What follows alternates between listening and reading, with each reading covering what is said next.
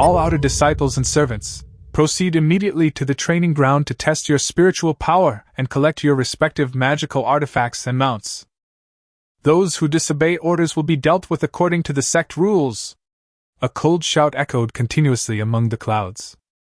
Chu Feng suddenly opened his eyes, his head throbbing as if it had been hit hard with a hammer. He instinctively reached for the coffee on the table, only to find that what he was holding was a rough, blackened sleeve. There was no urgent phone call from the boss, nor the hum of a computer fan. All around, there was only a group of people dressed in ancient robes, with long swords at their waists, gathered together discussing something. Really? Even the servants are getting mounts? Of course it's true. I heard the demon Empress fell yesterday. If we can defeat the demon Emperor today, we'll win this battle. Chu Feng raised his head in a daze. What came into view was a huge martial arts arena floating in midair. Under his feet were white stone tiles that were as smooth as jade, with golden patterns engraved on the edges. In the distance, clouds and mist-churned palaces floated above the mountain peaks, flying swords pierced the sky, and cranes circled and danced, creating a scene resembling a fairyland. In the center of the training ground, a grim-faced elder stepped onto a high platform. Behind him floated dozens of blue stone platforms, each shrouded in a pale blue barrier. Within these barriers, magical artifacts were sealed away. On one side were various battle pets, azure sharp swords, heavy blades, mystic iron spears, talismans, armor. On the other side were imprisoned azure wolves, fire feather birds, divine power bears, unicorn deer, and Qilin horses, each one exceptionally handsome and exuding a faint spiritual pressure. But everything before him left Chu Feng feeling confused and uneasy. He had no idea what he was going through. Was it all just a dream? Just as Chu Feng was feeling confused, a vast amount of memories suddenly flooded his mind. After receiving those memories, he instantly understood his situation. He was transported to a fantasy world of cultivation and became a lowly servant in the Xuanjian Sect. In this other world, as long as one possesses a spiritual root, one can embark on the path of cultivation and master extraordinary power through cultivation techniques. Overturning mountains and seas, soaring through the air, and single-handedly taking on an entire nation are not mere legends. Reaching the highest level of cultivation can even grant immortality, allowing one to watch the world perish. The original owner of this body was also named Chu Feng. He was brought into the Xuanjian Sect at a young age and became a low-level servant. Although he possessed a spiritual root, it was the worst of the 5 elements, a pseudo-spiritual root. After more than a decade of cultivation, he remained stuck at the first level of the body refinement realm. While others practiced swordsmanship and cultivated, he could only do hard labor on the miscellaneous labor peak. Others can fly down the mountain on swords, but he can't even leave the sect. The Xuanjian Sect is located in the Xianshan Forbidden Land, and without magical artifacts and spirit beasts to help them, ordinary people simply cannot leave the mountain. The original owner had endured hardship here for over a decade, and his body was already worn down. He had just coughed up blood today when he was forcibly dragged to the martial arts arena, where he died halfway there. Thus Chu Feng, who came from the modern world and had just collapsed from working overtime, entered this body. Just a year ago, a once-in-a-millennium war broke out between the 4 races of humans, immortals, demons, and monsters. Countless geniuses and outstanding talents perished in the great battle, including powerful human figures and a demon empress. The battle had already reached its climax, with countless sects suffering heavy casualties. So many people have died on the front lines, yet the sect is now distributing magical artifacts and assigning mounts to its servants. Is this really just to train them? This is clearly to send them to the battlefield as cannon fodder. Chu Feng felt a chill run down his spine. Others who transmigrate become either princes or holy sons, but he ended up as a menial servant in a sect. But soon, he took a deep breath, suppressed all the negative emotions in his heart, and his expression became calm and firm again. He must survive the impending war, find a way to escape this ruthless sect, and then seek ways to become stronger and improve his own abilities to protect himself. Disciples of the Xuanjian Sect, listen to my command. Everyone, take turns testing your spiritual roots and cultivation. Next, the outer disciples went up on stage one after another to test their spiritual power and cultivation. Those with higher cultivation levels were naturally assigned more powerful battle pets and magical artifacts. Very few of the seemingly extraordinary battle pets remaining on the stage were actually used. Chu Feng gazed at the last remaining unicorn deer, his eyes filled with anticipation. Once he reached the front lines, his mount would be his lifeline. Naturally, he wanted to choose a better one. But when Chu Feng placed his hand on the spirit testing stone, Elder Li whispered, 5 pseudo-spiritual roots of metal, wood, fire, wind, and thunder. Only at the first level of body refinement? Your mount and magical artifact are in slot C of the East District. Take the Love Lock Talisman and the contract scroll and go there. Chu Feng left the spirit testing platform speechless. When he saw the cracked long sword on the bluestone platform, he was even more speechless. When he looked down at his mount, his eye twitched violently again. On the stone platform, a gaunt white fox lay there, and Chu Feng's expression immediately turned extremely ugly. Can this fox really be ridden? And judging from its appearance, it looks like it might die at any moment. Chu Feng even suspected that if he sat down on it, he would break its back. Chu Feng subconsciously asked a fellow Taoist beside him, "Hello, may I ask what kind of mount this is? How strong is it?" The young man in the long robe grinned from ear to ear. "Ha! A mere servant at the first level of body refinement actually drew a first-tier demonic beast, the flower moon fox. Isn't this just sending him to his death?" Seeing that the mounts and magical artifacts had all been distributed, Elder Li on the platform immediately raised his hand and shouted, "All Xuanjian Sect disciples, listen up! As long as you return alive, outer disciples will be directly promoted to inner disciples. Servants and page boys will all be promoted to outer disciples. Quickly form a contract with these mounts. Remember, these spirit beasts were all taken from the demon race, that is, they are demon beasts. They are difficult for you to tame, and you must use your blood essence to activate the heart-locking life talisman. This talisman binds you and the demon beast to the same fate. If you die, the demon beast will certainly not survive either. Move immediately! The teleportation array has been activated." As soon as Elder Li finished speaking, disciples rushed towards the teleportation array in the center of the training ground. Chu Feng glanced at the flower moon fox, his heart filled with helplessness. After hesitating for a moment, he followed the example of the others and picked up the contract scroll and the life-binding talisman beside him. At first, the fox was somewhat resistant, clearly unwilling to be bound by the contract. Just then, the mount of an outer disciple suddenly went berserk and refused to accept the contract. Elder Li raised his hand and with a single sword stroke, severed its head. Seeing Elder Li's ruthless methods and his cultivation at the core formation realm, the fox lowered its head in extreme resentment. The moment Chu Feng activated the contract scroll and the life-binding talisman, a barely perceptible tear seemed to slide from the corner of the fox's eye. In the instant his soul made contact with the others, Chu Feng seemed to see an extremely beautiful face. It was as if a woman was guarding something behind her. Several powerful figures joined forces to forcibly extract the woman's soul, causing her body to perish. Memories belonging to Hua Yuehu instantly flooded into Chu Feng's mind. This fox was none other than Yan Li, the demon empress who had perished yesterday. Originally, her soul and spirit had been completely destroyed, but before her demise she relied on the last wisp of her soul to transform into the flower moon fox, thus escaping the pursuit of human cultivators. However, she was captured by the inner disciples of the Xuanjian Sect, mistaken for a demonic beast, and brought back to the sect. Even more coincidentally, she was eventually contracted by Chu Feng. Chu Feng's eyes widened slowly, speechless with shock. Staring at the fox with tearful eyes, Chu Feng was completely stunned. The demon empress. Just then, Elder Li shouted sternly, "Anyone who dares to back down and refuse to fight will be punished according to the sect rules. You servants over there, what are you waiting for?" Chu Feng was wary of the elder's methods, and also worried that the demon empress might suddenly turn on him and perish together. He could only murmur softly, "I won't betray you. I want to live too. I'm sorry to trouble you, young lady."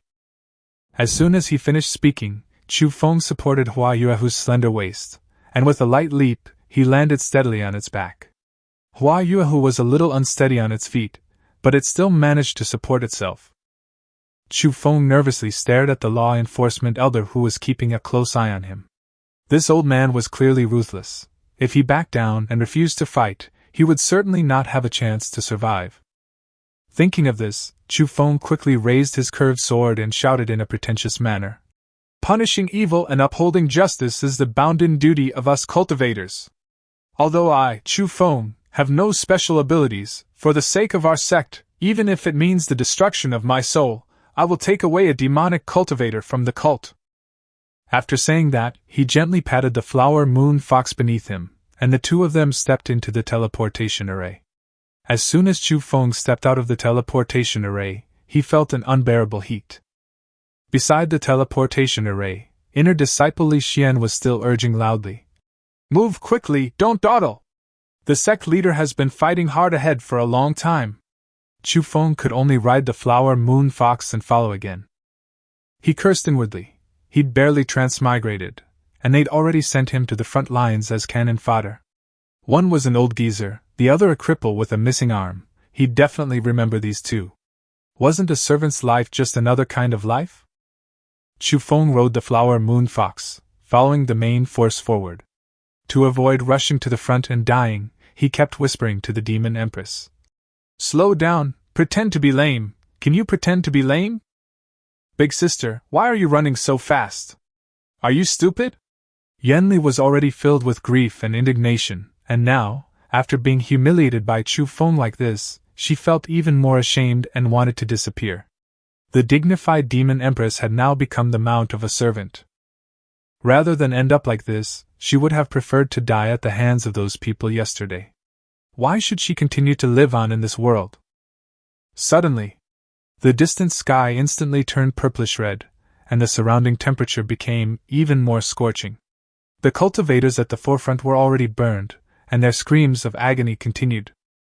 Chu Feng's body was already weak, and looking at the smoking ground, his face was filled with terror. He could no longer care about anything else and fell off Hua Yuehu's back, screaming in pain as soon as he hit the ground. Having worked in the corporate world for many years, this level of acting skill was nothing to Chu Feng. The fellow Taoists beside him, thinking Chu Feng was under some kind of evil spell, were immediately too frightened to move. "What's going on?" At that moment, the entire sky seemed to be slowly pushed by a giant millstone, and the unknown fire elements in the air suddenly reacted violently. Then, the sky turned a chilling orange-red, and a rain of fire pelted down. The outer disciples in front panicked. "Oh no! It's the aftershock of an attack by a great emperor! Get out of here!" Hiss! The sky seemed to freeze for a moment, as if someone had pressed pause. The next second, the entire sky was cleaved in two by some terrifying slash. A fireball hurtled straight at Chu Feng, who quickly rolled to the left to dodge. The fireball nearly killed him instantly. Just 1 centimeter away, Chu Feng could clearly feel the high temperature emanating from the fireball. The blazing flames even scorched his hair. The outer disciples and servants at the forefront had begun to fall one after another. Hearing the screams echoing all around, Chu Feng cursed Li Xian, that bastard, dozens of times in his heart. The next moment, Hua Yuehu beside her suddenly looked up at the sky, seeing her mother being surrounded and killed by multiple emperors above the clouds. Yanli cried out in grief, tears streaming down her face. Cunning humans! Unable to defeat them head-on, they resorted to taking thousands of demon children hostage to force them into submission. What righteous sects? In the eyes of the demons, human cultivators are nothing but hypocrisy and treachery. Just as Yanli was about to rush forward, Chu Feng suddenly covered her fox mouth from behind. "Don't go to your death! I want to live! I want to get out of here! You must know a way to leave! How about we team up this time? I'll cover for you, and you can continue to be my mount. We'll leave here together! You want revenge, don't you? I want revenge too. I'll kill those 2 Taoist priests sooner or later." Yanli was filled with grief and indignation, glaring at Chu Feng through gritted teeth. That cunning human cultivator! She had only been forced to sign the contract and had a life-binding talisman placed on her because she was wary of that enforcement elder. Although she could kill Chu Feng, she would die as well. As a gust of wind howled, Yanli looked up at the sky again.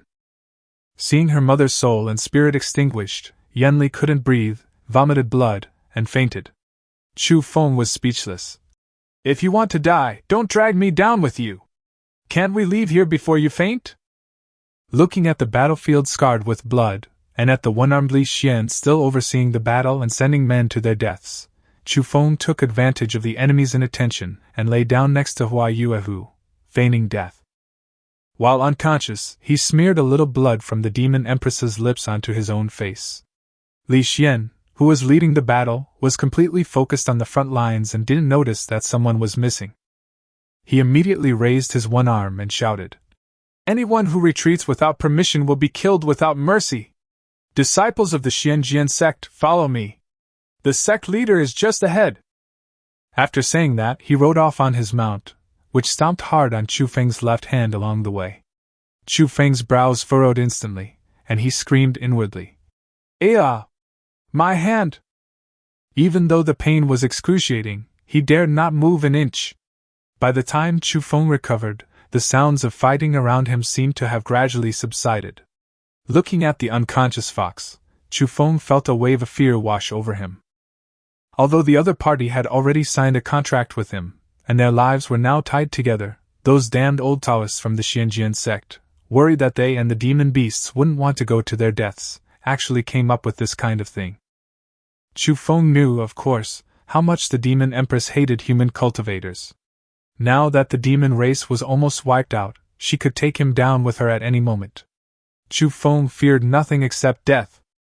Back on Earth, Chu Feng was a planner, specializing in designing various marketing campaigns, large and small. Faced with this situation, he only needed to appear sufficiently sincere to have a chance to gain the other party's trust. What did the extermination of the demon race have to do with him? He only wanted to survive. Just then, the flower moon fox suddenly awoke. Thinking of its mother's demise, it abruptly turned and glared at Chu Feng, then lunged at him like a madman. Chu Feng hurriedly raised his hands. "Wait! Spare me, heroine!" Just then, with a whoosh sound, Yanli disappeared instantly. Chu Feng collapsed to the ground again, clutching his head and screaming, "Ah! My head! What did she do?" Yanli, who had been absorbed into Chu Feng's sea of consciousness by the heart-locking life talisman, was instantly enraged. She never imagined that she, the dignified demon Empress, would be trapped by such a low-level talisman as the Spirit Beast Valley. "Release me immediately, or I'll make sure your soul is scattered to the winds." Chu Feng stood up again, looking at the almost completely dead fellow cultivators around him. He could no longer care about anything else, and turned to flee the battlefield of the righteous demonic war. He completely ignored Yanli's constant angry curses echoing in his mind. Yanli wanted to die, but he didn't want to die. Only when he could no longer see anyone around him did Chu Feng finally find a place to lie down and rest. Just then, Yanli in Chu Feng's sea of consciousness suddenly went berserk. She roared hysterically in Chu Feng's mind, "You despicable human poison cultivator! Release me now! Otherwise I will annihilate your soul and body, condemning you to eternal damnation." Chapter 3: Deceiving the Demon Empress. Chu Feng let Yanli scream in grief and indignation in his mind, but he began to plan how to embark on the path of cultivation next. The current situation is too difficult. Yanli is burdened with national and personal hatred, and has been severely injured to the point of losing all her cultivation. Her mind is obviously unstable, and she may take him down with her at any time. Unfortunately, the two were bound together by the heart-binding talisman, and he dared not gamble on whether she could break free from her sea of consciousness. Therefore, Chu Feng quickly made a decision: he had to stabilize her first. This woman's entire clan perished, and her mother died. She probably had long since lost the will to live. The only way to stop her from committing suicide is to offer her a rosy picture, and it has to be a very large and perfectly round one. Yanli was still immersed in grief.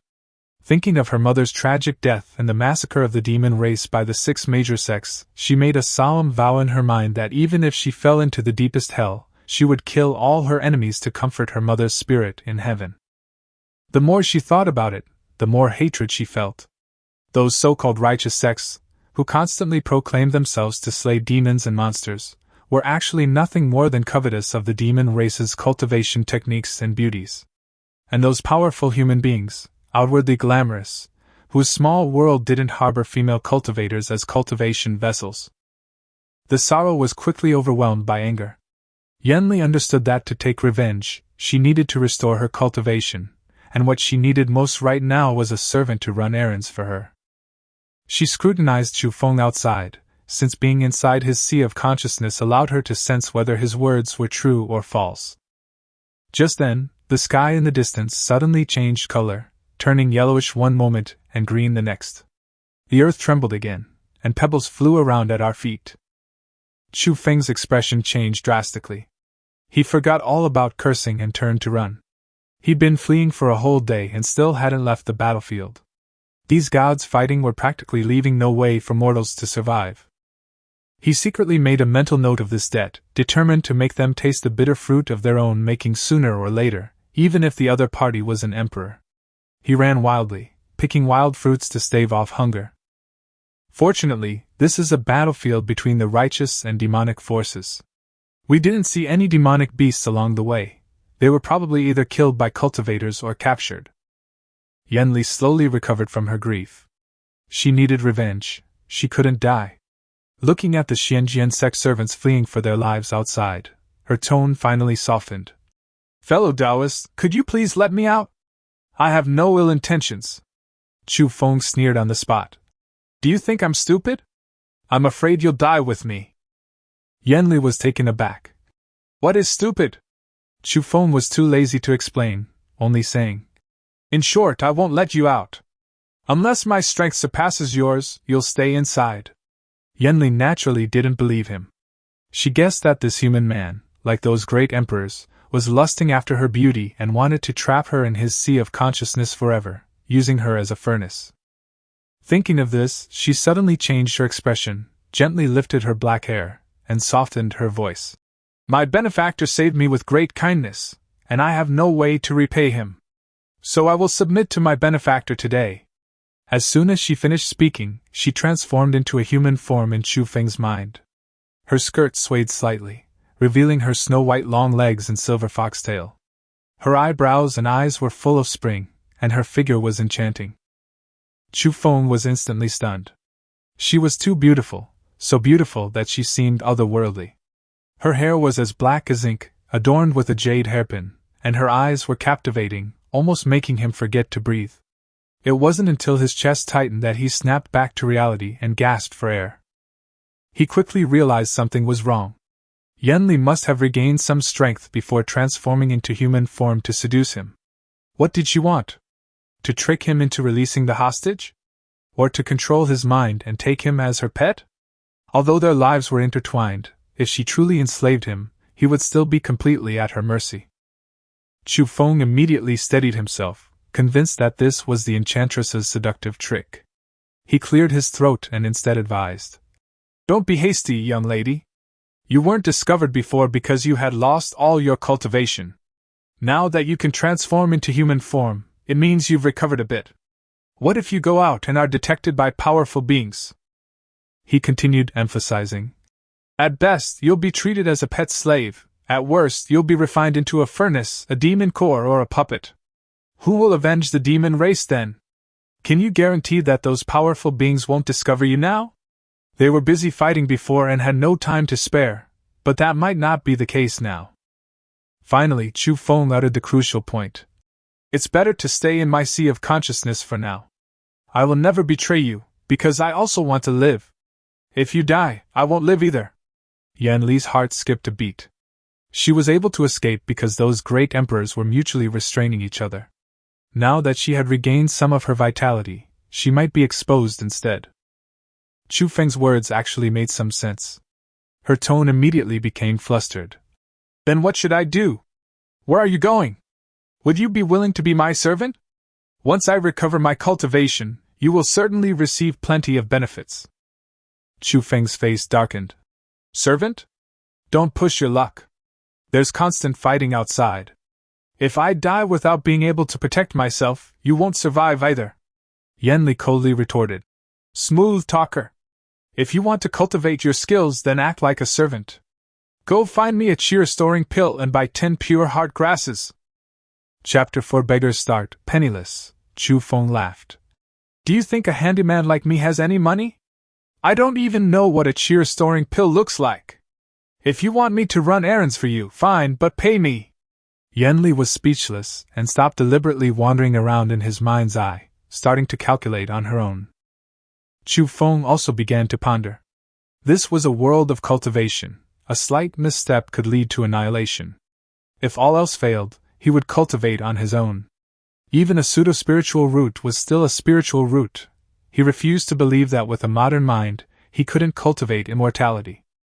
Thinking this, Chu Feng said directly, Instead of asking you to teach me, I'd rather rely on myself. It's better to rely on yourself than others. Yanli sneered, feeling that he was setting a trap for her, so she simply ignored him and began cultivating directly in Chu Feng's sea of consciousness. Seeing her calm expression, Chu Feng felt even more flustered. He forced himself to calm down. Yanli shouldn't be able to get out now, so why was she so calm? Did she have a way to escape later? What if she turned him into a blood slave or puppet after she got out? Even with the heart-locking life talisman, it might not be safe. Thinking of this, Chu Feng didn't dare to delay any longer. He looked up and saw a town in the distance, and immediately ran towards it. He needed to find a sect to improve his strength as soon as possible, and then ask someone for advice. The next morning, a light rain fell between the city walls, making the town's walls damp, and water droplets dripped incessantly from the eaves. Before Chu Feng even entered the town, he smelled a warm, delicious aroma, wondering which shop had the steamed buns or pancakes. As soon as he entered the city, he was captivated by the sight before him. The long street was lined with lanterns and colorful buildings, some even taller than the city walls. The shop doors gleamed from the rain, and a steamed bun vendor yawned as he called out, "Freshly steamed buns!" The pancake vendor across the street also stood on the sidewalk, calling out his wares. Chu Feng walked along the busiest main street, finding everything new and exciting, completely forgetting that a demon Empress still resided in his sea of consciousness. Yanli coldly sneered. A lowly servant with only 5 pseudo-spiritual roots wants to cultivate immortality? He might as well listen to me and become my pet. Chu Feng immediately retorted. Don't disturb my enjoyment. Who says servants can't cultivate immortality? If you won't teach me, I don't care. Yanli snorted coldly and said nothing more. Want to learn demon clan techniques? Dream on. Chu Feng continued wandering the streets. The market was bustling early in the morning, filled with shouts and calls. As he looked around, he pondered that since he was at least at the first level of body refinement, surely some sect would accept him. Just then, a young man carrying a sword walked towards him, and Chu Feng quickly stepped forward and asked, Excuse me, buddy, I'd like to ask, where can I join a sect? The young man glanced at him coldly, frowning in disgust. Where did this beggar come from? He stinks. Don't come near me, or don't blame me for being impolite. Only then did Chu Feng look down at himself. After running for 2 days, his clothes were filthy and tattered, and he had fallen into mud pits twice on the road. Now, people would believe he was a member of the Beggars Sect. After the man had gone far away, he muttered a few curses under his breath and continued searching for a way out. Yanli in her sea of consciousness also noticed the abnormality. This handyman seemed to really want to cultivate immortality, and he hadn't returned to his previous sect. She breathed a sigh of relief, but then thought he was foolish. Wanting to cultivate immortality, he actually came to a mortal city. It was no wonder he couldn't find any cultivators here. Yanli became increasingly confused. Chu Feng said he wanted to seek revenge on the Xuanjian Sect, so why was he protecting her? If she were handed over to a powerful figure or sect leader, she could probably obtain wealth, power, and cultivation techniques. Was he taking her along simply out of fear of mutual destruction?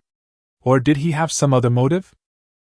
She recalled how she had used her charm on him, something an ordinary man would find irresistible, yet Chu Feng hadn't been captivated. Could it be that what he truly desired was the demon race's cultivation techniques? Thinking this, Yan Li's expression turned cold again. Once she recovered to the core formation realm, she could break free of the heart-locking life talisman and escape Chu Feng's sea of consciousness. He only wanted to restore his cultivation, but who knew when that would be? For now, he could only make use of this menial job. But Chu Feng had no time to think about these things. He stared at the steamed bun shop across the street, so hungry that his eyes were almost closed. He hadn't eaten anything proper for 2 days, surviving entirely on wild fruits on the road, which even gave him diarrhea. His body was already weak, and now he couldn't take it anymore. The steamed bun shop owner, with a cleaver in his left hand and a rolling pin in his right, saw Chu Feng standing in front of the door, swallowing hard, his eyes filled with murderous intent. Chu Feng's stomach rumbled loudly, feeling that his transmigration experience was too miserable. Others who transmigrate become sect leaders or senior disciples, but he felt like he was experiencing the hardships of life, penniless and unable to even afford a steamed bun. Just then, an old beggar behind him shouted at the top of his lungs, "Miss Wang Yan from the prince's mansion is handing out steamed buns in the back street again." Chu Feng's eyes lit up, and he disappeared in an instant. As soon as he reached the back street, he saw a large group of beggars gathered there, old and young, dressed in rags and reeking of foul odors.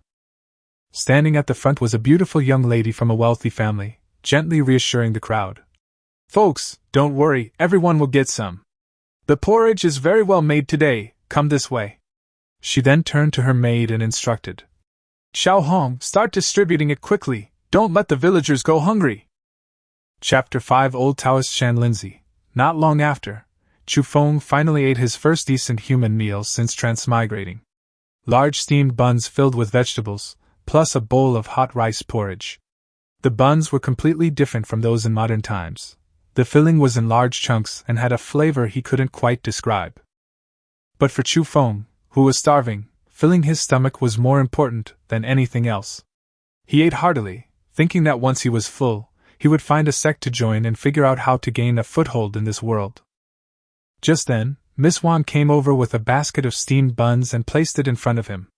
Chu Feng subconsciously shrank back and awkwardly greeted her. The young lady just smiled gently and handed him a bun. "Uncle, here, these are homemade. There are more if you need more." Chu Feng was taken aback for a moment, then took the steamed bun, secretly admiring the girl's beauty and kindness. She wore an elegant silk dress embroidered with peonies, a mink shawl draped over her shoulders, and a green gemstone hanging from the end of her hairpin, clearly indicating her distinguished background. Her steps were light and graceful, like someone who had stepped out of a painting. Chu Feng was momentarily mesmerized. The old beggar next to him grinned and said, "Stop looking. Miss Wang Yan is the daughter of the prince's family. If you keep looking, the maid next to you might throw a tantrum." Chu Feng then realized that the maid who was ladling porridge had been staring at him for quite some time. He smiled awkwardly, thinking to himself that he used to be a planner, and had seen many women, yet today he was actually dazzled by a wealthy young lady from ancient times. After eating and drinking his fill, Chu Feng went to the river outside the city. Looking at his dirty clothes, he took them off and washed them. By the time he put his wet clothes back on and returned to the city, it was already afternoon. This time he didn't smell so bad, and people who asked him for directions were willing to talk to him. He asked everyone he met, "Excuse me, is there any sect I can join around here?" But after asking for ages, no one knew where any cultivation sects were. Chu Feng, chewing on a straw, looked up at the sky, feeling incredibly frustrated. Didn't those people on TV always find the right sect? Just then, an aged voice suddenly came from behind. "Young man, your sword." Chu Feng turned around and saw an old Taoist standing behind him. The man had white hair and a youthful face, drooping ears, carried a medicine basket on his back, and held a compass in his hand. At first glance, he had a somewhat otherworldly air about him. But his face looked shifty and lewd. The old Taoist stared at the curved sword at Chu Feng's waist, his eyes widening in surprise before becoming friendly. "I am Shan Lindsay, young friend, may I take a look at your sword?" Chu Feng glanced down at the magical artifact at his waist. Although the sword was bent, it was still a low-grade magical artifact issued by the Xuanjian Sect, and the only thing he had that could defend himself. He would rather fight a beggar for a steamed bun than sell it. Seeing that he didn't move, Xuanjian quickly clasped his hands in greeting. This old man has no intention of taking your love, I just want to observe. If it's inconvenient, I won't disturb you any longer. Chu Feng's eyes flickered, and he immediately stepped forward. If you just want to see, you can take it. But I'd like to ask, are there any sects here that I can join? Xuanjian took the broken magic weapon, his eyes immediately shining, but he said, There are no immortal cultivation sects in Luoshan City, but there are quite a few martial arts sections. In Luoshan Ravine behind, several martial arts sects are recruiting disciples today. As he examined the curved sword, he continued, If you want to cultivate immortality, you must at least reach the first level of the Qi condensation realm. You are only at the first level of body refinement now. Even if you join a cultivation sect, you can only do menial tasks. Looking at his expression, Chu Feng immediately understood that the old Taoist had taken a liking to the sword. To recognize a magical artifact and know its cultivation level, the person must also be a cultivator. However, their cultivation level might not be high, otherwise they wouldn't be eyeing this broken sword. But Chu Feng also knew he most likely couldn't defeat them. Worse still, he caught a glimpse of two other sword-wielding men secretly watching him from behind the alleyway entrance. He had looked like a beggar before unnoticed. Now that he was cleaner, those with sharp eyes had noticed that the thing at his waist was no ordinary weapon. His heart sank. He knew he had been careless. What sect cultivators would disdain as trash magic weapons was incredibly tempting to martial artists and rogue cultivators. This sword, he feared, was now lost. Hesitation will only lead to trouble. Chu Feng immediately rubbed his forehead and sighed. To be honest, this sword is actually a keepsake from my good friend. He gave it to me before he passed away, and seeing it now makes me really sad. Xuanjian's eyes lit up. This damaged, low-grade magic weapon, if repaired with a few spirit stones, could still unleash at least 40% of its power. With his Qi condensation level 2 cultivation, he could even fight a Qi condensation level 3 cultivator with this sword. He quickly said, Young friend, I love collecting swords. This sword is destined for me, and I'm willing to offer 30 taels of gold to buy it. What do you think? Chu Feng knew the price was ridiculously low, but he also understood that if he didn't find a way to escape today, he might not even be able to save his life. Yanli in his sea of consciousness coldly said, A defective low-grade magic weapon is worth at least 10 low-grade spirit stones. There really isn't a single kind person among the human race. Chu Feng, of course, dared not ask for spirit stones. That would be tantamount to suicide. He feigned reluctance, clasped his hands in a fist salute, and said, Taoist Xuanjian, seeing that you are a righteous man, I will bestow this sword upon you, as a token of our friendship. Xuanjian was stunned. He had originally planned to swindle him, and if the other party refused, he even intended to rob him outright.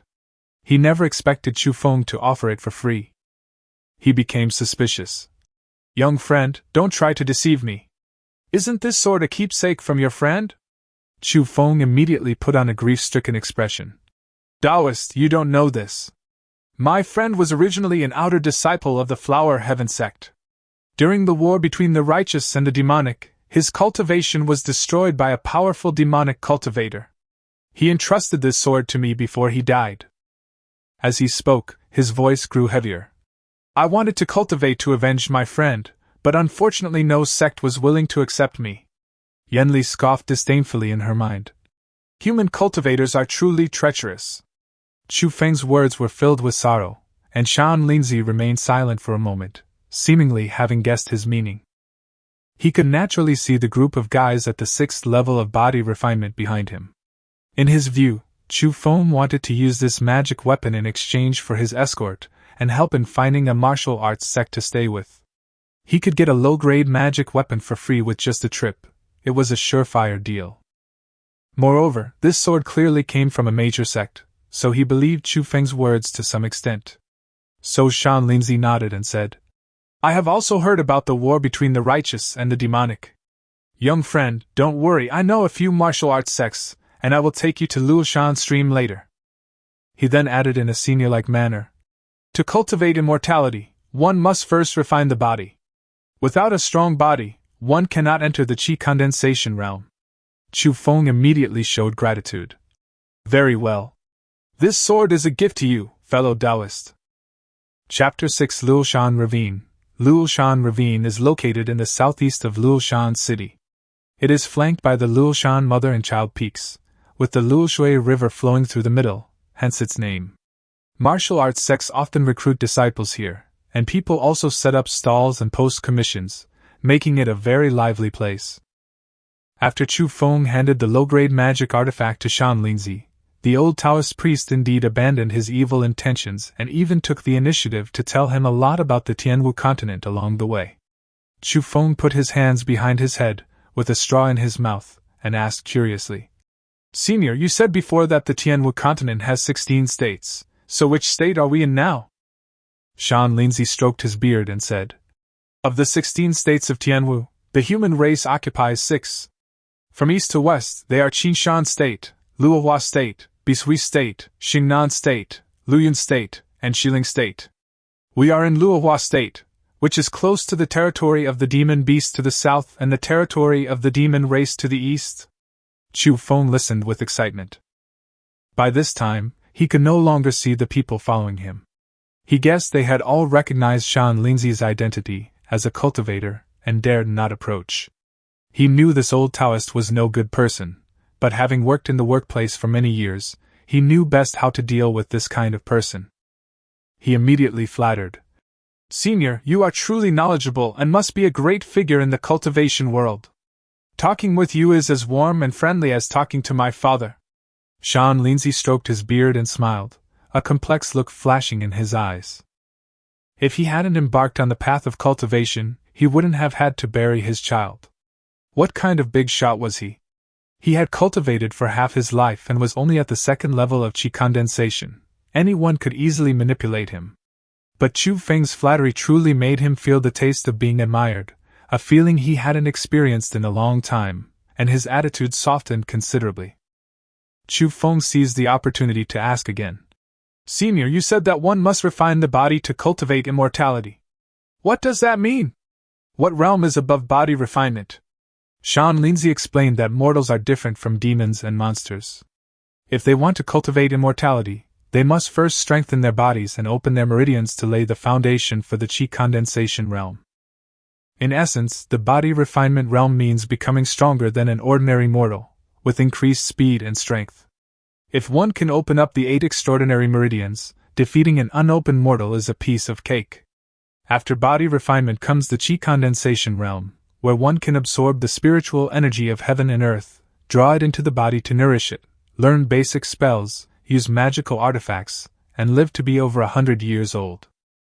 Above that are the spirit gathering realm and the core formation realm. When talking about the even higher yuan condensation realm, Shan Linzi's eyes were full of longing. If one can reach that stage, one can condense a nascent soul within the body and live for 1,000 years. As they were talking, a cluster of stalls appeared ahead. Shan Linzi stopped and looked at the various martial arts sects, his eyes narrowing slightly. Chu Feng immediately clasped his hands in a salute. Thank you for escorting me all the way, Senior. I am deeply grateful. If I achieve success in my cultivation in the future, I will never forget your kindness. Shan Linzi chuckled. All right, you have 5 mixed spiritual roots, don't think too far ahead. I have 4 mixed spiritual roots, and after 50 years of cultivation, I'm only at the early stage of qi condensation. Go. With that, he waved his hand and turned to leave. Chu Feng bowed again. This junior will remember this, and wishes Senior a long and prosperous immortal path. Once Shan Linzi had walked a distance, Chu Feng turned to look at the recruitment stalls. Disciples from various sects had all seen Shan Linzi, and upon realizing Chu Feng seemed to know cultivators, their expressions changed immediately. Soon, someone approached and asked, Young man, what's your relationship to Shan Linzi? Chu Feng blurted out, He's my elder, so what? The man's eyes lit up, and he immediately extended an enthusiastic invitation. Young man, are you looking for a sect? Come to our Divine Bao Hall. Our hall master is a 7th level body refinement expert. Chu Feng, resting his chin on his hand, asked, Does your sect offer salaries? The other person was taken aback. What's a salary? It's money you get every month. The person suddenly realized. Monthly allowance, yes, new disciples get 10 taels of silver per month. No sooner had he finished speaking than a man with a shield opposite him burst into laughter. 10 taels? You dare to say that? Come join our Black Shield gang, we'll give you 15 taels a month. The Divine Bao Hall disciple was immediately displeased and turned to argue with the man. Chu Feng had no interest in bows and shields, so he simply continued walking forward. The people in Luoshan Stream were a diverse bunch, burly men with broad shoulders and thick waists, agile disciples carrying long staffs, and many others browsing the stalls. Chu Feng was getting a little dizzy. Just then, he suddenly spotted a familiar face, Miss Wang Yan, who had given him steamed buns in Luoshan City before. However, Wang Yan was no longer wearing a silk dress, but instead a suit of fish-scale armor, with a sword hanging at her waist, making her look much more heroic. Chu Feng immediately made a decision and walked straight towards her stall. Just then, another man appeared beside Wang Yan. He had dark skin and thick, rugged eyebrows, clearly a trained martial artist. Upon seeing Wang Yan, he immediately smiled and said, Junior Sister Wang, what brings you here? Weren't you supposed to be distributing porridge today? Wang Yan sighed irritably. It's all because of my father. He insisted that I come here to recruit disciples. Senior brother Huang, you have no idea how exhausted I was on the way here. The man chuckled. When I get back, I'll tell Master that I, Wang Chong, can handle this kind of trivial matter. My junior sister is so delicate, I'd be heartbroken if she got worn out. Wang Yan rolled her eyes at him. Nonsense. Just then, a white-haired young man walked up to the stall. He was about 18 years old, tall and slender, with a handsome face, but also showing signs of illness and haggardness. His bright eyes, with a hint of roguishness, made Wang Yan pause in surprise. What a handsome white-haired young man. Chu Feng imitated the gestures of the ancients, cupped his fists and said, I want to join your sect. What are the requirements? Huang Chong saw that the newcomer looked sickly and had a pretty face, and was immediately dissatisfied. We are the Rift Blade sect. We don't accept just anyone. I see that you walk a little unsteadily. You should look elsewhere.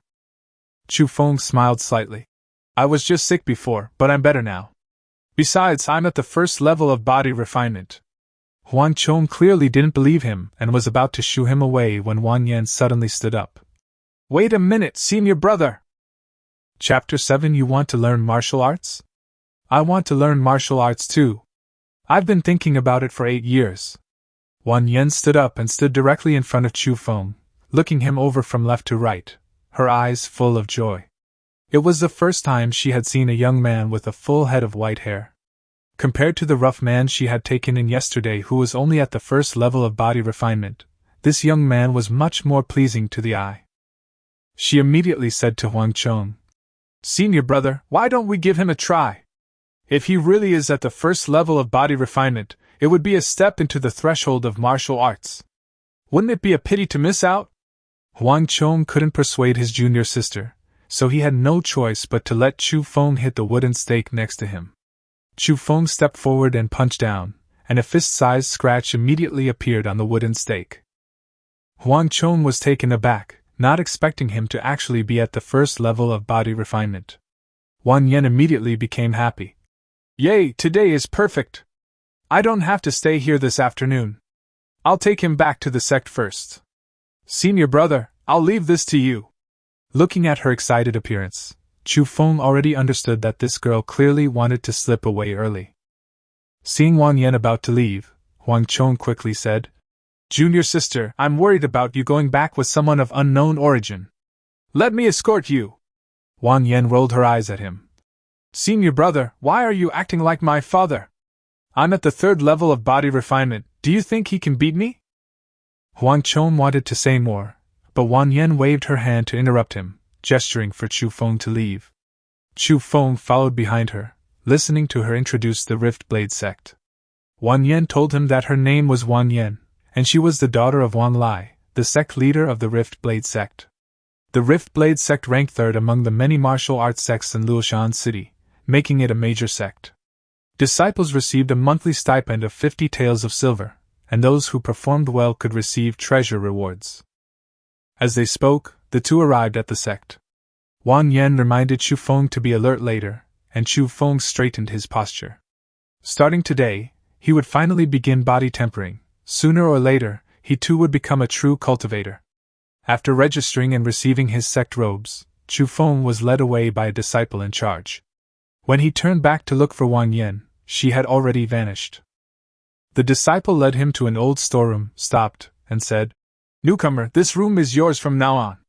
Pack your things properly, a set of uniform, a cleaver, 10 taels of silver, and a cleaver token."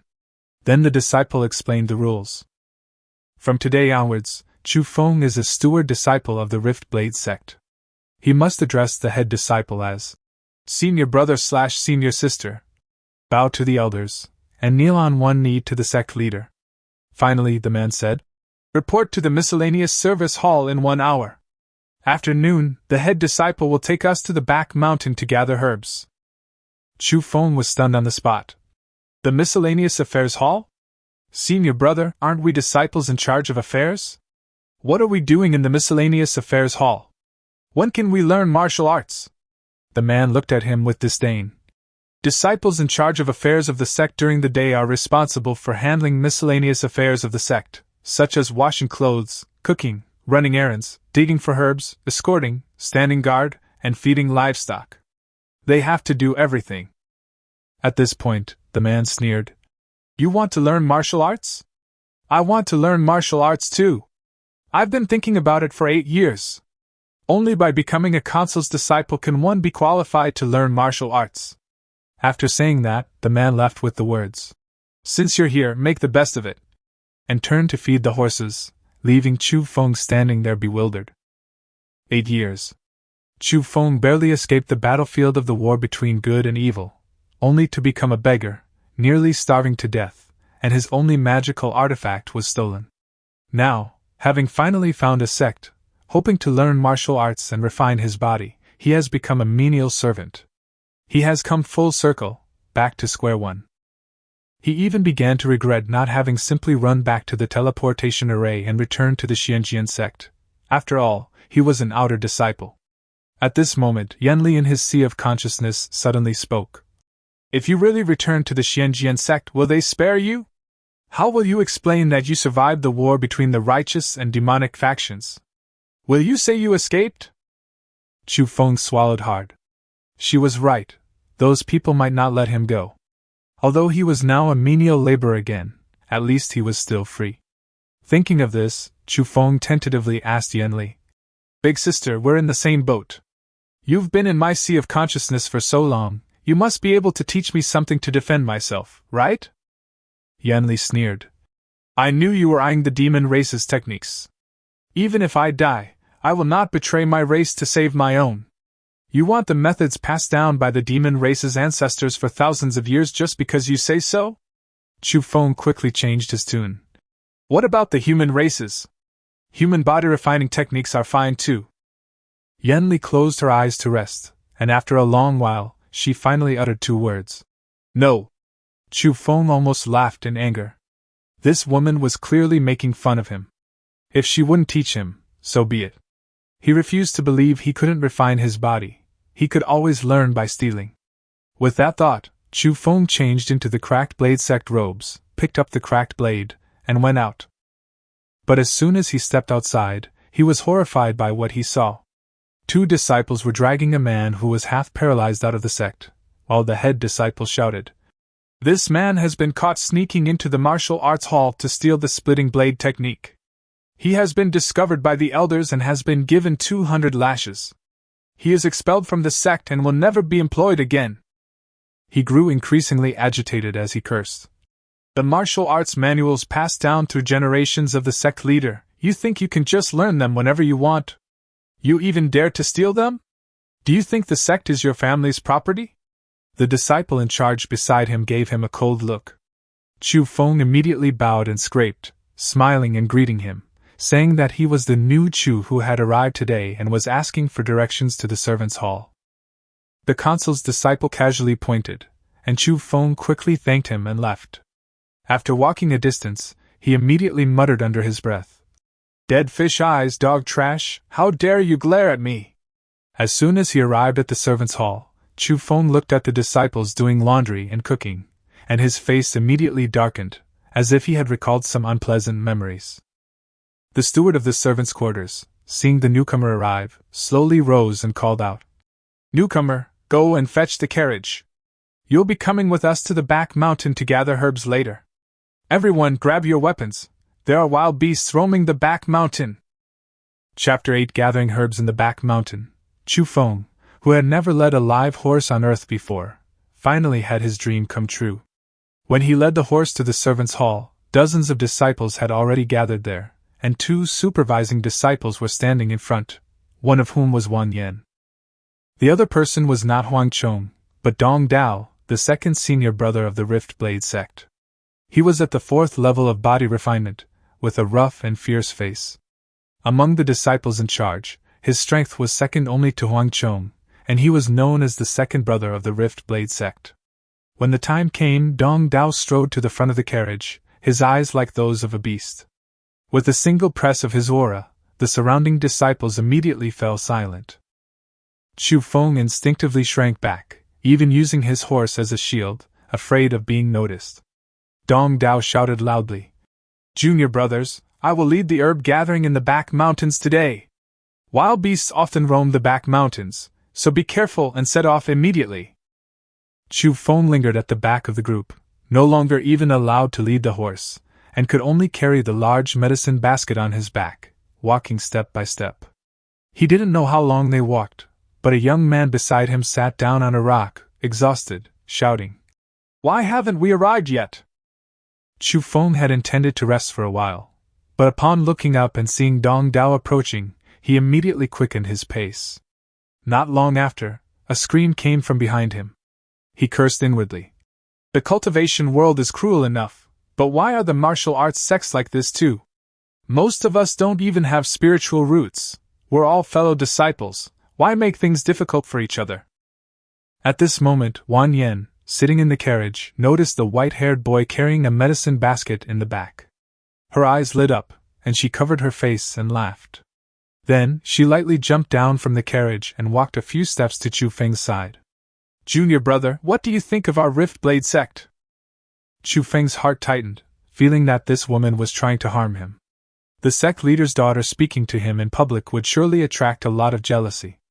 But he dared not offend her, so he could only lower his head and say, "It's fine. Why isn't senior sister taking a carriage?" Wan Yen looked at him with a smile. "Why is your hair so white? It has a unique charm." Before Chu Feng could answer, Dong Dao walked over and shouted fiercely, "Junior sister, master told you not to be exposed to the wind." Wan Yen pouted unhappily, but when she turned around, she found that Chu Feng had already slipped to the front. She could only puff out her cheeks and return to the carriage. The group walked for a long time until Dong Dao stopped the carriage at the edge of a cliff, where everyone could finally rest. Dong Dao took out 2 sample herbs and loudly instructed, "This is the herb gathering point. You need to gather green vein grass and blood-clotting grass. Green vein grass has dark green leaves with clear veins. Blood-clotting grass has reddish leaves and thin, purplish branches. Once you have a full basket, you can come back and rest." Chu Feng examined the sample, memorized its appearance, and then followed the others to gather herbs. They hadn't gone far when a young man ahead suddenly burst into laughter. 3 green vein grasses! I'm so lucky!" Chu Feng looked over enviously, and just as he looked up, he noticed there was another one in front of him. Before he could even step forward, a man behind him rushed forward and snatched it first. "Ha ha, mine! First come, first served." Chu Feng was immediately furious. "I saw it first."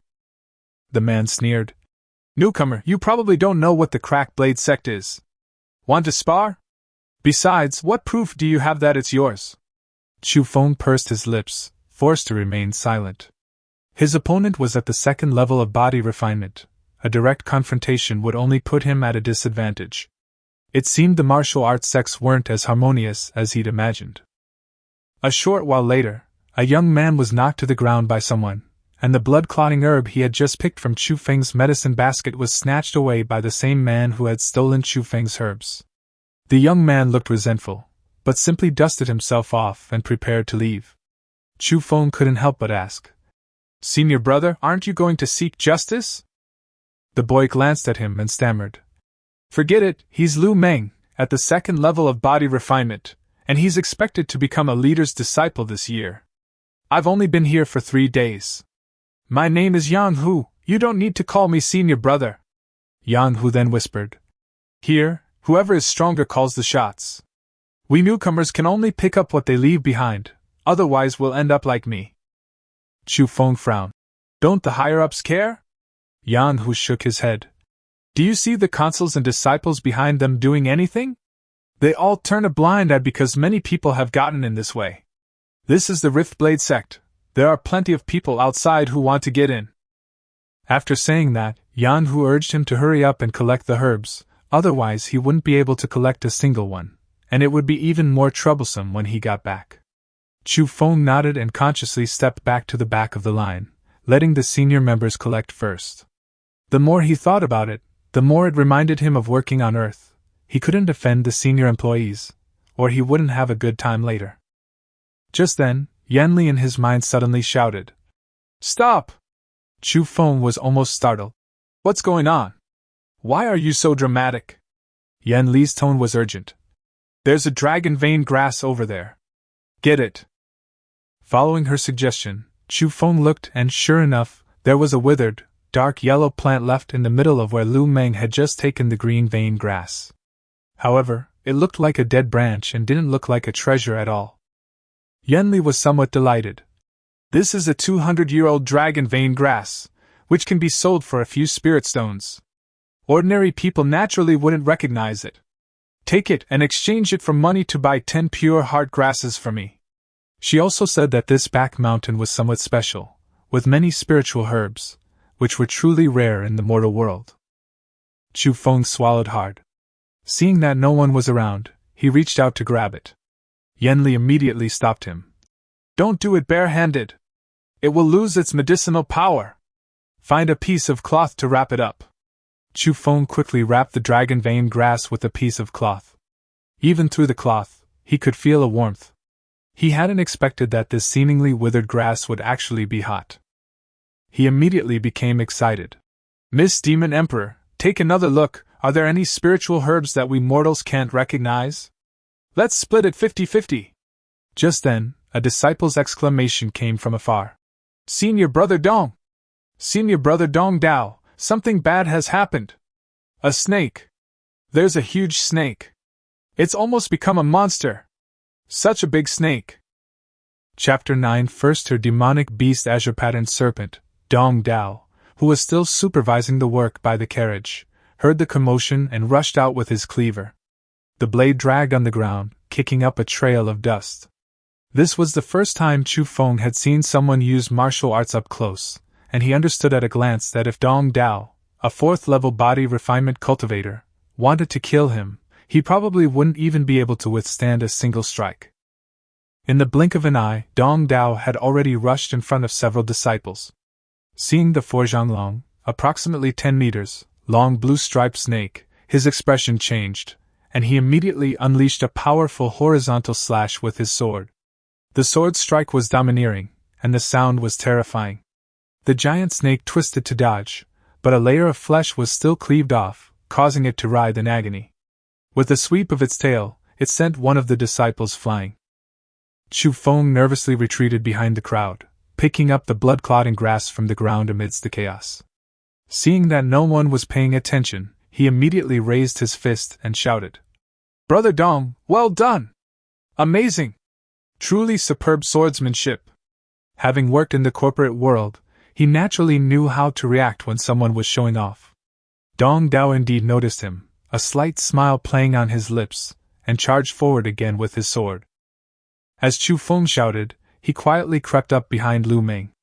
Seeing that the guy was still staring at Dong Dao and no one around was paying attention to him, Chu Feng casually grabbed 3 green veined grasses, stuffed them into his clothes, turned around, and ran to the front again, continuing to shout. Senior brother Dong is awesome! If I had your skills, I'd be laughing in my sleep! He remained expressionless throughout, unaware that Wang Yan inside the carriage had witnessed everything. Suddenly, Dong Dao unleashed his power, his aura surging, and he lunged forward, gripping the hilt tightly with both hands. The blade hummed, and he roared. First move of the splitting blade technique, splitting blade slash! With a single slash, the blue-striped snake was cut in 2, utterly dead. Chu Feng immediately rushed forward, shouting. Senior brother Dong is exceptionally talented and possesses extraordinary strength. I admire you so much! The surrounding disciples echoed his praise. Yang Hu looked at Chu Feng's sycophantic manner with disdain, inwardly cursing him as a hypocrite. He thought to himself that even in his downfall, he would never associate with such a person.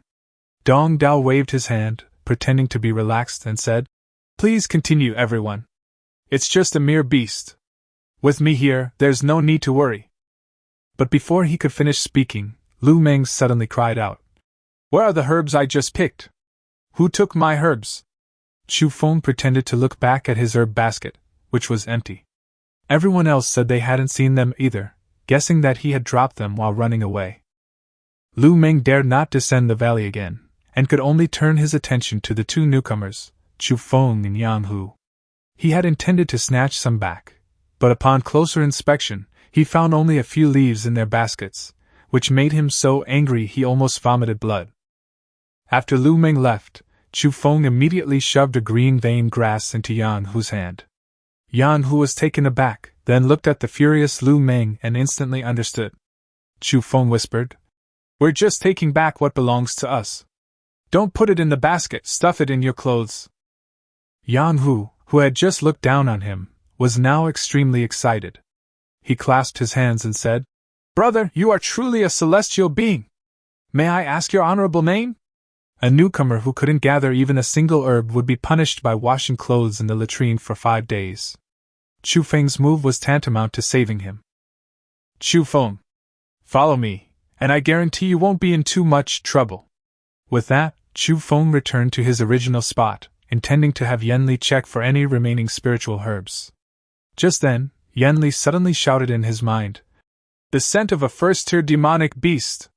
The azure-striped demonic serpent is here, over on the other side of the cliff. Upon hearing this, Chu Feng turned and ran. He had heard from the old Taoist Shan Lindsay that the strength of a first-tier demonic beast was equivalent to that of a qi condensation realm cultivator, and a first-tier great perfection cultivator could even rival the late qi condensation realm. Humans at the body refinement realm, frankly speaking, were only slightly stronger than ordinary people. Encountering a true first-tier demonic beast was suicide. Dong Dao was only at the 4th level of body refinement. It was a miracle he had survived. The next moment, a horse's mournful cry echoed from the edge of the cliff. Everyone froze. Wang Yan's face turned deathly pale as she watched the strange snake swallow her horse, which she had raised since it was a cub. She cried out in a trembling voice, Xiao Wu! After swallowing the horse, the blue-striped serpent climbed up from the bottom of the cliff and spewed out a cloud of purple poisonous gas. The 2 herb-gathering disciples couldn't dodge in time. Their skin instantly turned purple, their blood vessels blackened, and they quickly lost their breath. The blue-striped serpent slithered along the ground, biting one of them and flinging him into the air before swallowing him whole. Then, flicking its tongue, it gazed longingly at the group behind the carriage. Dong Dao and his disciples were all terrified. How could there be such a huge snake here? It wasn't here last time they came. Someone shouted in a trembling voice. A monster! Could it be a first-tier demon beast? Dong Dao's expression changed drastically, but he immediately shouted, Junior sister, run! The rest of you, follow me. Whoever kills it will be promoted to a leader disciple, and I will personally report to Master. Upon hearing that they could be promoted to leader disciples, the disciples were immediately filled with fighting spirit. A mere giant snake, they might be able to kill it if they worked together. Soon, several of them drew their swords and charged forward, Even Yang Hu followed. Chu Feng, who had retreated to the rear, watched this scene coldly. He knew in his heart that Dong Dao was no good person at all. He was clearly using these disciples as cannon fodder, taking advantage of their ignorance of the power of demonic beasts. That azure-striped demonic serpent was at least 20 meters long, thick and long, capable of swallowing a horse whole, let alone a living person. It probably wouldn't be satisfied unless it devoured at least a dozen people. Thinking of this, Chu Feng continued running down the valley, intending to find a place to hide. Yen Li, however, said urgently, "Wait! The azure-striped demon serpent prefers to live in valleys. It wouldn't climb up the cliff top for no reason. There must be even older spiritual herbs down there." Chu Feng didn't even turn his head, instead running even faster. "Grandma, do you think I'm stupid? I'm only at the first level of body refinement. Am I going back to die?" Yen Li said in a low voice. "I'll teach you a quick footwork technique. The spirit herb at the foot of the cliff is mine, and the dragon vein grass is yours." Chu Feng gritted his teeth and said, "You said it, teach me." In her mind's eye, Yen Li transformed back into human form, taking a light step that instantly moved 3 steps further. Chu Feng was stunned. Yen Li spoke. "Wind technique is without shadow, 1 step, 3 movements, escaping the enemy, chasing and killing. This step is called the wind shadow step, a mid-grade wind-based footwork technique of the human race. You haven't reached the chi condensation stage, so you can't truly cultivate it, but mastering even 30% of it will be enough to protect you in the body refinement stage. Hurry up, I'll help you master it quickly." Chapter 10 Wind Shadow Step. Chu Feng originally wanted to sit down and learn the technique, but then he suddenly felt something was wrong. Yen Li had been so cold and sarcastic before, why was she suddenly being so kind? He stammered, "You're being so kind? Why didn't you teach me before?" Yen Li's eyes flickered, and after a moment of silence she spoke helplessly. She said that their lives were now intertwined, and if Chu Feng died, she would not escape death as well. She had spoken too harshly earlier, so it would be better to turn hostility into friendship. She would help Chu Feng cultivate immortality, and Chu Feng would help her recover from her injuries. Chu Feng sat down with a crooked mouth, still unconvinced. This woman's sudden politeness likely meant she had other plans. Yen Li appeared calm, but dared not reveal the truth about her unstable soul.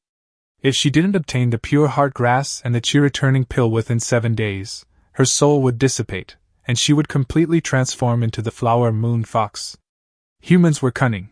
If Chu Feng knew she was this weak, the consequences would be unpredictable. As the two remained locked in a stalemate, screams suddenly echoed from the cliff face. One particularly piercing scream made Chu Feng's heart tighten. It was Wang Yan's voice. Remembering how Wang Yan had given him steamed buns and invited him to join the sect, Chu Feng's face immediately darkened. He always repaid kindness with gratitude, and no matter what, he didn't want to see her die here. Chu Feng immediately sat down cross-legged and said to Yen Li in his sea of consciousness, "Teach me, and I will learn." Yen Li was overjoyed and immediately said, "After it's done, that spiritual herb will be mine, and you must help me exchange it for 10 pure heart grasses and chi-restoring pills." Chu Feng only replied with 2 words. "Deal." At this moment on the cliff top, more than half of the disciples of the Rift Blade sect had died, all from poisoning.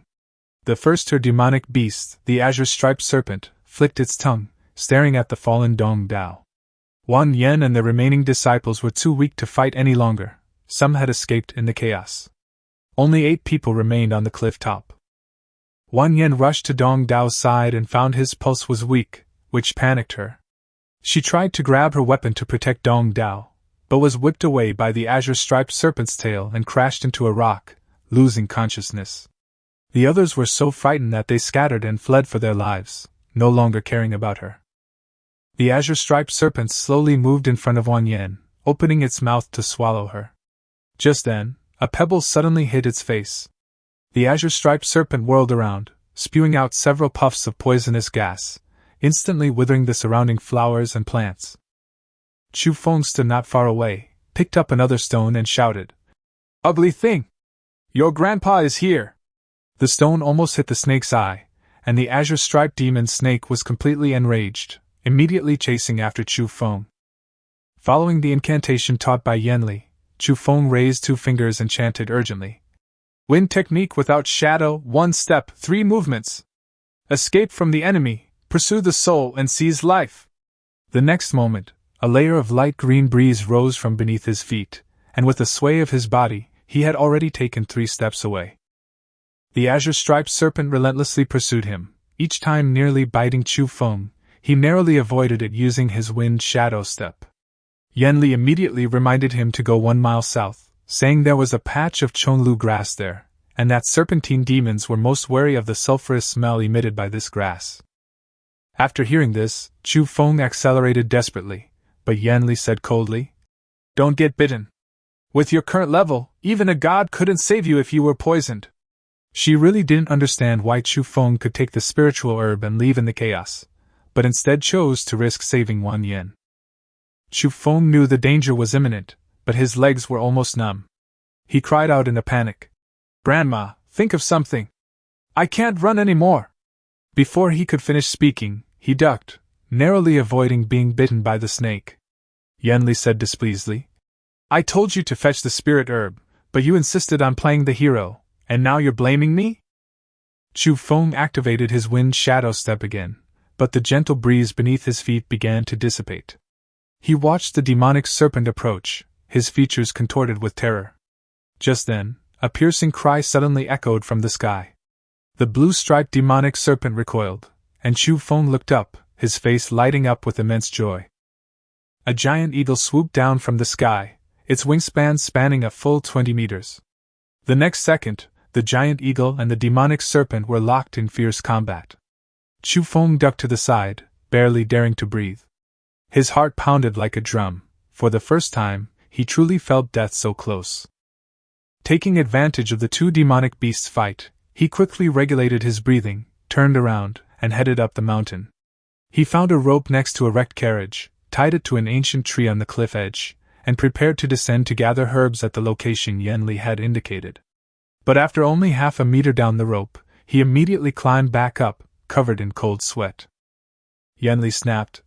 What is it now? Why aren't you gathering herbs? Chu Feng's hands trembled, his face deathly pale. It's too high, at least 1,000 meters. I'm afraid of heights. It's suspended in midair below, and the cliff face is concave. I can't even reach it with my feet. Yanli laughed in exasperation. Swing across. Chu Feng swallowed hard. I don't dare, it's too high. Yanli's voice was impatient, even tinged with resentment. You human cultivator, how dare you go back on your word? Chu Feng took a deep breath and said that he hadn't said he wouldn't go, but it was normal for him to be afraid since it was the first time in his life that he had gone down a cliff to collect herbs for a woman, especially since there was only a not-so-sturdy hemp rope. Yanli sneered, mocking him, wondering if he was going to tell Wang Yan later that this was the first time in his life he had lured away a first-tier demon beast for a girl. Chu Feng retorted. It's true, I didn't lie. After recovering, Chu Feng gritted his teeth, grabbed the rope, and swung back and forth a few times, his face turning deathly pale again. He felt like he was swinging on a swing in midair. Seeing the faintly glowing spiritual herb on the cliff face, Chu Feng suddenly swung his leg and finally stepped onto the cliff. Yanli looked at the spiritual herb, but her expression suddenly turned disappointed. A grade 1 companion demon grass. It's just a grade 1 companion demon grass. Chapter 11 Robbing the Broken Spear Sect. Chu Feng slowly tore off a piece of cloth from his own clothes beneath his sect uniform, carefully wrapping and storing the demon companion grass. Listening to Yanli's tone in his mind's eye, he sensed a hint of disappointment. But now wasn't the time to dwell on it. He should climb up first. Just as Chu Feng was about to climb back down the rope, he suddenly noticed a piece of cloth on a stone platform below, stained with blood. He immediately realized that the blue-striped demon snake was most likely guarding this spiritual herb. Since the demon-accompanying herb was quite old, someone must have discovered it before, only to be killed by the demon snake when trying to take it. Chu Feng swung the rope to the stone platform, lifted the cloth, and his eyes lit up instantly. Shattering spear technique? That's awesome! He immediately asked Yanli in his mind if this could be practiced. Yanli was silent for a moment, then replied indifferently that this was merely a body-refining martial art for ordinary people, not a cultivation technique. Chu Feng was immediately delighted. He was currently in the body refinement realm, and the Rift Blade sect had no rule against practicing other martial arts. However, Yanli suddenly reminded him, "Aren't you going up?" Only then did Chu Feng realize that he was still hanging in midair, and he quickly grabbed the rope and started climbing up. As soon as he reached the cliff edge, he heard Lu Meng boasting to Dong Dao and Wang Yan. Lu Meng said that when he saw the two of them seriously injured, and the giant snake was about to pounce on them, he immediately rushed forward and swung his knife to lure the snake away. Later, the snake chased him down the mountain, where it happened to encounter a black eagle, which then snatched it up into the sky. Dong Dao listened with a face full of gratitude. After all, no one had witnessed the truth at the time, and Lu Meng had just happened to see the demon snake being captured by the black eagle, which was why he had run back and taken the credit. Dong Dao immediately promised that he would definitely ask his master to promote Lu Meng to the position of consul. Lu Meng was overjoyed and quickly thanked him. Wang Yan, however, had some doubts. Before she lost consciousness, she vaguely remembered someone moving incredibly fast luring away the demonic snake. Lu Meng couldn't possibly possess such agility. She subconsciously looked at Chu Feng. But at that moment, Chu Feng was lying on the ground pretending to be dead, looking as if he had just survived a disaster, and even calling out that senior brother Lu was mighty, and that everyone was saved thanks to him. Wang Yan frowned, her mind in turmoil. Could it really be Lu Meng? But he was only at the second level of body refinement. How could he have escaped from the demonic snake's mouth? Not long after, Dong Dao led the group back. They hadn't gathered many herbs, more than half of them had died, and several disciples had even deserted. Dong Dao grew increasingly angry and coldly said he would settle accounts with the escapees later. The rest of the men loaded the herbs onto the cart, while the two newcomers were responsible for pushing the cart back to their doorstep. Without horses, Chu Feng and Yang Hu had no choice but to accept their fate and push the cart. Along the way, Chu Feng also casually picked a few sprigs of Paris polyphylla that Yanli had mentioned earlier, hoping to exchange them for some silver. Yanli, who was in the sea of knowledge, suddenly fell silent. Chu Feng asked her why she wasn't happy about getting the demon companion grass. Yanli raised her eyes and said that although the demon companion grass was a first-grade spiritual herb, it was also 100 years old and could be sold for 20 spirit stones in the demon realm. But in the human realm it could only be sold for 2 low-grade spirit stones, which was not as valuable as his dragon vein grass. Chu Feng then understood why she was disappointed. Yanli reminded him that the dragon vein grass was already 200 years old. Grinding it into powder and decocting it for consumption would at least help him break through to the third level of body refinement. Whether to sell it for money or use it himself was up to him to decide. Chu Feng remained silent the entire way. He had taken almost all the real benefits from this herb-gathering trip. But what concerned him more was Yanli's change. Before, she had been clamoring to come out and kill him, even threatening to die together with him. How come she was suddenly willing to humble herself and cooperate now? Chu Feng tried to put himself in Yanli's shoes. If he were the demon Empress, his entire family wiped out by humans, he would surely be thinking of revenge. But she was now desperately seeking the heart-soothing grass and the chi-recovering pill. Thinking of this, Chu Feng suddenly asked, "What is the heart-soothing grass used for?" Yanli blurted out that it was simply for healing injuries, and one plant could be sold for 5 low-grade spirit stones. She then asked him if he was free that evening and if he could come out to gather some spiritual herbs to sell. Chu Feng immediately made a judgment. This woman probably wouldn't last much longer, which was why she urgently needed the pure heart grass and the chi-returning pill.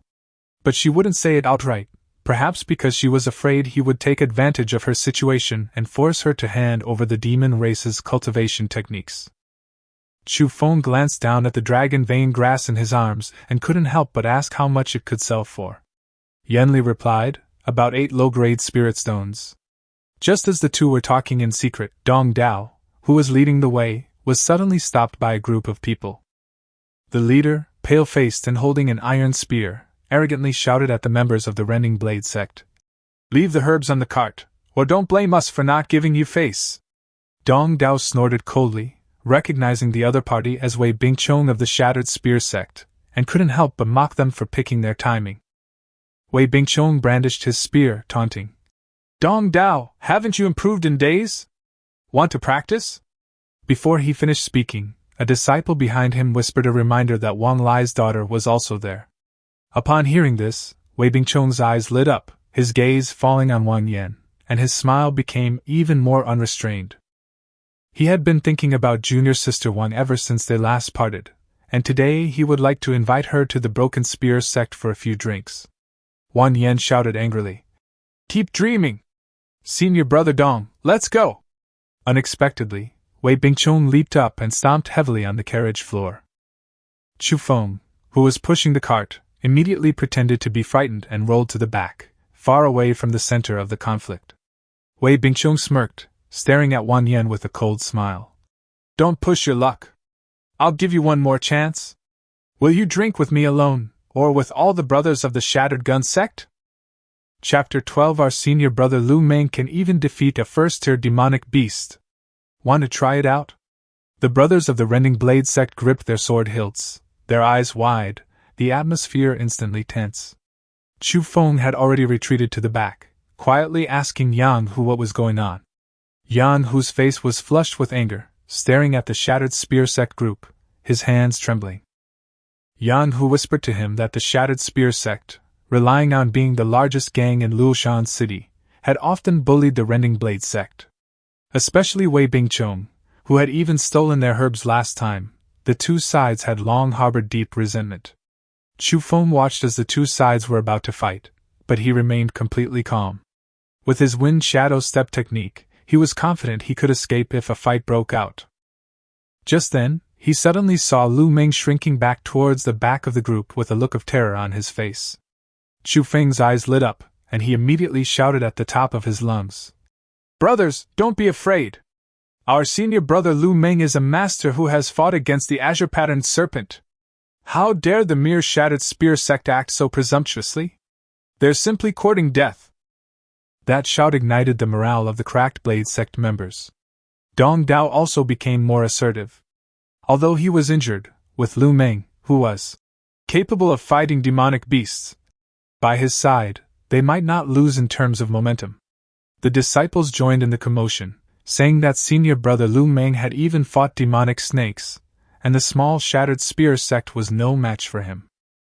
Someone turned around and saw Lu Meng hiding in the back, and immediately called him forward. Lu Meng was so embarrassed that his face froze, but he could only force himself to remain calm and walk to the front. No matter how scared he was, he couldn't lose face in front of so many people. Upon hearing this, Wei Bingchong's expression immediately darkened. He had naturally heard of the giant snake in the back mountain, and even his grandfather's disappearance after going into the mountains to gather herbs a few days ago was most likely related to that demonic snake. He stared at Lu Meng, who was only at the second level of body refinement, his eyes icy. You fought that demonic snake? Lu Meng? I've never heard of you before? Lu Meng clenched his fists, his voice weak but still trying to sound tough. You've heard a lot more than that. What, you have a problem with that? Wei Bing sneered, not believing at all that a mere second-level body refinement cultivator would dare to fight a demonic snake. Lu Meng immediately shouted, believe it or not, all his fellow disciples had seen it anyway. No sooner had he finished speaking than Wei Bingchong leaped up, thrusting his spear straight at Lu Meng. Startled, Lu Meng quickly raised his knife to parry, but the moment the spear tip struck the blade, the shock numbed his hand, and the knife slipped from his grasp and fell to the ground. He turned to run, but Wei Bingchong swung his spear and sent him flying.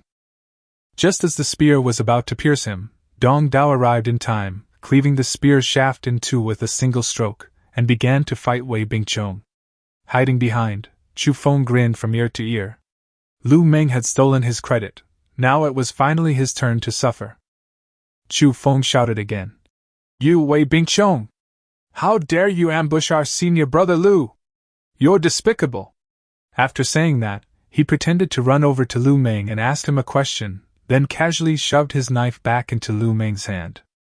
Yan Hu then realized that Chu Feng was pushing Lu Meng into a fire pit. Thinking of Lu Meng's previous theft of herbs, he also shouted, The Shattered Spear Sect is shameless, only good at sneak attacks. Senior Brother Lu, go! Let them see your skills! The other disciples were naturally happy to hear that someone was taking the lead, and they all shouted Lu Meng's name. Chu Feng, not forgetting to add fuel to the fire, said that Dong Dao was already injured, and Wei Bingchong was taking advantage of the situation, urging him to fight Lu Meng head-on if he had the guts. With one person taking the lead, others immediately echoed. Even the simple-minded disciples raised their swords and shouted, telling Wei Bingchong not to launch a sneak attack, but to face Lu Meng directly. Enraged, Wei Bingchong brandished his spear flashing and his aura surging. Shattering Spear Technique, First Form, Spiral Thrust!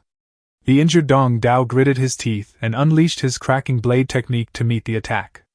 But in the next instant, the spear light Wei Bingchong unleashed suddenly multiplied from 1 into 3. Dong Dao couldn't dodge in time, and a bloody hole was pierced through his shoulder. He was then kicked away. Wei Bingchong turned and charged at Lu Meng. Lu Meng was so frightened that his legs went weak and he could barely stand. Just as the spear tip was about to pierce Lu Meng's throat, an old man suddenly appeared and grabbed the iron spear with his fist. Wei Bingchong's expression changed. 6th level of body refinement? The old man coldly shouted. A junior dares to injure people? Does he really think my crack blade sect has no one to rely on? Everyone looked closely and immediately shouted excitedly. Elder Huang has arrived! They are saved! Some even shouted for Elder Huang to cripple the Shattered Spear Sect, saying they had come to steal herbs again, which was truly hateful. Lu Meng was paralyzed with fear, sitting on the ground muttering that he wanted to go home. Chu Feng couldn't help but burst out laughing. Wan Yen heard the noise, glanced at him subconsciously, then walked to his side and asked in a low voice. Did you lure that snake away? Chu Feng shook his head repeatedly. How could that be? I don't have that ability. After saying that, he turned around to push the cart, pretending that he knew nothing.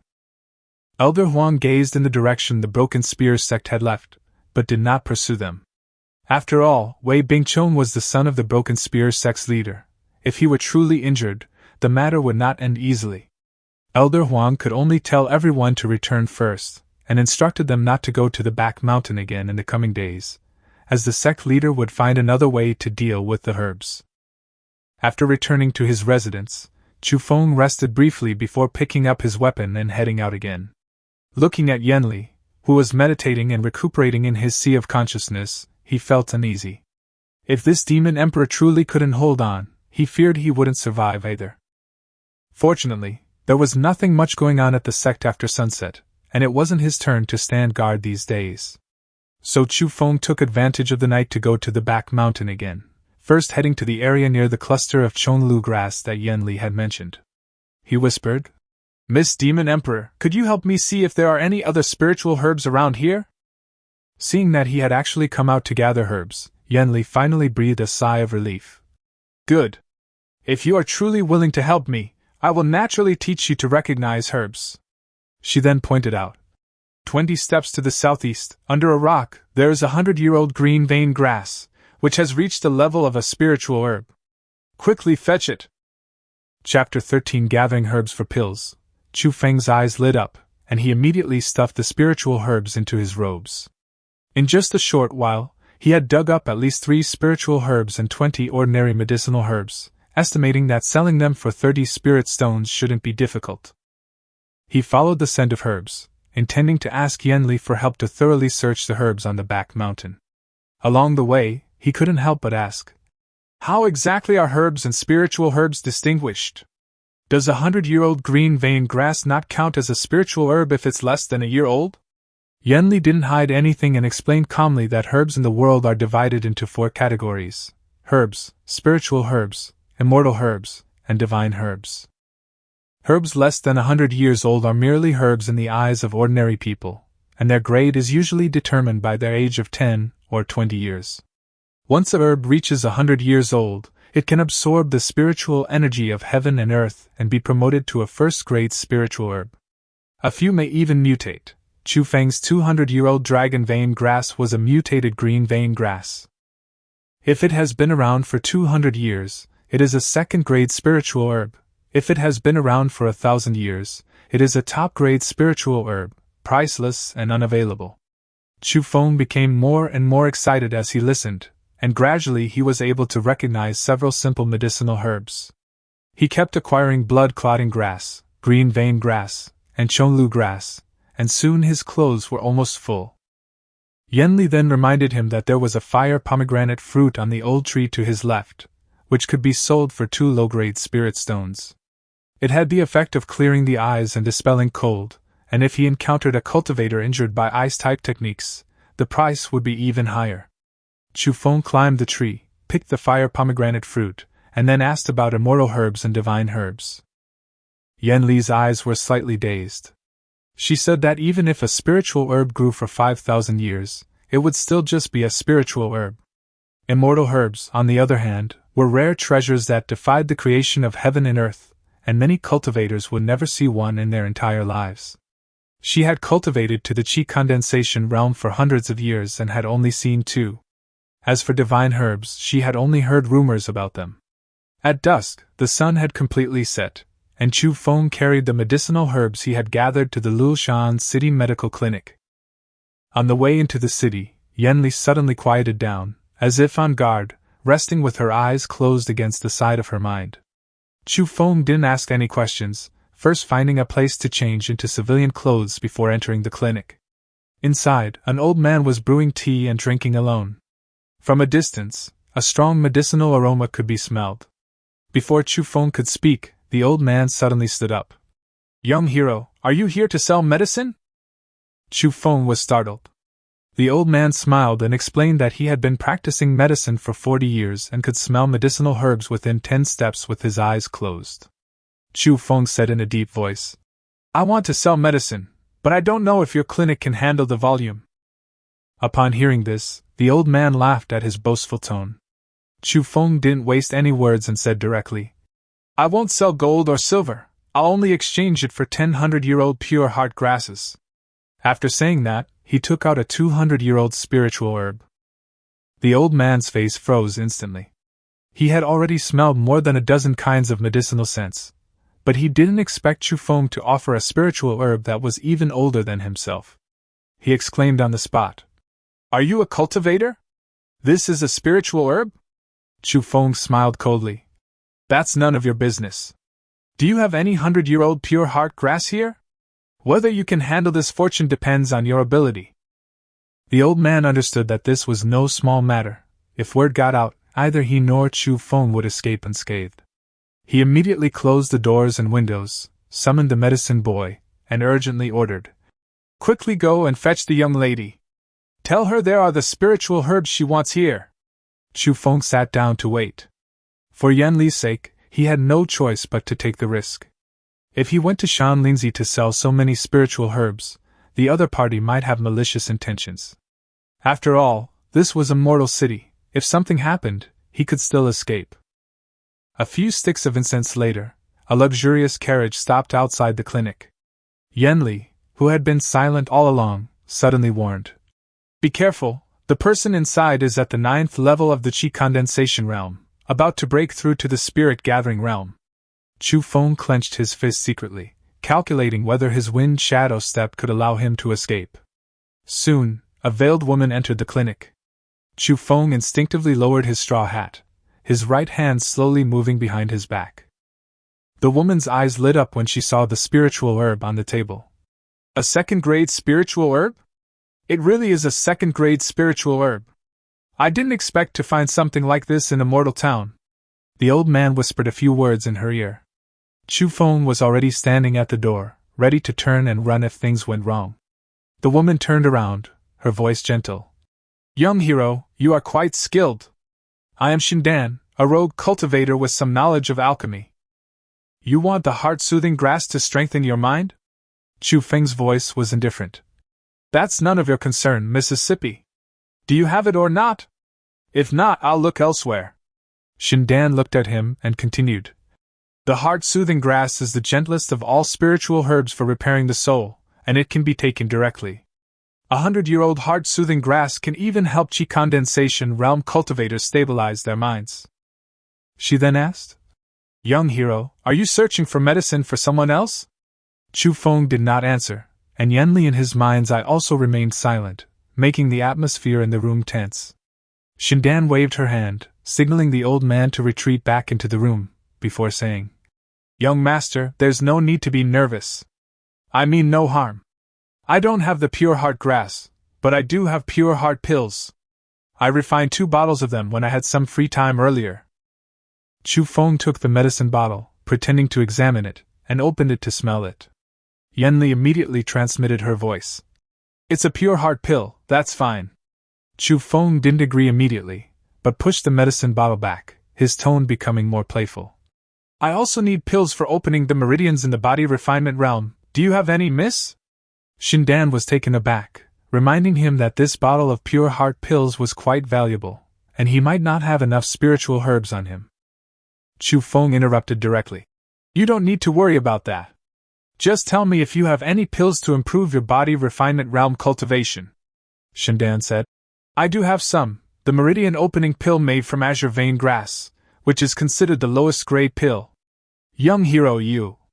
Before she could finish speaking, Chu Feng had already laid out 10 spiritual herbs wrapped in cloth bags and poured out a pile of ordinary herbs, saying, These I'll exchange for 2 bottles of pure heart pills and 2 bottles of meridian opening pills. Xuanjian almost burst out laughing. Young hero, you're being too greedy. At most, you can exchange these for 1 bottle of pure heart pill and 2 bottles of meridian opening pill. To refine 1 bottle of pure heart pill, you need at least 1200-year-old pure heart grasses, and you only have 10 here. Besides, there are losses in refining pills. Chu Feng interrupted her directly. If you're willing to trade, I'll bring you spirit herbs every 3 days. How about it? Xuanjian's eyebrows shot up instantly, and her expression changed.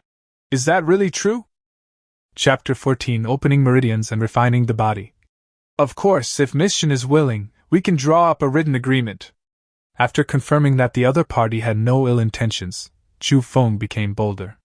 Since Miss Xuan could refine pills, he naturally wanted to cultivate a good relationship with her. After all, this was just a mortal city, and it was already rare to encounter a cultivator, let alone one who could refine pills and had no malicious intent. Chu Feng successfully obtained the 4 bottles of pills. After clasping his hands in farewell, he didn't immediately return home. Instead, he circled the city a few times to make sure no one was following him before using his wind shadow step to quickly return to his residence. At this moment, he could hardly hide his joy, because he could finally truly begin cultivating immortality. Back in his room, Chu Feng immediately closed the windows and doors, and sat down cross-legged. Before he could even begin his cultivation, Yanli spoke again from within his sea of consciousness. Young master, how can I heal my injuries if you don't let me out? Chu Feng was taken aback. He had originally tried to send the 2 bottles of pure heart pills into his sea of consciousness, but no matter what he did, even pressing the bottles to his forehead, the pills wouldn't go in. Did he really have to let her out? The moment the thought crossed Chu Feng's mind, a chill ran down his spine. Yanli seemed to see through his concerns, and her tone became much more polite than before.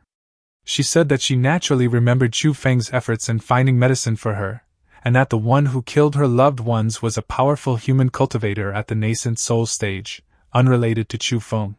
She apologized for her earlier harsh words. The more polite she became, the more uneasy Chu Feng felt. Before, she addressed him as this palace, but now she suddenly called him young master. This change was truly unsettling. Yanli reassured him, saying she would never forget his kindness and that he could rest assured. She also reminded him that if she died, Chu Feng would be implicated. Chu Feng clenched his fists, his face full of conflict. Releasing her would definitely be too much for him to handle, but keeping her might lead to something serious. After much deliberation, he decided to put it aside for now and focus on becoming stronger, at least by mastering the shattered spear technique. Anyway, it was already past midnight, and no one would bother him. Seeing that he ignored her, and instead began cultivating, Yanli angrily clenched the hem of her skirt. This man was indeed cunning.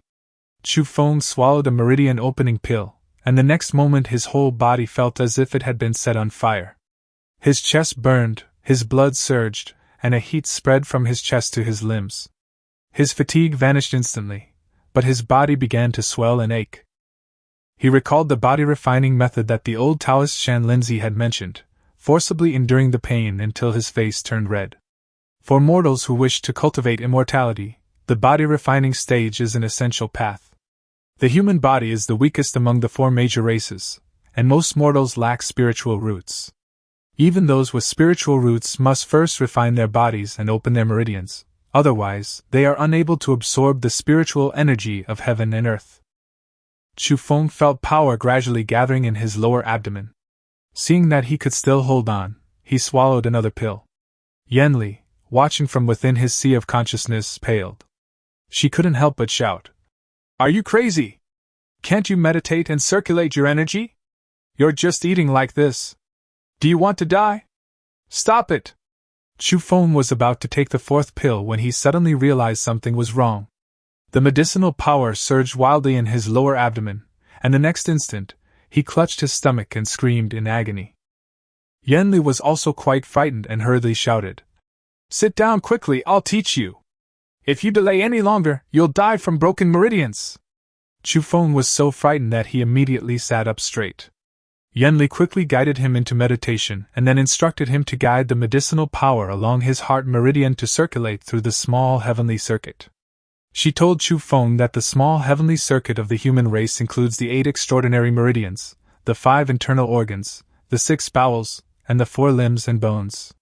For beginners, it's simplest to guide the medicinal power to the limbs first. Chu Feng forced himself to calm down and began to feel the chaotic medicinal power coursing through his body.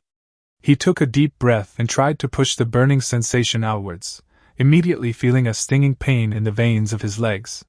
He didn't dare to delay and continued to gently guide the energy along his thighs, calves, ankles, and soles of his feet. Gradually, he was able to control the medicinal power, and a tingling sensation spread through his legs. Next came his hands.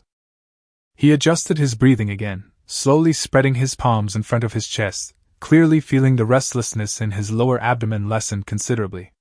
Once in the right state, he quickly circulated the medicinal power of the meridian opening pill throughout his body, then began regulating his breathing. Surprisingly, he succeeded on his first try. Yanli in her sea of consciousness was filled with disbelief. A person with a 5-element pseudo-spiritual root could be so skilled at circulating their energy on their first attempt, and at only the first level of body refinement, they could still completely draw upon the medicinal power after swallowing 3 meridian opening pills. She had initially thought Chu Feng would suffer internal injuries, but to her surprise he managed to digest it all. Could it be that this person had low aptitude but extremely high talent? But even a genius is still a reckless, foolish cultivator. Not long after, Chu Feng opened his eyes and was pleasantly surprised to find that he had already entered the second level of the body refinement realm. Looking at the medicine bottle in his hand, he couldn't help but mutter to himself, "If I finish both bottles, won't my cultivation level continue to rise?"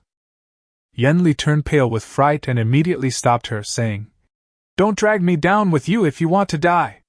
Your cultivation has just improved and you need to consolidate it. Being impatient for quick results will only backfire. Besides, you're relying on pills to improve. If you don't use cultivation techniques to dissipate the effects of the pills, your body will have problems sooner or later. Taking the same kind of pill too often can also lead to drug resistance. Who would take so many pills in the early stages of cultivation?" Before she could finish speaking, Chu Feng had already opened the shattered spear manual. He could definitely feel something was wrong with his body. His blood was rushing and his heart was beating fast. So he picked up a wooden stick and began practicing the moves from the shattered spear manual. As soon as he started moving, he found that his whole body felt much more comfortable, and the medicinal effects seemed to be spreading out as well. He immediately perked up and muttered to himself, "So this is how you consolidate your cultivation, good." Chu Feng continued practicing his spear techniques in the room. Yanli looked at him, her gaze gradually darkening. If she didn't regain the initiative, she would inevitably be implicated by this fool who knew nothing about cultivation. She had to find a way out. After a moment, Yanli softened her voice and spoke again. "Young master, I feel I can't hold on much longer. Could I go out and take a heart-nourishing pill to heal my injuries? Chapter 15. A tiny human cultivator, how laughable. Chu Feng didn't reply, but instead practiced the shattering spear technique in the courtyard with a wooden stick. He wielded the stick with great force, thrusting, parrying, swinging horizontally, and flicking upwards. After a series of movements, the wooden stake behind him cracked loudly.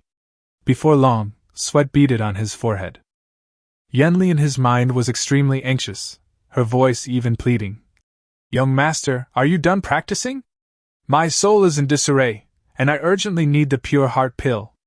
Chu Feng then stopped, dragging his tired body back to his bedroom. He took a sip of water, but his expression was extremely cautious. He made it clear from the start that everyone was in the same boat now, and no one should cheat anyone else. Yenli taught him how to cultivate immortality, and he would help her find elixirs to heal her injuries in the future. If he dared to shirk his responsibilities, he would be struck by lightning. After saying that, he added, You'd better swear a solemn oath first, or I won't let you out. Yenli was immediately displeased. Cultivators are most wary of making oaths casually. Even a slight deviation can disrupt their Tao heart and even breed inner demons. She also reminded Chu Feng that if she hadn't taught him to recognize herbs and cultivate his inner energy today, he might not still be sitting here safely. Besides, she's only at the qi condensation realm now. If she really wanted to harm him, he could escape using the wind shadow step. Most importantly, they were bound by fate, so how could she possibly hurt him? Chu Feng stroked his chin and thought about it, and it seemed to make some sense. So he nodded in agreement, not forgetting to warn. I risked my life to bring you out of the battlefield of the righteous demonic war, and even gave you medicine. Don't forget my kindness. After saying that, he raised his hand and tried to open a gap in his sea of consciousness. Yan Li's expression was gentle as she swiftly stepped out. Instantly, the room was filled with fragrance, making Chu Feng feel as if he were surrounded by a sea of flowers, his head spinning slightly. Yan Li moved with light steps, her eyes smiling, her alluring gaze sweeping over Chu Feng. Chu Feng glanced at her once before quickly turning his head away, inwardly thinking, This woman is definitely using her seductive charms again. Yan Li bowed slightly and softly thanked him. Yan Li thanks you for saving my life, young Master Chu. I will never forget your kindness. Chu Feng swallowed hard, thinking that this vixen was really too good at causing trouble. He didn't dare to look any longer and quickly took out a medicine bottle and handed it over. It's all right, here's a Xuanjian pill for you. Heal your injuries quickly, and once you're healed, go back to your sea of consciousness. Don't let anyone find out. The moment Yenli took the medicine bottle, a cunning glint flashed in her eyes. The next instant, her aura shifted dramatically, filled with killing intent. Chu Feng immediately sensed something was wrong and turned to run. Yenli coldly shouted, Immobilization technique! He froze instantly, only his eyes and mouth able to move. His body seemed nailed to the spot. Chu Feng inwardly cursed. It's all over. This woman really is cunning. Yenli looked at Chu Feng, who was unable to move, and chuckled excitedly, covering her face. A mere ant dares to fight against me? Today I will refine you into a human pet, to be used by me for all eternity. It's time to change the master-servant relationship. Her tone became more and more smug. A mere human cultivator, how laughable. You should be grateful to become my human pet. Seeing Yenli about to attack, Chu Feng spoke with difficulty. You think I let you out unprepared? Yenli was taken aback, a sudden unease rising in her heart. The next second, white foam appeared at the corner of Chu Feng's mouth, his eyes rolled back, and he collapsed straight to the ground. Yan Li's expression changed drastically, and she quickly dispelled the immobilization spell. Chu Feng lay on the ground convulsing, spitting out foam and roaring. Damn witch, today I'll die with you! Yan Li was terrified. Chu Feng continued haltingly, explaining that he had long suspected Yan Li would resort to poison, which was why he had consumed 3 meridian-opening pills in succession to protect himself from her. Since she was plotting against him, they would die together. Seeing him foaming at the mouth and convulsing, Yan Li's face turned pale. Could there have been a poison pill among those 3 meridian-opening pills? Had he really swapped something deadly from Shindan to protect himself? She clearly only wanted to switch master and servant roles, not kill him. But how could he just die like that? Yanli rushed over, frantically searching Chu Feng for the antidote, her voice trembling. Don't scare me! Don't die! Where's the antidote? She hadn't avenged her great grudge. She couldn't die here. But just as she frantically searched, Chu Feng quietly opened one eye, and the hand hidden behind her back suddenly released its grip. With a whoosh, Yanli was nowhere to be seen in the bedroom. She was pulled back into her sea of consciousness, frozen in place, as if struck by lightning or doused with cold water from head to toe. She looked outside and saw Chu Feng lying on the bed eating oranges, then picking up the broken spear manual and pretending to read it. Yanli was so angry that her veins throbbed. She pointed to the sky and roared, You dare to fake your death and deceive me? You treacherous cultivator! You white-haired villain! I'm not finished with you! Chu Feng laughed triumphantly. What can you do? Be my mount? Get your facts straight before you start fighting me. I've been around for years. What kind of smiling tiger haven't I seen? With your acting skills, I could spit out some foam and roll my eyes and you'd be this scared. Yanli suppressed her anger, but there was nothing she could do. She needed to heal her injuries first, so she turned to look for the bottle of the heart-nourishing pill. But the next moment, she was struck dumb. This was Chu Feng's sea of consciousness, unable to store items. The bottle had been left outside when she was sucked in. Looking at the heart-nourishing pill outside, and then at the cultivator who was already preparing to sleep, her eyes instantly reddened. Chapter 16 You vixen, don't disturb my Dao heart. Chu Feng could naturally sense Yanli's every move in his sea of consciousness. After turning off the lights at night, he lay in bed, but he couldn't calm down. If Yanli didn't heal her injuries, she wouldn't last more than a few days, and he would also be implicated by the heart-locking curse and die together. But if he released her, this woman would definitely find a way to deal with him. He had even considered handing Yanli over to a reputable sect, hoping those powerful figures could lift the curse. But how many truly kind-hearted people were there in the cultivation world? What if they got Yanli and then turned around and killed him, a mere mortal? It wasn't impossible. Thinking of this, Chu Feng's heart turned completely cold. He would never trust this woman again. He had indeed considered being honest with her before, but if he hadn't acted so convincingly, he probably would have already become her pampered lover. Chu Feng turned over and went to sleep, but Yanli in his mind's eye was still sobbing with red eyes. She could feel Chu Feng's indifference, and understood that she had lost her last chance. Perhaps Chu Feng would rather die together than let her go. Thinking of this, Yanli raised her head, her vision gradually blurring. Tears streamed down her cheeks, dripping into Chu Feng's mind and wetting her skirt. Chu Feng remained unmoved, pretending not to see. Yanli's tears, however, flowed like an unstoppable spring. The grievances and pain that had been building up for days finally burst forth that night. She was once the Empress of the demon clan. On the day of her birth, the demon realm trembled, auspicious omens surged, and demon cultivators and beasts within 100 miles could feel her innate, captivating spiritual energy. She was born with an innate alluring physique rarely seen throughout the ages, and also possessed a wind elemental spiritual root. Her talent was exceptional. She was born at the great perfection of the Qi condensation realm. Innate alluring physiques are extremely rare in the cultivation world, and cultivating alongside someone with such a physique can even help them improve their cultivation level. This is why countless people wanted to refine her into a furnace or puppet, and countless others coveted becoming her Taoist partner. Those human cultivators at the nascent soul stage were after her from the very beginning. Although Yanli had also cultivated a nascent soul, she was ultimately no match for so many others. If she hadn't self-destructed to survive, her fate would have been tragic if she had fallen into their hands. The cultivation world is devoid of morality. Whether human, demon, or self-proclaimed superior immortal, all will stop at nothing to break through their cultivation levels. On that day, Yanli was at a crucial juncture in her breakthrough from the condensation realm to the heavenly realm. If successful, her nascent soul would transform into a true spirit, granting her mastery of higher-level spells and spiritual power, and extending her lifespan to over 2,000 years. But just then, the human and immortal races attacked. Countless of her mother and sisters perished, and those who survived likely met a humiliating end. Thinking of her people, Yanli slowly clenched her fists around the hem of her skirt. She couldn't die, she still had a blood feud to avenge.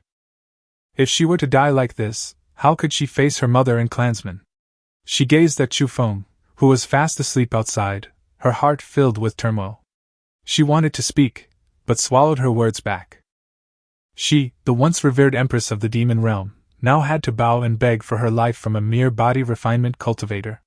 In truth, having lost all her cultivation, she had no way of creating a human pet. She had only intended to intimidate Chu Feng and force him to obey her. But she was, after all, proud and arrogant. To be treated as an equal by a mortal, or even to beg for his life, was simply unacceptable to her. Moreover, in the past, any man who dared to look at her would have his eyes gouged out at best, and his cultivation would be completely destroyed at worst. But in Chu Feng's sea of consciousness these past few days, he could look at her whenever he wanted. This unprecedented sense of humiliation made Yanli abruptly turn her head away. The night was slightly cool, and a chicken from somewhere flew onto the roof and crowed. The dripping sound in Chu Feng's sea of consciousness, however, did not stop all night. It wasn't until dawn, when a ray of blinding light shone into the simple bedroom, that Chu Feng opened his eyes. Soon after, a shout came from the backyard. "All disciples, get up immediately! We're going to chop firewood today, 2 loads each, hurry!" Chu Feng stretched lazily, looking speechless. More errands and chores.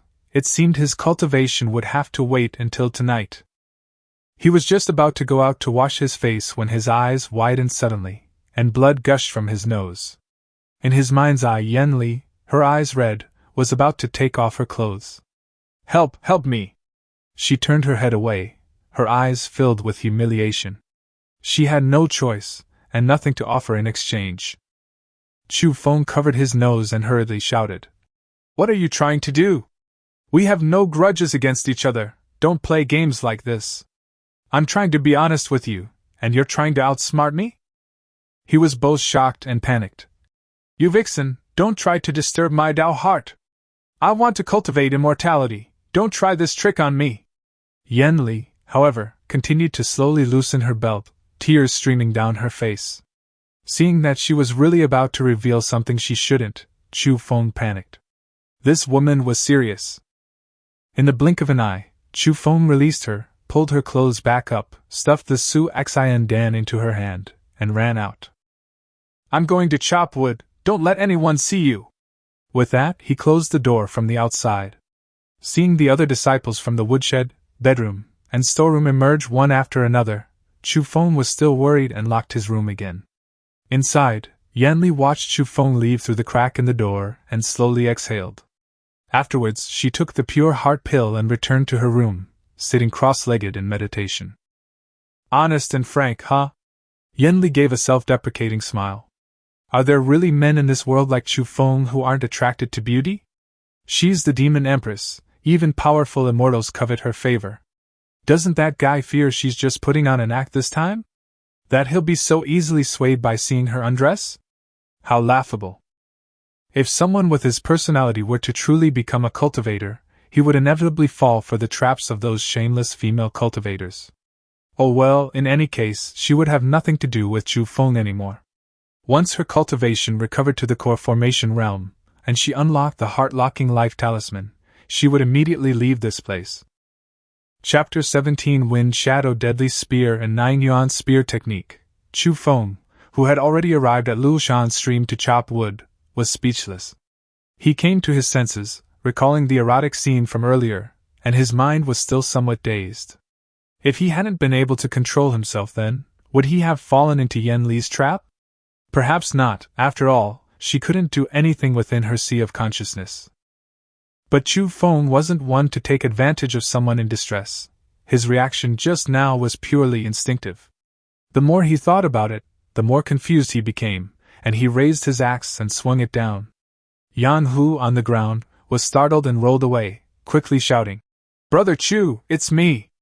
Chu Feng quickly stopped, only then realizing he had almost chopped Yan Hu down like a wooden stump. He awkwardly shrank back. Yan Hu, pale-faced, scrambled to his feet, still clutching the bamboo basket. He glanced at Chu Feng's dark circles and asked if he hadn't slept well the night before. Chu Feng gave a dry laugh. How could he have slept? He'd listened to a woman crying all night, and it had annoyed him greatly. Yan Hu, making sure no one was around, furtively pulled 2 meat buns from his pocket and said with a smile, "Brother Chu, I brought one especially for you." Chu Feng raised an eyebrow, thinking this kid was quite adept at handling things. The two sat on the ground, munching on steamed buns. Yan Hu ate while thanking Chu Feng for helping him retrieve the herbs yesterday. Otherwise, he would definitely be among those cleaning the latrines today. Chu Feng quickly interrupted, telling him to eat and not mention the latrines. Yan Hu laughed heartily, then suddenly lowered his voice and asked, "Brother Chu, do you know about the sect's selection of leadership disciples in 3 days?" Chu Feng was taken aback.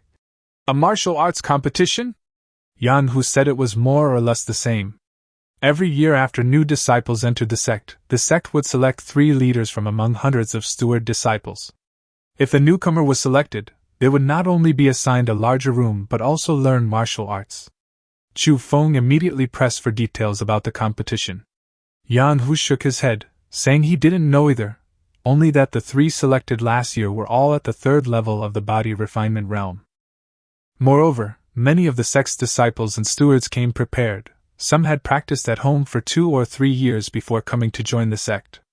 Chu Feng stuffed the last bite of his steamed bun into his mouth, calculating in his mind. In 3 days he should be able to reach the 3rd level of the body refinement realm, right? Chu Feng spent the entire next day busy. After chopping firewood and delivering it to the woodshed, he went to Luoshan's stream with Yan Hu and the other new recruits to wash clothes. It wasn't until sunset that he returned to his bedroom, his face filled with anxiety. He unlocked the brass lock, let out a breath, and pushed open the door.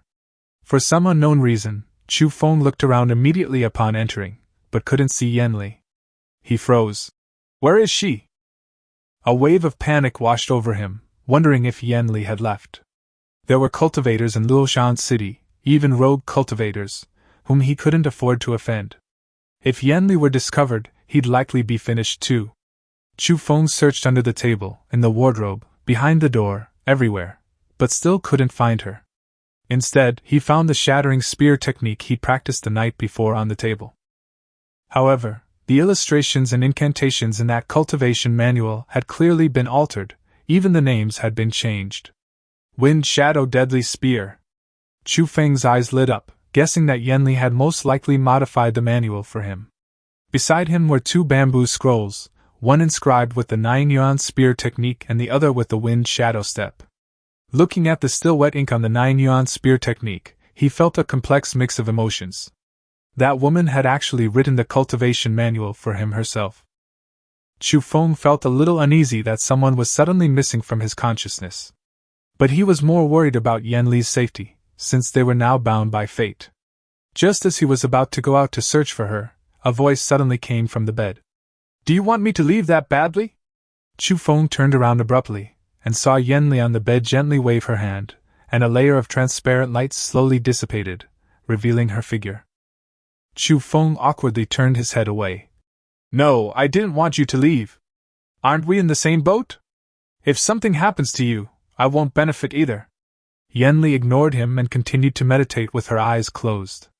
Chu Feng didn't dare to look any longer.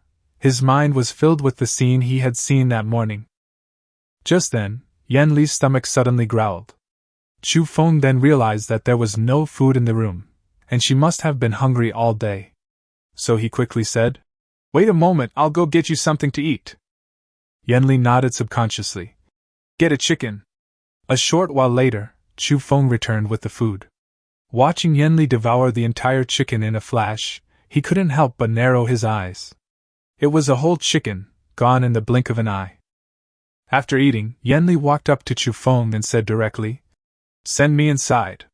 Chu Feng was taken aback. "Into where?" Yanli raised an eyebrow. "What do you mean?"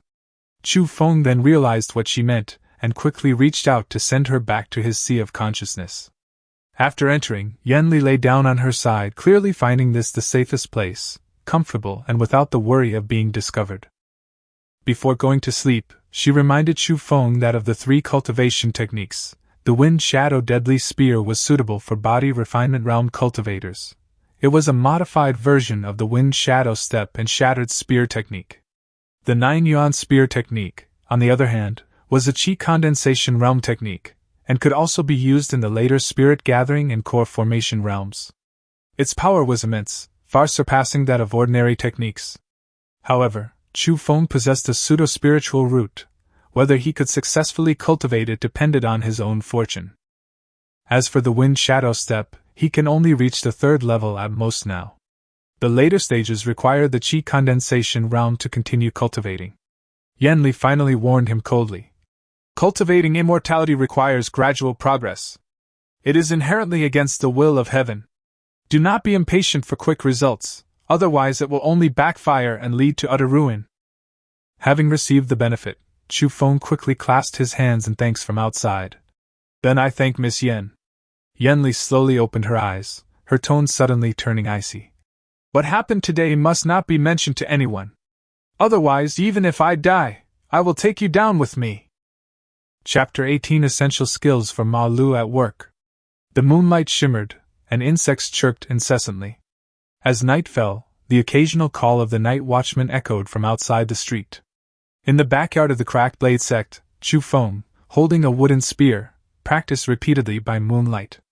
The spear tip pierced the wind, each strike accompanied by a piercing whistling sound. Compared to the Shattered Spear technique, which relied solely on brute force, the Wind Shadow Deadly Spear was clearly more cunning, faster, and more ruthless. After practicing 2 moves, Chu Feng could clearly feel that the medicinal power of the meridian opening pill in his body had dissipated considerably, and the burning and stinging pain in his meridians had been suppressed by more than half. He looked up at the bright moon in the sky, estimating that it was midnight, and then put away his wooden spear and returned to his room. He pushed open a window halfway, letting the moonlight into the room, and picked up the 9 Yuan Spear manual to read it. Yanli had previously said that this technique could be used all the way up to the core formation realm.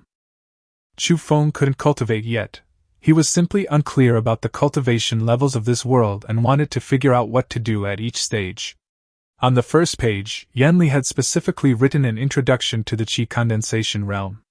Chu Feng looked at the handwriting and couldn't help but smile. This woman was quite meticulous. The Qi condensation realm was the starting point for cultivators, absorbing the spiritual energy of heaven and earth to nourish the body, and one's lifespan could reach over 100 years.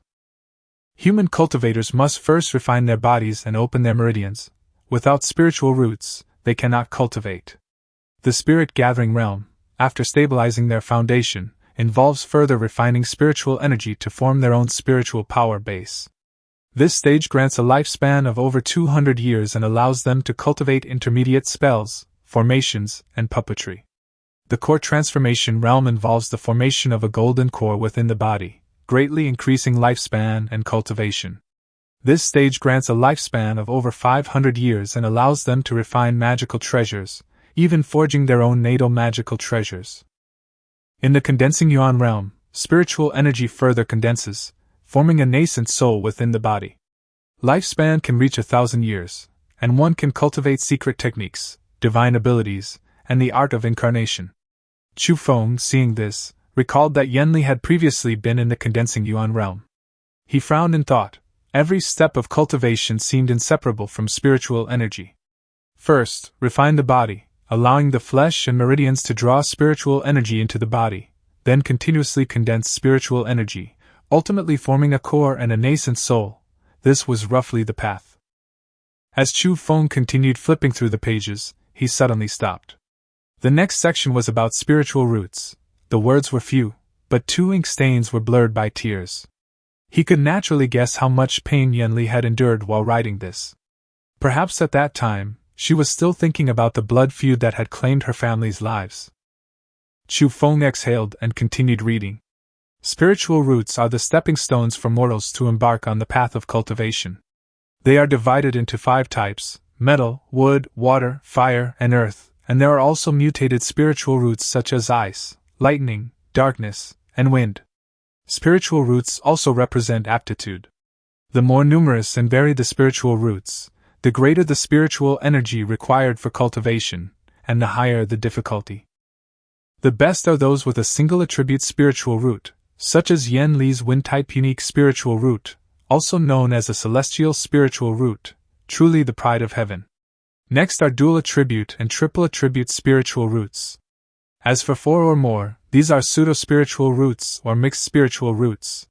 Someone like Chu Feng, who possesses all 5 elements, metal, wood, fire, wind, and thunder, is a typical pseudo-spiritual root, extremely difficult to cultivate. After reviewing the basic introduction, Chu Feng picked up the wind shadow deadly spear again to study it. Time passed slowly, and before he knew it, the sky was beginning to lighten with the first hint of dawn, and a rooster crowed.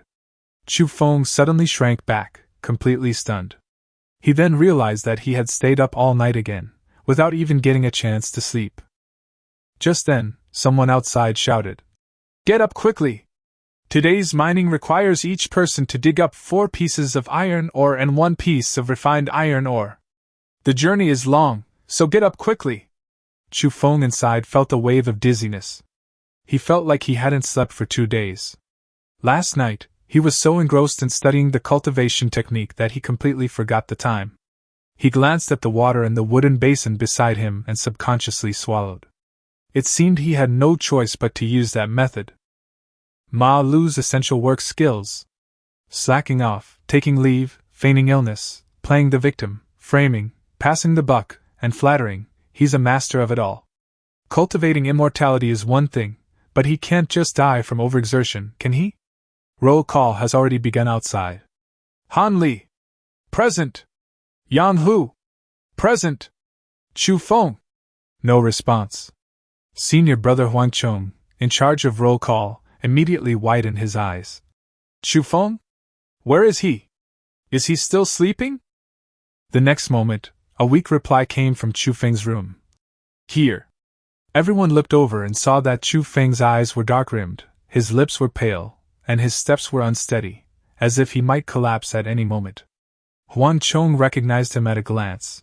Wasn't this the white-haired youth that junior sister Wan Yen had recruited before? He felt a surge of schadenfreude. Good thing he's sick. But on the surface, Huang Chong still kept a stern face and shouted in a low voice, "Hurry up and return to the team!" Chu Feng walked forward listlessly, his legs trembling. After only a few steps, he suddenly stumbled and collapsed to the ground. Yen Li, in her mind's eye, was startled awake by the fall, initially thinking the 6 major human sects had caught up with them. When she saw Chu Feng lying on the ground pretending to be dead, she rolled her eyes in annoyance. Huang Chong was still urging, "Are you still half asleep? Hurry up! All your fellow disciples are waiting for you." Chu Feng lay panting on the ground, shakily trying to get up. Yang Hu quickly ran over to help him, his face full of worry. "Brother Chu, are you perhaps ill? Have you caught a cold?" As he helped him up, Yang Hu's hands were soaked with water, and he immediately stammered. Yesterday, he had noticed that Chu Feng's condition was off when he was chopping wood, and today he was sweating profusely and trembling all over. Yang Hu hurriedly said to Huang Chong, "Senior brother, Chu Feng is probably sick. Look at his dark circles and his whole body is cold. He definitely can't mine anymore. Should we let him rest for a day?" Huang Chong walked forward disdainfully and reached out to touch Chu Feng's arm. Sure enough, it was ice cold, and he was shivering incessantly. But the thought of his junior sister Wan Yen praising this kid so highly made him unhappy. "You think you can just stay away because of a minor illness? We martial artists aren't afraid of such things," Huang Chong coldly shouted. "Get up now! Stop pretending to be dead!" Chapter 19 Chu Feng. "I give my life for the Rift-Blade Sect." Chu Feng, looking utterly helpless, pressed down on Yang Hu, who was still trying to speak up for him, and tried to stand up again. Seeing that he couldn't avoid it today, he steeled himself and decided to resort to drastic measures. He had just managed to stand up when a voice suddenly came from outside the door. "Wait!" Everyone looked in the direction of the voice and saw a woman with a knife walk in. It was Wan Yen. Wan Yen looked at the sickly Chu Feng, then glanced at the disciples who were gossiping, and said with her head held high, "Since he is sick, he should naturally rest. Our Rift-Blade Sect is not a frontier labor camp.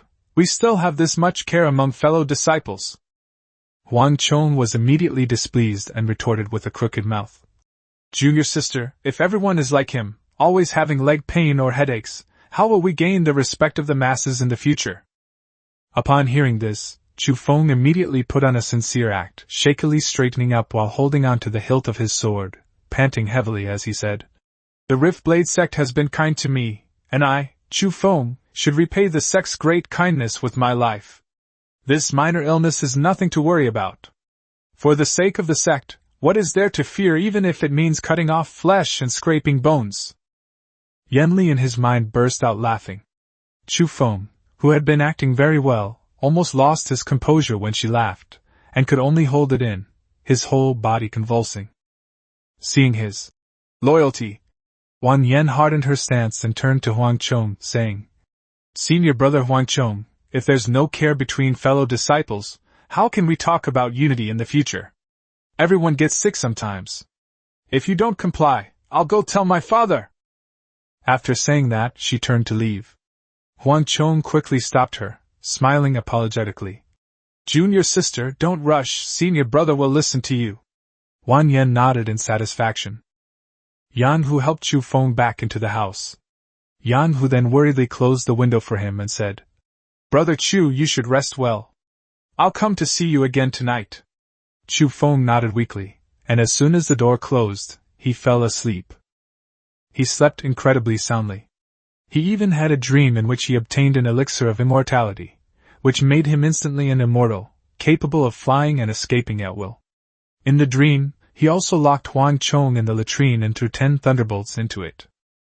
With a loud thud, Chu Feng abruptly opened his eyes. Immediately afterward, there was a knock on the door. "Junior brother Chu, are you feeling better? May I come in?" Wan Yen asked from outside, since it wasn't appropriate for a young lady to barge directly into a man's bedroom. Chu Feng coughed twice, feigning weakness, and said, "I'm feeling better.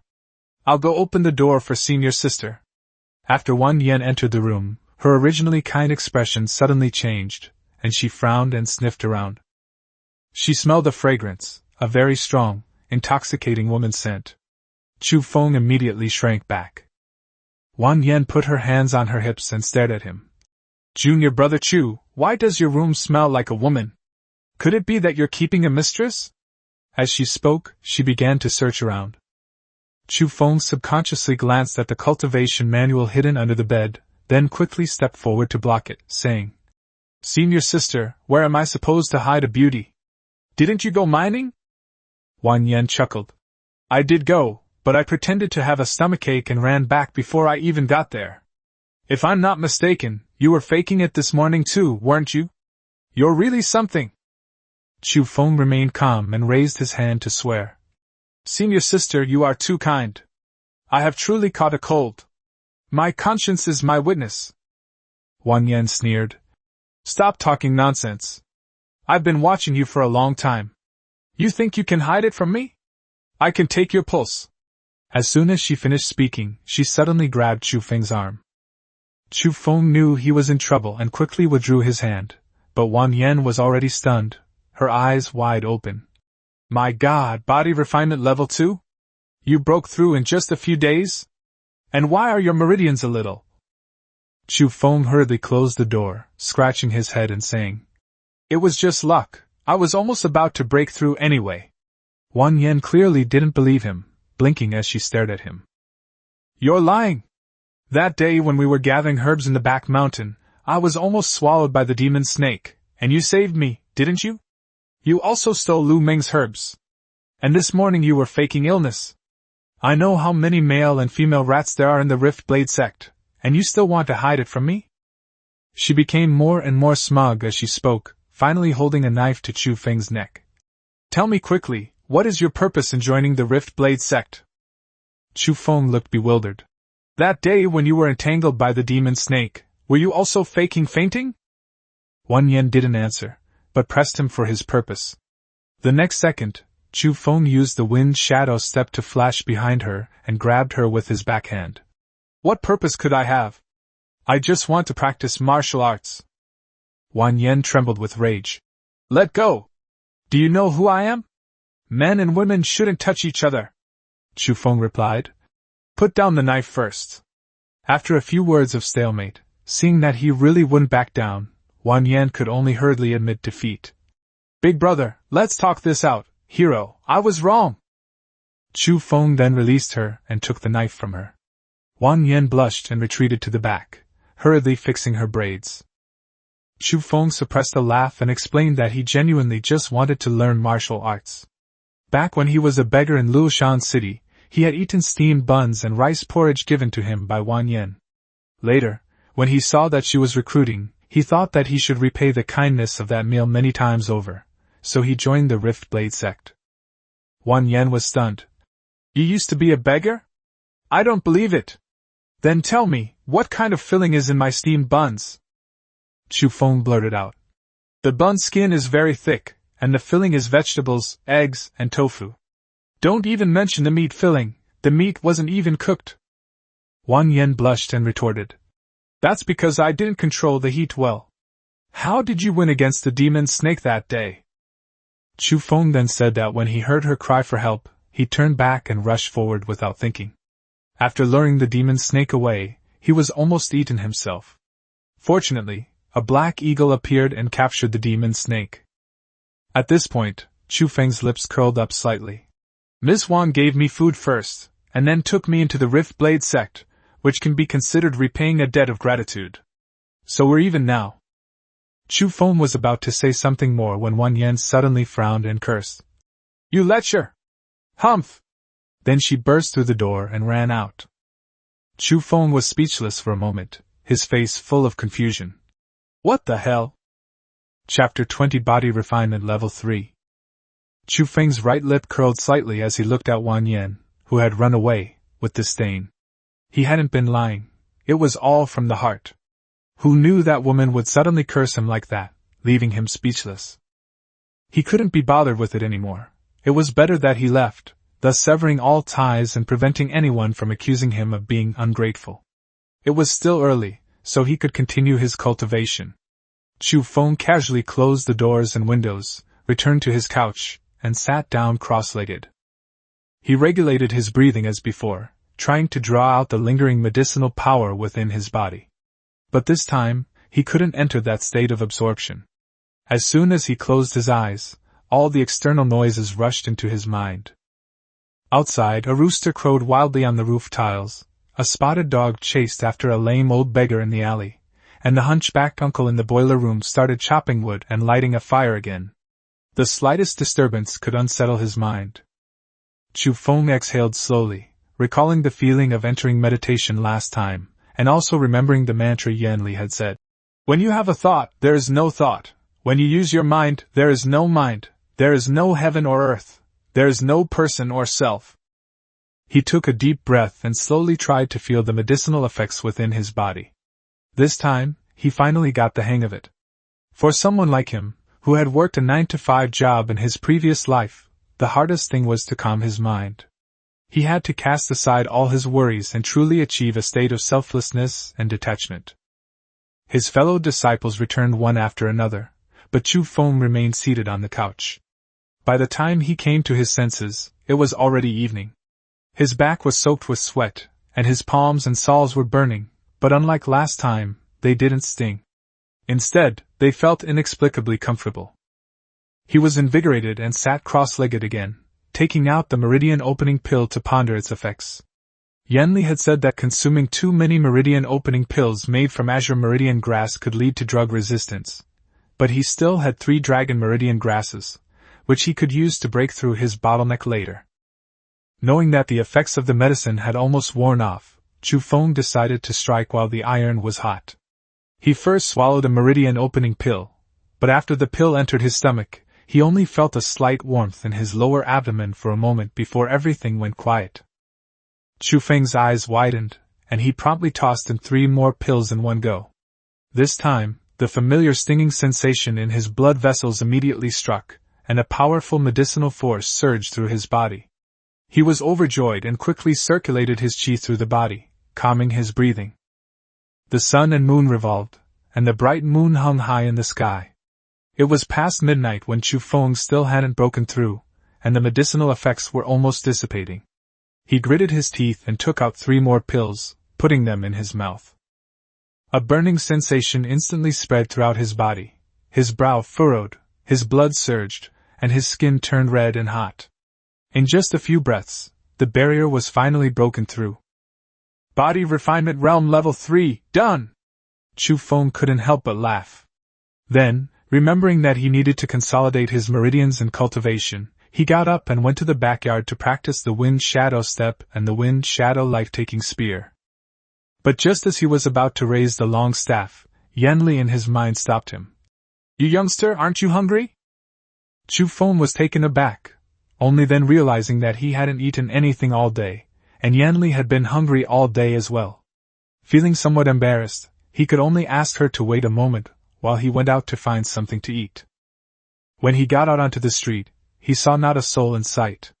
Chu Feng then remembered that in ancient times there was a curfew, and ordinary people were not allowed to go out at night. After thinking for a moment, he decided to run to the boiler room. He knocked on the door, and the hunchbacked old man, thinking a thief had come, came out carrying a bamboo stick. Seeing that it was a young man from the sect, his expression softened, and he told him to find some vegetables and porridge to eat before going back to rest. Chu Feng thanked him and went into the boiler room. Yanli frowned when she saw that there was only some watery soup inside, and complained that he couldn't prepare food before he started cultivating next time. Chu Feng was displeased and asked her who she was calling a junior.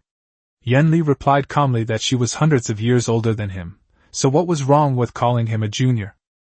Chu Feng was too lazy to argue with her, so he simply started cooking himself. He rummaged through the ingredients and found lard, scallions, garlic, salt, eggs, chives, potatoes, and bitter melon, enough to barely make ends meet. He walked to the iron pot, found a tinderbox, and lit the firewood. Yanli was somewhat surprised and asked him if he knew anything about cooking.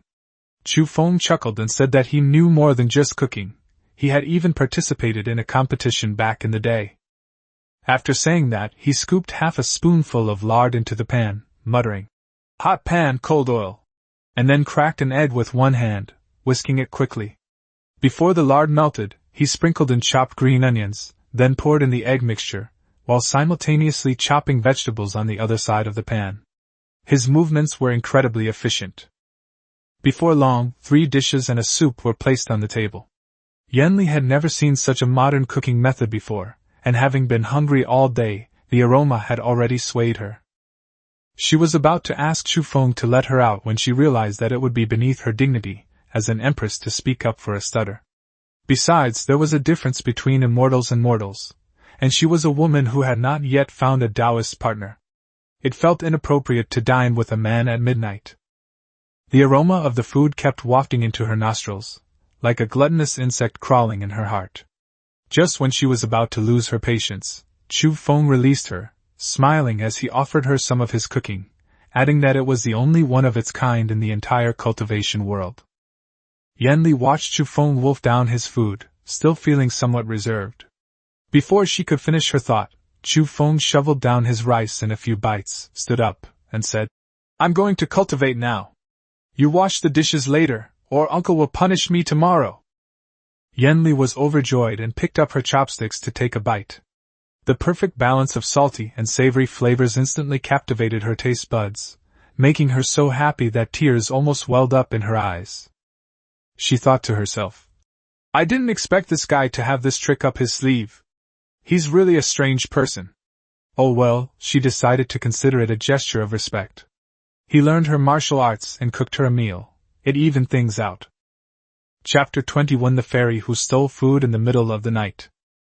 The next morning, Chu Feng intended to continue feigning illness, but instead of hearing the consul's disciple urging him, he heard a group of people making a ruckus outside the boiler room. Someone confidently claimed that he saw a fairy in the boiler room while using the outhouse last night. Others naturally didn't believe him, mocking him for having a wet dream and saying that a fairy couldn't possibly come to eat in the middle of the night. The man swore an oath in desperation, saying that the girl was so beautiful she seemed otherworldly, and that even the way she ate melted one's heart. The crowd, half believing, rushed into the boiler room and sure enough, saw several plates that had been completely empty. Chu Feng, who was in the bedroom, was stunned on the spot and couldn't help but curse Yenli in his heart. "Didn't you clear away the dishes?" Yenli sneered and said that how could a dignified demon emperor wash dishes? If these mortals were to cause trouble, she would kill them all tonight. Chu Feng was so angry he almost fainted. Just as he was about to say that she was sick, the hunchbacked uncle outside shouted again, saying that the new guy went to the boiler room at midnight last night. If there were any fairies, just ask him. The uncle also added insult to injury, saying, "You eat and then don't wash the dishes? Do you think he's your father or mother?" Chu Feng stretched awkwardly and could only bite the bullet and walk over, thinking to himself, "This demon empress is really too tactless." As soon as everyone saw Chu Feng, they surrounded him, asking if he had been in the boiler room last night, and if he had seen the fairy.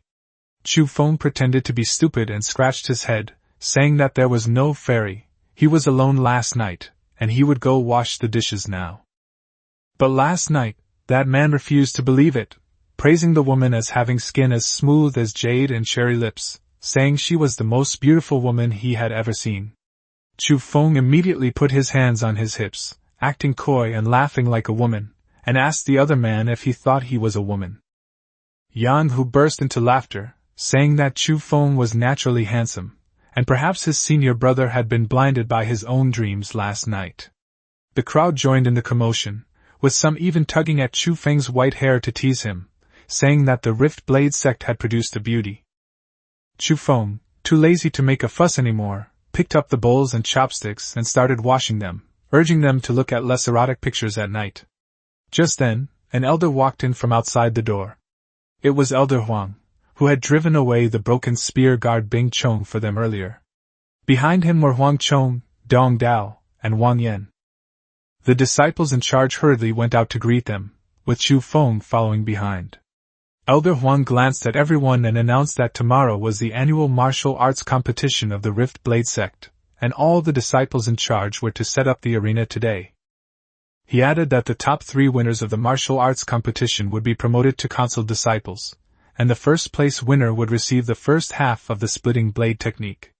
Upon hearing this, the disciples were immediately filled with excitement, and eager to try their skills. Yang Hu raised his hand to ask if he could use his own family's martial arts.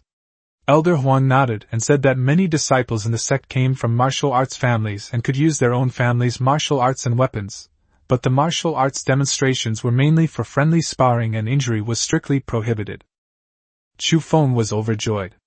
Since he could use other martial arts and weapons, he had to find a way to get a good spear today. But he was distracted for a moment, and brushed past Wang Yan. Wang Yan angrily turned around and smacked him on the head. By the time Chu Feng turned back, she was already far away. Huang Chong also glared at him coldly and scolded him for not hurrying up and going to do his work with the elders. Chu Feng outwardly clasped his hands in agreement, but turned away and muttered under his breath, calling Huang Chong an idiot, a donkey, and a dead fish. Yen Li, who was in his sea of consciousness, saw this clearly and said in an ambiguous tone that the woman was most likely bewitched by him. As Chu Feng hoisted the stones to build the arena, he sneered, saying that even the most beautiful demon emperor could not shake his resolve to cultivate immortality, let alone a mere mortal girl. Yen Li snorted coldly, calling him glib. Chu Feng, however, knew very well that Wang Yan couldn't cultivate. If he were to reach the Qi condensation realm in the future, the two would be from different worlds.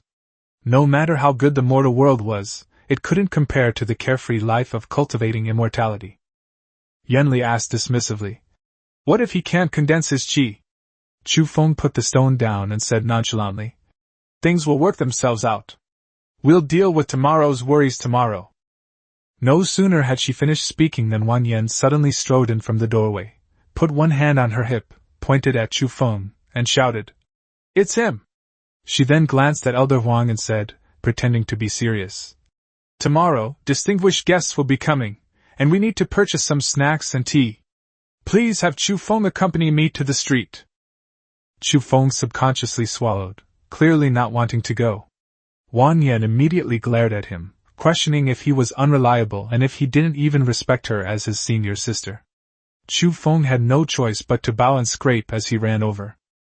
Yenli laughed in her mind's eye, saying that if she guessed correctly, Wan Yen would probably confess her feelings to him today, and even if she didn't say it outright, she would give him some gifts. Chu Feng was taken aback. Seeing Wan Yen's bulging sleeves, he guessed that something was hidden inside. He really couldn't understand how she could have fallen for him after only knowing him for a few days.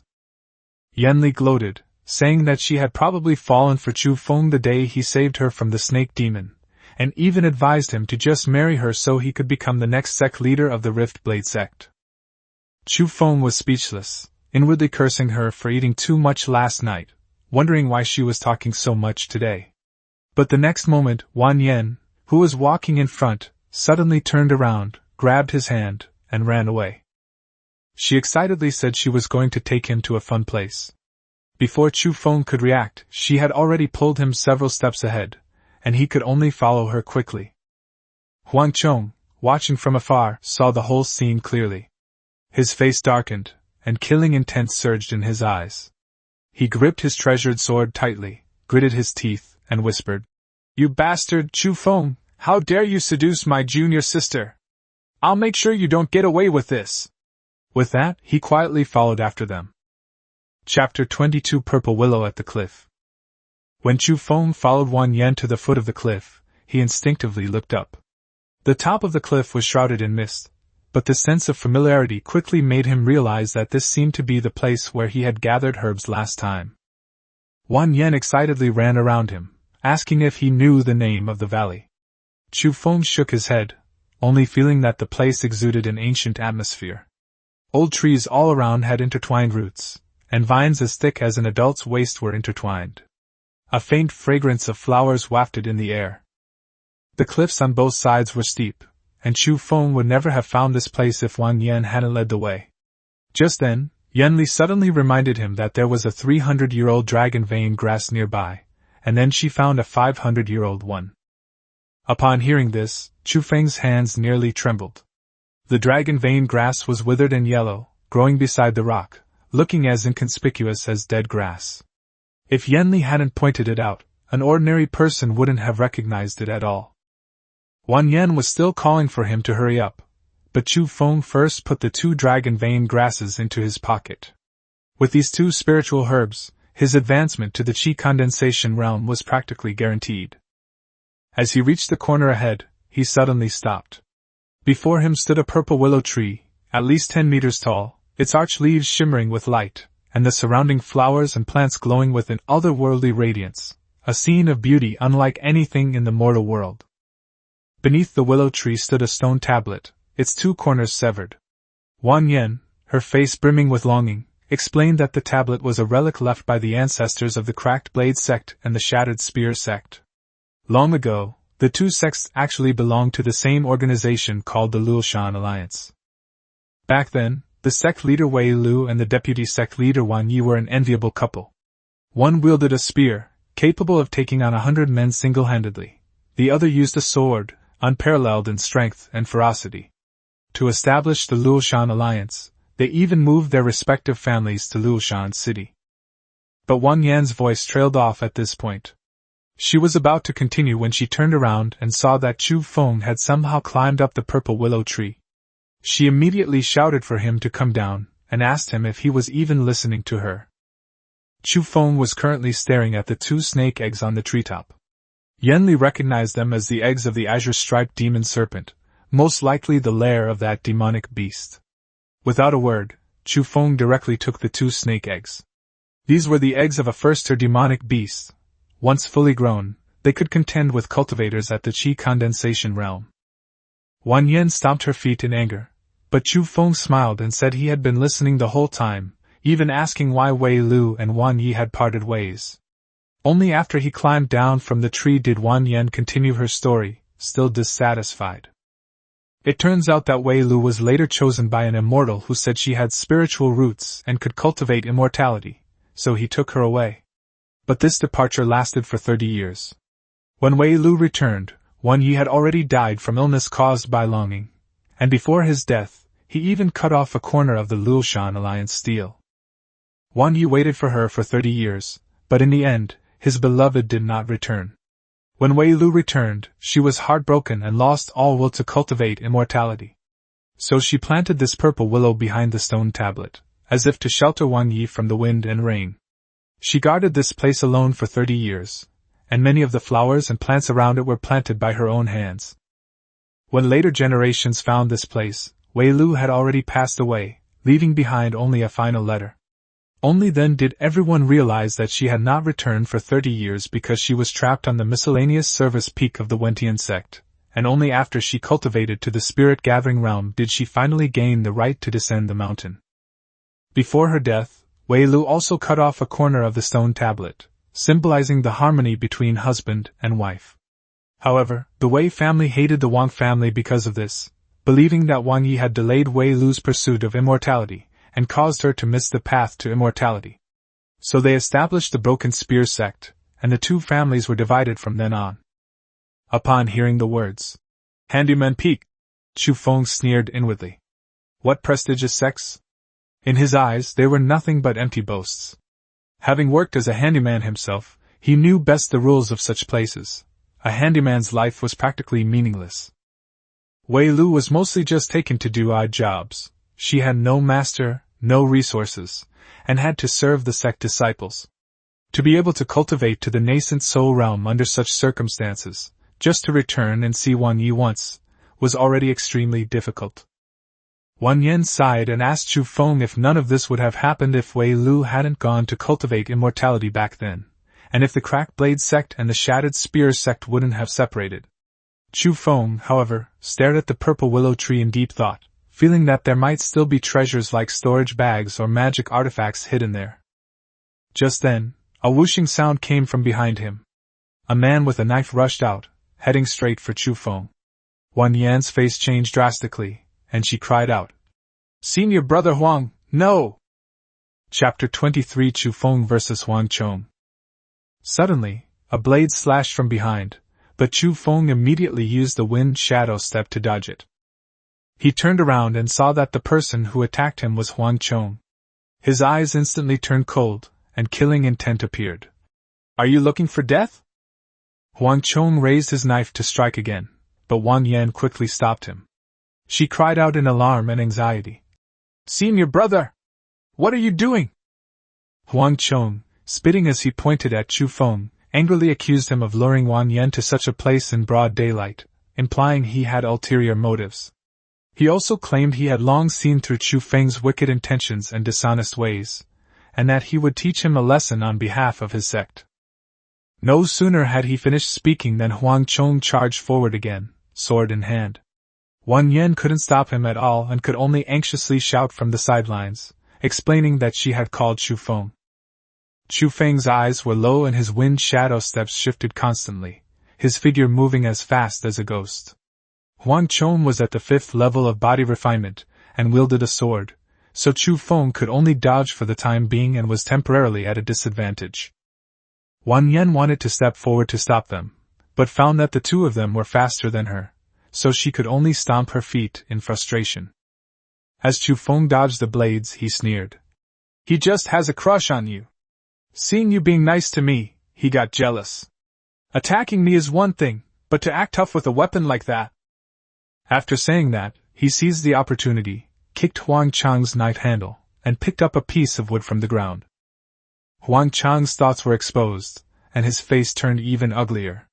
He angrily rebuked Chu Feng for not knowing his place and for being like a spy sent by another faction. Chu Feng, too lazy to listen to any more nonsense, thrust his staff forward.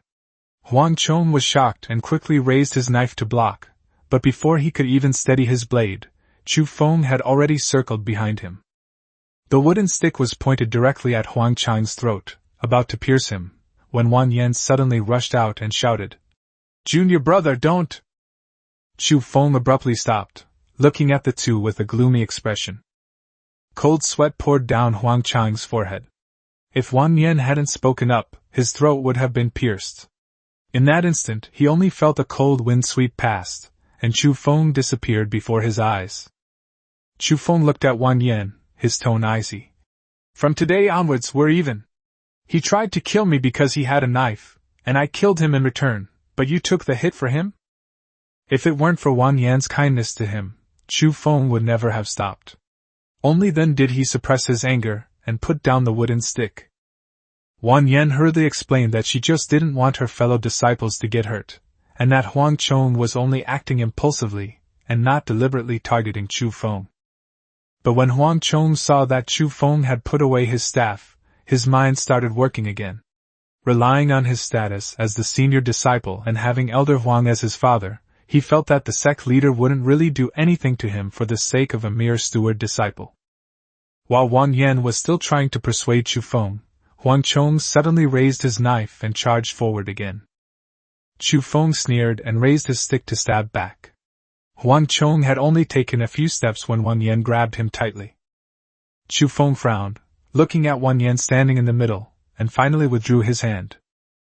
Huang Chong, however, became enraged and shouted for Wang Yan to let him go, saying that he would teach Chu Feng a lesson on behalf of his master, and even accused Chu Feng of making indecent advances towards her.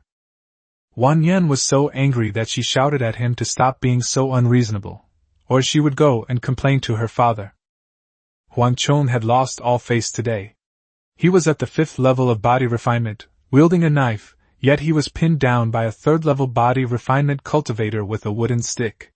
When he looked at Chu Feng, his eyes almost blazed with fire, but he dared not actually attack. He verbally berated Chu Feng for being hypocritical and told him not to hide behind women. But as Chu Feng approached step by step, Huang Chong instinctively shut his mouth. He knew in his heart that he was no match for Chu Feng. His attempt to act tough just now was merely to save face in front of Wang Yan.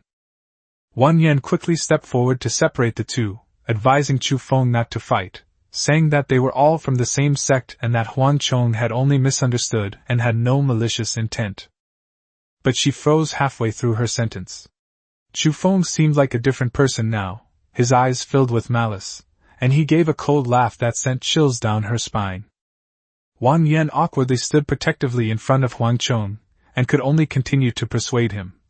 "Junior brother, don't get agitated. We're fellow disciples, can't we discuss things? Senior brother, quickly apologize to junior brother." Chu Feng was increasingly speechless. Wang Yan was too naive, she couldn't see through Huang Chong at all. Seeing Chu Feng approach step by step with the wooden stick in his hand, Huang Chong finally chickened out. Cold sweat broke out on his forehead again, and he said in a low voice, "Junior brother, we've been fellow disciples." Chu Feng didn't stop. He had been tolerating Huang Chong for a long time. Now that he had the meridian opening pill and the cultivation technique, and Yanli was willing to teach him, staying in the Rift Blade sect was no longer of much meaning to him. The only advantage is that the sect can conceal his identity, and prevent him from being targeted by chi-refining realm martial artists outside. Just then, Yanli's voice rang in his mind, tinged with amusement, advising him not to act impulsively. Killing Huang Chong was indeed satisfying, but if Elder Huang complained to the sect leader, the entire sect would come after him, a mere 3rd-level body refinement cultivator. Where could he possibly escape to? Yanli reminded him that the wind shadow step couldn't be used continuously yet, and running away might not be enough to escape. It would be better to play it safe and make a deal with the other party first. She added that this place could inhabit first her demonic beasts, and was covered with spiritual herbs, so there must be treasures hidden nearby. Right now, the most important thing is cultivation. We shouldn't let momentary killing intent ruin the overall situation. Chu Feng pursed his lips, knowing Yanli was right. If they were to attract the entire sect's pursuit, it would indeed be troublesome. It was better to hold back for now, find the treasures here first, and hide to improve his strength. At this moment, Wang Yan also helped Huang Chong up. After all, the two had grown up together since childhood, and their bond as fellow disciples remained. She explained again that she had asked Chu Feng to come today. Chu Feng had risked his life to save her on the mountaintop that day, and she simply wanted to express her gratitude properly. Huang Chong dared not argue back, nor did he dare look at Chu Feng. That look in Chu Feng's eyes just now was terrifying. He knew Chu Feng truly wanted to kill him. Just as the atmosphere became tense, Chu Feng walked over carrying a wooden stick, a wicked smile suddenly appearing on his face. "Senior brother Huang, How about we make a deal? Chapter 24 Wei Lu's Storage Bag. After Huang Chong came to his senses, his previous arrogance had completely vanished. He looked at Chu Feng, growing increasingly alarmed. That strange footwork, that swift and ruthless attack, was nothing like that of an ordinary martial artist. It resembled some kind of celestial spear technique. He then recalled what his junior sister had said. On the day they gathered herbs in the back mountain, Chu Feng fought against a demonic snake to save her, a snake that even the 9th-level body refinement sect leader Wang couldn't defeat. Huang Chong stared at the white-haired youth before him, his heart skipping a beat. White hair and a youthful face, could this be the immortal the Wei family had mentioned? He quickly clasped his hands in a fist salute, his tone softening instantly. Junior brother, please don't be angry. I was confused for a moment. Several months ago, a spy infiltrated the Rift Blade sect, and I couldn't find out who it was. I also noticed that junior sister's behavior had been strange these past few days, and she even brought you to this ruin today, so I misunderstood. Upon hearing this, Wan Yan's cheeks flushed red, and she said in embarrassment and anger, Senior brother, what nonsense are you talking about? Who can't sleep at night? After saying that, she turned around and ran away. But after running a few steps, she feared the two would start fighting again, so she had to turn back. Looking at the white-haired boy under the willow tree, her heart was in turmoil again, and she could only lower her head to tidy her braids, her face flushing even more. Huang Chong finally understood. It wasn't Chu Feng who was pestering his junior sister. It was clearly his junior sister who had feelings for him. Chu Feng also saw through it, but he lowered his eyes and didn't look at her. Instead, he said to Huang Chong, I won't tell anyone about our fight today. But from now on, I don't want to be a menial servant anymore. Huang Chong immediately clasped his hands in a fist salute. With your skills, brother, you will surely catch our master's eye at tomorrow's sect martial arts competition and become a leading disciple. Wang can also lend a hand then. Chu Feng shook his head. He had no interest in being a disciple of the sect leader, and only wanted to focus on his cultivation. So he said directly, What I mean is, I won't be returning to the sect often in the future. If anyone asks, just say I'm doing sect missions, and I'll come back to visit occasionally. Huang Chong pondered for a moment, unable to discern whether Chu Feng was avoiding trouble or going into seclusion, so he suggested, Why don't you participate in the martial arts competition tomorrow and first obtain the status of a disciple of the leader? Then I'll have my father arrange a travel mission for you, saying that you're going out to find martial arts secrets for the sect. This way, you can be away for more than 3 months, during which time you can return to the sect to collect travel expenses and supplies. Chu Feng stroked his chin thoughtfully. This was indeed a good idea. It could both conceal their presence and provide cover for their identity, as members of the Rift Blade sect. As long as they didn't reveal that they were hiding in the back mountain, they could succeed. He clasped his hands slightly and said, Then I, your junior brother, will accept the offer without hesitation. Rest assured, senior brother, I will not reveal what happened today. If anyone asks, just say that I am being modest. Huang Chong was overjoyed and said repeatedly, Brother, you are so kind and righteous, I admire you greatly. The three then returned to their sect. As soon as Chu Feng got back, he slipped away again, this time taking several cultivation manuals from his bedroom, as well as bed sheets, straw mats, pots and pans, and other items. Seeing his reaction, Yan Li's eyes flickered slightly, and she gently reminded him, You handled things fairly well today. In the future, when you encounter matters of killing, you must think twice. Killing is not the goal. Seeking momentary relief often comes at a price. If you want to achieve great things, you must be able to assess the situation, be patient and maneuver, and be quick-witted and steady. She added, Take a detour to the back mountain, and don't let anyone see you.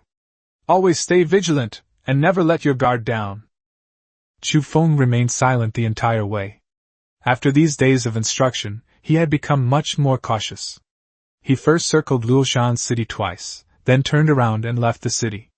Only after confirming that no one was following him did he return to the purple divine willow tree.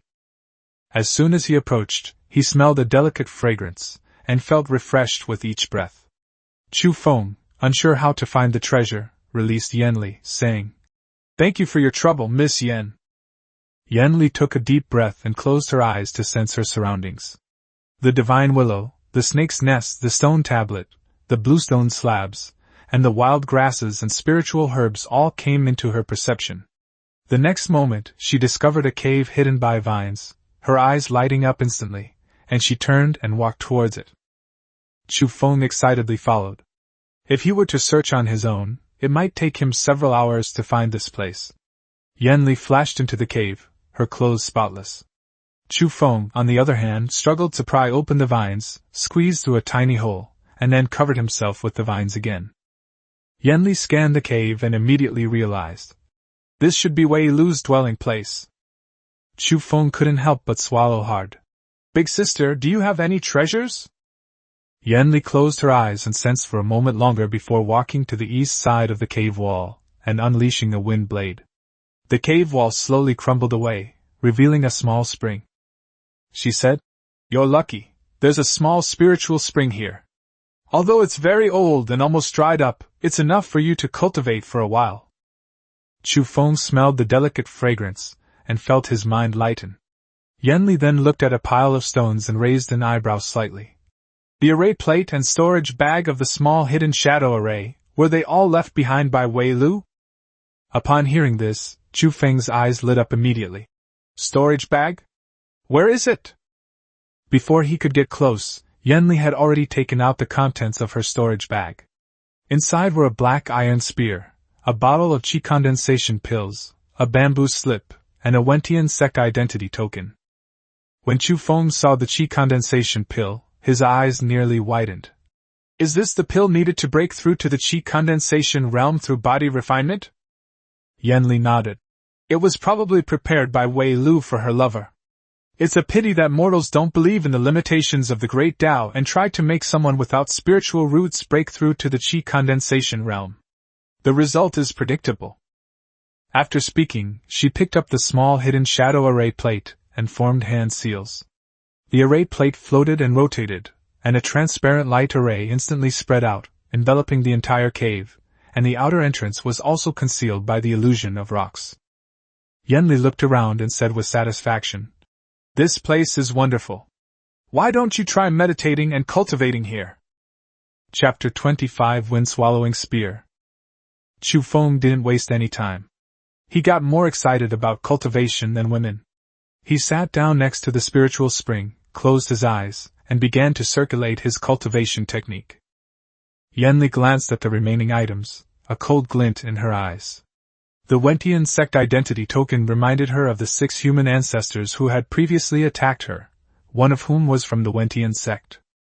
The Xuanjian Sect, along with the Xuanjian Sect, the Spirit Beast Valley, the Jiqiao Pavilion, the Xingho Sect, and the Qintian Gate, are known as the 6 righteous sects of the Tianwu continent. Yanli suppressed her anger, put away the Wei Lu token, and then picked up the bamboo slips and glanced at them. It was a low-grade defensive magic artifact, a jade slip. Next to it was a black iron spear, also a low-grade magic artifact, called the Willow Leaf Spear, with Wei Lu's name engraved on it. The storage bag contained only this much stuff, not even a single spirit stone. It was truly pathetic. Yanli guessed that Wei Lu had probably just left his sect when he came here. She glanced at Chu Feng, who was cultivating, and took the 2 blue-patterned demon snake eggs from his arms, placing them into the spiritual spring. She then checked the hidden shadow array to confirm that it was functioning correctly. With this formation providing cover, unless a cultivator at the nascent soul realm arrives in person, ordinary people simply cannot discover this place. The only problem right now is that willow leaf spear. Chu Feng desperately needed a suitable weapon, but if he took out this spear directly, the Broken Spears sect would definitely recognize it. Yanli thought for a moment, and decided to personally modify the magic weapon for him. Refining weapons requires not only refined iron and demonic beast materials, but also inner fire. The willow leaf spear was already a finished product. As long as its spirit was rekindled and its runes modified, it could be transformed into a new magical artifact. A bluish-green flame ignited in her palm, and the spear slowly swirled in the air. Every time she forged a weapon, she would think of her deceased mother. Her mother had once been a top weapon forging master in the demon realm, but now everything was in the past. Yanli calmed her mind and gradually channeled the surrounding wind elemental spiritual energy into the spear. Forging is merely shaping, while refining is about fusing spiritual energy with the weapon, giving it true power. Time passed slowly. Chu Feng cultivated by the spiritual spring for 2 hours and felt much lighter. He had also refined about half of the medicinal power of the meridian opening pill. If he could cultivate here for a few more days, his cultivation level would definitely increase further. When he opened his eyes, Yanli was already meditating beside him, with a bottle of pure heart pills next to her. Chu Feng thought to himself, it seems I'll have to ask Miss Shindan for some more pills later. Just then, the black iron spear stuck in the ground caught his eye.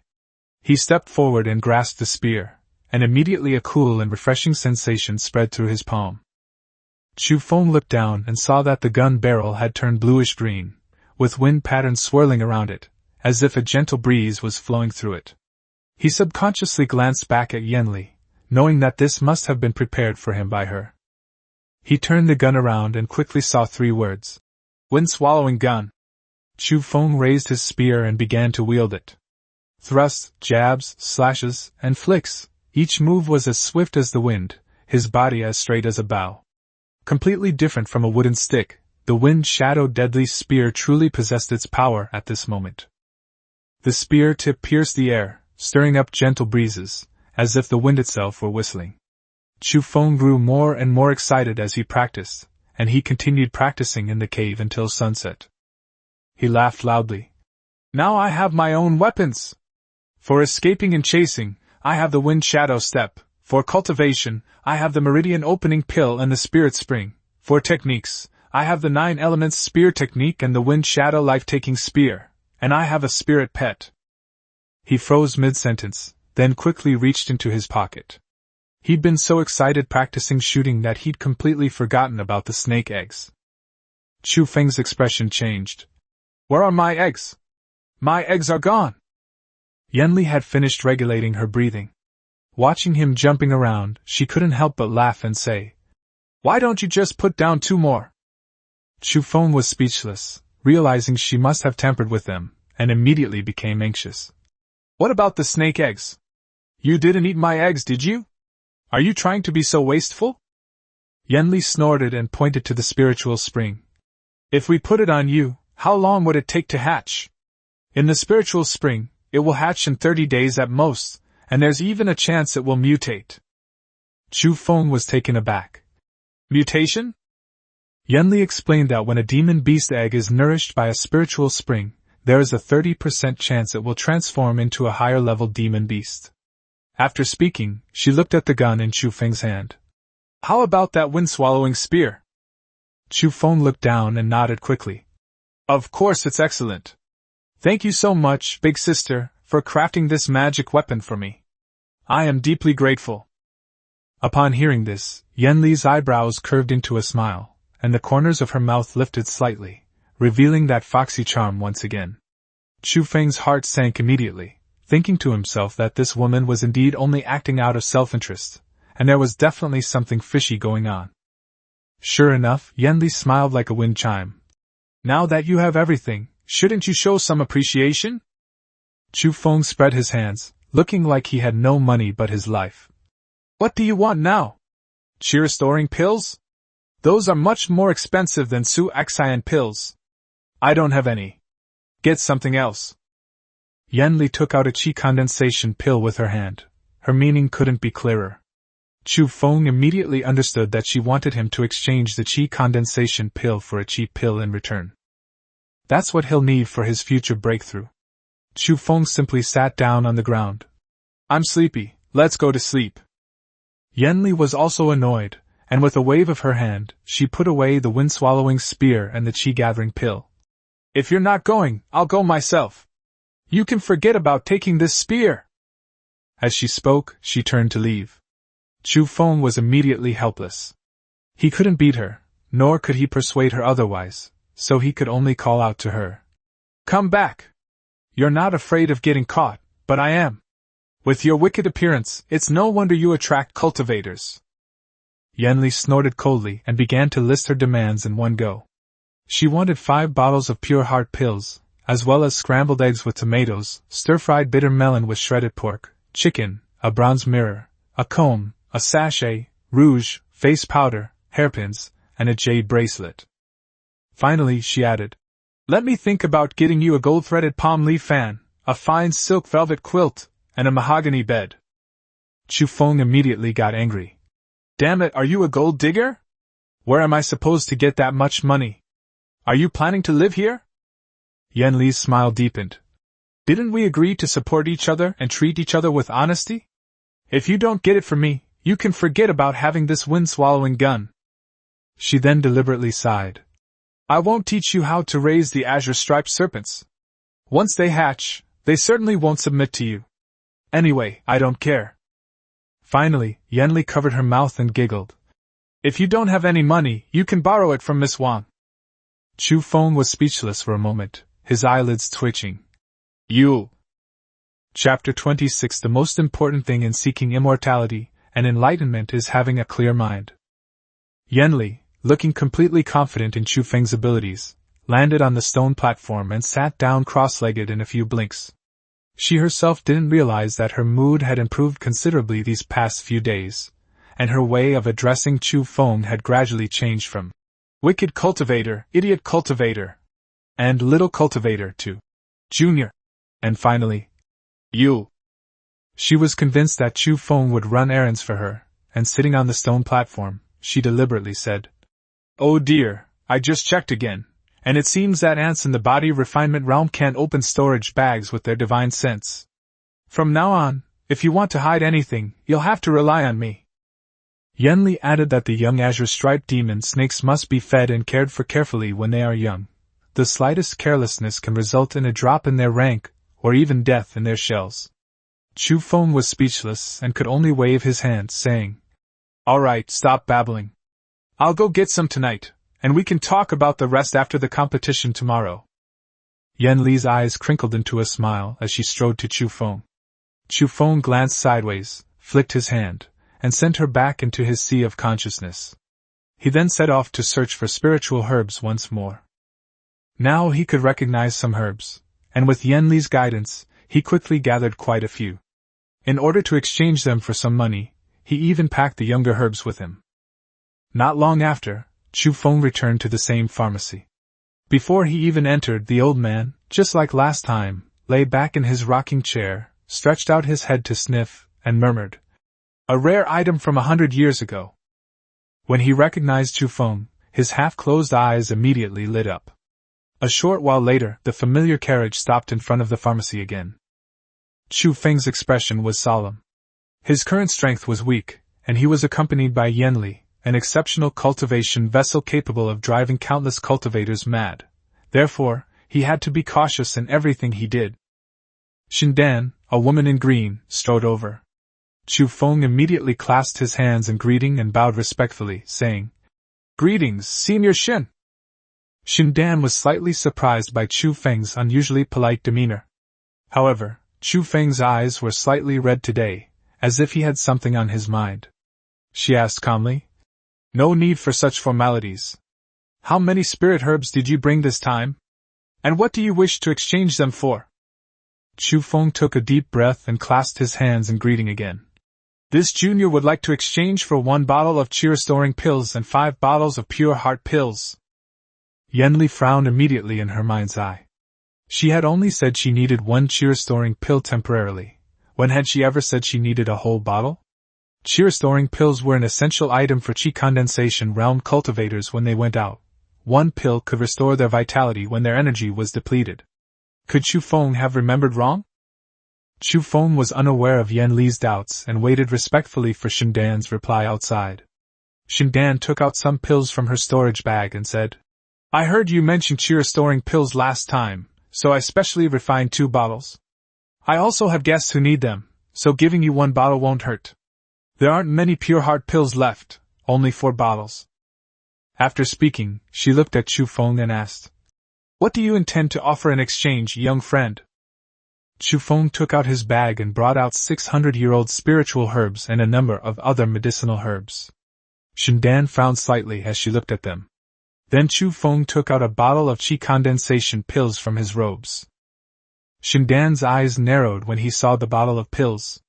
After a moment, he said, "Young friend, these can probably only be exchanged for 4 bottles of pure heart pills and 1 qi returning pill. Qi condensing pills are useless to cultivators of my level. Please forgive me." Chu Feng was stunned. 1 bottle of qi condensation pills can only be exchanged for 1 pill? He then realized that Xuanjian was already at the 9th level of qi condensation, so she naturally didn't need the qi condensation pill. This pill was only useful for those breaking through from the body refining realm to the qi condensation realm, and in the other party's eyes, it was indeed worthless. He had nothing of value left, and the dragon vein grass was his most prized possession, so he absolutely couldn't touch it. Looking at the spiritual herbs on the table, Chu Feng felt somewhat embarrassed and prepared to take them back. Xuanjian suddenly spoke up. "Wait. Let's leave it at that for now. If you find any good spiritual herbs next time, remember to come and give them to me." She looked at Chu Feng, then at the bottle of qi condensation pills, her expression complex. "Among us cultivators, there aren't many with your magnanimity, young friend. Do you know how attractive qi condensation pills are to body refinement realm cultivators?" Xuanjian pushed both the heart-cleansing pill and the qi-returning pill in front of Chu Feng. Chu Feng shrank back, somewhat puzzled. "Senior, what is this?" Xuanjian chuckled softly, but her voice carried a hint of disappointment. "Young friend, perhaps you are searching for medicine for the one you love?" Chu Feng chuckled awkwardly twice, offering no explanation. Xuanjian walked to the window, looked at the bright moon in the sky, and said in a low voice, "If this bottle of qi condensation pills were placed in Xuanjian City, it would probably cause another bloodbath. Countless body refinement realm cultivators would fight tooth and nail for a single qi condensation pill, and there would even be rivers of blood." She turned to look at Chu Feng. "You, a cultivator at the 3rd level of body refinement, are actually willing to give up the spiritual pill you used to break through your realm, just to seek medicine for someone else. I admire your loyalty and righteousness." Chu Feng listened, bewildered. He truly had no idea that this bottle of qi condensation pills was so precious in the eyes of a body refinement realm cultivator. For mortals who dream of becoming immortals, the qi condensation realm is the first hurdle. If they cannot draw qi into their bodies, they will be nothing but a pile of bones 100 years from now. Xuanjian recalled that when she was in the early stages of qi condensation, a young man had searched far and wide for medicine for her. However, he later turned away for a spirit-gathering pill. Since then, she had grown weary of the struggles and scheming in the cultivation world and began to study alchemy, opening this medicine shop in Xuanjian City. Looking at Chu Feng searching for medicine for others, she was momentarily dazed and sighed. "Young friend, you can take all these pills. I don't need the qi condensation pill." After saying that, she took away the spiritual herbs on the table, leaving only 6 bottles of pills. Chu Feng quickly clasped his hands in a fist and palm salute. "Senior, I will remember your great kindness. When I achieve success in my cultivation, I will definitely repay Senior Shin's great kindness and virtue." Xuanjian raised her eyebrows slightly and said in a gentle tone, "Young friend, remember this. The most important thing in seeking immortality is to have a clear mind. If you do things against your conscience, you will find it difficult to achieve anything in the future." She then added, "I need to leave for a while and will not return to Los Angeles for several months. Until we meet again." After Xuanjian finished speaking, she boarded her carriage and left. Chu Feng hurriedly stepped forward, clasped his hands in farewell, and said, "Thank you for bestowing the pill upon me, Senior. May you have a safe journey." Chapter 27 Rift Blade Sect Martial Arts Tournament. Xuanjian leaned against the corner of the carriage, looking at Chu Feng, who was seeing her off with clasped hands behind her, and finally couldn't help but cover her face and shed tears. She still clutched a letter in her hand. Her former Taoist partner had died on the battlefield of the war between good and evil, and her journey was to collect the body of that unfaithful man. The carriage swayed and drove away, as if it were shaking her heart apart. Seeing that Chu Feng was still standing there seeing her off, Xuanjian pulled down the carriage curtain and left, never to return.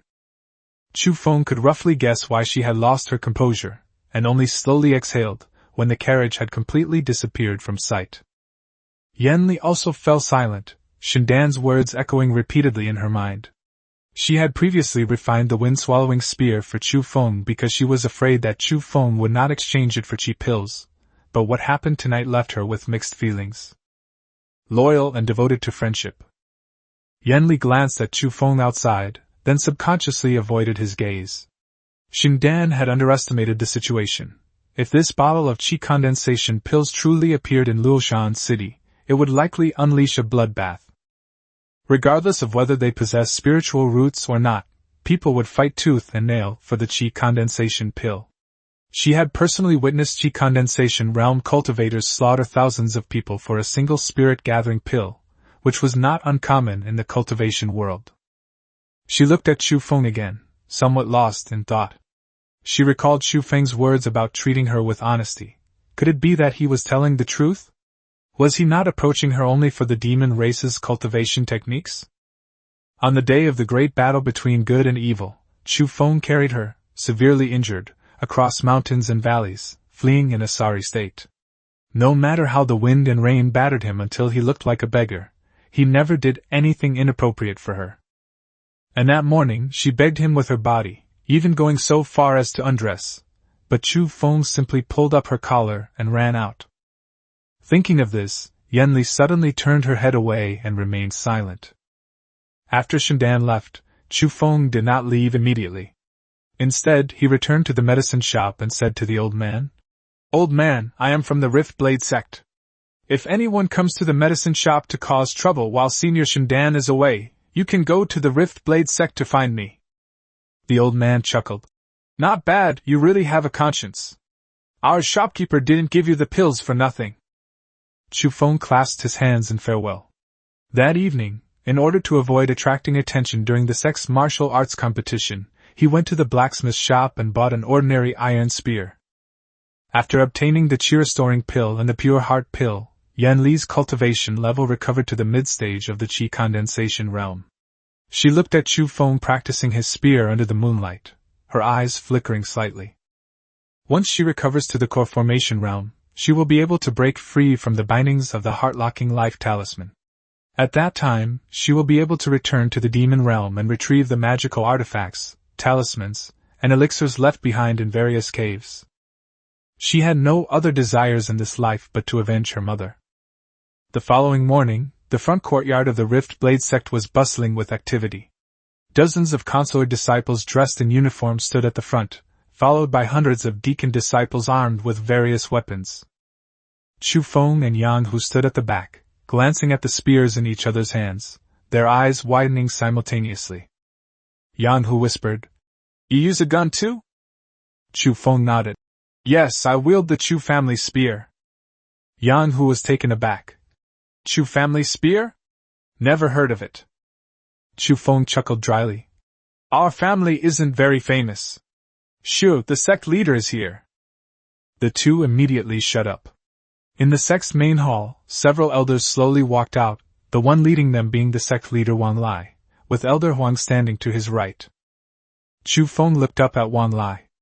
Unlike the sweet and kind-hearted Wang Yan, Wang Lai exuded a strong sense of Jianghu, the martial arts world, with a sharp face and eyes beneath his sword-like eyebrows that seemed to see through people's hearts, radiating an imposing aura.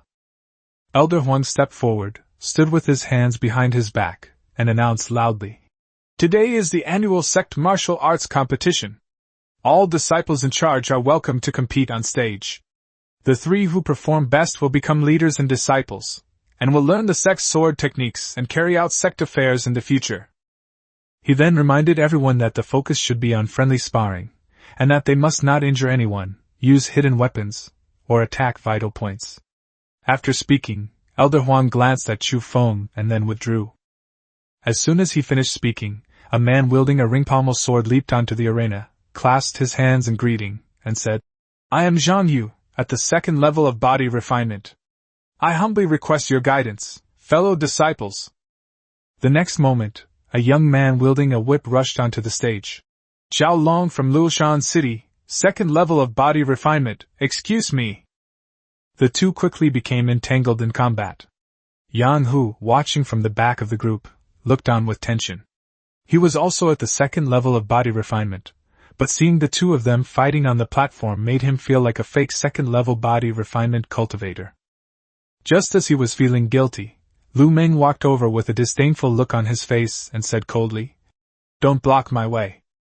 Upon seeing that it was Lu Meng, who had recently gained fame in the sect, Yang Hu instinctively shrank behind Chu Feng.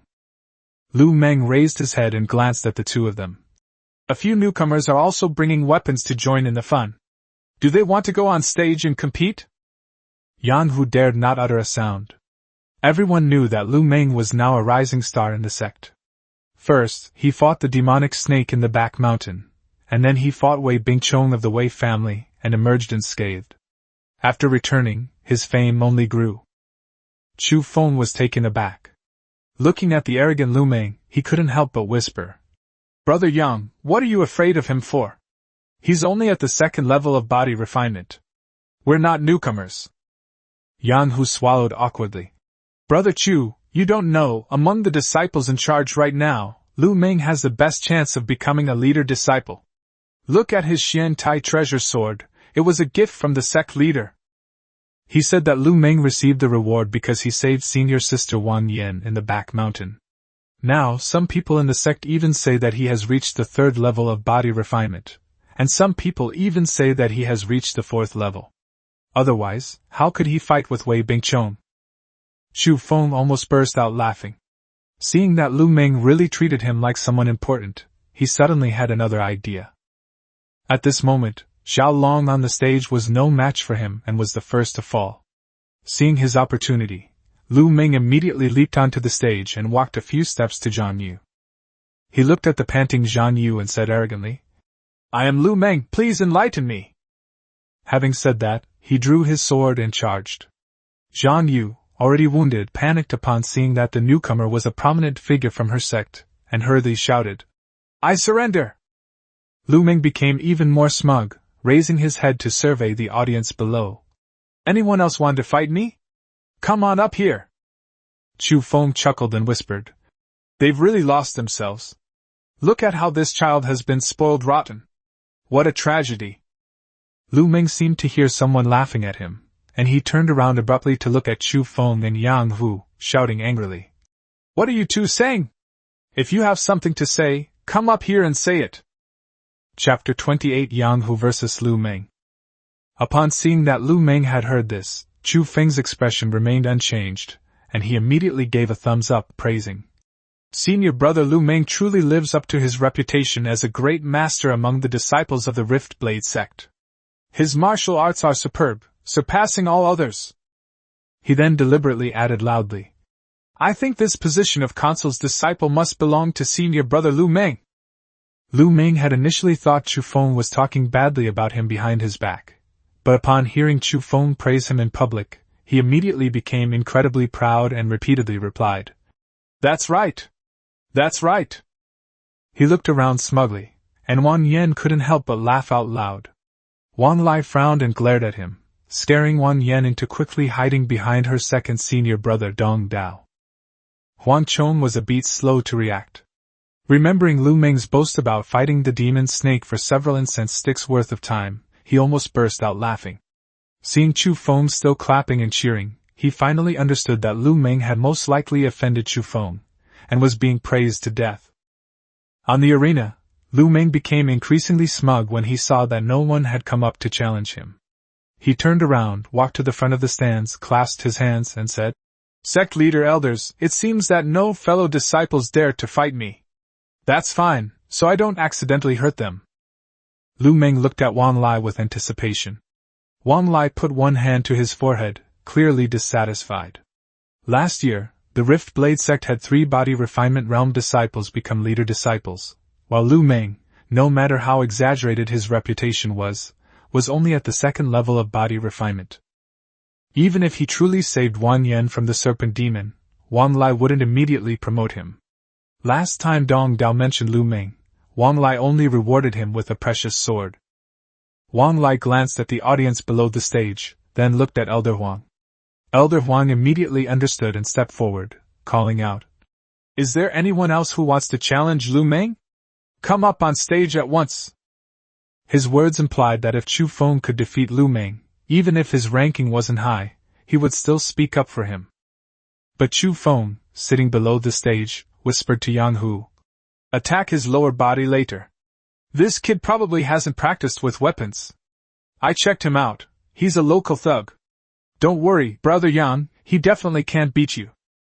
Yang Hu grew increasingly excited as he listened. He had long desired revenge.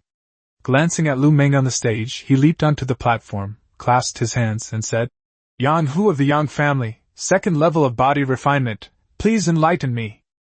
Lu Meng sneered. "Overestimating yourself.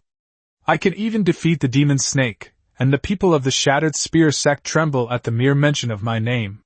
You, a mere disciple who has been here for less than a month, dare to act so bravely?" Yang Hu clasped his hands in a fist salute, and stepped back to his position. Elder Huang then shouted, "The martial arts competition begins!" Before Lu Meng could say anything more, Yang Hu's spear tip was already piercing his eyes. Lu Meng's pupils contracted, and he hurriedly raised his knife to defend himself. Following the moves taught by Chu Feng, Yang Hu roared and swung his spear straight at Lu Meng's upper body. Lu Meng hurriedly raised his knife, but before he could steady it, Yang Hu reversed his grip on the spear, spun around, and thrust the spear tip straight at Lu Meng's calf. The move was too fast. Lu Meng couldn't react at all. He had never practiced any decent moves, and he was so frightened that he collapsed to the ground, even dropping his knife. Just like last time, he was so scared that he peed his pants. Lu Meng thought his leg was about to be pierced, but when he saw the spearhead stop in front of his neck, cold sweat instantly broke out. He told lies for so long that he almost believed them himself. Living in a world of flattery these past few days, he truly believed he was a master, until reality confronted him, and he realized his mistake. Just then, Chu Feng shouted from below the stage, "Senior brother Lu Meng must have slipped. Who cleaned this stage? Why isn't it clean? Look what happened to our senior brother Lu Meng." He continued to egg him on. "That doesn't count, let's go again. Our senior brother Lu can even defeat a demon snake." The surrounding disciples were buzzing with discussion. The lie had been repeated so many times that even bystanders began to believe it. Wan Yen, who was in the distance, was laughing so hard that tears were almost coming out of her eyes. She quietly came up behind Huang Chong and whispered, "Let Lu Meng surrender quickly. If we keep fighting, he'll be made a fool of by our junior brother." Huang Chong was about to speak when he saw Lu Meng stand up again. Holding his knife, he shouted shakily, "My foot slipped. How could I possibly lose to you? Let's go again." Yang Hu almost burst out laughing, reminding him, "Senior brother Lu, are you ready? Don't be reckless. Tell me what you're ready before I start." Lu Meng swallowed hard, looked at the crowd below the stage, and steeling himself, raised his sword and shouted, "Come and fight!" Whoosh dash. Yang Hu thrust his spear forward, and Lu Meng swung his knife in response. Yang Hu raised his spear again, aiming for Lu Meng's head. Lu Meng instinctively tried to block, but as soon as he raised his knife, he realized, this must be a feint, the real target is his lower body. Thinking of this, Lu Meng snorted coldly and directly blocked the attack downwards with his knife. The next instant Yang Hu's spear struck Lu Meng hard on the right cheek. The force was great, and the angle was tricky, knocking Lu Meng off the stage. The entire audience erupted in uproar. Yang Hu quickly clasped his hands in greeting and said, "You flatter me." Wang Lai on the stands nodded. "Not bad, the young man from the Yang family does have some skill." Lu Meng, sitting in the audience, truly cried this time. Watching everyone cheer for Yang Hu, he could only slink away, his Tao heart instantly damaged. Afterwards, Yang Hu defeated 3 more people in succession. His confidence soared after defeating Lu Meng, and he fought with increasing ferocity. It wasn't until he encountered a disciple at the 3rd level of body refinement that he was finally defeated. However, his performance has already been noticed by all the elders. Yang Hu was still unwilling when he stepped down, his hands still trembling. Chu Feng smiled slightly. "Well done, brother, now it's my turn." As soon as Chu Feng stepped onto the stage, Wan Yan and Huang Chong clenched their fists simultaneously. Huang Chong had spent the entire night thinking about it, inwardly cursing himself for being foolish. If Chu Feng was truly an immortal, and if he could accept his junior sister, it would undoubtedly be a great blessing for her. Huang Chong had romantic feelings for Wan Yan, as well as brotherly and sisterly feelings. After all, he had watched her grow up, and these feelings were complex and hard to describe. On the arena, Chu Feng clasped his hands in a gesture of respect. "Chu Feng, please enlighten me." The man opposite him clasped his hands in greeting and said, "I am Ma Sandao of the Ma family. Please come in." Chapter 29 The Shattered Spear Sect is coming to challenge us. The two started fighting as soon as they finished speaking. Ma Sandao launched a fierce attack, unleashing 3 swift and ruthless strikes, clearly demonstrating his training in proper swordsmanship. Coupled with his third-level body refinement strength, he immediately caught Wan Lai's attention. Wan Lai was skilled with a knife, so when he saw the young disciple who knew how to use a knife, he naturally took a few more glances at him, and was secretly pleased. Body refinement level 3, and a good knife user, not bad. The two fought on the stage for half an incense stick's time, but still couldn't determine a winner. Only then did Wan Lai notice Chu Feng holding the iron spear beside him, and his eyes narrowed slightly. Another body refinement level 3? No, he's probably close to level 4. When Wan Lai asked about Chu Feng's background, Elder Huang quickly stepped forward to reply, saying that Chu Feng was recruited by Wang Yan in Luoshan Stream, and that according to his son, this boy was only at the first level of body refinement before. Upon hearing this, Wan Lai's expression changed drastically. When he looked at Chu Feng again, he had already discerned something. Chu Feng was clearly hiding his true strength and hadn't shown his full power at all. The speed at which this young man progressed from the first to the third level of body refinement in such a short time made Wan Lai wonder. Could this young man be a disciple of a celestial being descended to the mortal realm for training? He had heard that some cultivators' offspring could reach the 7th or 8th level of chi refining at the age of 6, and some were so talented that they could advance from the first level of body refining to the 9th level in a year. As for ordinary people, it would take them 20 years to reach the 9th level of body refining to be considered genius. As for the 10th to 13th levels of body refinement, only immortals have the opportunity to reach them. To embark on the path of cultivation, one must open one's meridians and possess spiritual roots. The final 4 levels are the key for mortals to defy fate. Thinking of this, Wan Lai looked at Chu Feng with a different gaze, and then called Wan Yan over. Wan Yan ran to his side, pouting, and asked, "Daddy, did you call me?" Wan Lai looked at Chu Feng, who had just won on the stage, and asked in a low voice, "Young friend, did you recruit him?" Wan Yan's eyes crinkled with pride as she said, "Of course. My daughter has been working tirelessly to recruit talented individuals for the Rift Blade sect." Wan Lai frowned and scolded her, telling her to speak properly. Wan Yan, however, didn't take it to heart and instead playfully reminded him, "I recruited this junior brother, so you have to reward me." Wan Lai stroked his beard, watching Chu Feng defeat yet another opponent, his eyes filled with even greater admiration. This young man knows when to advance and retreat, possesses talent, and knows how to conceal his abilities. If Yenna were to become close to him. When Wan Lai thought about how the Wei family of the Broken Spear sect had always used old stories to mock the Wan family, saying that the Wan family had hindered the Wei family's pursuit of immortality, he had an idea. He immediately said, "Yenna, you go down first. After the martial arts demonstration, call this young friend over. I have something to discuss with him." Wan Yan blinked, half coquettish and half serious. "If father doesn't make him a disciple of the leader, I won't stand for it.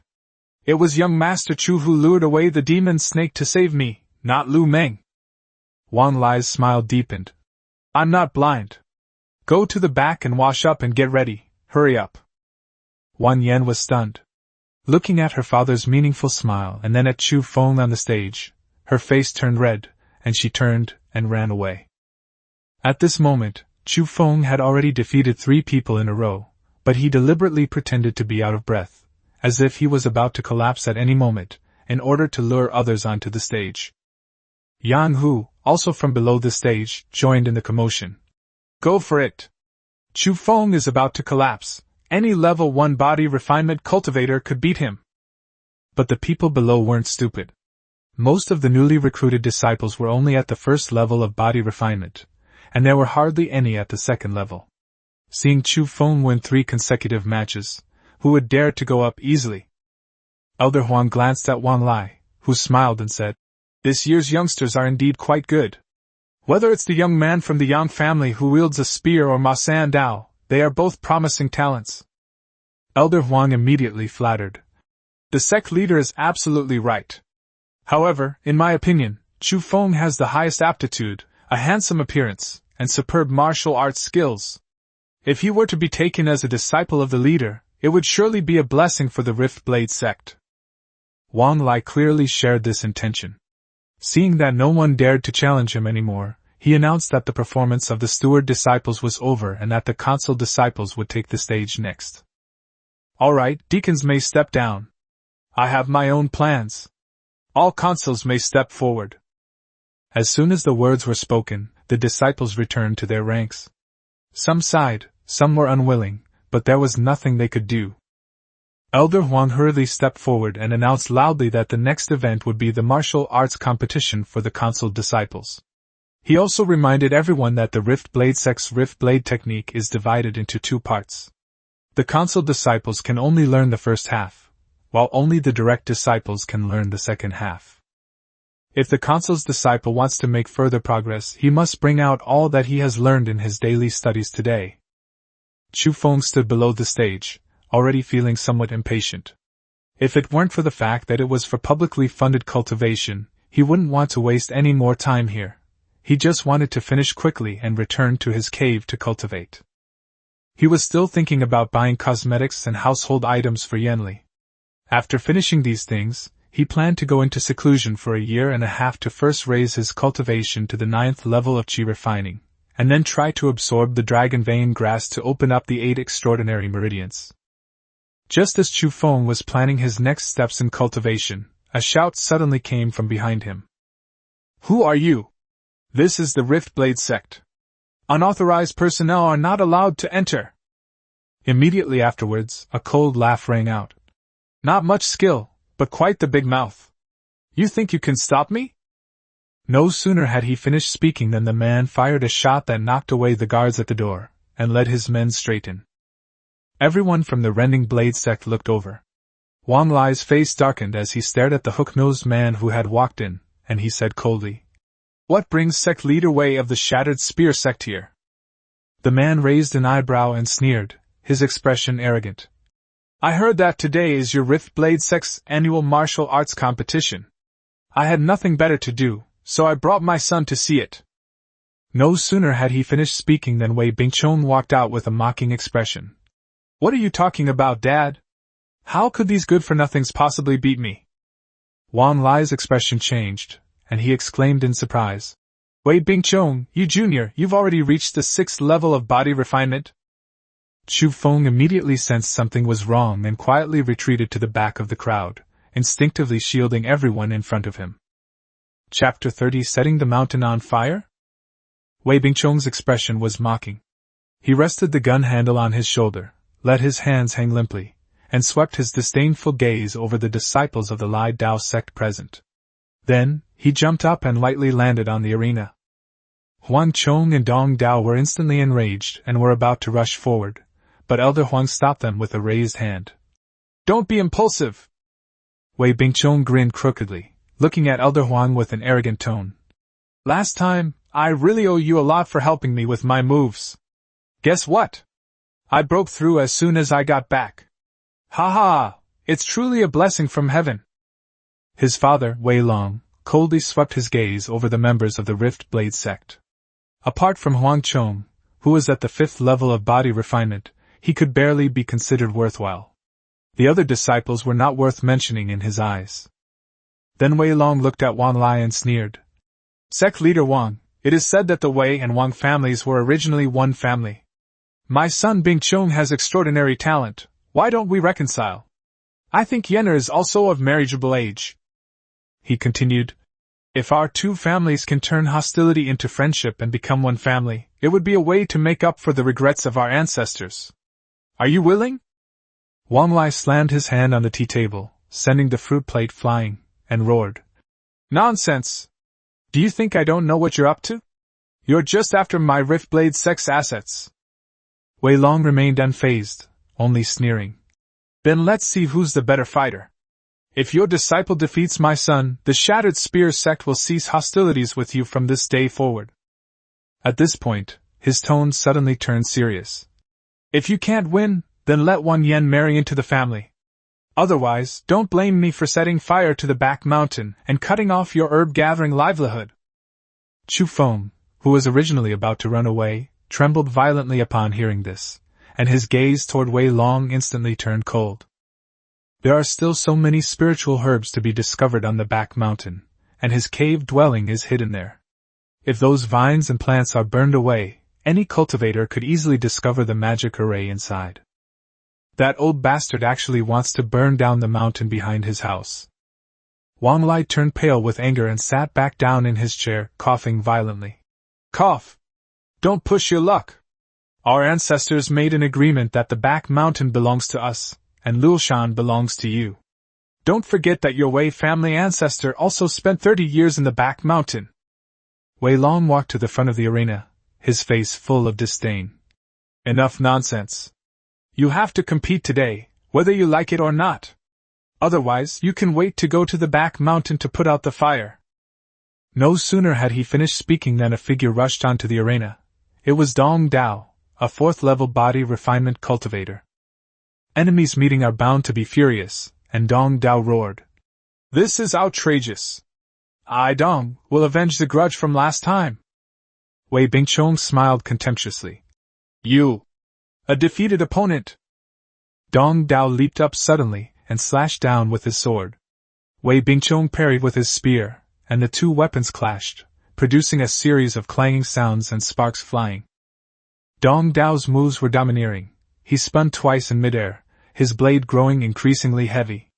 But Wei Bingchong remained completely at ease, a cold smile playing on his lips. He scoffed.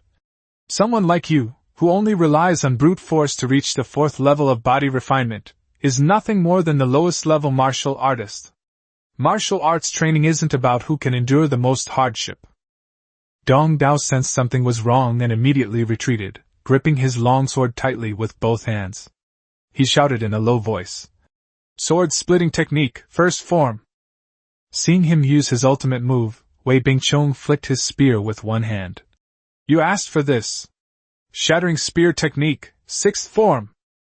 As soon as he finished speaking, a faint blue light appeared on the tip of the spear, and the entire spear seemed as if it might explode at any moment. Huang Chong, sitting below the stage, instantly sensed the danger and hurriedly shouted. Dong Dao, you can't fight him head-on! But the next second Dong Dao's shoulder was pierced by the spear tip. Everyone's expression changed drastically. No one even saw how Wei Bingchong made his move. In less than 3 exchanges Dong Dao, the second-ranked disciple of the Riftblade Sect, was defeated. Huang Chong knew in his heart that he was no match for Wei Bingchong. Wei Bingchong, who was already at the 5th level of body refinement, was stronger than him, and now that he had mastered the 6 forms of Shattering Spear, he had even less chance of winning. He instinctively looked towards Chu Feng at the back of the group. Of all the disciples, perhaps only Chu Feng could win. Before Huang Chong could even call for help, Wei Bingchong had already pointed his gun at him and said coldly, Huang Chong, what are you looking at? Are you scared? Huang Chong swallowed hard, suppressing his fear, and sneered. Me afraid of someone like you? After saying that, he leaped onto the ring. At the same time, Elder Huang quietly came up behind Chu Feng and whispered, Young friend, the sect leader has something to tell you. Chu Feng glanced at Wang Lai coughing up blood in the opposite stands, then turned around in confusion. Elder Huang, what are your orders? Elder Huang lowered his voice and said expectantly, The sect leader said that if you can help the Riftblade Sect win this battle, he is willing to give you 100 taels of gold and the complete manual of the Riftblade technique. How much? Gold? Chu Feng's expression changed on the spot. Yanli watched from the side, speechless. This guy was more excited about money than about cultivation techniques. Elder Huang quickly added, 100 taels of gold is equivalent to 1,000 taels of silver, which is equivalent to 2 years' worth of monthly allowance for a disciple. There's also the complete manual of our sect's splitting blade technique, even though Huang Chong only learned the first half. Chu Feng swallowed hard, feeling that the offer was too generous. He looked at Huang Chong on the stage, who was gradually losing his grip, and stroked his chin in deep thought. Yanli whispered a reminder. Wan Lai is at the 9th level of body refinement, so he must have seen through your abilities. With so many people around, don't use the wind shadow step later. Just use the wind shadow life-taking spear, and you'll have a 40% chance of winning. She paused, then added, in secular sects, only one type of person can obtain the complete cultivation technique. Having said that, Chu Feng understood. Wan Lai probably intends to hand over Wan Yan and the splitting blade technique to him, as long as he can win. Chu Feng only felt friendship towards Wan Yan and didn't want to get involved in these worldly disputes. After today, he would go into seclusion to cultivate diligently. However, I definitely need the money, so I don't waste time trying to make money later. Thinking of this, Chu Feng clasped his hands and said, Elder Huang, I cannot accept a reward without merit. If you really give me the splitting blade technique, my fellow disciples will certainly be dissatisfied. How about this, if I can win this battle, please let the sect leader grant me 100 taels of gold, as a way to repay the sect's kindness in nurturing me. Just then, Wei Bingchong on the stage suddenly shouted and swept his spear, knocking the precious sword out of Huang Chang's hand. The outcome is decided. But Wei Bingchong clearly had no intention of stopping. He thrust out his spear again, heading straight for Huang Chong. Huang Chang's expression changed drastically, and the tip of his spear arrived in the blink of an eye. Choke dash! Just at the critical moment, another iron spear appeared out of nowhere and blocked the attack, thus saving Huang Chong from certain death. Wei Bingchong glared angrily and shouted sharply, Who goes there? Chu Feng stood on the stage, gun in hand, and sneered. I've seen shameless people, but I've never seen anyone as shameless as this. Chapter 31 Wind Shadow Deadly Spear vs Shattering Spear Technique. Wei Bingchong's right hand went numb after being struck by Chu Feng's spear, and he was immediately startled. Wei Long also noticed something was wrong. The speed of Chu Feng's attack was no slower than Wei Bingchong's, and the way he used the spear was somewhat similar to that of the Shattered Spear Sect. Chu Feng dismissed Huang Chong and glared coldly at Wei Bingchong. If you win, you'll let senior sister Wang marry him, but if you lose, all you'll do is stop causing trouble in the future. You even threatened to burn down the medicine garden if you didn't compete. Do you know how shameless you are? Upon hearing this, Wei Long flew into a rage, cursing Chu Feng for being unworthy to mention the patriarch's name, and raised his foot to step onto the stage. Wan Lai snorted coldly, took 2 steps forward to meet him, and the two instantly clashed. Wei Long, mindful of the presence of several elders from the Rift Blade sect, dared not linger too long, and thinking that Wan Lai didn't have many years left to live, coldly withdrew his attack. On the stage, Chu Feng continued his sarcasm. This competition is obviously unfair. It's not that we're afraid to compete, it's that you can't even come up with the stakes. You're too lazy to even lift a finger, not even a disciple of the deacon. What, is the Shattered Spear Sect so poor that it has no chips left? Wei Bingchong pointed his gun at him, angrily demanding his name. Chu Feng ignored him, only asking if he dared to place a bet. Wei Bingchong, enraged, sneered. If you can really beat me, I'll leave this gun here. Chu Feng gave him a disdainful look. In your eyes, is Miss Wang Yan only worth this broken gun of yours? You think 10 taels of silver is too much? How dare you? Wan Yan, who had just changed her clothes, heard this. The disciples below immediately started jeering, saying that the Broken Spear sect was poor yet dared to challenge them, and that they dared to use a mere spear as a wager. It was laughable. Wei Bingchong's face turned ugly, and he could only look at Wei Long. Wei Long roared angrily. Enough! If you can really beat my son, the Shattered Spear sect will have to pay 1,000 taels of gold. Now do you have anything to say? Having been in the workplace for many years, Chu Feng was the least likely to believe in empty promises, so he immediately asked someone to bring him paper and pen. Words are no proof, let's put it in writing. Wei Long's eyes darkened, his killing intent intensifying. Chu Feng, however, protected by Wang Lai and others, showed no fear and continued to mock him, saying that if he didn't dare to sign, he was lying, and that Wei Bingchong always brought his father with him when he fought, and wouldn't dare to come alone. Wei Bingchong was completely cornered and grabbed a pen to sign. Wei Long, seeing this, wanted to back out and question Chu Feng, asking who he was and why he should sign with him. Wang Lai directly said, I agree.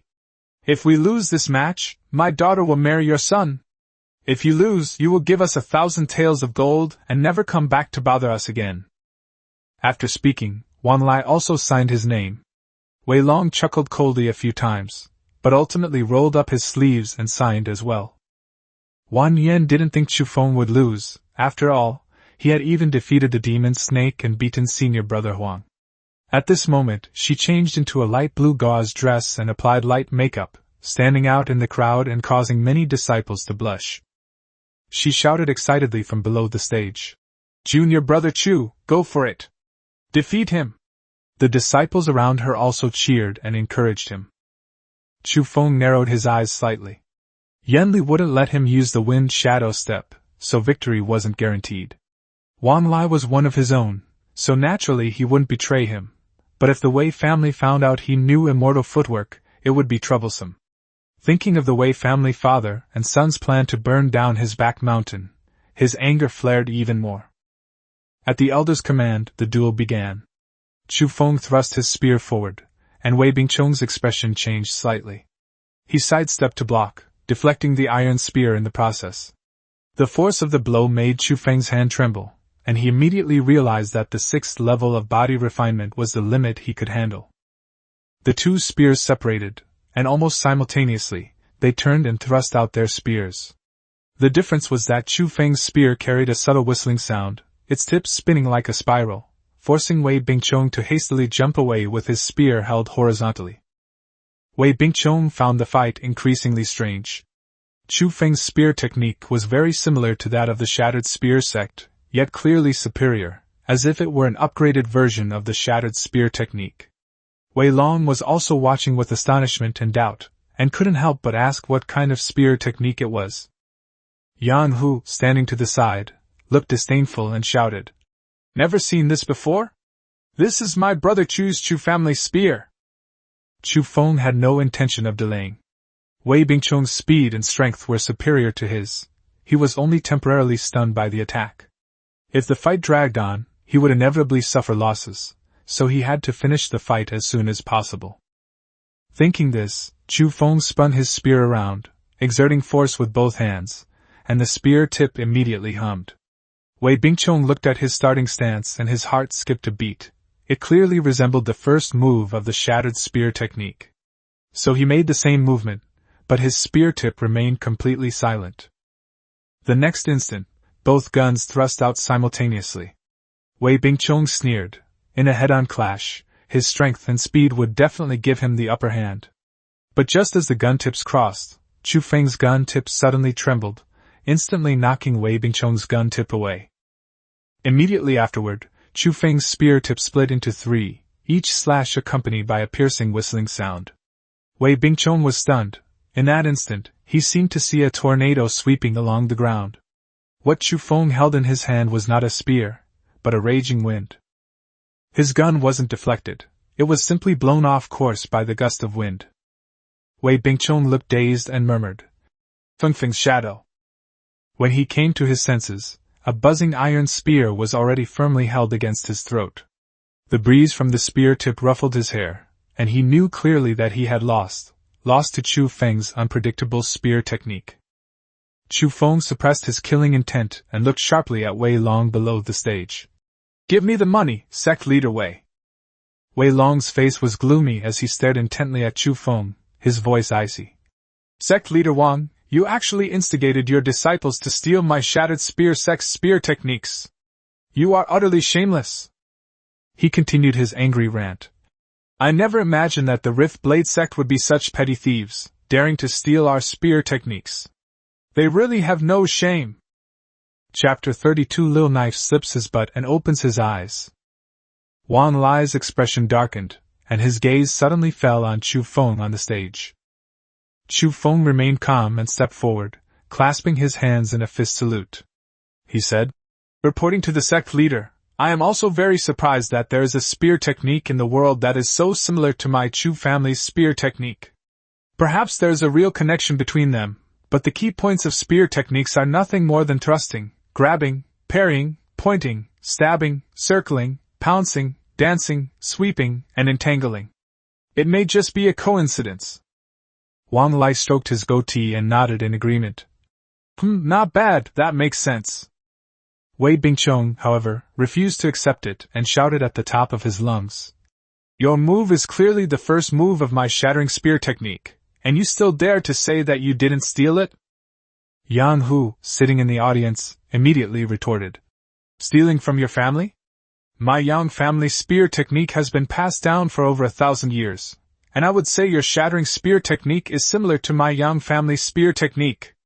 When you were recruiting people, you had someone at the 4th level of body refinement fight me, and if they won, you said my Yang family spear technique was inferior. With such a narrow mind, I, Yang Hu, would rather starve to death than join the shattering spear sect." The disciples of the rending blade sect were immediately agitated and joined in the commotion. Some cursed the shattered spear sect for taking advantage of their numbers to cause trouble, some shouted for them to pay compensation, and some even directly demanded 1,000 taels of gold. Wei Long's face darkened, and he turned to leave. Wang Lai sneered.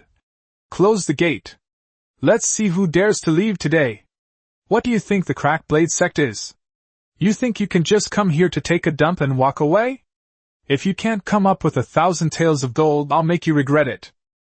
When Wei Bingchong saw the elders and disciples surrounding him, he panicked. Even if his father was at the 9th level of body refinement, he couldn't withstand so many people from the Rift Blade sect attacking him together. Wei Long suppressed his anger and said, "I will not carry 1,000 taels of gold with me. Please allow me to go back and get it." Chu Feng sneered. "Simple, leave your son here." Wei Long's eyes were practically spitting fire. "How could my shattered spear sect break its promises? Junior, don't provoke me any further." Chu Feng immediately clapped his hands and exclaimed, "Oh my, this is really a slippery little knife. Who exactly has been trying to cheat all along?" Huang Chong added fuel to the fire from below the stage.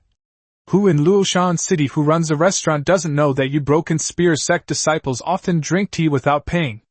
You can leave, but leave Wei Bingchong behind." Wei Bingchong turned pale with fright and grabbed Wei Long's arm, pleading, "Father, no! They're definitely going to hurt me." Chu Feng immediately retorted, "How could our Rift Blade sect be untrustworthy? Who doesn't know that our sect has always valued integrity?" Wang Lai laughed loudly. "That's right. I, Wang, guarantee with the honor of my sect that if you bring me 1,000 taels of gold before sunset, I will not touch a single hair on your son's head." Wei Long was speechless for a moment, and could only snort coldly and leave. Wei Bingchong was held down by several disciples, and cried out from behind with a mournful face, "Father, come back quickly! You only have me as your son, don't be confused." Seeing that Wei Long didn't turn around, he started howling again, his voice cracking. "Daddy! Ah!" Wei Long was so angry his face turned green. He turned around and yelled, "Shut up! Look at the pathetic thing you're doing!" As soon as Wei Long left, the entire Rift Blade sect erupted in cheers. All the disciples, both stewards and leaders, rushed onto the arena and lifted Chu Feng high into the air. "Brother Chu is truly impressive. That felt so good.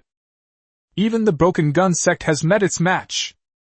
Some people were even shouting that Chu Feng would be the eldest brother from now on, but someone next to them immediately disagreed, saying that they and Chu Feng entered the sect on the same day, which was called fate. Chu Feng was left suspended in midair by the crowd, and could only smile awkwardly. He had only wanted to beat up Wei Bingchong, since that bear dared to burn his mountain, but he hadn't expected such a strong reaction from the sect. Wang Lai coughed twice, his face beaming with barely suppressed joy. "Chu Feng, come with me to the study for a chat. Elder Huang, continue the sect's martial arts demonstration, and keep an eye on that Wei family brat. Elder Huang nodded with a wicked smile, then glanced at Chu Feng again. Chu Feng was suddenly startled. Could it be that this old guy hadn't told the sect leader that he didn't want to marry Wang Yan? At this moment, Wang Lai added, Yenner, you should also come to the study with your father. Wang Yan finally snapped out of her daze. Looking at Chu Feng surrounded by his fellow disciples, her mind was filled with the memory of him risking his life to save her on the back mountain that day. From that moment on, her longing for him was etched into her bones, and now she couldn't bear to see anyone else. Wang Lai called out twice before she snapped back to reality. Wang Yan hurriedly lowered her head and followed, while Chu Feng sighed helplessly, knowing that the real battle had only just begun. Wang Lai walked along the bluestone path, turning back to look at Chu Feng. The more he looked, the more satisfied he became. You have delicate features, a handsome face, and good aptitude. How old are you, young friend?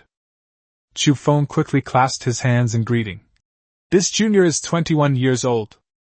Wang Lai narrowed his eyes, feeling even more satisfied. Apart from his slightly gray hair, this kid was almost flawless. He was already at the 3rd level of body refinement, and could surpass Wei Bingqiong.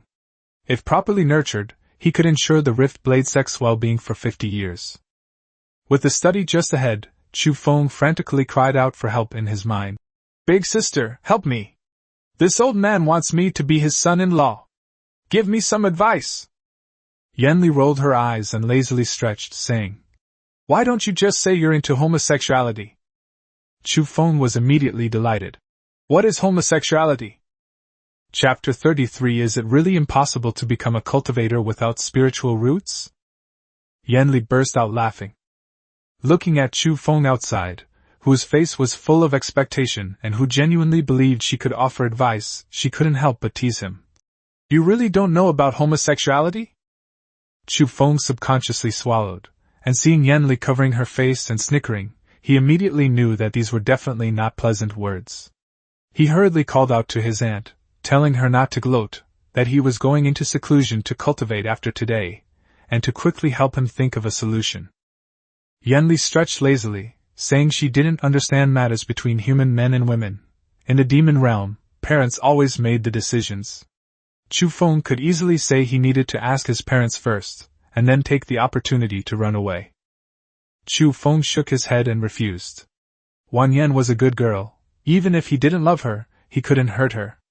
If he simply left, wouldn't he break her heart? Yanli reminded him irritably. Then just say you're already married. You're so good at lying to others, how come your brain turns to wood when it comes to matters of the heart? Chu Feng's eyes lit up immediately. That's right. So he steeled himself and went inside. As soon as he entered, the melodious sound of a zither drifted from behind the screen, as gentle as a spring breeze caressing water, so soothing that even he, a modern man, couldn't help but perk up his ears. He looked in the direction of the sound, and saw that it was Wang Yan playing the zither. His heart tightened, and he quickly looked away and turned to enter the inner hall of the study. Wang Lai was already waiting there, with a huge silver note on the table, which was exactly the agreed-upon 100 taels of gold. When Chu Feng saw the silver note, he almost couldn't suppress the smile on his face. He quickly took it, and bowed to express his gratitude. Wang Lai glanced at him twice, then looked at Wang Yan behind the screen and said, Today, Chu Feng defeated Wei Bingqiong for the Lai Dao sect. According to the previous agreement, from today onwards, he will be Wang Lai's son-in-law. He said he and Wang Yan would support each other in the future, and Wang Lai would do his best to cultivate them for the rest of his life. As he spoke, he took out the complete manual of the splitting blade technique and asked Chu Feng to study it carefully. Upon hearing this, Chu Feng immediately stood up, clasped his hands in a fist salute, and solemnly said, Sect leader, there may be some misunderstanding about this matter. I went on stage to compete only for the sake of the reputation of the Rift Blade sect, and I have already made that clear to Elder Huang. He took a deep breath and continued, To be honest, I am already married. I am grateful for the kindness of the sect leader and senior sister, but please rescind your decision regarding the marriage. As soon as he finished speaking, the music from behind the screen stopped abruptly, and Wan Lai's expression froze instantly. The atmosphere in the study seemed to be paused. Wan Lai's face darkened, his fingers gripping the armrests of his chair tightly as he asked in a cold voice. You mean, Elder Huang deliberately concealed this? Chu Feng remained unfazed, saying that perhaps his voice was too soft and Elder Huang hadn't heard him clearly. He already had a wife, and he was away from home. How could he abandon his wife and children for wealth and status? He would never do such a thing. But before he could finish speaking, Wan Yan suddenly stepped out from behind the screen and said urgently, Father, he's lying to you. She said with absolute certainty that Chu Feng was clearly just a beggar before, so where would he get a wife and children? This guy is very cunning. Even senior brother Huang and the others were completely fooled. Chu Feng knew things were going badly. Wan Yan stared at him, her expression a mixture of grievance and annoyance. Do you take me for a 3-year-old? My wife? Where is she? Wan Lai glared at Wan Yan first, then looked at Chu Feng, his tone clearly displeased. Young friend, do you perhaps look down on my yener? Chu Feng quickly shook his head, lowering it even further. He said he was extremely grateful to Wan Yan for the meal that saved him from his predicament, and for making an exception to allow a sickly person like him to enter the Riftblade sect. That's why he risked his life to save her in the back mountain. He had no ulterior motives whatsoever. He only went into battle today because the Broken Spear sect had gone too far, and he wanted to vent his anger for his sect. He had absolutely no intention of deceiving anyone. Upon hearing this, Wan Yan became even more anxious and rushed forward to grab Chu Feng's arm. You're lying! If you didn't like me, why did you risk your life to save me? That day you... Yener! Wan Lai shouted angrily, interrupting her. What kind of behavior is this, a young lady like you? Wan Yan's eyes instantly reddened, but she still refused to leave. She sat down in the chair behind her, picked up Chu Feng's tea and took a sip with a face full of resentment. Wan Lai sighed deeply, looking at Chu Feng, who had white hair and a youthful face, and said in a low voice, If what you say is true, young friend, then I think I understand. He didn't press Chu Feng about his background, only saying that he knew the rules. Judging from the abilities Chu Feng had displayed today, he was most likely the rumored descendant of an immortal. There is a difference between immortals and mortals.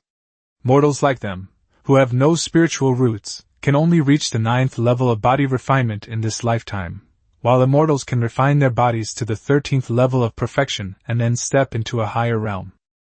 A mortal's life is but a few decades, but for a cultivator, it's merely a fleeting moment. The ancestral feud between the Cracked Blade sect and the Shattered Spear sect is the best example of this. As Wan Lai spoke, only helplessness remained in his eyes. Wan Yan was struck dumb, her body went limp, and she murmured, Immortal, you are an immortal! She recalled the speed with which Chu Feng had lured the demonic snake away that day, and tears fell before she could. If Chu Feng was truly an immortal, then perhaps he would still look like a young man when she grew old and her beauty faded. Unless she can also cultivate immortality, the two of them have no chance of ending up together. Chu Feng knew he couldn't hide it any longer, and his expression became somewhat embarrassed. He reiterated his promise that he would definitely help the Rift Blade sect if anyone were to harm it in the future. However, marriage was not a trivial matter, and he asked his master to rescind his decision. When Wan Lai heard him call him master twice in a row, he immediately understood what he meant. He remained silent for a moment, then finally waved his hand and sighed. So be it, it's all cause and effect. Since little immortal master has no intention of favoring my Rift Blade sect, let this cause and effect end here, for the best of both you and Yener. But Wan Yan suddenly stood up, her eyes brimming with tears, and grabbed Chu Feng, her voice trembling. Junior brother, is it really impossible to become a cultivator without spiritual roots? Chu Feng didn't dare to look up at her. He truly had never considered anything to do with Wan Yan. If he stayed here, he wouldn't be able to focus on his cultivation, and if Yan Li's enemies came looking for him, the entire Rift Blade sect would suffer.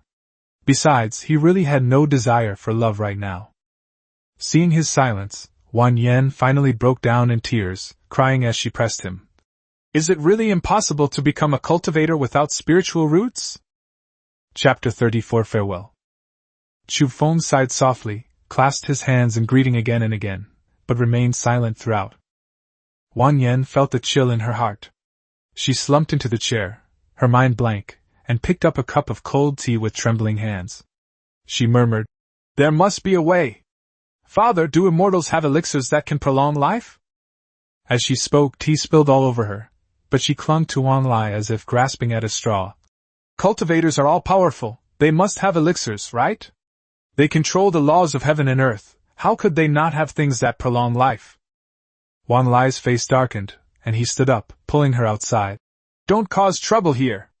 According to you, everyone can live forever? Daughter, mortals are just mortals. When you're too old to face him, it will be torture for both of you." Wan Yan cried and struggled. "No! Who says immortals and mortals can't love each other? I love him, and you can't make me marry someone else. Why? As the crying faded into the distance, Chu Feng could only sigh helplessly in his study. His actions were for the best for both of them. If they were truly together, it would only lead to disaster.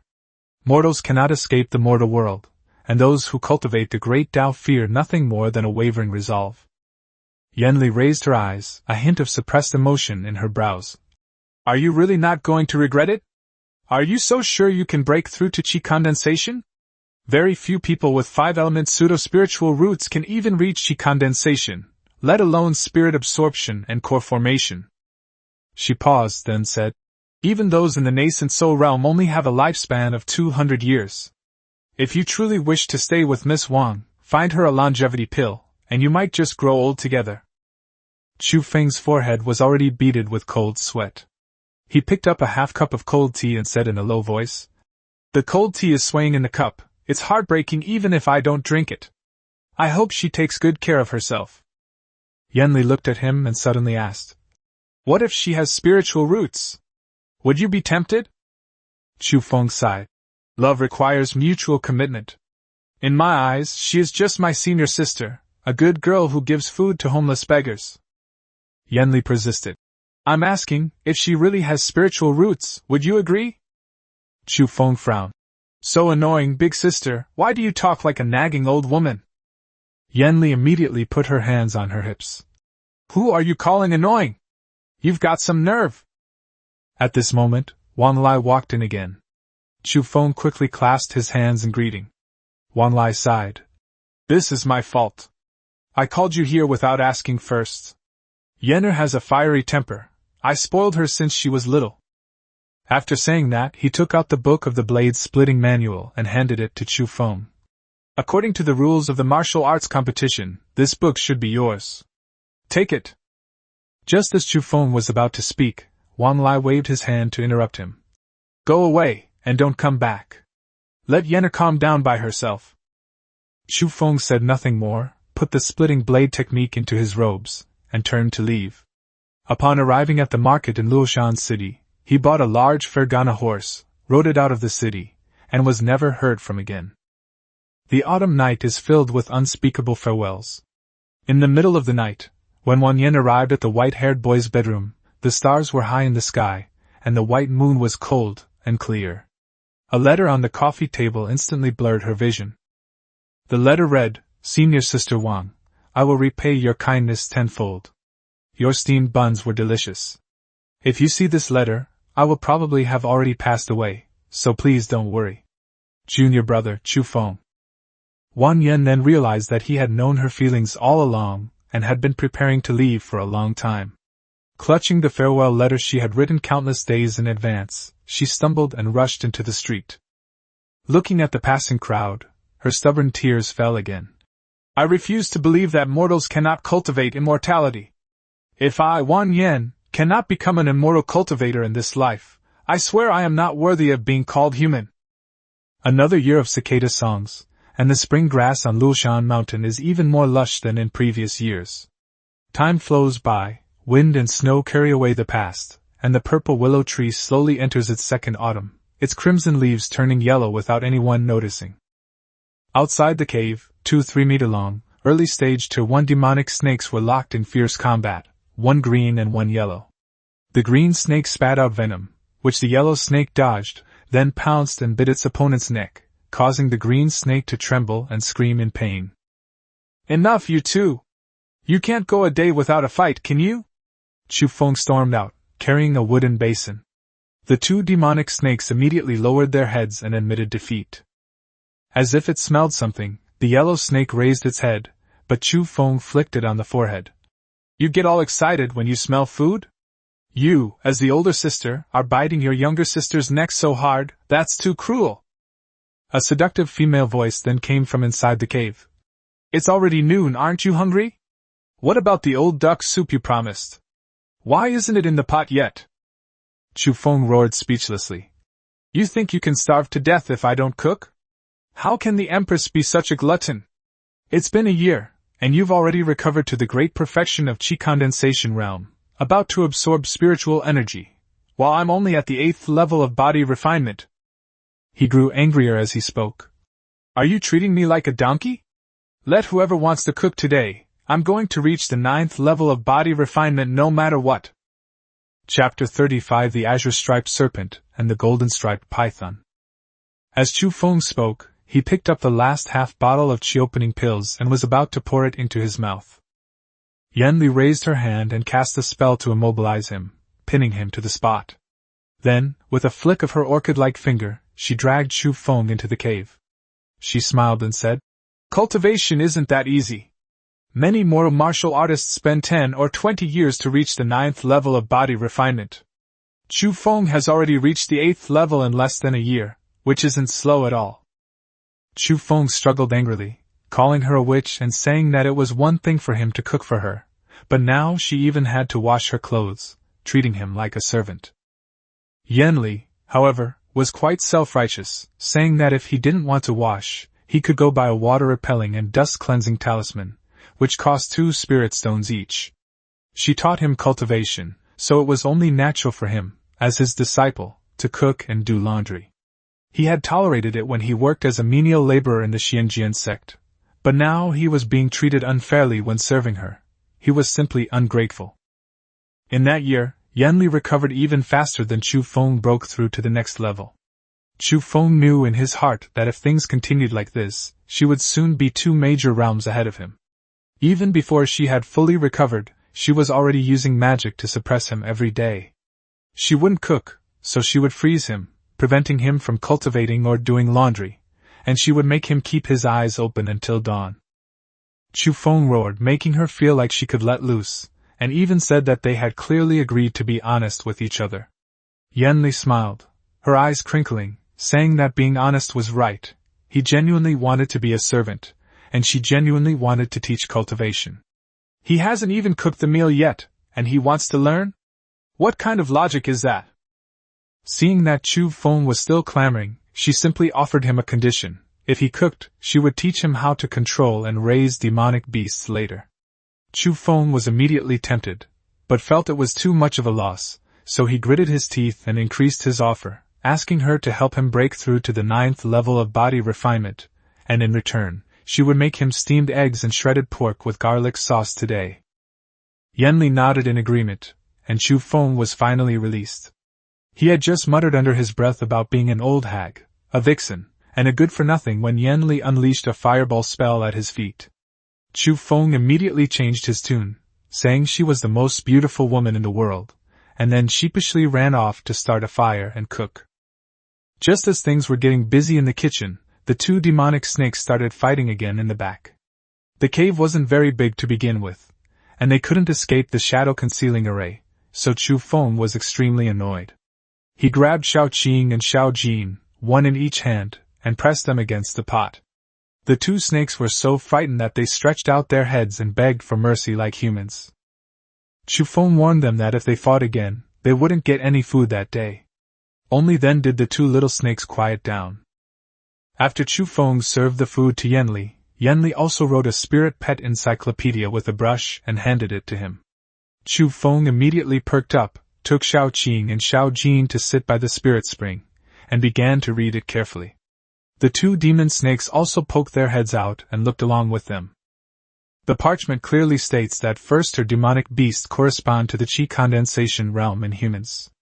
Second to fourth tiers correspond to the spirit-gathering realm, namely the early, middle, and late stages. Fifth to seventh tiers correspond to the core formation realm, where a demonic core will condense within the body. Eighth to 10th tiers correspond to the yuan condensation realm, where the beast can transform into human form, possesses a nascent soul, and has terrifying strength. Chu Feng's 2 demonic snakes are currently only at the early stage of the first rank and are not yet adults.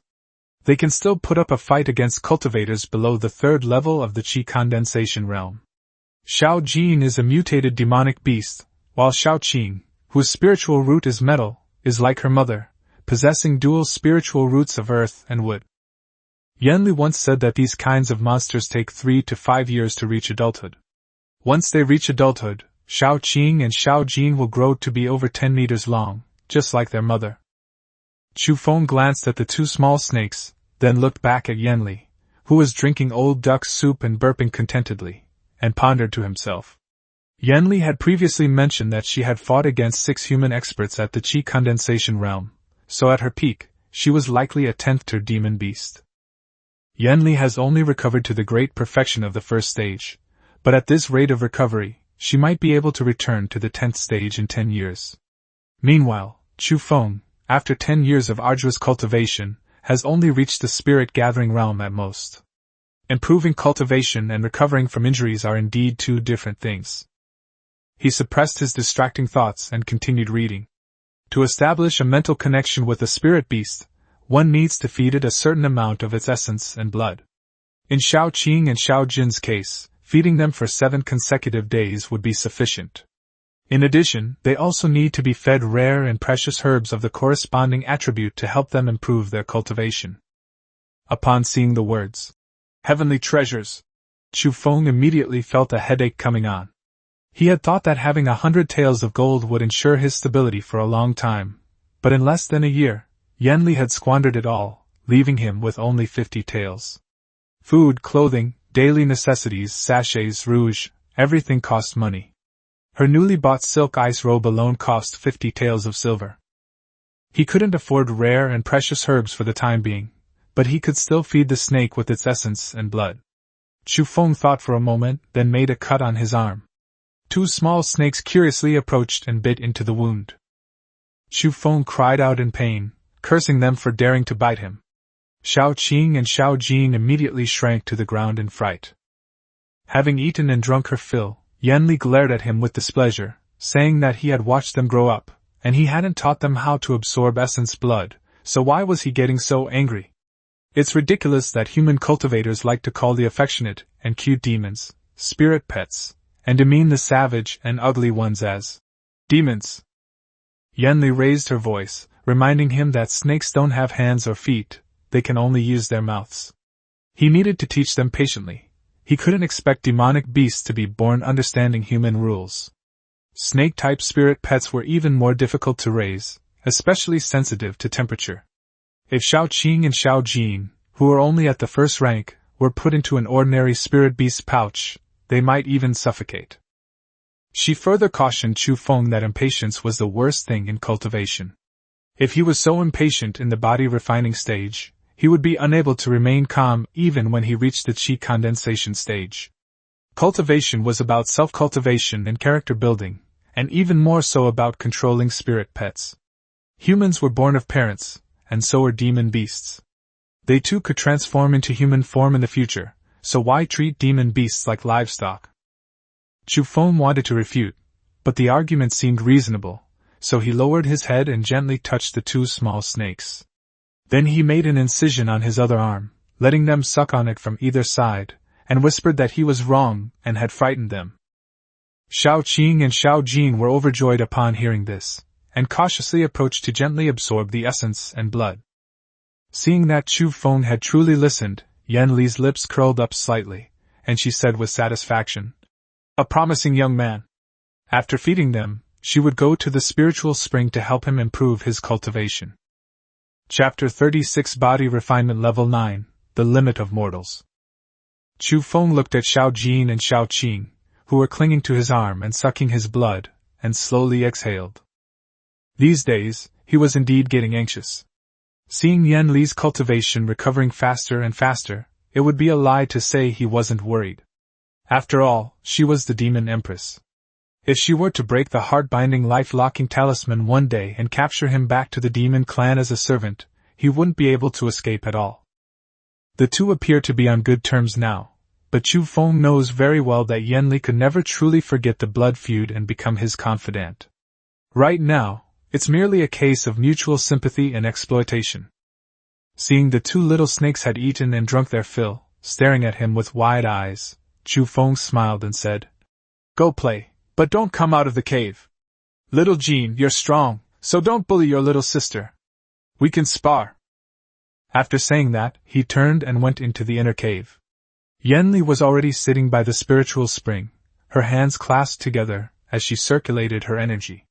Chu Feng sat down opposite her, and just as he was about to adjust his breathing, Yan Li said calmly, "Sit down next to me, take off your shirt, and I'll help you circulate your energy." Chu Feng was taken aback, then immediately felt embarrassed. "Take off your clothes?" Yan Li opened her eyes and looked at him. "Your aptitude is too poor. You can't fully absorb the power of the spiritual spring through your clothes." Chu Feng, who was usually quite assertive, suddenly felt awkward in this situation. Yan Li, too lazy to say anything more, simply pointed and ripped off his shirt. Chu Feng blushed and instinctively wanted to run away. Yan Li said coldly, "With your temperament you still want to cultivate immortality? If you encounter a bewitching illusion or a witch transforming into a stunning beauty in the future, you'll probably be reduced to ashes. I only helped you circulate your energy because I saw how hard you've been working lately. Don't be so coy." Chu Feng took a deep breath and had no choice but to sit down in front of her. Only then did he realize that Yan Li was also wearing only a thin veil of blue silk, and he immediately shrank his neck, not daring to look around.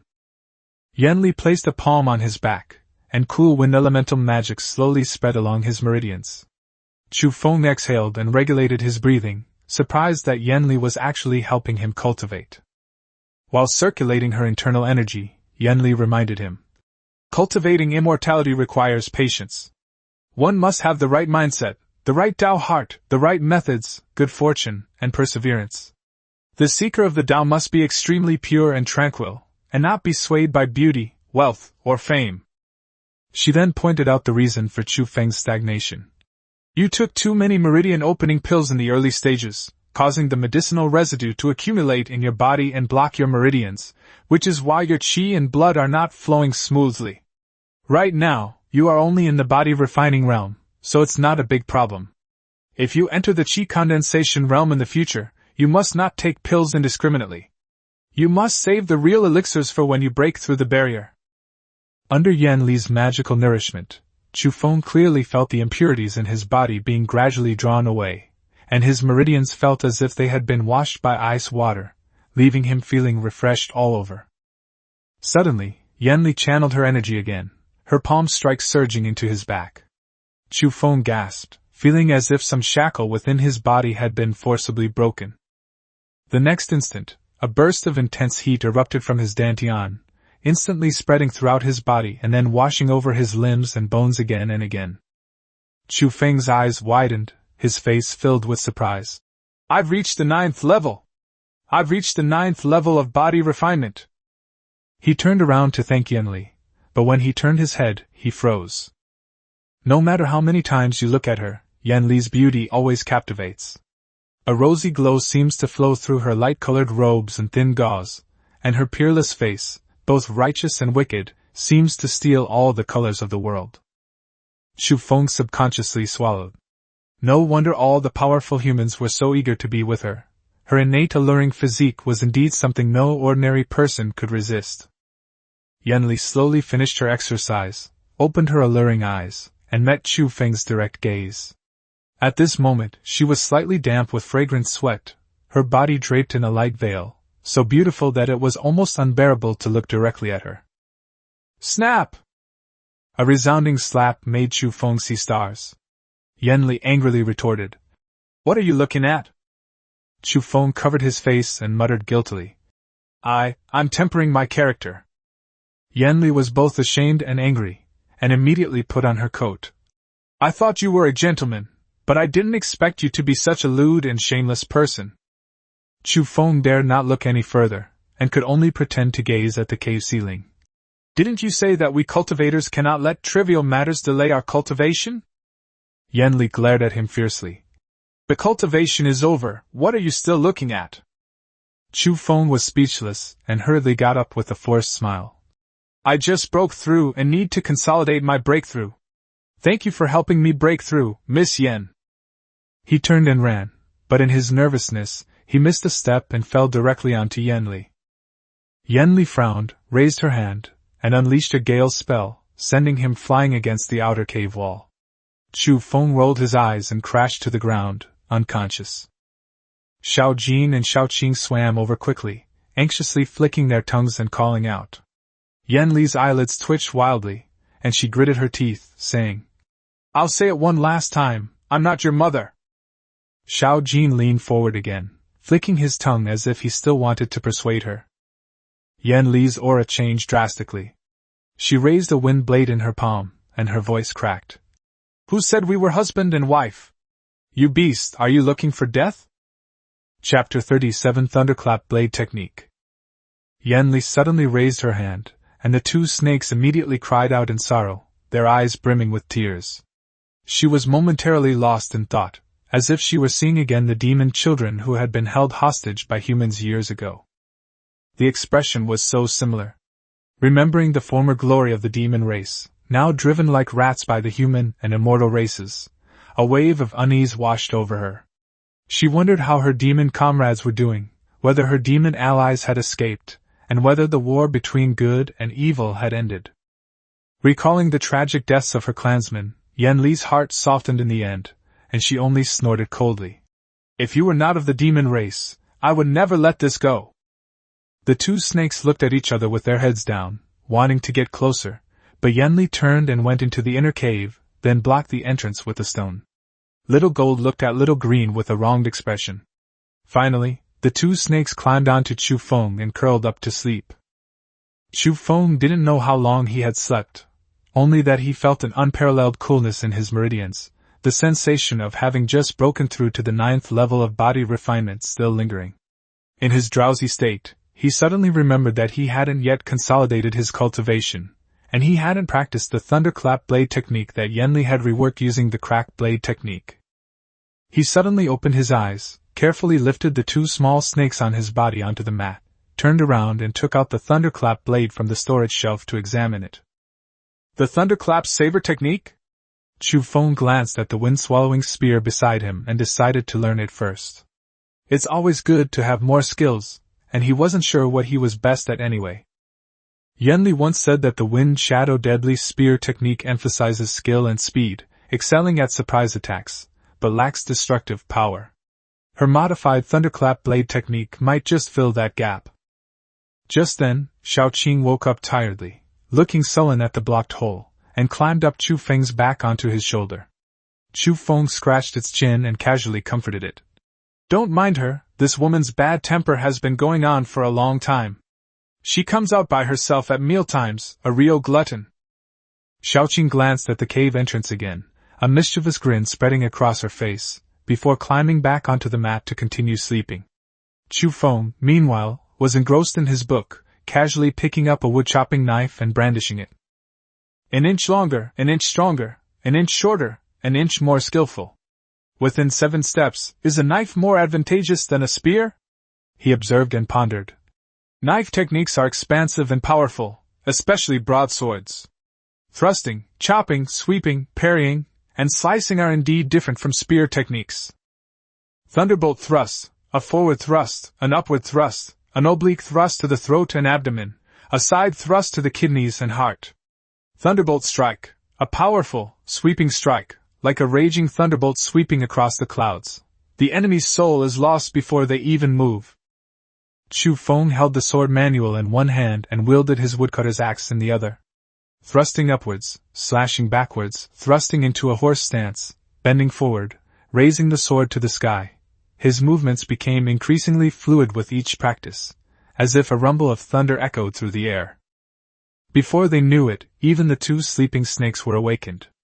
Chu Feng suddenly leaped up, his blade carrying the force of a raging thunderbolt, and slashed fiercely down at the wooden basin beside him. Crack dash! The wooden basin shattered into pieces on the spot, even splitting open the stone beneath it. Seeing this power, Chu Feng's spirits lifted. The 9th level of body refinement is indeed different. If I had a large cleaver, this strike could probably have cleaved through wood and stone. His enthusiasm grew even stronger, and he continued practicing. He practiced from dawn until late afternoon, until the sun set and darkness fell, before finally stopping. He had just reached the 9th level of body refinement. The final 4 levels of the body refinement realm couldn't be rushed, so he had to take it slowly.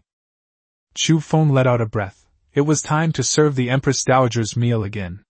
He went to the stove and saw that the vegetable basket was empty, and the last few eggs had been eaten by Xuanjian and Xuanqing. He was about to explode in anger, but then he remembered what Yanli had said earlier and forced himself to hold back. For a snake to eat its eggs is simply an instinct. You two stay home and watch the house. I'm going to town to buy some food and also to exchange some things with Senior Shin. It seems she's back from outside. Chu Feng arrived at a small herb garden on one side of the outer cave. Here grew the spiritual herbs he had dug up from outside, many of which he had brought back from Luoshan, which was under the control of the Wei family. Anyway, those mortals wouldn't recognize spiritual herbs. There were at least 200 spiritual herbs in the garden, and a clump of ordinary herbs next to them. The dragon vein grass he had obtained earlier was also planted here to prevent its medicinal properties from being lost. He selected 10 rare herbs and a bunch of ordinary herbs, tied his hair up, put on a straw raincoat and hat, covered his face with a black cloth, disguised himself as a woodcutter going up the mountain to chop firewood, and headed towards Luoshan City with firewood on his back. The official road, the bluestone, the merchants, the city gate, the soldiers, the ancient city, everything was exactly the same as before. Chu Feng lowered his straw hat, looked around after entering the city to make sure no one was paying attention, then mingled into the market crowd and soon arrived at Shindan's clinic. Seeing him enter, Shindan's eyes gleamed with excitement. Young friend, it's been a long time. The herbs you've sent over the past year have been a great help to our pharmacy. I thought I would be back in a few months, but it's been a whole year. Chu Feng clasped his hands and smiled. Senior has been kind to me, so it's not a matter of helping you. It's just a mutual exchange. As he spoke, he noticed the morning clothes Shindan was wearing, which looked exactly like morning attire. Looking up, he saw a memorial tablet prominently displayed in the hall, complete with offerings, incense, and paper money. Shindan sighed softly. I'm sorry you had to see this. Chu Feng felt a pang of sadness. Senior Shin, are you going to observe 3 years of mourning? Did you really go to the battlefield of the war between good and evil and retrieve Senior Zhao's remains? Shindan nodded. The war is over. After their sect was defeated, they went to Qinshan Prefecture. I chased after them for a long time before I found them. I also made some pills for their fellow disciples and elders before I was able to bring back my deceased husband's memorial tablet. Chu Feng immediately cursed. Which reputable sect is it this time? Holding on to someone's husband's remains and forcing them to refine pills for a year? They truly deserve divine retribution. This kind of sect should be completely wiped out. Chapter 38 The Great Battle Between Good and Evil Ends. This was the first time Shindan had seen Chu Feng like this, and a glint of light flashed in her eyes. Chu Feng chuckled and quickly composed himself. I was just speaking up for you, Senior. Shindan lightly waved her palm leaf fan, not minding at all, and instead praised his extraordinary talent. In just 1 year, Chu Feng had already reached the 9th level of body refinement, and in at most 2 years, he would definitely be able to step into the Qi condensation realm. Chu Feng smiled awkwardly, but in his heart he thought that 2 years later, Yanli would probably have recovered to the core formation realm. As Shindan spoke, she took out a pile of pills, among which was a manual on alchemy. Chu Feng stared in disbelief. Senior, what is this? Shindan rested her chin on her hand, looking somewhat forlorn. It was a compilation of her alchemy insights based on her own learning. Since she had no longer desired to seek immortality, she handed it over to Chu Feng as payment for his year of collecting herbs for the pharmacy. She believed that with Chu Feng's ability to continuously find spiritual herbs, his future prospects would surely be bright. Chu Feng's throat bobbed. How could he not want something like alchemy? Yan Li only knew how to refine weapons and had never mentioned alchemy, so she probably didn't know how at all. Otherwise, she would have refined the spiritual herbs herself long ago. He immediately clasped his hands in thanks and promised to find more spiritual herbs next time. But the smile that was about to come out of his mouth was quickly suppressed, his mind filled with the words, mindset, that Yan Li had mentioned. Xindan waved her hand, then asked him if he had wanted to exchange for chi pills, spirit-feeding pills, and spirit beast bags. She had the pills, and had also refined some spirit-feeding pills, but she didn't have a spirit beast bag. At this point, she suddenly remembered that there seemed to be one among her deceased husband's belongings, so she turned around and went into the house to search for it. Upon hearing that it was Senior Zhao's keepsake, Chu Feng quickly urged her to keep it as a memento, but Xindan didn't stop. A moment later, she indeed found a torn spirit beast pouch. Xindan said that this thing wasn't particularly valuable. It could be used to repair the wound and still be usable. Her late husband had also kept a spirit monkey, but it died later. It was said that he was stabbed to death by a demon cultivator, and the spirit beast pouch probably broke around that time.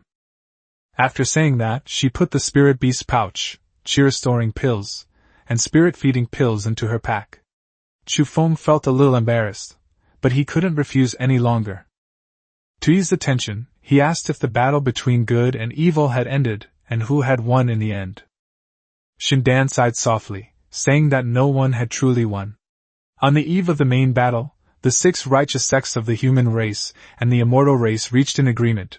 The human race would focus all its efforts on attacking the demon race, while the immortal race would be responsible for besieging and killing the demon race. The 6 major human factions used thousands of demon children as hostages to force the demon emperor's clan to submit, quickly achieving an overwhelming victory. The demon emperor's soul was annihilated, and the various demon factions disintegrated, with some dying and others fleeing. Even the demon empress's mother was killed by the 6 major sections. The demon emperor's younger sister was said to be a genius at weapon crafting, and was imprisoned by the 6 major sects to craft weapons for them. Of the entire demon emperor's clan, only that one little girl survived. At this point, Xindan couldn't help but sigh, saying it was a terrible tragedy. After the demon race's defeat, the 6 major human sects developed a rift with the immortal race due to the division of demon territory. They outwardly agreed to send troops to help, but in reality, they only sent some outer disciples and menial laborers to the front lines. Chu Feng's eye twitched when he heard the word errand boy. Wasn't that referring to him? It turns out he wasn't even cannon fodder. He was just a tool to be used like a donkey. Later, the powerful demons joined forces and severely injured the immortal leader, prompting the immortals to retreat first in order to protect themselves. The 6 human factions also suffered heavy casualties, and it seemed that several experts at the chi condensation realm were also injured, but who injured them was unknown to outsiders. Now that the demon race has been wiped out, the human, immortal, and demon races, all leaderless, have also suffered heavy losses and retreated to their respective territories to recuperate. The 4 states of the demon race have become barren lands, overrun by demonic beasts and teeming with evil cultivators. Countless cultivators, covering the secret treasures of the demon race, flock there. Among them are humans, as well as sects of all sizes from the demon and immortal races, and many independent cultivators. After Xindan finished speaking, she let out a long sigh. In the end, the greed of countless people turned into nothing but dust. A moment later, Chu Feng went to the market to buy vegetables, his mind preoccupied with his own thoughts. All the way, he kept thinking about what Xindan had said. Yan Li's younger sister was still alive, which should be considered good news, but he wasn't sure whether he should tell her immediately. After thinking it over, he decided to cook first. Yan Li is only willing to teach him cultivation when she's in a good mood. If she's in a bad mood, she might just block up the inner cave with a spiritual spring, leaving him helpless. Chu Feng bought charcoal, cumin, chili powder, mutton, vegetables, and eggs, and carried a large basket of things back to his cave.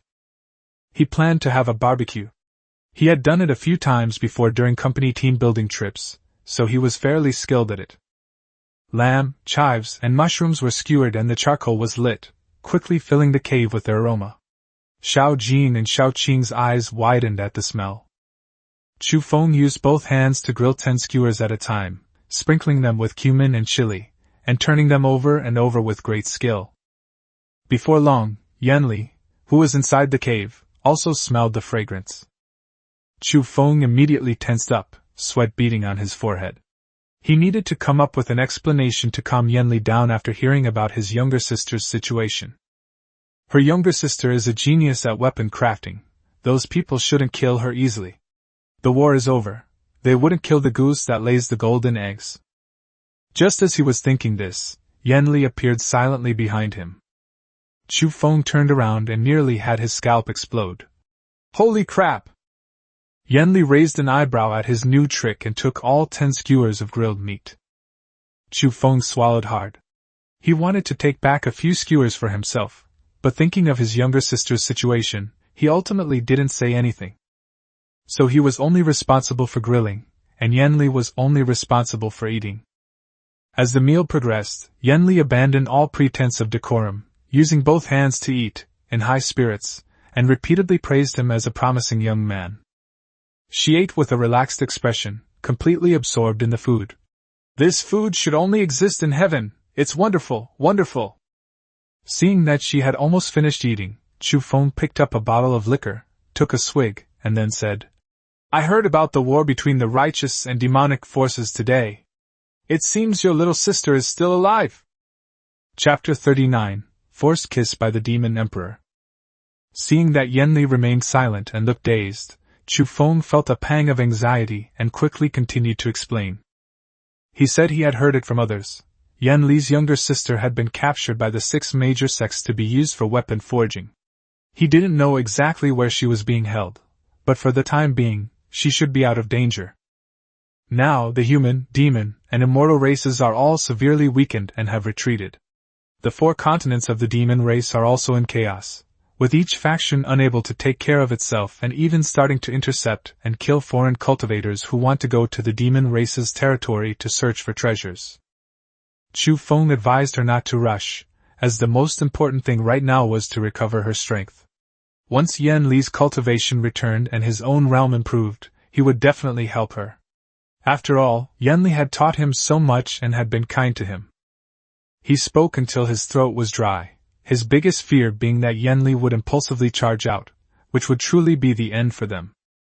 Chu Feng added that since they had already been completely honest with each other, he had told them the news immediately without any concealment. Going out now would only be suicide. They needed to stabilize the situation first. He also warned Yanli that it was best not to return to the demon realm's territory lightly. After all, she was once the demon emperor and possessed an innate alluring physique. If her former subjects saw her in distress, they might harbor ill intentions. Chu Feng was about to continue persuading her to calm down when Yanli suddenly spat out a mouthful of blood and collapsed to the ground, unconscious.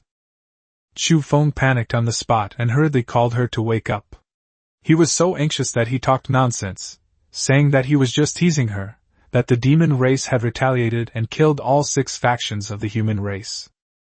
But Yanli didn't react at all. Chu Feng's face turned green. He reached out and touched her shoulder, but she still didn't wake up. He could only grit his teeth and carry her to the spirit spring. The spiritual energy there was denser, which might be of some use. He looked at Yanli's stunningly beautiful face with blood on her lips, muttered a curse that he owed her, then picked her up without looking at her, and brought over a mahogany bed to settle her in. Xuanjian and Xuanqing stayed by his pillow, their faces full of worry. Chu Feng paced back and forth beside him, his mind a complete mess, utterly at a loss for what to do. Take her to see a doctor? She's a fox spirit, what, a veterinarian. But how could a mortal possibly cure her? He considered seeking out Shindan, since she owned a pharmacy, and could refine pills. However, once Shindan took Yanli's pulse, she would surely be able to discern Yanli's true identity. Only 8th or transformed demonic beasts could take human form, and Yanli's current cultivation level was clearly abnormal. One should always be wary of others, This is a risk we cannot take.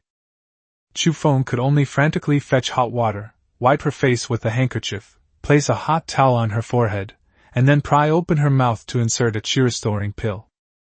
As he worked, he kept muttering to himself that he hadn't taken advantage of her.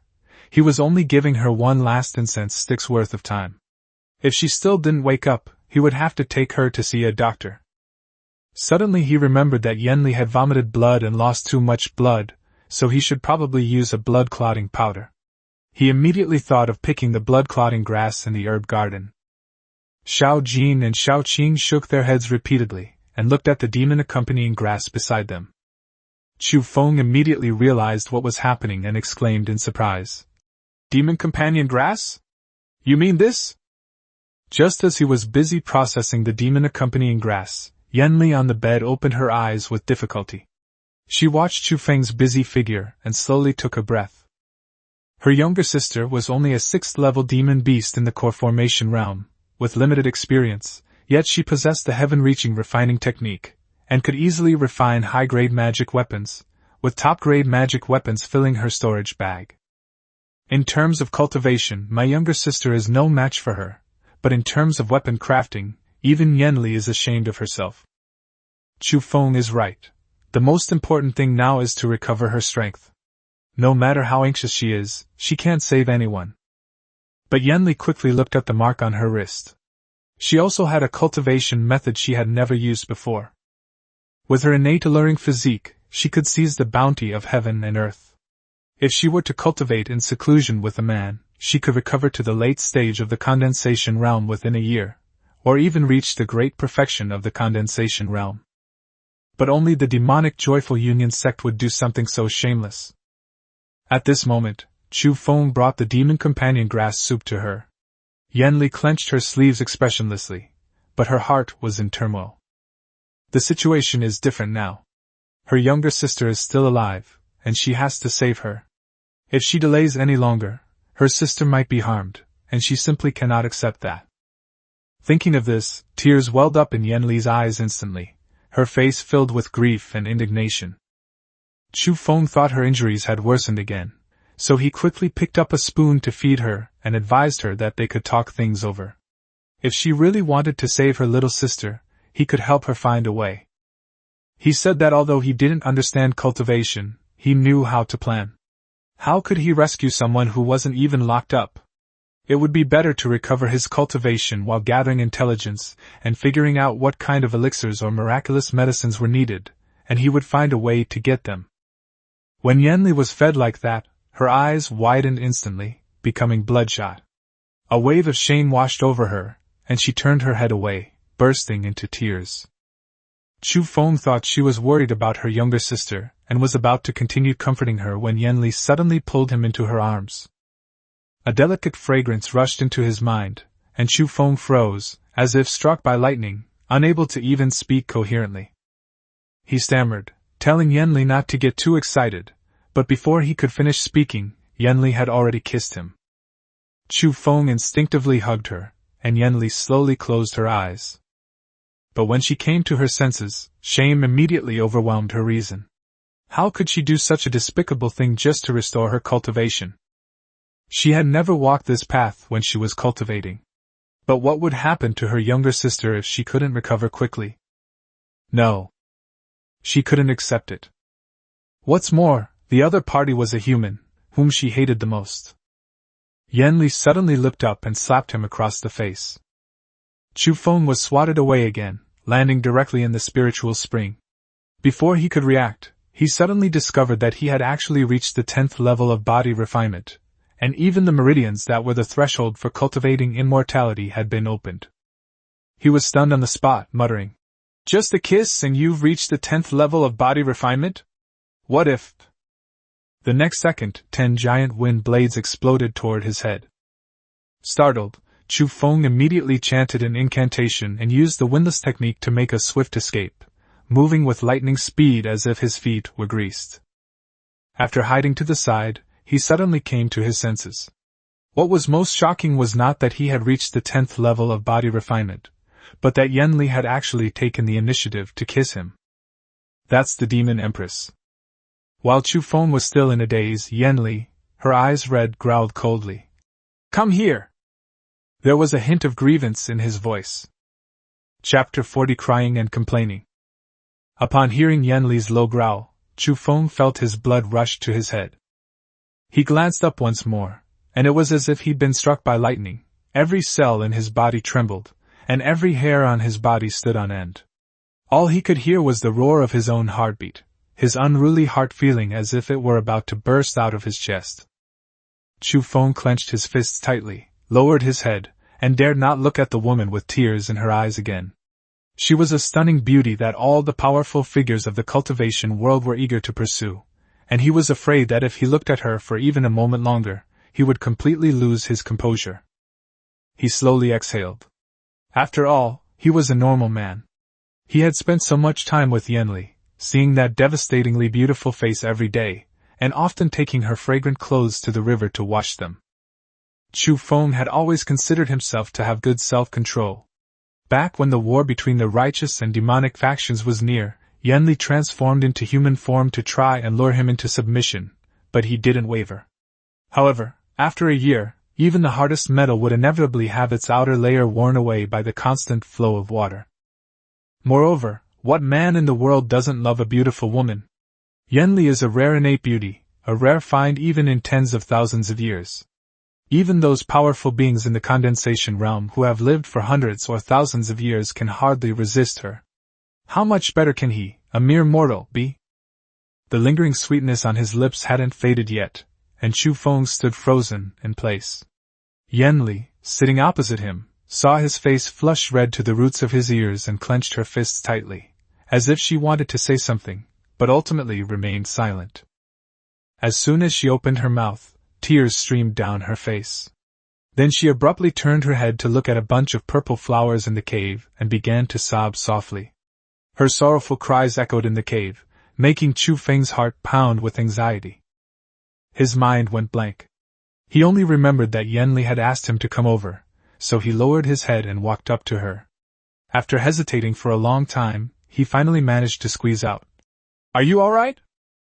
Looking at Yanli, her face streaked with tears, Chu Feng felt as if he were trapped in an invisible maze. For a whole year, he and this stunningly beautiful woman had been alone in their cave. Any ordinary man would probably have lost control long ago.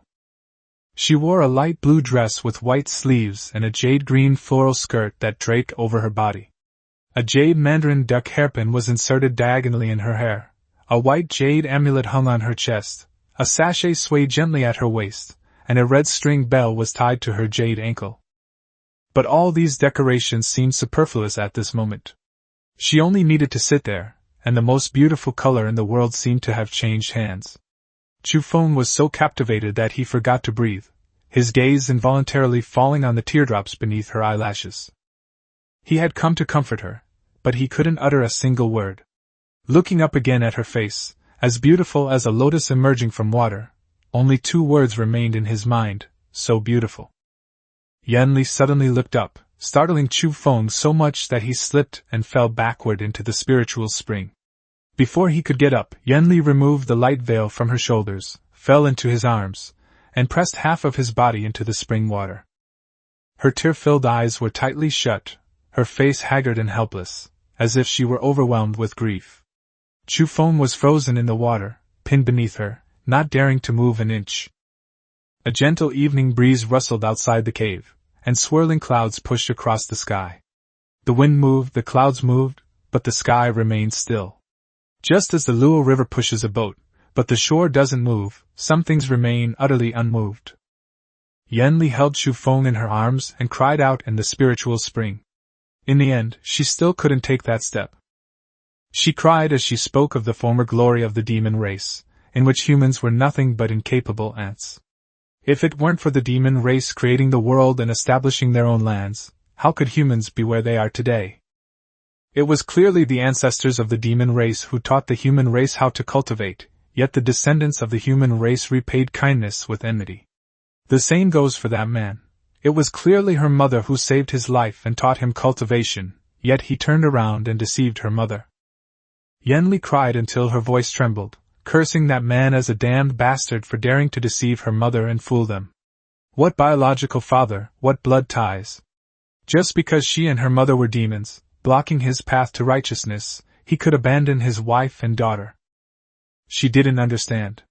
If one could truly abandon one's wife and daughters for the sake of attaining enlightenment, what use would such enlightenment be? If he didn't love her mother, why did he even get close to her and deceive her into giving up everything?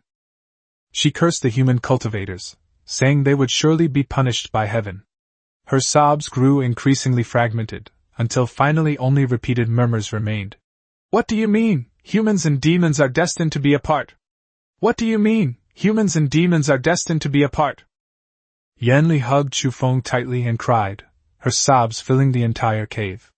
Chu Feng listened with a complicated expression, and finally understood a little of what was going on.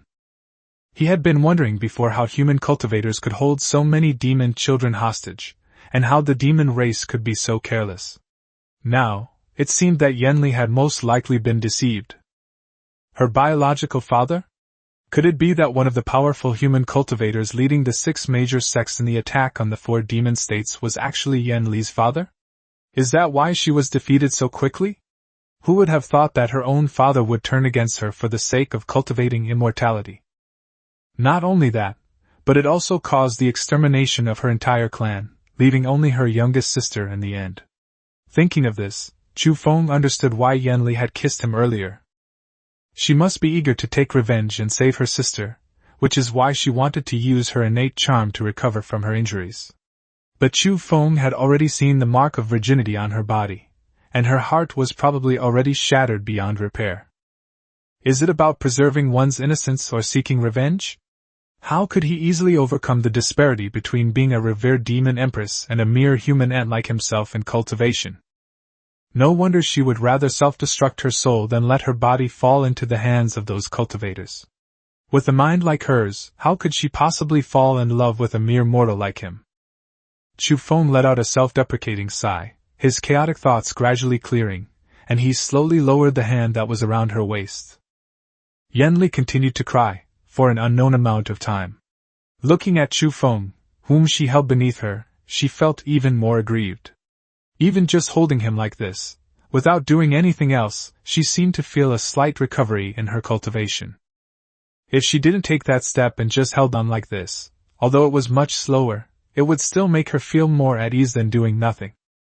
Chu Feng, who had already reached the mid-stage of the 10th level of body refinement, dared not utter a sound or make any rash movements. However, this spring is rather cold. He soaked in the bath all night, and finally couldn't help but sneeze. Achoo! Chapter 41. Like an ant trying to shake a tree, courting death. Chu Feng sneezed and instinctively reached out to hug Yanli's slender waist again. Yanli instantly snapped out of her daze, hurriedly pushing him away, her face flushed with embarrassment, tears still streaming down her face. She raised her hand to slap him, but Chu Feng quickly raised his hand to cover his face. However, the slap never landed. By the time he lowered his hand, Yanli had already returned to bed, closing her eyes to regulate her breathing and heal her injuries. Chu Feng nervously climbed out of the spiritual spring, constantly reminding himself, "Stay calm, don't overthink it. How could Yanli possibly like a mere mortal like him? She just wants to recover from her injuries and save her family." Her kissing him wasn't out of romantic interest. At most, she was using him as a vessel to restore her cultivation. Once she recovered, she might even kill him to cover up these shameful acts. Chu Feng became increasingly clear-headed. He went to the outer cave, picked up the now-cold tea, and took a sip. He couldn't afford to take chances. Cultivation was the most important thing. Only by becoming stronger could he, even if he couldn't defeat Yanli, at least escape. Judging from Yanli's reaction after regaining her senses, she values her innocence so much that once she recovers her strength and breaks the heart-locking life talisman, she will definitely not let him off easily. After figuring this out, Chu Feng picked up his cultivation notes again and started reading. He is now at the 10th level of body refinement, and with the chi condensation pill and dragon vein grass, breaking through is only a matter of time. The notes clearly state that after the 9th level of body refinement, there are 10th, 11th, and 12th levels, as well as the great perfection of body refinement. Unlike ordinary people opening their meridians, the next 4 levels involve opening the 8 extraordinary meridians. Chu Feng forced himself to study diligently, but Yan Li's stunningly beautiful face kept appearing in his mind. He shook his head abruptly, and lowered his head again to study hard. But the more he tried to calm himself, the more his gaze couldn't help but drift towards the inner cave. He had served her for so long, even if he hadn't done anything special, he had at least put in the effort. Was she really going to kick him while he was down? Besides, it wasn't like he had taken liberties with her. He had only put his arm around her waist. Chu Feng took a deep breath and simply read out the contents of his notes. The 10th level of body refinement opens the Rin and Du meridians, the 11th level opens the Dai and Chong meridians, and the 12th level opens the Yin Wei, Yang Wei, Yin Qiao, and Yang Qiao meridians. Only when the body refinement reaches its peak, the 8 extraordinary meridians are connected to the 12 regular meridians, the heaven and earth are united, and the whole body undergoes a great circulation, can one draw qi into the body, step into the qi condensation realm, and officially begin cultivating immortality. Reading really does help people concentrate. Chu Feng recited the secrets of the 10th level of body refinement 5 or 6 times, then sat down on the ground, regulated his breathing and circulated his qi, and tried to circulate the small qi through his Ren and Du meridians. Soon after, he gradually entered a meditative state, sitting cross-legged like a bell, completely still. Inside the cave, Yan Li suddenly opened her eyes. During the time she had been embracing Chu Feng, her cultivation had actually recovered to the first level of the nascent soul realm, only 9 minor steps away from the core formation realm. She knew in her heart that if she and Chu Feng truly took that step, it wouldn't be long before she could return to the core formation stage. At that time, the soul-locking talisman that had trapped her soul would be as worthless as a piece of paper, and she would be able to refine her natal magic weapon again, leave this place, and return to the 4 states of the demon race. There were several cave dwellings she had left behind. As long as she retrieved the elixirs and treasures, restoring her peak cultivation would be just around the corner. Even so, she still couldn't accept having a sexual relationship with a mere human ant. That's the end of this matter. Yan Li released her divine sense and saw Chu Feng still meditating and cultivating in the outer cave. She couldn't help but glance at him a few more times. She thought of her mother, who had also become a Taoist partner with a human cultivator, and even imparted all her demonic cultivation techniques to him. But in the end, the man betrayed them in order to prove his faith. Thinking of this, a flash of murderous intent appeared in Yan Li's eyes. All men are the same, and Chu Feng was no exception. He pretended to be a gentleman, but didn't he just put his hand on her? She touched him to heal her wounds. What right did he have to lay a hand on her? Once she reaches the core formation stage, she will definitely refine Chu Feng into a human pet to wash away this humiliation. She's seen him, she's touched him, he'll pay with his life later. For the next 7 days, Chu Feng prepared meals as usual and placed them at the entrance of the inner cave, but he never went in himself, instead focusing on cultivation outside. Yan Li also stopped coming out, staying inside the cave to repair her soul. The two didn't exchange a single word, as if they were secretly competing. On the 8th day, Chu Feng, with the help of a 200-year-old dragon vein grass, broke through to the 11th level of body refinement. It was also on this day that Yan Li used her manipulation technique to send the clothes she had changed out of 7 days ago to the outer cave, coldly tossing out only, "Take them to wash." Chu Feng looked at the large basket of clothes, green robes, long skirts, silk ruchuan, a type of traditional Chinese dress, white gauze shawls, and even a belly band and silk stockings, and his expression immediately turned melancholy. He knew very well that no matter how fast his cultivation speed was, he could never catch up with Yan Li. Staying here would be like an ant trying to shake a tree, a sure path to his death. Once she recovered her strength, he would definitely not be able to escape. Thinking of this, Chu Feng simply knelt down at the entrance of the inner cave and began to beg for peace. "Grandma, can you please not kill me? I promise not to let anyone know about us. If anyone else finds out, may I be struck by lightning. I cook and do laundry every day. I saw you vomiting blood that day and genuinely wanted to save you. I didn't mean to take advantage of you. I didn't hide anything about your little sister from you either, so please don't hold it against me. I also hate the 6 righteous sections. I've done menial tasks my whole life, and I've had a miserable life too. He brought up the matter of exchanging the chi condensation pill for the chi pill again, trying to reason with them, and even said that if all else failed, he could buy the forget dust pill, take it himself, and completely forget about the matter. Yanli snorted coldly. If you haven't washed and brought back my clothes before dark, I'll definitely cripple one of your arms. Chu Feng remained silent for a moment, then could only reply with an, "Oh." Seeing that negotiations were hopeless, Chu Feng made up his mind. He carried the basket of fragrant clothes outside, secretly called out to Xiao Jin and Xiao Qing, then shouldered the bag he had prepared beforehand, picked up the wind-swallowing gun, and turned to leave. Hey, you vixen, look how spoiled you are. I'm not putting up with this anymore. You can say I can't beat them, but you can't say I can't run away. You go your way, I'll go mine. Goodbye.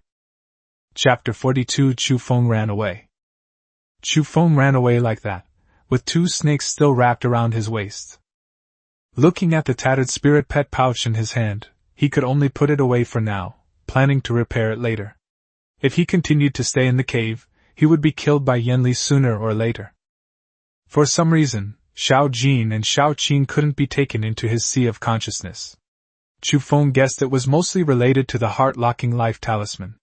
But right now, he didn't want to care about anything else. Yanli's younger sister didn't die, so she certainly wouldn't commit suicide. Chu Feng felt he had done everything he could. From today onward, they would go their separate ways. As he used the wind shadow step to run wildly, he gritted his teeth and cursed. You want to break the heart-locking life talisman? I want it even more than you do. Once I reach the chi condensation realm, I'll go find the beast-taming sect, and I refuse to believe I can't break it. After running for a while, Chu Feng looked down at the clothes in the basket, and immediately became furious. Remembering Yanli's threat to cripple his arm if he didn't wash them by dark, he pulled out a tinderbox and lit her undergarment on fire. If you won't listen to reason, I'm not putting up with this anymore. Let whoever wants to do the washing do it. I've had enough of washing clothes and cooking for the rest of my life. After he finished speaking, he threw the burning undergarment into the basket, then used a blower to set the entire basket of clothes ablaze. Chu Feng didn't look back. He bypassed Luoshan City and went straight to the neighboring Qingshui town. Carrying 2 snakes was too tiring. He needed to find a way to repair the spirit beast pouch, or buy a horse and get as far away from this awful place as possible. The human realm's 6 continents are so vast, where can't he go? It's just a pity about those spiritual herbs and storage bags. But compared to his life, none of that matters. He still had some silver on him. He needed to find a secluded place first, buy some food, and then cultivate in seclusion to break through to the chi condensation realm. Otherwise, if other cultivators saw Xiao Jin and Xiao Qing, he definitely wouldn't be able to protect them. And the wind-eating spear was too conspicuous. To be on the safe side, Chu Feng tore off a strip of cloth from his clothes and wrapped the spear inside. After running around for most of the day, he was hungry and decided to go to a restaurant for a celebratory meal. Anyway, Yanli probably wouldn't dare to come looking for him. As dusk fell, Yanli, who was recuperating and healing in her cave, slowly opened her eyes. Looking at the dim yellow sky outside, she frowned slightly. Chu Feng has been gone for most of the day and still hasn't returned. She released her divine sense to investigate, but there was no trace of Chu Feng under the purple willow tree, in the tree canopy, on the lawn at the cave entrance, on the canyon path, or in the flower bushes. Even the 2 snake pets had disappeared. Yanli got up and walked to the outer cave. Seeing the empty storage cabinet, she immediately guessed what had happened, and her face darkened. You dared to run away on your own? Do you really think I wouldn't dare to go out and look for you? She angrily wanted to chase after him, but seeing the sky outside, she hesitated. Chu Feng had mentioned before that there were rogue cultivators in Luoshan City. In her current state, if she were recognized as a transformed demon beast, it would be quite troublesome. Yanli had no choice but to suppress her anger and sit back down on the mat. But as soon as she sat down, she suddenly stood up, her eyes pausing slightly as she looked at the rough, cracked mat.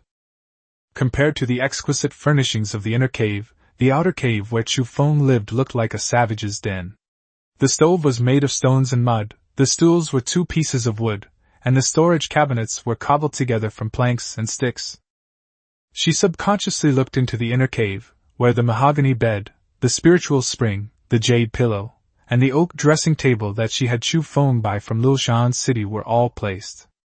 When she said, "I am the Empress, what's wrong with me staying in a place like this and buying some things?"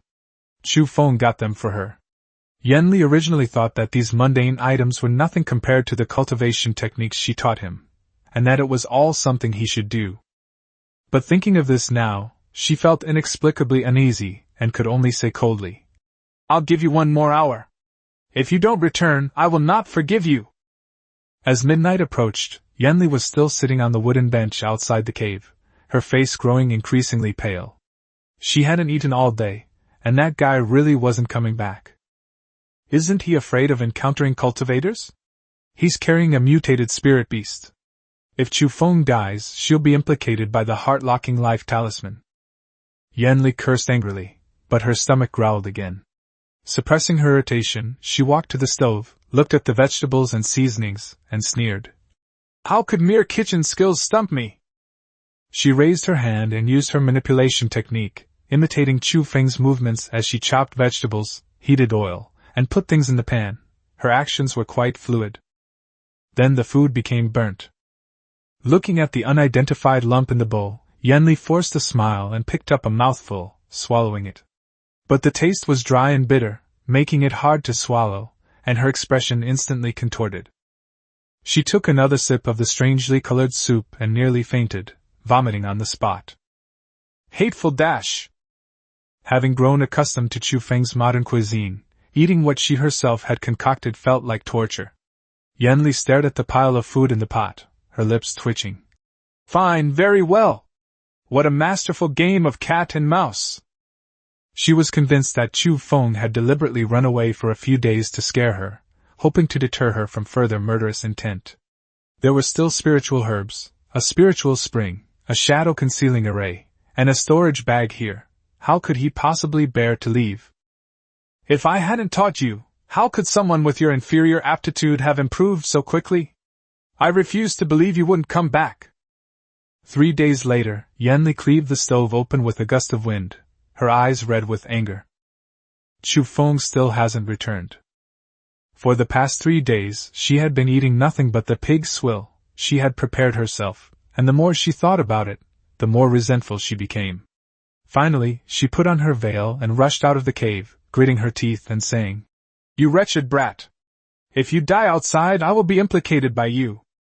She hurried along, cursing angrily, worried that Chu Feng and his mutated spirit pet, the golden-patterned python, would attract the attention of cultivators. But as she walked, she suddenly saw a pile of charred remains by the roadside. Yanli stopped in her tracks, and upon seeing the clothes that hadn't been completely burned, she was instantly enraged, her body trembling with rage. "How dare you burn my beloved clothes? Very well! You just wait!" Then she went straight to Los Angeles. But as soon as she entered the city, she was immediately stared at by countless eyes. Everyone on the street was dumbfounded, even the shopkeeper selling steamed buns and the beggar who stole them stood there, as if their souls had been stolen. Where did the fairy come from? Yanli knew she was in trouble. Even with her face covered, her innate allure was still captivating, and even a single glance from her was enough to make ordinary men lose their senses. She was about to leave the city when a man wielding an iron spear blocked her way.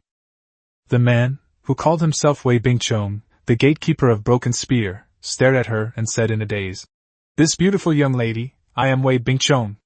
May I ask your age and whether you are married?" Yanli turned to leave, but Wei Bingchong stepped in front of her and tried to walk with her. Yanli was furious. "Get out!" Chapter 43 Broken Spear Sect Guest Elder, Old Taoist Shen Lindsay. Wei Bingchong was stunned for a moment. He had never seen a woman who was so alluring even when she was angry and cursing. He immediately had a thought for her and secretly decided that no matter what the cost, he would marry her. He had a lewd look on his face and was about to recite something like, "A fair maiden is sought after by a gentleman." But before he could finish speaking, he was suddenly struck in the chest by an unknown spell and immediately fainted. By the time everyone reacted, the stunningly beautiful woman had vanished, leaving only Wei Bingchong lying on the ground, foaming at the mouth. Soon after, the Broken Spear Sect disciples arrived and, seeing their senior brother unconscious, erupted in chaos. They grabbed passers-by and demanded to know who had done it, frightening the people on the street who scattered in fear. Someone spotted the steamed bun shop owner and immediately confronted him. The owner could only explain with a bitter face that Wei Bingchong had harassed the woman before collapsing. The Broken Spear Sect disciples didn't believe it at all, convinced that everyone was protecting the murderer, and after threatening him for a long time, they still couldn't get any answers. In the end, they had no choice but to carry Wei Bingchong and hurriedly return to the sect. At this moment, Wei Long, the leader of the Shattered Spear Sect, was having tea with Immortal Mountain Scale, whom he had recently met. He was full of flattery, saying that the Immortal Master's ability to manipulate objects out of thin air and fly on a sword had truly broadened his horizons. Sean Lindsay stroked his beard and smiled knowingly. "It's just a little trick, not worth mentioning." Wei Long, however, became more and more excited, feeling that the Wei family had encountered a great opportunity this time. As long as they could win over this person, the Broken Spear Sect would surely be able to advance further. Thinking of this, Wei Long immediately ordered someone to summon the 5 beauties of Luoshan. Soon, 5 beautifully dressed singers entered the hall, each with outstanding looks, making Shan Lindsay's eyes crinkle with delight. Wei Long smiled and said that if the Immortal Master liked it, he would give him the 5 most beautiful singers of Tianxiang Pavilion as maids. He had specially bought them at a high price. Shan Lindsay verbally declined, saying he couldn't accept undeserved rewards and shouldn't take what others loved, but his eyes were already glued to the beauties. Wei Long immediately lowered his voice and said he only asked the Immortal Master to help the Broken Spear Sect in the future, or even better, to become a guest elder. He secretly promised that as long as Shan Lindsay stayed, he would send beauties from Luoshan City to his residence every week. Shan Lindsay's heart burned with desire upon hearing this, but he still pretended to be serious, saying that cultivators should not be obsessed with women. However, he then changed the subject, saying that he had been cultivating for many years and had no one to take care of household chores, so he could ask his sisters to come and help him. If someone could massage his shoulders and clear his meridians, he might as well take care of the Broken Spear Sect. Wei Long was overjoyed. He had always thought that cultivators were all detached from worldly affairs, but he hadn't expected them to be so easily swayed by beautiful women. He repeatedly promised that he would make proper arrangements for the Immortal Master in the future, sending him at least 100 or so. Shan Lindsay grinned from ear to ear. He had just broken through to the 3rd level of Qi condensation that year, and was looking for a place to relax. He happened to run into Wei Long, who knew how to get things done, so he decided to stay at the Broken Spear Sect for a few more days. Just then, a group of disciples carried Wei Bing in, shouting in a panic that their senior brother had been beaten. Wei Long was furious upon hearing this, and immediately rushed to the front yard. Seeing his son unconscious, his eyes turned red. He demanded an explanation, but the disciples only said that rumors circulated on the street that their eldest brother had fainted after seeing a fairy. Shan Lindsay glanced at Wei Bingchong's torn clothes and vaguely sensed traces of wind magic. He secretly deduced that this was likely a technique similar to wine bullet technique, and that the opponent hadn't intended to kill. To possess such power, their cultivation level must be at least around the 9th level of Qi condensation. Were there other rogue cultivators in Luoshan City? Seeing that his son wouldn't wake up no matter how he called him, Wei Long hurriedly knelt before Shan Lindsay, begging him to save the Wei family's only son. Although Shan Lindsay didn't know medicine, he knew that this kind of injury could be treated with healing pills, so he took out a pill and fed it to Wei Bingchong. A moment later, Wei Bingchong slowly opened his eyes, his first words being, "Where is the beauty?" Wei Long was so angry that he slapped him, scolding him for being shameless and telling him to go back to his room and lie down immediately. Wei Bingchong was stunned by the beating, his mind filled with Yan Li's image. He walked into the inner room like a lost soul. Seeing this, Shan Linzi couldn't help but ask him who had injured him. Was it a cultivator? Wei Bingchong scratched his head, saying that she was an unparalleled beauty he had never seen before, and seemed to be frantically looking for someone. He only glanced at her a couple of times before fainting. At this moment, a disciple suddenly remembered something and hurriedly said, "Recently, Wan Yen of the Rift Blade sect has been acting mysteriously, saying that she wants to cultivate immortality and has also met a female immortal master. Could this be related to the Rift Blade sect?" Upon hearing the name of the Rift Blade sect, Wei Long was instantly enraged and gritted his teeth, cursing. "It's the Rift Blade sect again! Are they deliberately trying to oppose my Shattered Spear sect?" When Wei Bingchong heard that they were going to find the Rift Blade sect again, he immediately chickened out, and whispered to his father not to go, saying that he couldn't beat that white-haired thief. Upon hearing the words, "white-haired thief," Shan Linzi's expression shifted slightly. He stroked his beard, recalling the white-haired youth who had given him the magical artifact. But that person was clearly only at the first level of body refinement. How could he have made Wei Bingchong, at the 6th level of body refinement, wary of him? The more he thought about it, the more uneasy he felt. Shan Linzi looked at everyone and asked in a deep voice, "Is the white-haired thief you're talking about the young man with a full head of white hair? Where is he?" Chapter 44: The Annihilation of the Rift Blade Sect. Wei Bingchong's temper flared up immediately at the mention of Chu Feng. He told Shan Linzi that a year ago he had fought a white-haired youth from the Lai Dao sect. The youth, who was only at the 3rd level of body refinement, easily overpowered him, who was at the 6th level of body refinement. This incident remained a deep grudge for Wei Bingchong, as it not only caused the broken spear gate to lose a full 1,000 taels of gold, but also prevented Wan Yen from marrying into the Wei family. He was filled with anger and resentment as he recounted this. Shan Linzi's expression gradually changed as he listened. That white-haired youth named Li Xian had actually reached the 3rd level of body refinement a year ago and was even able to defeat Wei Bingchong, who was at a higher level. But in his memory, the other party was clearly only at the 1st level of body refinement at that time. He broke through 2 realms in less than a month and even possessed the ability to fight enemies of higher levels. Shan Linzi immediately thought of the low-grade magic weapon, the bamboo light sword, that he had obtained from Chu Feng.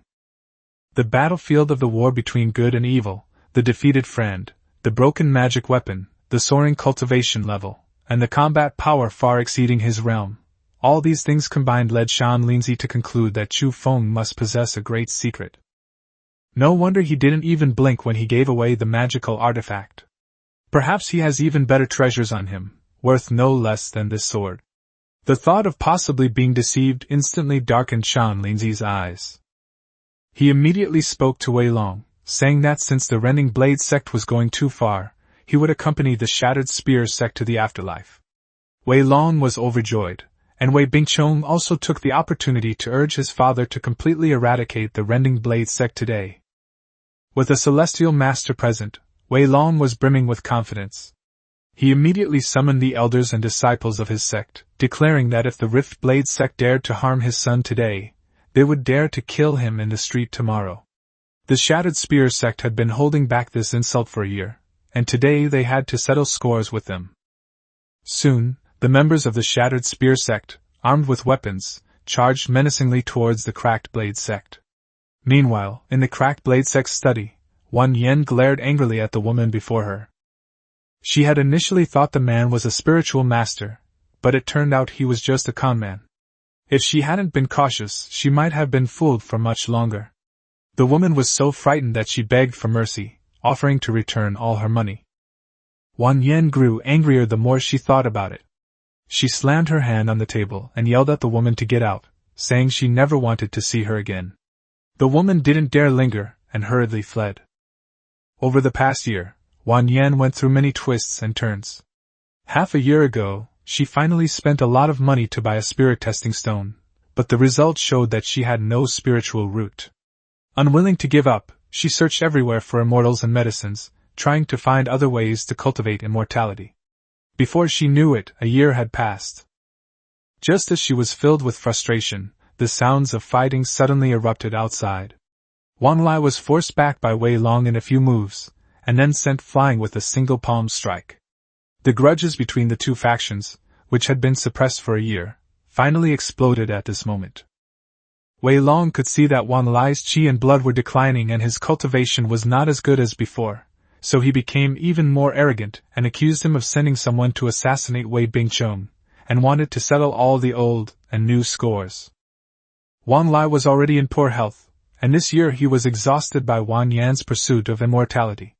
Even though buying spirit stones nearly emptied his family's savings, he still agreed for the sake of his only daughter. Since Chu Feng left, Wan Yan has become a completely different person. Wan Lai originally thought she would calm down and let it go, but a year has passed and she has not only not improved, but has even invited a charlatan to her home.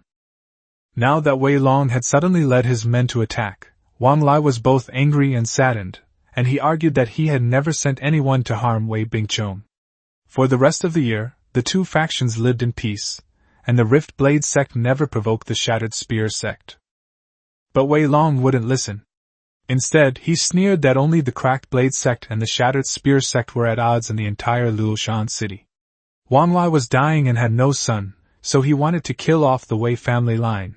His intentions were malicious. After speaking, Wei Long gave the order, signaling the Broken Spear Sect disciples to attack.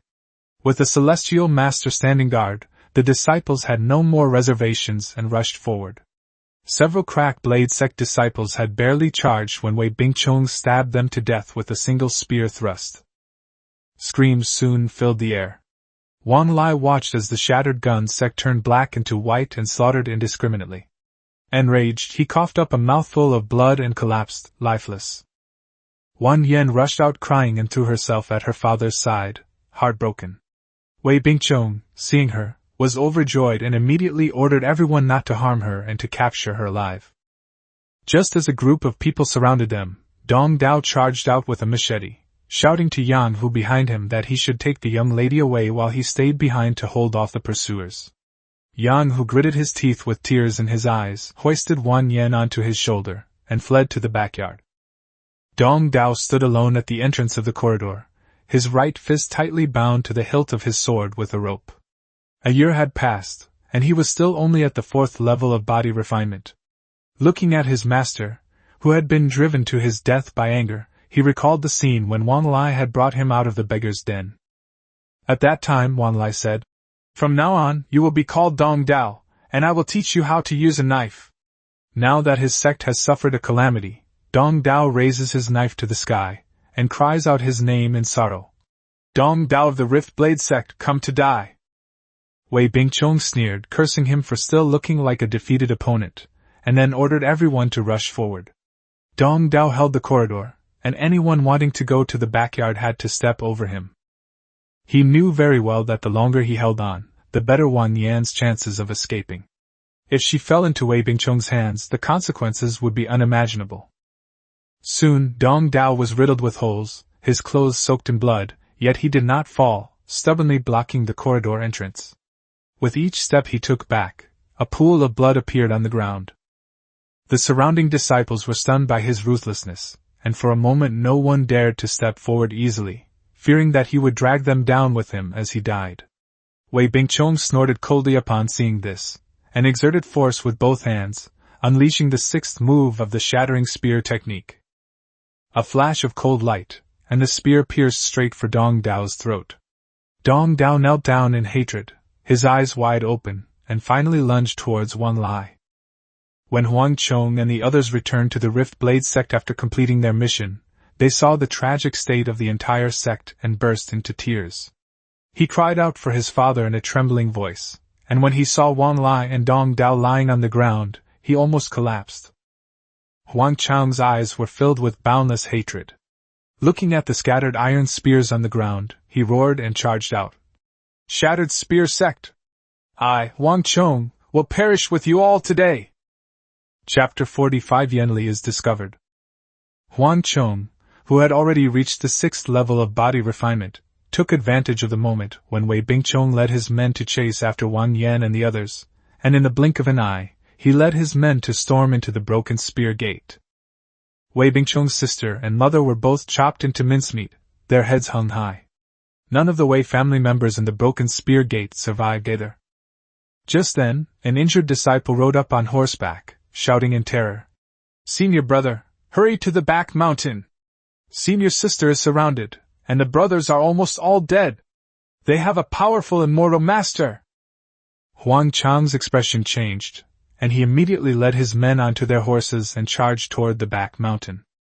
On the back mountain, Wei Bingqiong bowed to Shan Linzi with a face full of admiration. "Senior is indeed incredibly powerful, able to set fire out of thin air. No matter how powerful those people are, it's useless." Shan Linzi stroked his beard arrogantly. In his eyes, mere mortals were nothing more than ants.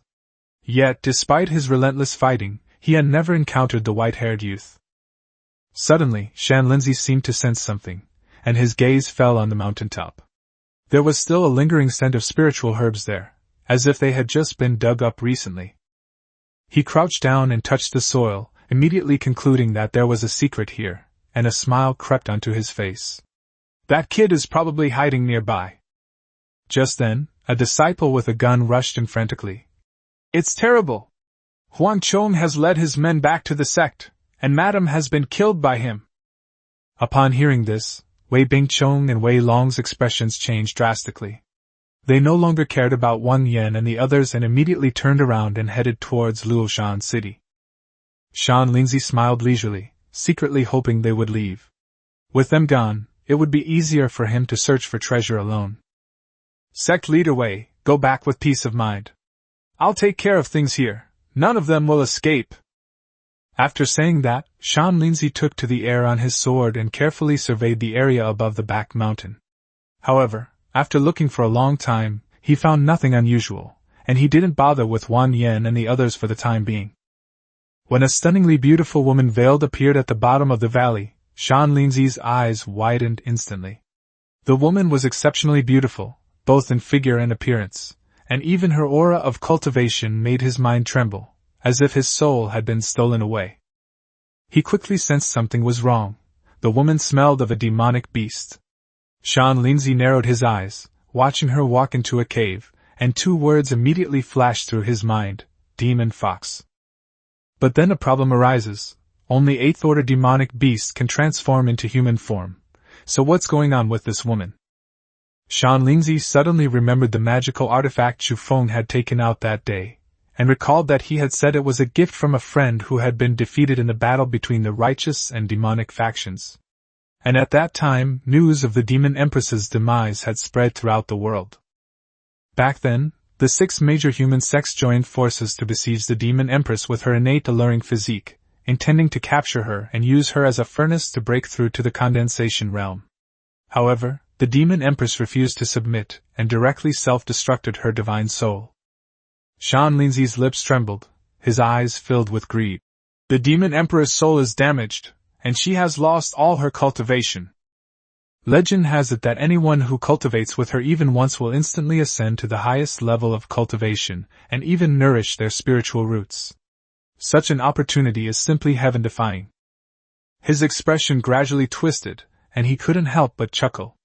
Although he was only at the 3rd level of chi condensation and was no match for the demon Empress in a direct confrontation, he happened to know some beast-taming techniques, especially effective against fox demons and wolf demons.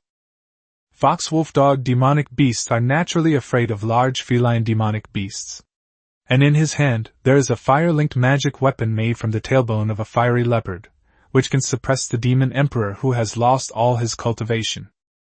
Even more deadly is that the fox demon's weakness lies at the base of its tail. Once it is severed or controlled, it will inevitably collapse without a fight. Shan Linzi grew increasingly excited and quickly devised a plan. They couldn't fight head-on. Their opponent's cultivation might be at the 9th level of chi condensation, or even the early stage of spirit gathering, but with his soul damaged, his combat power would be greatly reduced. To capture her, we'll need a demon trapping array and a bewitching herb. Even a low-level demon trapping array can trap demons below the core formation stage, and the bewitching herb can further disrupt their minds.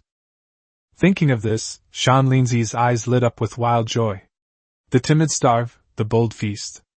Although the opponent's cultivation was high, he dared not use magic casually, and he was certain that the demon Empress had no magical artifacts protecting her. So Xuanjian immediately went down the mountain to purchase supplies. Even if it meant going bankrupt, he was determined to capture that person this time. Back in her cave, Yanli's consciousness was still drawn to Wan Yan and the others on the mountaintop behind her. Thinking Chu Feng had returned to the Riftblade Sect, she hurriedly searched the cave. After searching for a long time, Chu Feng was still nowhere to be found. Yanli stomped her foot in anger. "You little servant, are you really not coming back?" She hadn't eaten for another day, and her stomach was growling. But she dared not venture into the city again. In her current state, even if she wore only coarse linen clothes, let alone a mask, she could still bewitch the entire city. If she weren't afraid of attracting attention, that ant who blocked her path and harassed her today would have been burned to ashes long ago. Back in the inner cave, Yanli grew angrier and more aggrieved. The thought of Chu Feng daring to burn her clothes made her grit her teeth in hatred. Those clothes were all ones she had instructed Chu Feng to buy, one by one, within his sea of consciousness. Though they couldn't compare to the golden silk robes in her palace, they were the best she could manage for now. Who knew he would burn them all today? They stopped cooking and ran away. She thought Chu Feng was afraid of dying and dared not escape, while Chu Feng thought she was afraid of dying and dared not go out to find him, so things remained at an impasse. After figuring it out, Yanli pouted, feeling wrong. "Don't die, I still need to save my sister. Can't we talk this out properly? What kind of behavior is this, running off and not coming back? Aren't you afraid of being targeted? If you die, I'll definitely not survive either. I'll really be killed by you." She grew angrier as she spoke, but her tone softened a little. "At worst, I won't kill you. I'll turn you into an avatar, a puppet, to follow me. Is that all right? If I run out of healing pills, how am I supposed to get more? Aren't you worried that someone might find out about me?" Just then, Yanli suddenly noticed movement outside the cave and ran out excitedly. "Little servant!" But the person standing outside the cave was not Chu Feng, whom she had been waiting for several days, but an old Taoist priest with a lewd face. Xuanjian sneered. "Witch! I'll teach you a lesson today! Demon Trapping Formation activate!"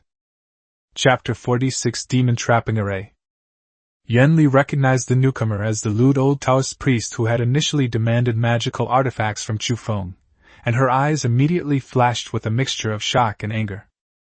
She raised her left hand, sword in hand, to her chest, intending to leave immediately, but 5 array flags had been planted at the cave entrance by the enemy. A magical array rose up, completely enveloping the area.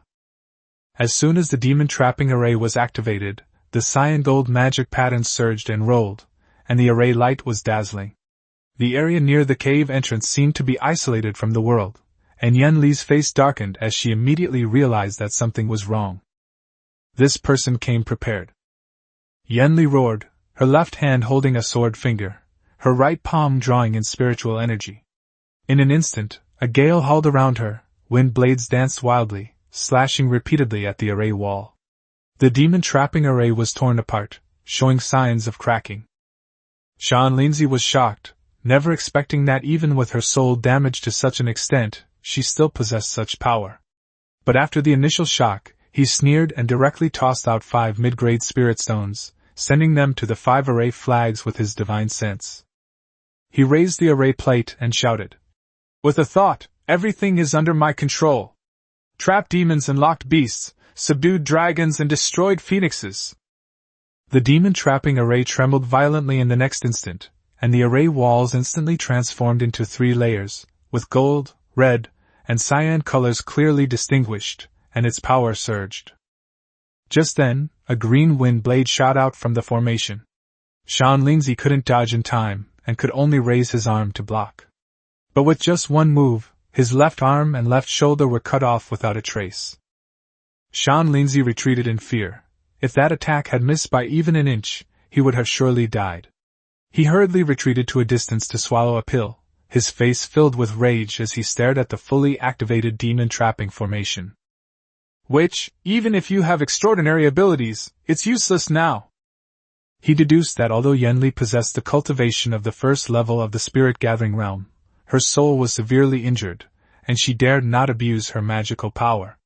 Otherwise, if she forcibly cast a spell, her soul would surely be destroyed.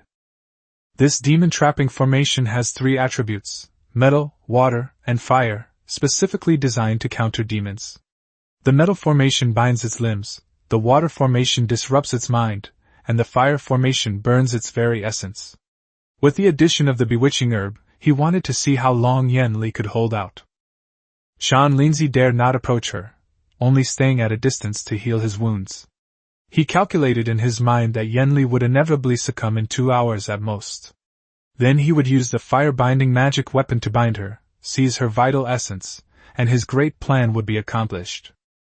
Yen Li, trapped in the formation, was filled with anger and hatred. She never expected that she would be trapped here by someone at the 3rd level of qi condensation. This was an utter disgrace.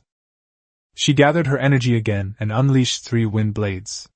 But this time, the wind blades were absorbed by the golden array. The next second, countless golden chains shot out from the array patterns on the ground. Yen Li hurriedly tried to dodge, but her feet were still locked, and then a golden chain swiftly wrapped around her neck. She was pulled violently to the ground, her hands also tightly locked. "Presumptuous!"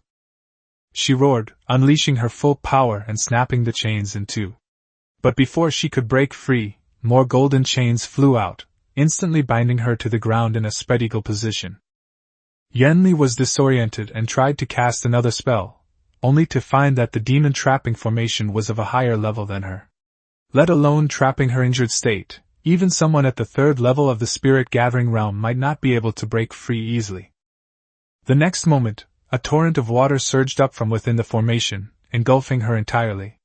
Through the curtain of water, she saw that the mountain scales outside were activating the bewitching grass, and her anger and fear intensified. This old Taoist priest was so well prepared, no wonder he dared to act beyond his level. He must have been observing her for a long time. Once the bewitching grass is inhaled by a low-level demon beast, it will cause hallucinations and cause it to lose control of its body. Yen Li's killing intent surged. She suppressed the risk of further damage to her soul, suddenly activated her magic power to shatter the golden lock, and released the low-grade defensive magic artifact, the Jade Slip, which she had obtained from Wei Lu's relics. A cyan light shield instantly unfolded, protecting her within, temporarily preventing water and fire from penetrating. After escaping, Yen Li immediately took out the pure heart pill and the chi-returning pill to regulate her breathing. Outside, the one-armed mountain scale had already set up the bewitching grass. Seeing her activate the defensive magic artifact, he first frowned, then noticed that the artifact's light was dim and the protective shield was thin, and immediately laughed. "Let's see how long you can hold out. Once your magic weapon shatters, you'll be lying down obediently for this old man." After saying that, he threw out 5 spirit stones to replenish the base of the array flag, and sinisterly advised her to submit to him so that she could suffer less physical pain and avoid ruining her beautiful appearance. Yen Li ignored him, focusing solely on regulating her breathing. She knew very well that she couldn't afford to be distracted at this moment. If she didn't break the formation, she feared she wouldn't have a good ending today. She wasn't unaware of how to break this crude trapping formation, it simply required brute force. But right now, she simply didn't have the strength to do so. After catching her breath, she slowly channeled her magic power into the Jade Slip, no longer daring to force herself to cast a spell. The after effects of self-destructing her soul were far from being repaired in a short time. Looking at the Jade Slip in front of her, Yen Li couldn't help but recall the scene when she and Chu Feng first came here a year ago. At that time, Chu Feng gave her the Jade Slip, telling her to carry it with her to protect herself, and also said that he possessed the Wind Shadow Step. He had also seriously said that as long as she taught him cultivation, he would do anything for her, including washing clothes and cooking, and that he would avenge her in the future. Later, he angrily cursed her as a vixen, a good-for-nothing, and an old hag, saying that a year had passed and his cultivation had not progressed at all, and he vowed to be her mortal enemy. Yen Li activated her magical artifact, her expression somewhat blank. She couldn't understand why she was thinking of that man at this moment. How could it be him? How could it be that stupid person with mixed 5 elemental roots? For a moment, she was dazed and confused. If she had truly taken that step with Chu Feng, her cultivation level might not be what it is now, and she wouldn't be trapped here. If she had treated him better back then, he might not have left. Looking at the lewd old Taoist outside replenishing the magic array with spirit stones again, Yanli felt a surge of hatred in her heart, but what was the point of regretting it now? But if she dies here, she will never be able to avenge her mother or rescue her younger sister. A single tear fell, and Yanli suddenly came to her senses. No, she can't just give up like this. She must persevere. He will surely return. This formation can only trap demons, not humans. He will definitely come back to save her. Yanli released her magic power again, and the jade slip hummed loudly, causing the azure light shield to suddenly intensify. Chapter 47 Battle. Qinshe Town, located in the western part of Luoshan City, is a land of fish and rice. Here, thousands of households live amidst fertile fields, enjoying a peaceful and serene life. Chu Feng sat alone in the restaurant, drinking and relaxing. After downing a cup of sake, he felt refreshed and invigorated. Several young men from scholarly families were chatting nearby, which made Chu Feng burst into laughter. Across from them, a scholar-looking man took out a bag of snail shells from his pocket, leisurely placed it on the table, dipped it in sauce, and then popped it into his mouth to savor it. The man said with a sigh that he had kept this bag of snail shells for 5 years, because his sweetheart had eaten them and then vomited them out 5 years ago. Whenever he thought of that woman, he would take it out and savor it. Unfortunately, that woman obeyed her parents' wishes and married a complete stranger. Chu Feng's eyes twitched as he listened, and he felt a chill run down his spine. Were people in ancient times always this explosive? Is this how you see an object and think of someone? Before he could catch his breath, the other scholar took out a bag of chewed sugarcane residue from his pocket. It was very well preserved and had been completely dried. The man carefully took a small piece, put it in a teacup, poured in hot water and sugar, and then raised the cup to taste it. He said he had kept this sugarcane residue for 7 years. It was leftovers from a woman he had loved when he was young. Whenever he missed her late at night, he would take it out to make tea and savor it slowly. Chu Feng felt disgusted and kept swallowing. He originally wanted to change tables, but his curiosity got the better of him, and he kept listening until now. Now, looking at the stir-fried snails he had just ordered on the table, he couldn't bring himself to eat them. Just then, Little Gold suddenly poked its head out from the sleeve and started biting at the snails in the plate. Chu Feng quickly pulled at his sleeve, afraid of being seen by others. Xiao Qing stared at him blankly, as if urging him to say something. Chu Feng swallowed hard, his face full of displeasure, and said in a low voice, "Why go back? If I go back now, it won't just be a matter of her cutting off my arm, she'll probably turn me into a human stump." He grew angrier as he spoke. "Do I owe her anything? Aren't ants human? Does low cultivation mean you're not human? Without me, she would have died long ago." Xiao Qing rubbed his palm worriedly, flicking her tongue as if she was still trying to persuade him. Chu Feng sneered. "What does it matter to me how she eats? Has she ever cared about how I've eaten all year? No need to say more, I will absolutely not go back." He frowned again as he spoke. "Who said we're a couple? If she had regained her cultivation, I would have died 8 times over." Just as Chu Feng was talking to Xiao Qing, a delivery cook suddenly rushed in from outside the door.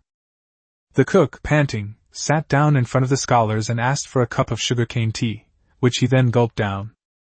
The group looked at each other, bewildered, wondering what had happened. The cook said excitedly that he went to deliver goods to Los Angeles City this morning, and saw that the Crack Blade Sect had been wiped out by the Shattered Spear Sect. Sect leader Wang Lai died on the spot, his head chopped off, and the entire courtyard was filled with corpses. The scholar standing nearby was terrified, his face changing color. "Exterminate the entire sect? Isn't the Rift Blade Sect a major sect?" The cook nodded repeatedly, saying that he had gone to deliver goods to the Rift Blade Sect and had seen with his own eyes that almost everyone inside was dead. It was a horrific sight. While they were still discussing it, Chu Feng had already put down a silver ingot and got up to leave the restaurant. He rushed to the market as fast as he could, bought the most expensive horse, and without even haggling over the price, mounted it, and galloped away. "Drive! Faster! Faster!" Chu Feng slashed open the horse's leg with his sword, grabbed the reins, and shouted. The spirited horse, in pain, reared up and neighed, instantly charging onto the official road like a whirlwind. Its mane danced wildly, raising clouds of dust, and its shadows blurred past as it sped away. An hour later, Chu Feng rushed back to Luoshan Stream, and Luoshan City was already in sight. But he saw people fighting in the distance. Huang Chong, the leader, was covered in blood and riddled with holes. He was about to be killed by Wei Long with a single palm strike. Chu Feng suddenly leaped from his horse and roared. "Wind technique without shadow! 3 movements in 1 step!" The next instant, the wind howled like a dragon, and a cold light pierced through the air. Wei Long hurriedly turned around and raised his spear to block, only to see 6 afterimages suddenly appear from the tip of the opponent's spear, like a dragon coiled by a whirlwind, making it impossible to distinguish which one was the real move. In the instant Wei Long was stunned, Chu Feng appeared behind him and thrust twice into Wei Bingchong's eye socket. Wei Bingchong died on the spot. Wei Long was about to curse when he was horrified to discover that his throat had been pierced at some point. He stared in disbelief at Chu Feng's retreating figure, finally understanding why his son couldn't beat him back then. It turns out that Chu Feng was also an immortal.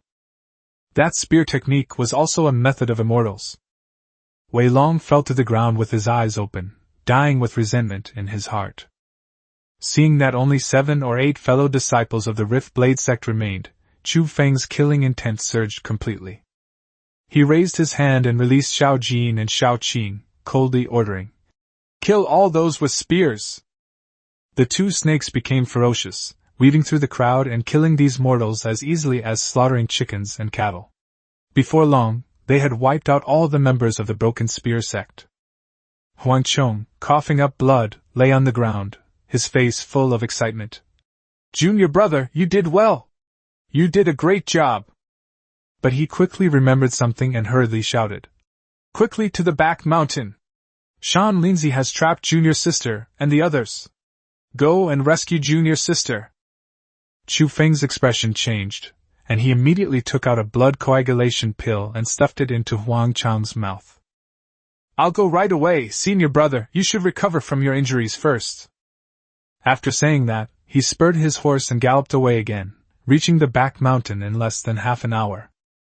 When Chu Feng saw Wan Yan, Yan Hu, and the others on the mountaintop, his heart sank. He never imagined that the once mighty Rift Blade sect would now be reduced to just a few people. Yan Hu shouted suddenly, raising his weapon to stand in front of Wan Yan. "Who is it? Who's there?" Chu Feng emerged from the shadows, his face filled with suppressed anger. Wan Yan, who was still sobbing, stopped crying instantly when she saw the white hair in the shadows. Looking at the person who had already reached the late stage of body refinement, and at her beloved junior brother, the tears she had just stopped suddenly burst forth again. Wan Yan ran over crying, Junior brother, you've come to save us?" Chu Feng let out a sigh of relief, then suddenly remembered something crucial and asked urgently, "Where is the old Taoist Shan Lindsay?" Wan Yan cried incessantly in his arms. Chu Feng immediately became anxious and turned to Yan Hu. "Yan Hu, where is that old Taoist priest?" Chapter 48. It turns out he really did have a wife. Yan Hu paused for a moment before replying, "We haven't seen Shan Lindsay in a long time. We've been avoiding him for about 2 hours now." Chu Feng frowned and asked him what was going on, while Yan Hu countered by asking him how he got there. Chu Feng simply said that he had killed Wei Long and Wei Bingchong, rescued senior brother Huang, but still hadn't seen Shan Lindsay. Wan Yan was still crying in his arms, clutching his clothes tightly, and choked out, "Junior brother, I knew you still cared about me. You came to find me, didn't you? My father is dead, and Yenner has no family left. Please stay with me, okay? I'll make you steamed buns every day from now on."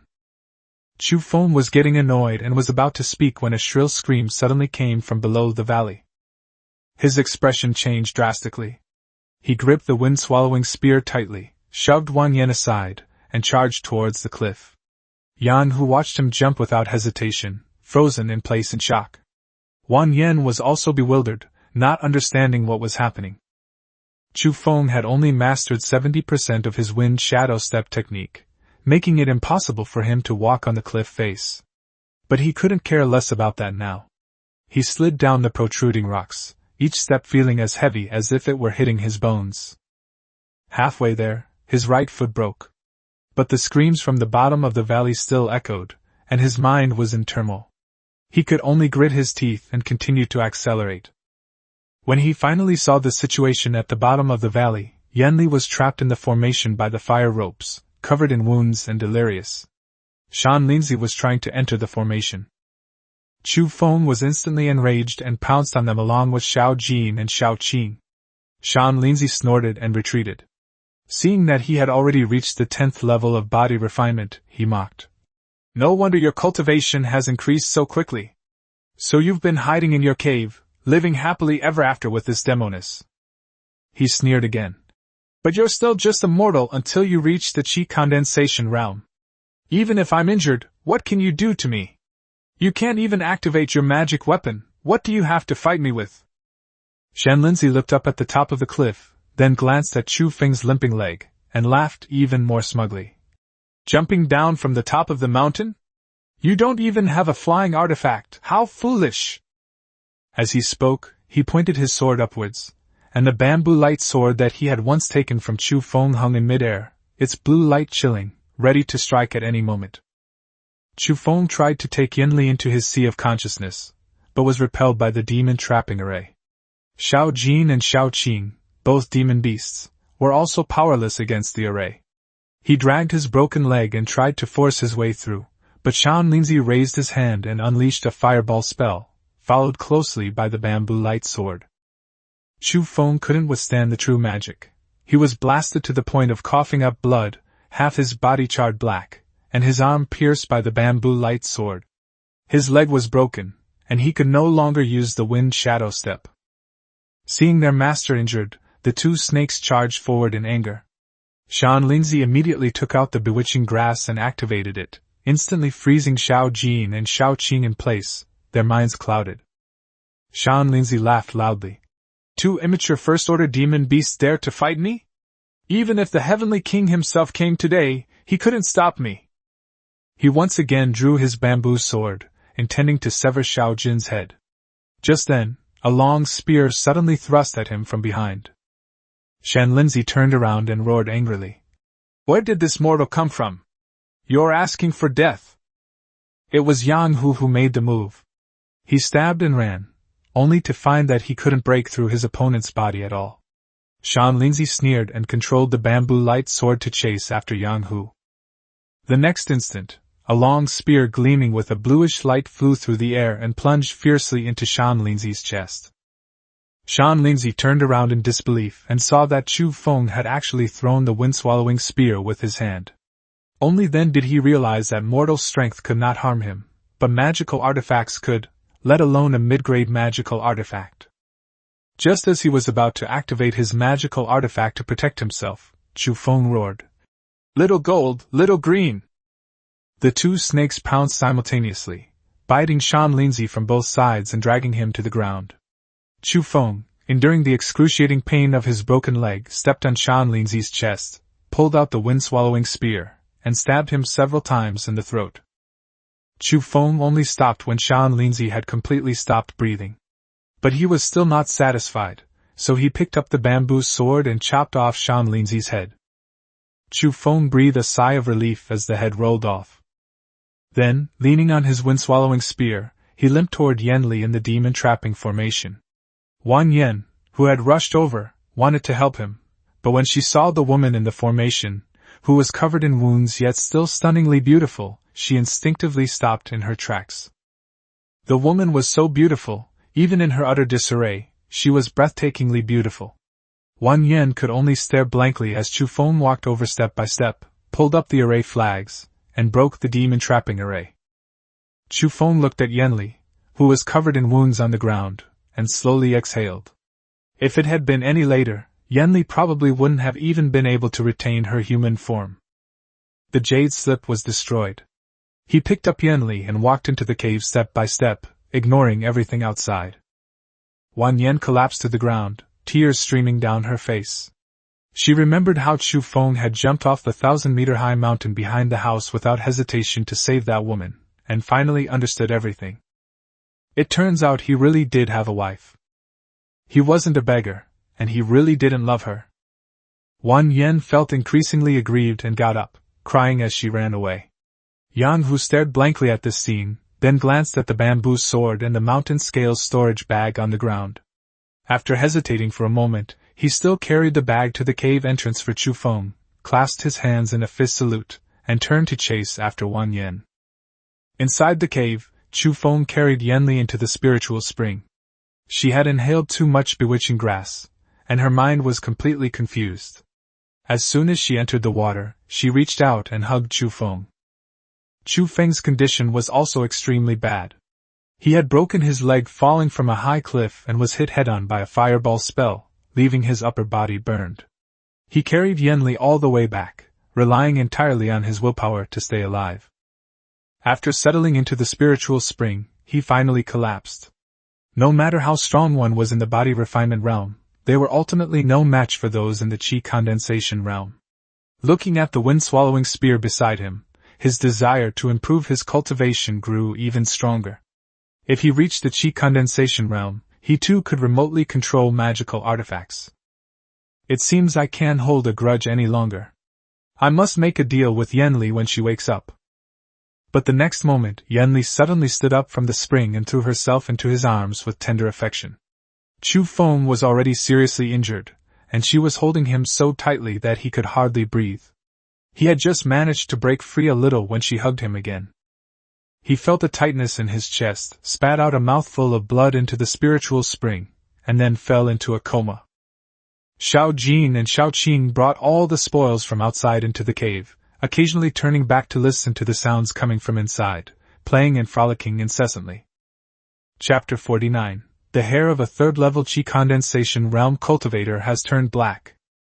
Yanli seemed to have a very long dream, a very unique dream. It was like rain pattering on banana leaves at dusk, watching the clouds drift by, and feeling ashamed as flowers and leaves sinking into oblivion. When she suddenly came to her senses, the image of the old Taoist priest Shan Lingzi's lewd appearance flashed in her mind, and she was instantly filled with anger, so she opened her eyes abruptly. But when she looked down, she saw that she was barely clothed, and the virginity mark her mother had given her had fallen off. Yanli was instantly filled with shame and indignation, thinking that the wicked old Taoist had taken her virginity, and immediately turned to kill the person beside her. However, upon seeing that face clearly, she abruptly stopped. It was Chu Feng. What shocked her even more was that Chu Feng's white hair had turned completely black, and his cultivation had reached the third level of the chi condensation realm. Yanli stood there stunned for a long time, gazing at the bright sunrise outside the cave, her mind in turmoil. Her once arrogant eyes now held a hint of resentment.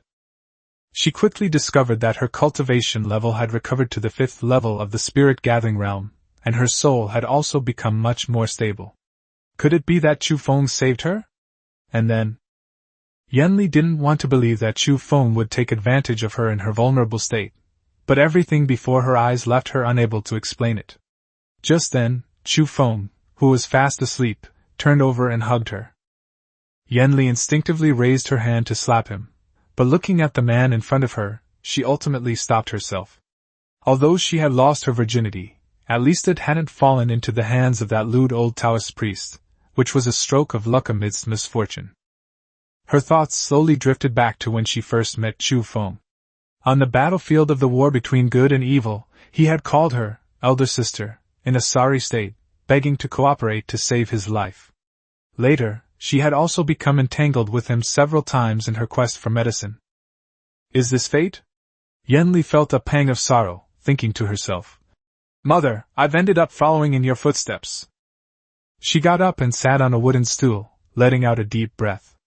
The pink flower in the cave was in full bloom. She turned around and looked at Chu Feng, whose physique and cultivation had skyrocketed because of her innocence, and felt even more aggrieved. She, the dignified Empress of the demon clan, who ruled over thousands of demons and possessed extraordinary talent, was invincible. Yet today, her vital essence was taken by a human with mixed spiritual roots of 5 elements. Unfortunately, Chu Feng's aptitude is poor. Even if he receives her benefits, his cultivation level will likely only reach the nascent soul realm. Since ancient times, it has never been heard of anyone with 5 pseudo-spiritual roots reaching the core formation realm, not even the offspring of immortals. She never imagined that her lifelong wisdom would lead to such a crushing defeat. Even if she truly wished to become Chu Feng's Taoist partner, the demon race would never acknowledge a low-level human cultivator as their master. Moreover, Chu Feng's lifespan is too short. What will become of her in the future? Is she really going to be with someone who can't form a core? Yanli became increasingly confused, overwhelmed with shame and resentment, and before she knew it, she sat there and began to cry. Tears rolled down her cheeks, her green sleeves wiping her jade-like face, her expression filled with resentment. Meanwhile, Chu Feng was still having a sweet dream. In his dream, he felt as if he had fallen into a warm and gentle paradise, eating all kinds of sweet and fragrant fruits, which were so delicious that he lingered there, reluctant to leave. Chu Feng slowly opened his eyes when the sound of a woman crying entered his dream. As soon as he woke up, he sensed something was wrong. His body was stronger than ever before, his breathing was smooth, and his senses were sharp. He was especially wide-eyed when he saw that the white hair beside his ears had all turned black. My hair? What happened? He simply stood up and felt the world become much clearer. He had never sensed spiritual energy before, but now, standing before the nearly dried-up spring, he could actually smell it. The feeling was like countless pure and ethereal things swimming through his chest, exquisitely wonderful. Chu Feng swallowed hard, realizing that he had actually reached the 3rd level of the qi condensation realm. Then he saw Yanli crying with her face covered, and he instantly understood, his mind going blank. His physique improved significantly, and his 5 originally weak and feeble spiritual roots now emitted a faint spiritual light, noticeably becoming much stronger and more robust. Chu Feng was certain that if he continued to cultivate, his speed would definitely be faster than before. Before he could even feel happy, Yanli started crying again. Tears streamed down her face like pear blossoms in the rain. Chu Feng, seeing her tear-streaked face, was frozen in place, unsure whether to sit or stand. He promised himself he wouldn't seek out women and would focus solely on cultivating immortality, but before he could even complete half of his cultivation, he suddenly passed away. After all that, how could a mere mortal like him remain unmoved? Chu Feng stammered, I will take responsibility for that. I know the principles of being a decent human being. Yanli glanced at him sideways, then continued to sob, covering her face. Chu Feng swallowed hard again and whispered, What's done is done, crying won't help. Wow, you're already at the 5th level of the spirit gathering realm? Awesome. What if you... Yanli turned away, feeling wronged, and cried even harder. Chu Feng immediately realized he had said the wrong thing and quickly corrected himself. No need, you can also reach the core formation realm without that. Xiao Qing and Xiao Jin, standing nearby, rolled their eyes in exasperation. Chu Feng tried to approach, but Yanli suddenly yelled, Get out of here! I don't want to see you! Chu Feng stopped nervously. He wanted to go out for some fresh air, but he was worried, so he had to shamelessly go over and coax her. Why don't you come into my sea of consciousness and cry? I'm really worried about you being here alone. You can cry however you want once you're inside. Yanli ignored him, so he quickly changed the subject. How about we go to Luoshan City to buy groceries? I'll cook you 6 dishes and a soup tonight? Buying clothes is also fine, let's buy a few more. Seeing that she was still crying, Chu Feng had no choice but to tell the strange story of Qinshui Township. He said that a scholar had a bag of snail shells, claiming that they were leftovers from his beloved 7 years ago. He would dip them in soy sauce and savor them whenever he missed her, which made him so disgusted that he almost vomited. Yanli was caught between laughter and tears, covering her mouth with her eyes full.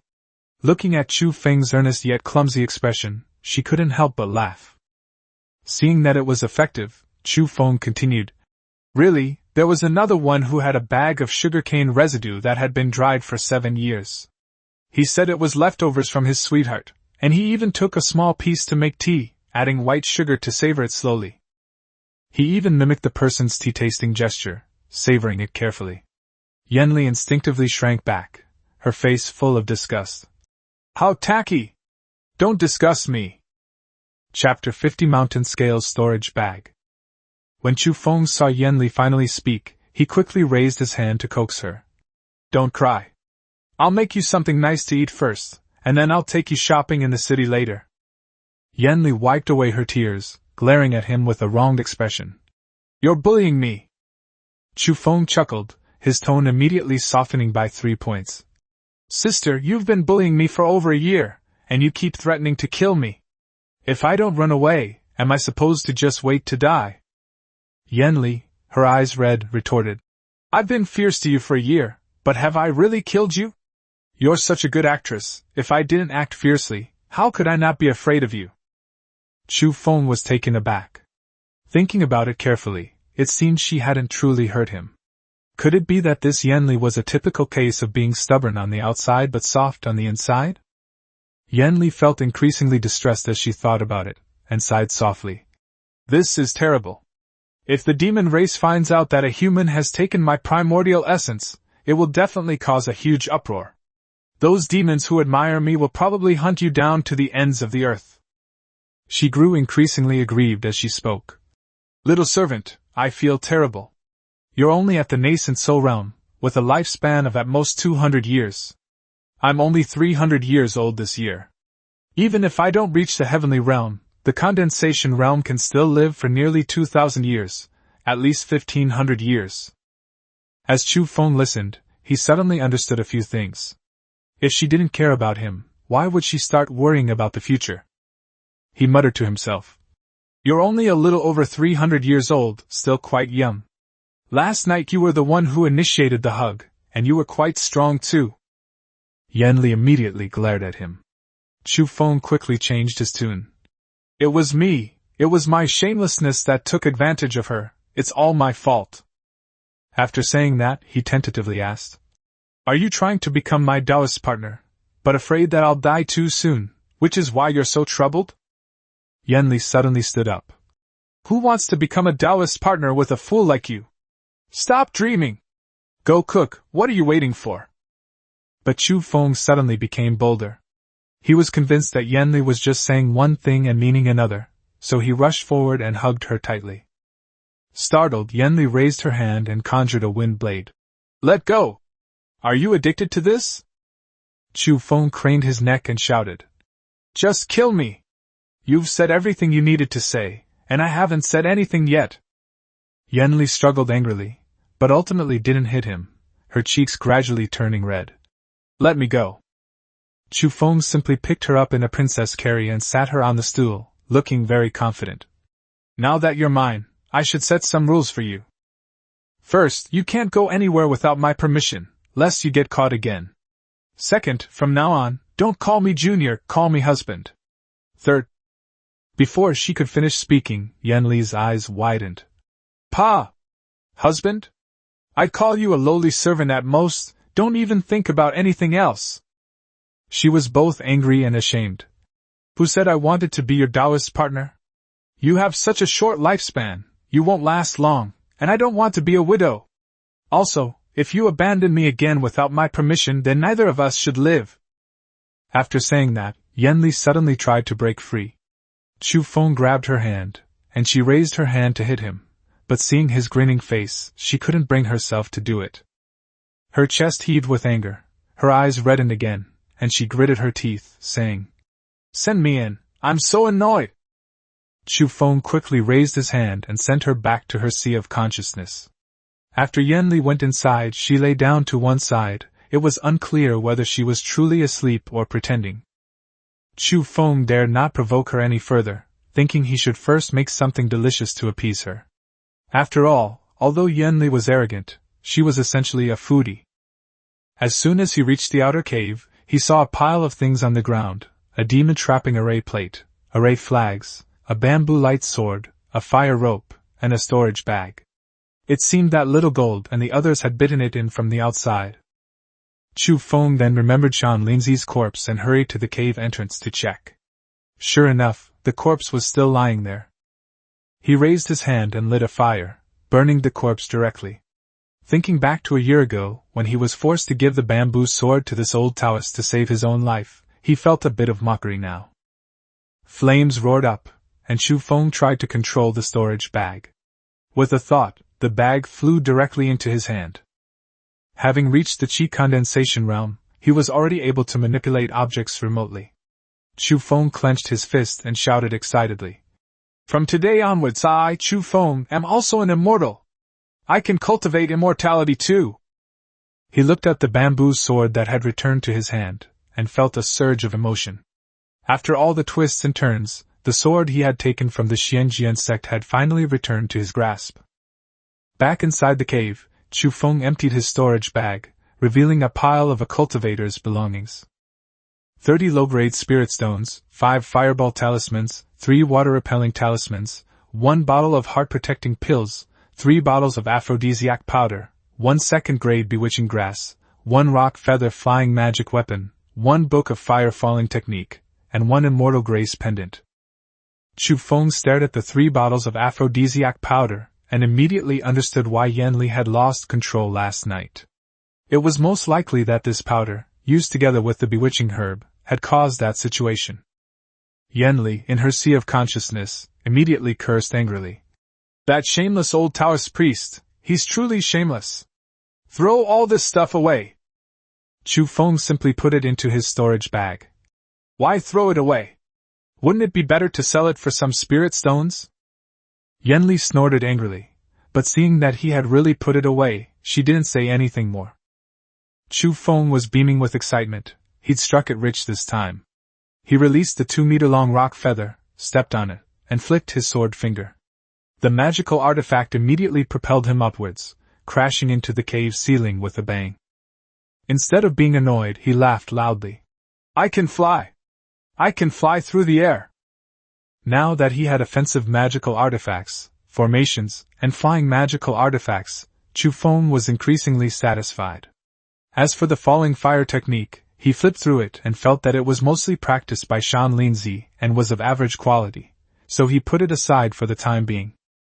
Yanli in her sea of consciousness originally wanted to speak, but as soon as she saw Chu Feng, she remembered the scene of him forcibly holding her in his arms. Her cheeks immediately burned, and her mind was in great turmoil. Chu Feng then picked up the white jade pendant again, his face full of curiosity. Ancient pendant? What is this? It's made of Hetian white jade, it looks quite valuable.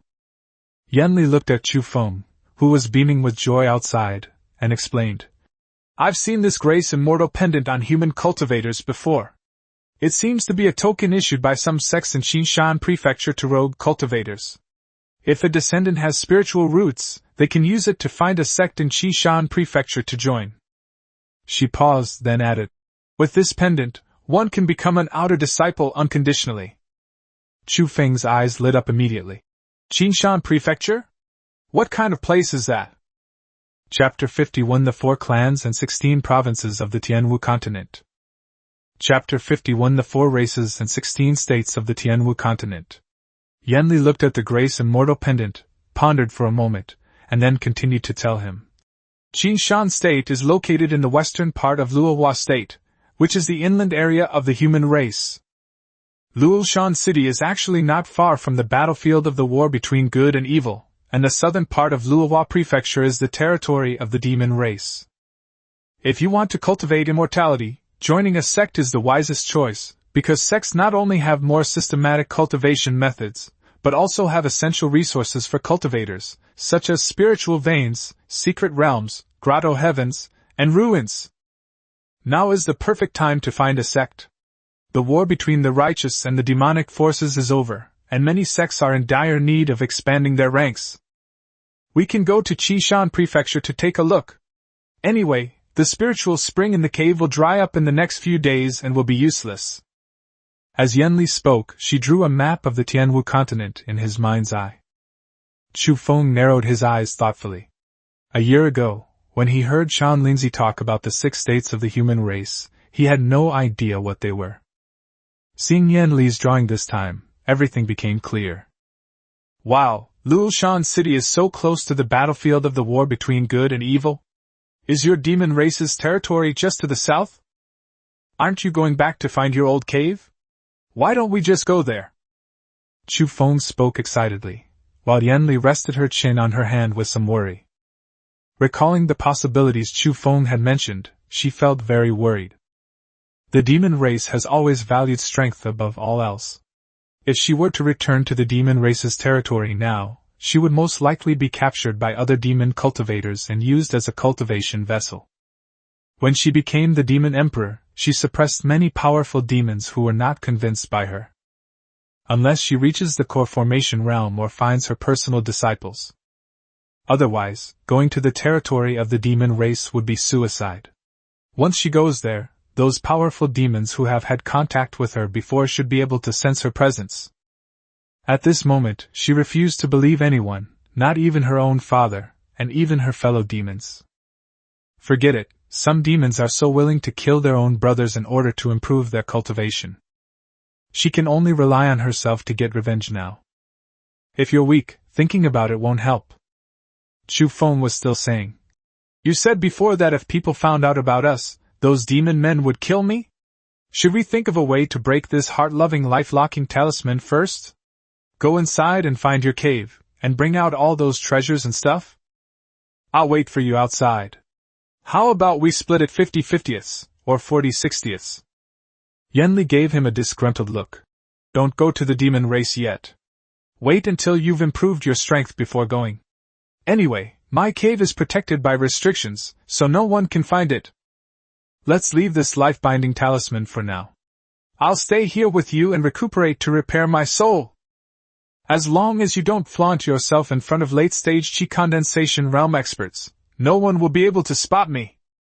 As you said, let's go to human territory, find a small sect to hide in and cultivate, and while we're at it, find out where my sister is. Chu Feng swallowed hard, and said somewhat reluctantly, I think we should remove this love charm, just in case we end up with both the baby and the spirit dead. Yan Li snorted. If I'm not afraid, what are you afraid of? Let me make this clear first. If you neglect your cultivation and fail to form your core, I won't care whether you live or die. Chu Feng's reaction was clearly a beat too slow. He was stunned for a long time before he suddenly realized that the other party meant to teach him how to cultivate immortality. You mean if I reach the core formation stage, you'll call me husband and become my Taoist partner? If I can't perform, you're just going to pull up your pants and leave? Yan Li's expression turned aloof. Don't worry, I will help you collect your body and erect a tombstone. Chu Feng scratched his head. How about we try again tonight? I think your innate charm body is pretty amazing. Why don't we just cultivate together until we reach the core formation stage? Stop daydreaming! I've said before that if you can't form your core, I won't care whether you live or die. We're still master and servant now. You're my furnace, it's that simple. Chu Feng scoffed speechlessly. This woman was truly arrogant. They've hugged and kissed, but are they still in a master-servant relationship? Return the furnace and cauldron. We don't even know who will be whose furnace. Yan Li shouted again. Aren't you going to cook? Chu Feng.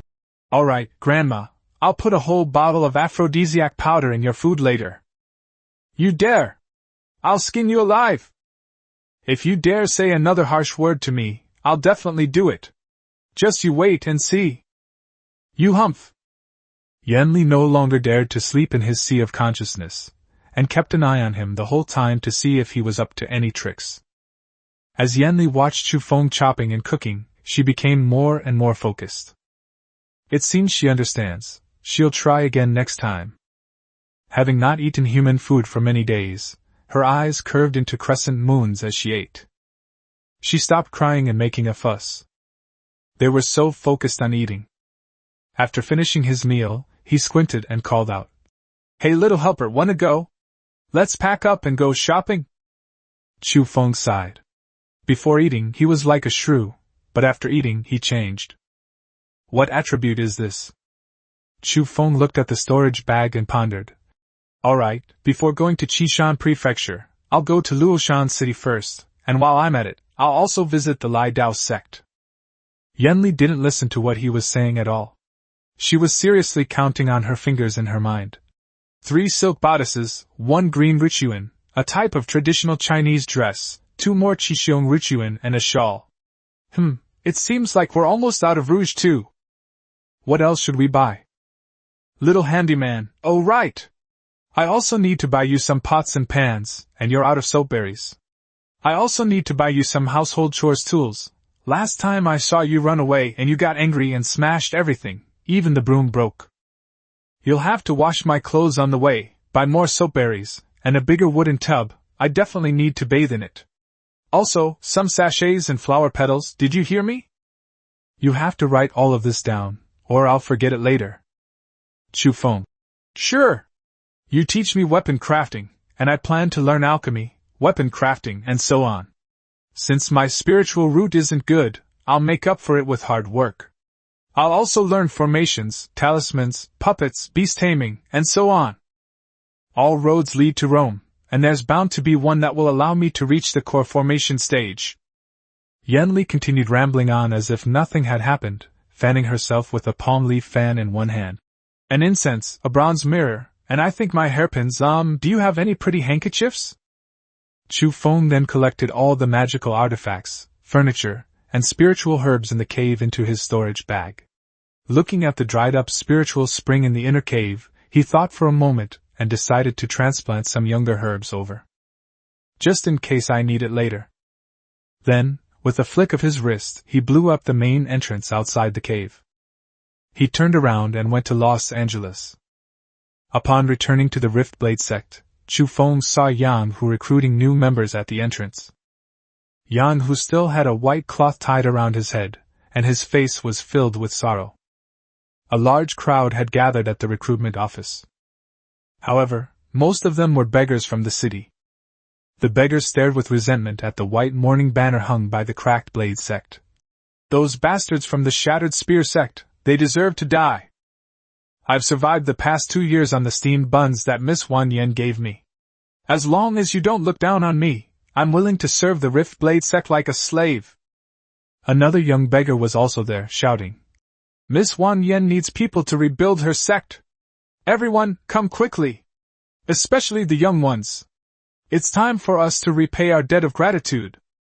Yang Hu scratched his head impatiently and said, I appreciate everyone's kindness on behalf of the sect, but to join the sect, you must have a foundation in martial arts. Many people never reach the first level of body refinement in their entire lives. The beggar next to him excitedly raised his fist and gestured to the fleshy part of his arm. How's my physique? Look. Hey ha dash. Ever seen a fist the size of a sandbag? Yang Hu shook his head with a wry smile. Uncle, you should take everyone back. Senior Sister Xuanjian is still keeping vigil, and Sect Leader Wang was just buried this morning, so she won't be able to come out to greet everyone. Please forgive her. Just then, 2 bottles of meridian opening pills were suddenly placed in front of Yang Hu's table. Where there's a will, there's a way.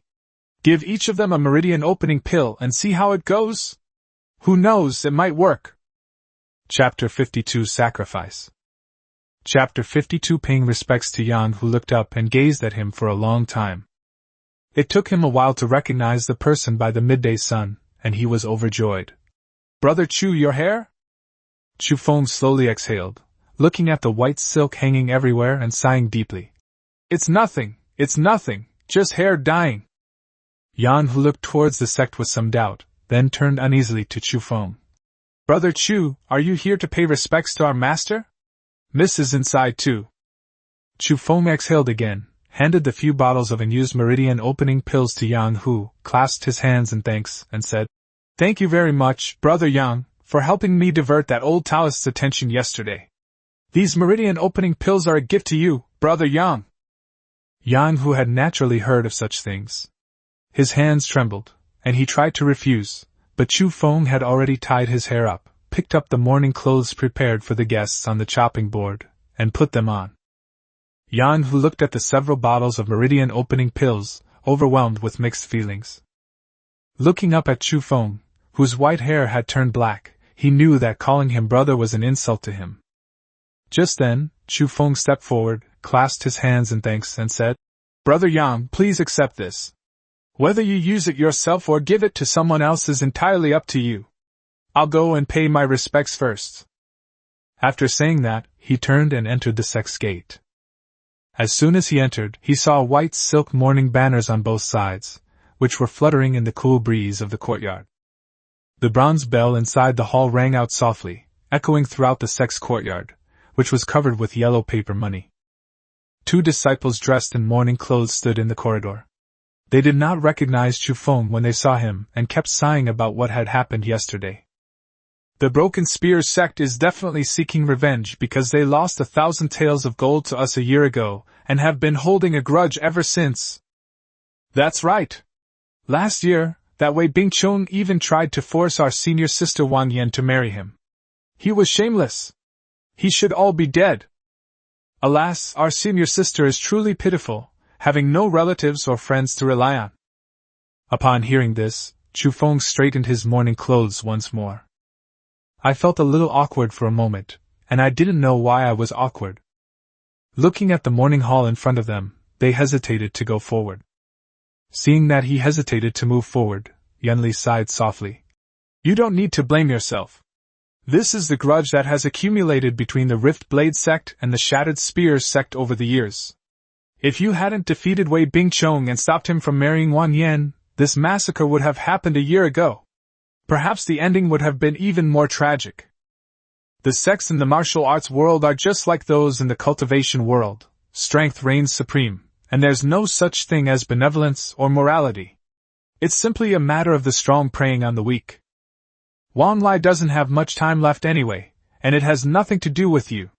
Just let go of this karmic connection, and don't leave any knots in your heart." Chu Feng was still a little reserved.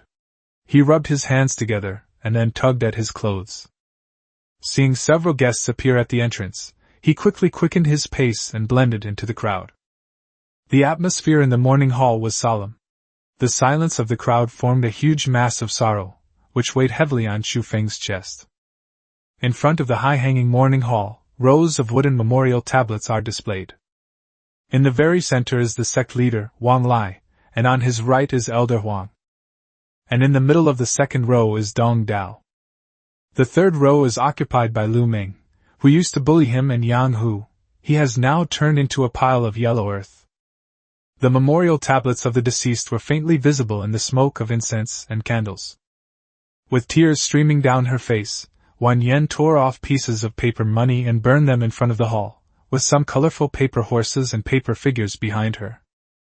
The sounds of weeping mingled with the burning of incense. As the guests and relatives at the front of the table paid their respects, Chu Feng followed. His eyes kept glancing at Wang Yan beside him, his heart filled with mixed emotions. He genuinely didn't want to get involved in romantic relationships at first. Yanli snorted twice, her jealousy rising. "What? You can't bear to part with it? Then take it with you."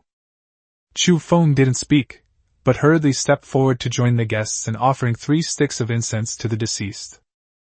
Huang Chong, who was kneeling to one side, recognized Chu Feng at a glance. He looked up at the weeping Wang Yan. The thought of Wang Yan trying to hang herself last night made his heart ache as if it were on fire. Seeing Chu Feng about to leave with the guests, Huang Chong quickly stepped back a few paces to the side of the hall and chased after him. He followed Chu Feng the whole time, and when he saw Chu Feng unleash a huge feather-shaped magical artifact, Huang Chong quickly stepped forward. "Brother Chu! Please wait!" Chu Feng was momentarily stunned. Looking at Huang Chong, whose eyes were bloodshot and whose body was covered in wounds, he raised his hand and put the great rock feather into his storage bag. Huang Chong looked uneasy. After thinking it over, he decided to speak up. Looking at Chu Feng, whose hair was full of black, Huang Chong said sincerely, "Brother Chu, how have you been? I heard from Yang Hu yesterday that you already have a wife. Is that true?" Chu Feng's voice was firm as he clasped his hands in a fist and said, "Yes, I do indeed have a wife, and we are deeply in love. I told my master and senior sister Yen a year ago, but they didn't believe me. My wife couldn't go out to testify for me, so I couldn't defend myself. Alas. Huang Chong glanced back at the morning hall, a hint of heartache in his eyes. Actually, in the year since you left, Yenner has been like she's gone mad. Every day she's been shouting about cultivating immortality, taking fake medicine from quack doctors, praying to gods and Buddhas, and becoming mentally and physically exhausted. As her older brother, I really couldn't bear it. I truly didn't mean to target you when I was under the purple willow tree earlier. It's just that I watched Yenner grow up and I consider her my own sister, Ruoro. As Huang Chong finished speaking, he knelt down with a thud, his injured body profusely. If the immortal master does not mind, please take Yenner as your concubine. I will be eternally grateful and will certainly burn incense and offer sacrifices to the immortal master every day. Please, immortal master, take Yenner as your concubine. Even mortals can have 3 wives and 4 concubines. Immortal master, please have mercy. Mr. Huang is extremely grateful. Chu Feng stared blankly at Huang Chong, who had suddenly kowtowed to him, and quickly stepped forward to help him up. How could he not know that Huang Chong genuinely liked Wan Yen, and that saying he treated her like a younger sister was just something to fool a child? Senior brother Huang, why are you doing this? Please don't make things difficult for your junior brother. Huang Chang's voice trembled, and tears welled in his eyes. If you leave like this, Yenna will be heartbroken and devastated. This past year, she has been thinking of you so much that she has gone crazy and lost her mind. Even though she knows that you have a wife, she still can't get over it. Last night at midnight she even hanged herself. If she hadn't been discovered in time, Immortal Master, please take Yenna with you. Chu Feng looked impatient and clasped his hands in farewell 3 times.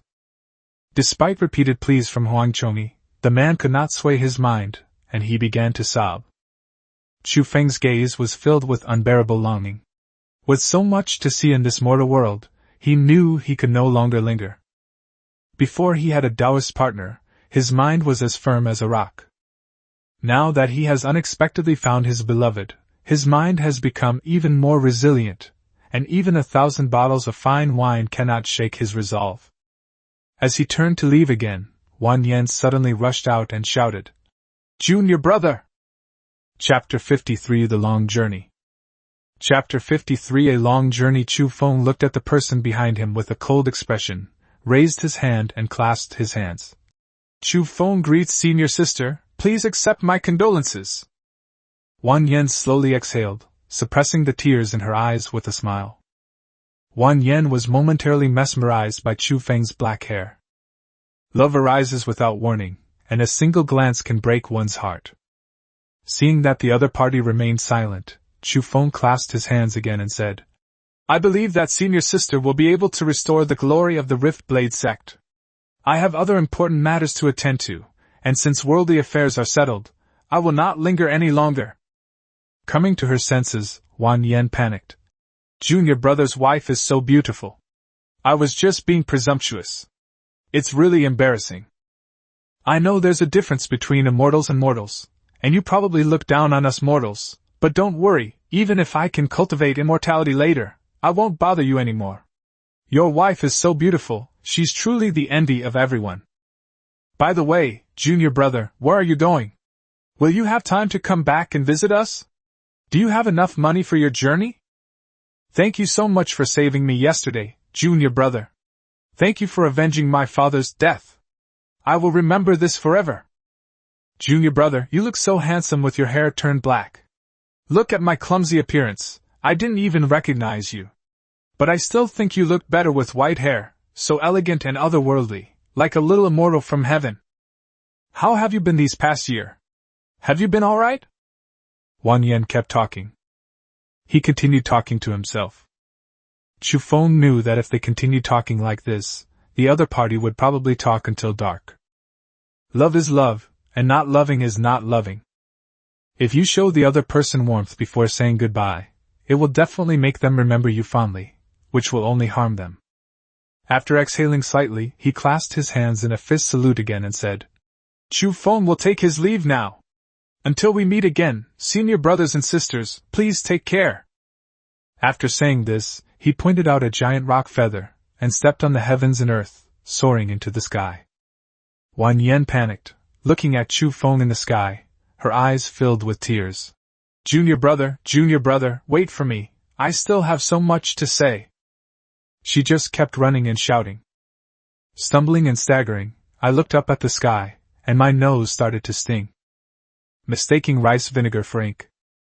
The underlying meaning of his words was one of bitterness. Chu Feng wasn't looking. He shouted from the sky. I already have a Taoist partner, Miss Wang, take care! Then he vanished without a trace, disappearing into the horizon. Wan Yen gazed at the cloud that Chu Feng had disappeared from, wanting to chase after it. I accidentally fell to the ground, and my arm is bruised. After getting up, I looked up again and saw a lot of clouds in the sky. I don't even know which cloud that was just now. Wan Yen suddenly looked up at the sky and burst into tears, her sobs never ceasing. Chu Feng, perched atop the clouds, slowly exhaled. Let this matter end here. From this day forward, he will seek the path to immortality, and pursue the path to eternal life. He stood with golden rock feathers under his feet and a sword in hand. Soaring above the clouds, chasing the wind and clouds, it flew away towards Qinshan Prefecture in the west. Just then, Yanli suddenly sensed a figure on a sword in the distance, and her brows furrowed immediately. Stop flying! Get down! This place is very close to the battlefield of the war between the righteous and the demonic, and many cultivators have not yet dissipated, and there are even people who have gone to the battlefield to loot corpses and search for treasures. It would be troublesome if there were cultivators at the nascent soul or core formation stages. Be careful. Get down quickly and disguise yourself as an ordinary person to travel slowly. Just now, someone at the 7th level of Qi condensation used their divine sense to sense your cultivation level. Chu Feng hurriedly did as instructed, galloped down the mountain, found a deserted grove of trees, waited for half a day, and then took out a set of hemp clothing and a straw hat from his storage bag. Looking at the path beside the woods, and then looking up, I saw that the town of Qinshe was right in front of me. Yanli? Yanli tilted her head, her face slightly flushed. Chu Feng's eyebrows twitched. What did you just call me? Yanli panicked immediately. I told you to go ask, what are you dawdling for? Do you want to die? I said go ask, you little dog. What's wrong with that? Chu Feng burst out laughing. Do you think I'm deaf? Haha, okay, my wife, I'll go ask. Wait a minute! Yanli clenched her fists in silence. Just now, she saw Chu Feng talking to Wan Yen so seriously, saying that he had a wife and a Taoist partner, and that the two of them were very affectionate. She was immediately engrossed in the story. She blurted it out without even thinking, which embarrassed her to death. Chu Feng then inquired about the caravans, who were heading to the border of Qinshan Prefecture and would depart in an hour. Chu Feng glanced at Yanli in his mind's eye, then scratched his chin with a defiant look on his face. Come on, my wife, I'll take you shopping. There's still an hour left. Yanli didn't dare to say anything, and just kept fiddling with the hem of her skirt in her mind. It's all over. The image of a cold, aloof, and ruthless Empress that she had painstakingly built up was about to be destroyed. That little rascal is a dog, he'll stick to her embarrassing moments and won't let go, huh? The next scene was all about Chu Feng choosing clothes and accessories for her. After all, he had bought it in Luoshan City once before, and he remembered it very clearly. How about this white one? I remember last time you asked me to buy a green belly band. It was so ugly and I don't like green either, let's buy a red one. None of your business. This jade mandarin duck hairpin looks quite nice, shall we? Okay, let's get one with plum blossoms on it. And don't forget to buy a bronze mirror. I smashed the last one too. Yanli looked around in his sea of consciousness, and in less than an hour, her travel money was gone. There were only 10 taels of gold left. A silk shawl from Liyunzhu in the western regions costs 8 taels of gold. She insisted on having it, and if she wasn't given it, she glared at me with dead fish eyes and started babbling. How dare I, the mighty demon emperor, condescend to wear such inferior mortal clothes? Am I not wronged? I don't care, you have to buy it whether you like it or not. Otherwise, you're not leaving today. Chu Feng narrowed his eyes, bought the shawl, and turned to head towards the caravan. Yanli was still calling out in her mind. Don't go! Let me pick out some decent clothes for you. I'm asking you to play a mortal, not a beggar. Can't you change it to something nice? Chu Feng shook his head. That's it then, we're out of money. You spendthrift women have spent it all, and the caravan is about to leave. Yanli wanted to say something, but seeing that Chu Feng had already paid the deposit to the caravan owner, she pouted again. Chu Feng sat down in a carriage and lay down on one side, intending to take a nap. It's estimated that it will take a day to reach the border of Qishan Prefecture. When Yanli saw that he was about to sleep, she immediately shouted, Have you even formed your core yet? You're sleeping? I'm here to let you cultivate. Chu Feng got up, somewhat bewildered. Okay, so you're going to play like this? As he spoke, he took out the 9 Elements spear manual he had previously acquired, intending to try it out.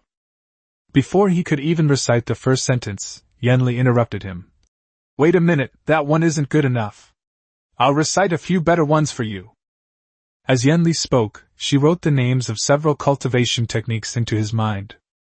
Demon Emperor's Heaven-Following Technique, Divine Demon's Heaven-Reaching Immortal Scripture, Myriad Demon Body Refining Technique, Great Demon's Creation Scripture, Great Demon's Heaven-Imprisoning Finger, Demon King's Heaven-Burning Technique. Chu Feng looked at the 9 Elements spear technique in his hand with a comical expression, then at the names of the various techniques in his mind. He immediately perked up. Good! Very good! Excellent! If you really play like this, I won't be sleepy anymore. Chapter 54 The Myriad Demon's Body Refining Technique. Chapter 54 The Myriad Demon's Body Refining Technique. The caravan's carriage slowly drove out of Qinshe town. The wheels swayed and turned, and Chu Feng moved further inside the carriage. Yanli in his sea of consciousness was explaining one book to him after another, very attentively.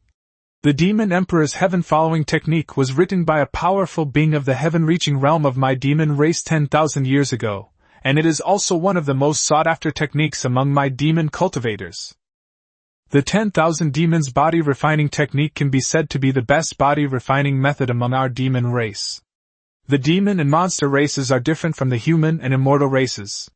Most of the demon and monster races are body cultivators, while we cultivate our physical bodies. In the later stages, we can break through all laws with brute force, and we can achieve great things by defeating the many with the few and fighting against opponents of higher levels. Humans are physically weak and cannot withstand the demon race's heaven-defying body-refining methods. They are more like magic cultivators, specializing in magical cultivation. The Great Demon Creation Scripture and the Demon King's Heaven-Burning Technique are my own cultivation methods. However, I'd only have the first half of the Great Demon Creation Scripture. This method can be said to be the strongest among all the demon cultivators' spiritual cultivation methods I have ever seen. It can enhance spiritual sense. Chu Feng was increasingly pleased with himself. It seemed the money hadn't been wasted. This was a surefire way to make a profit. Etc.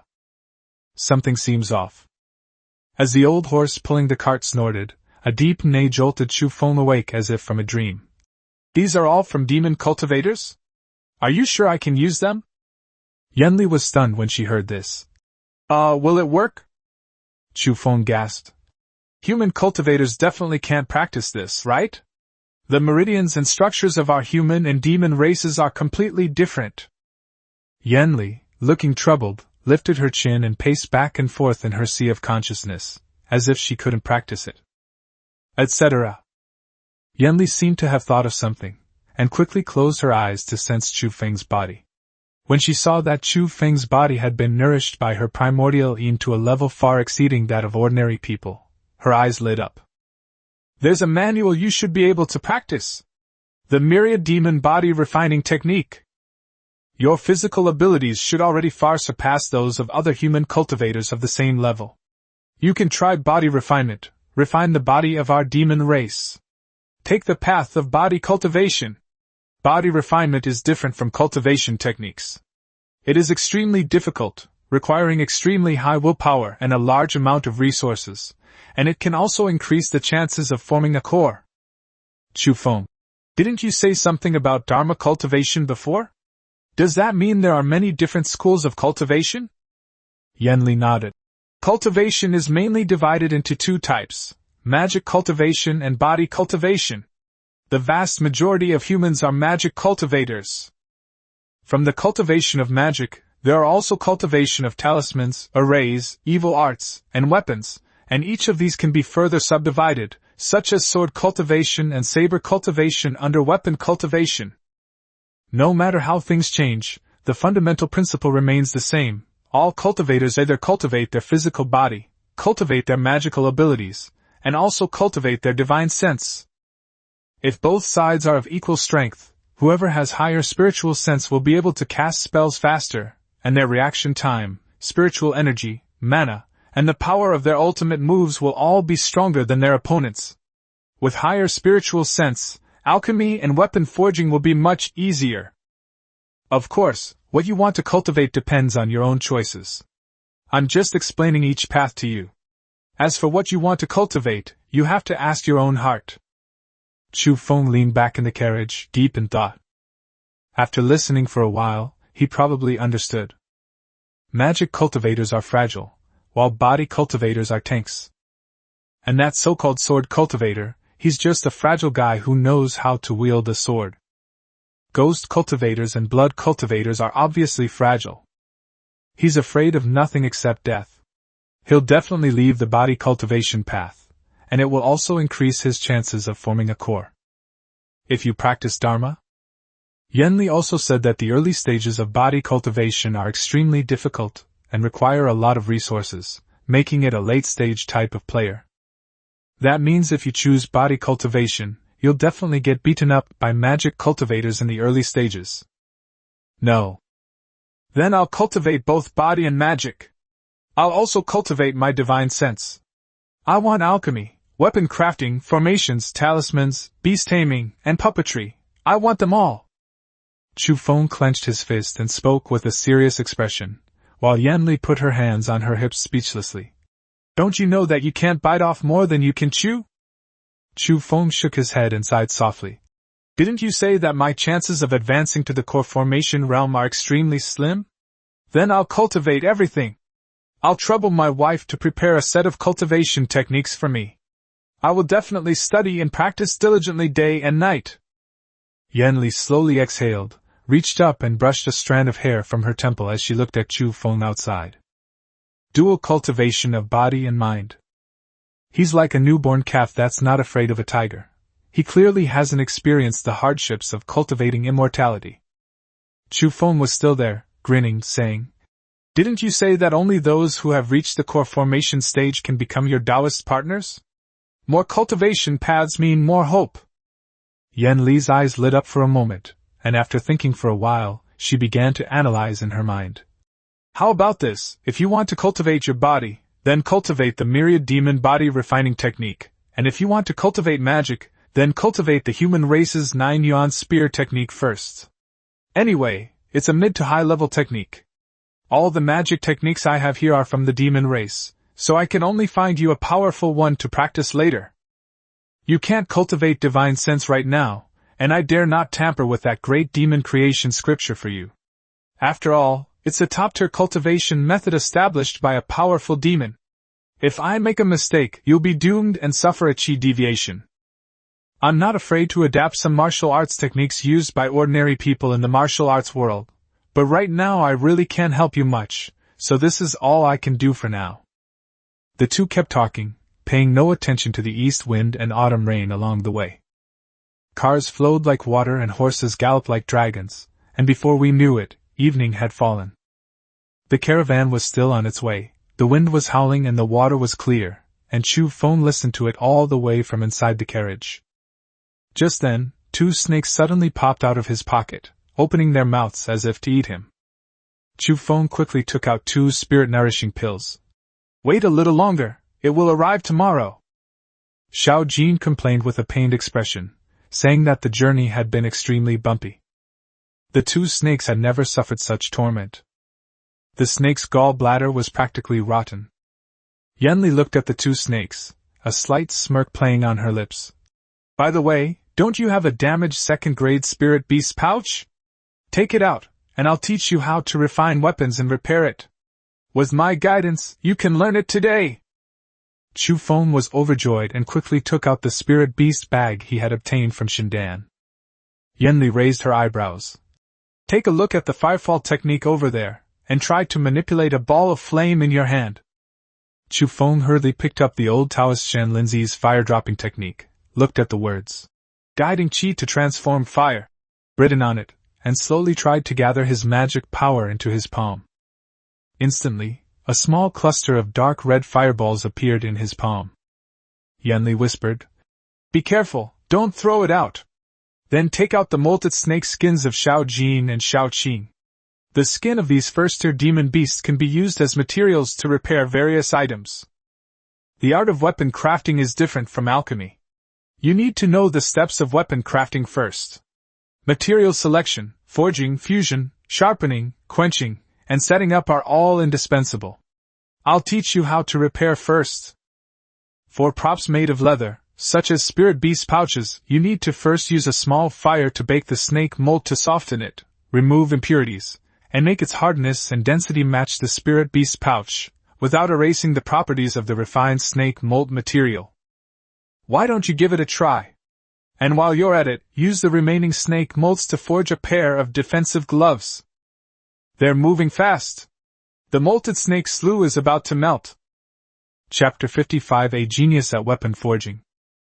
Upon hearing this, Chu Feng, the genius of weapon crafting, quickly released his divine sense to lock onto Shaoqing's snake mold containing earth and wood attributes, and then slowly lifted the torn spirit beast bag with his divine sense. The feeling was like remotely assembling building blocks.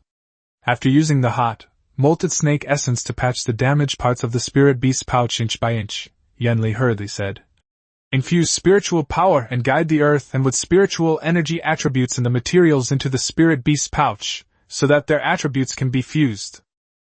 Chu Feng quickly did as instructed, once again using his divine sense to lock onto the molted snake and probe it deeply.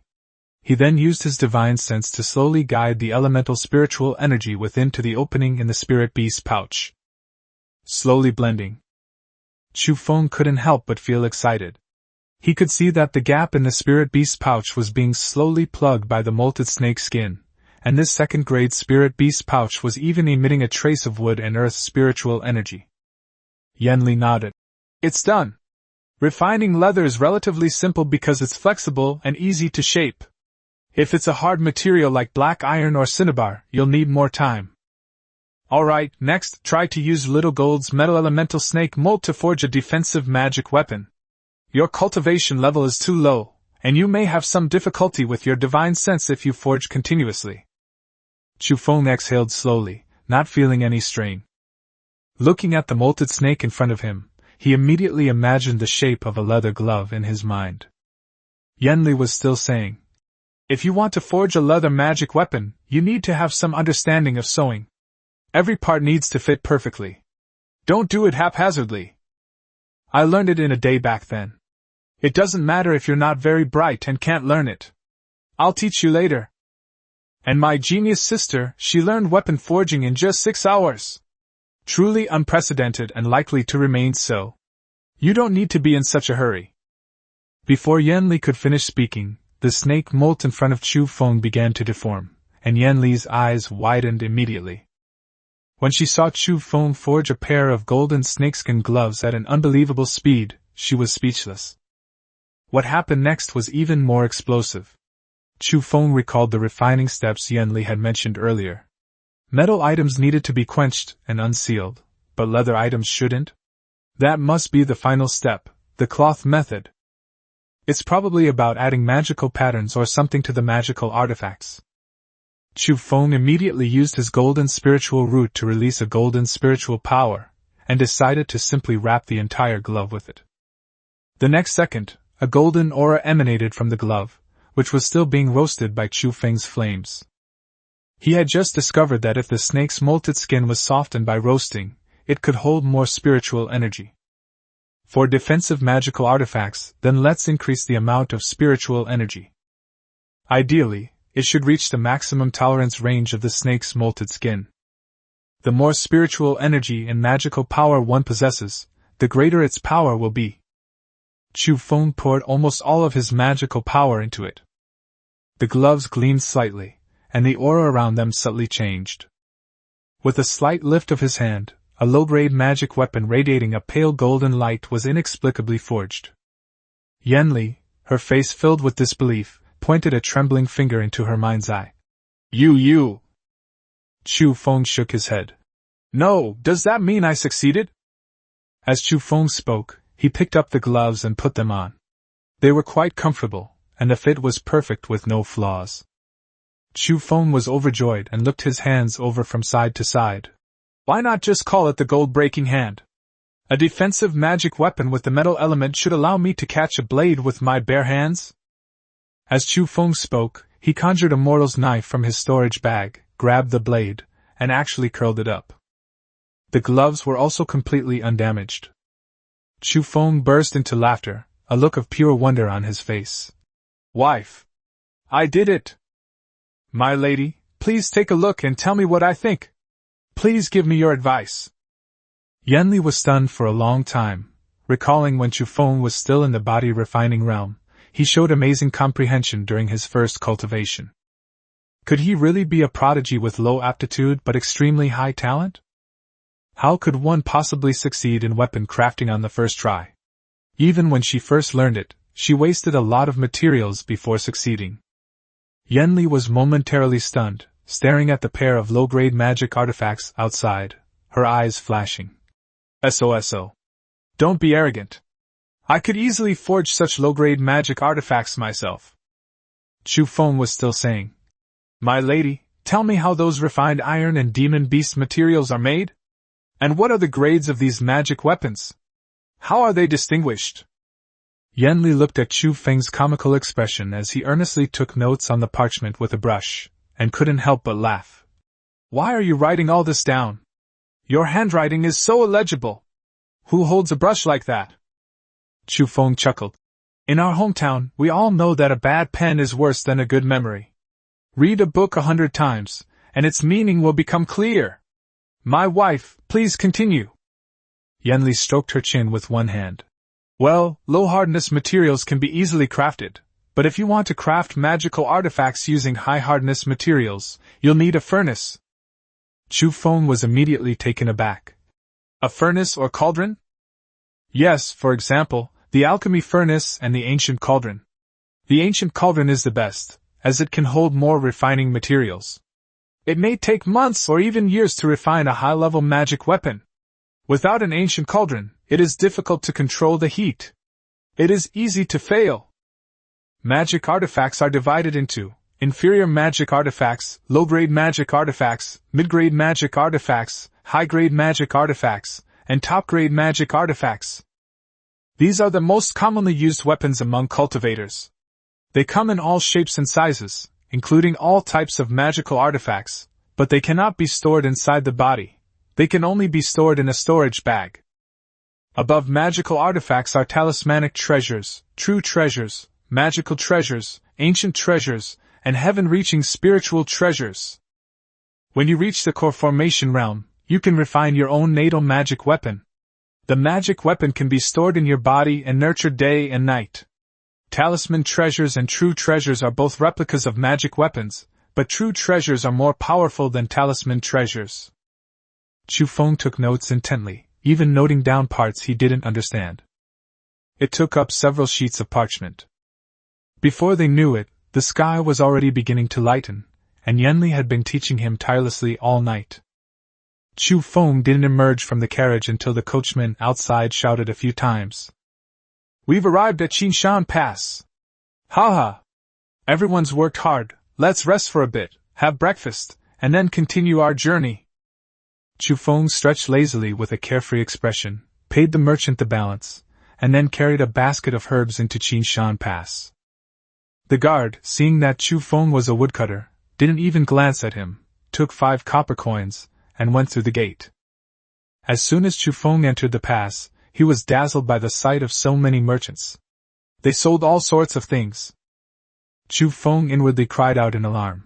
If Yanli saw this, he would probably lose money again.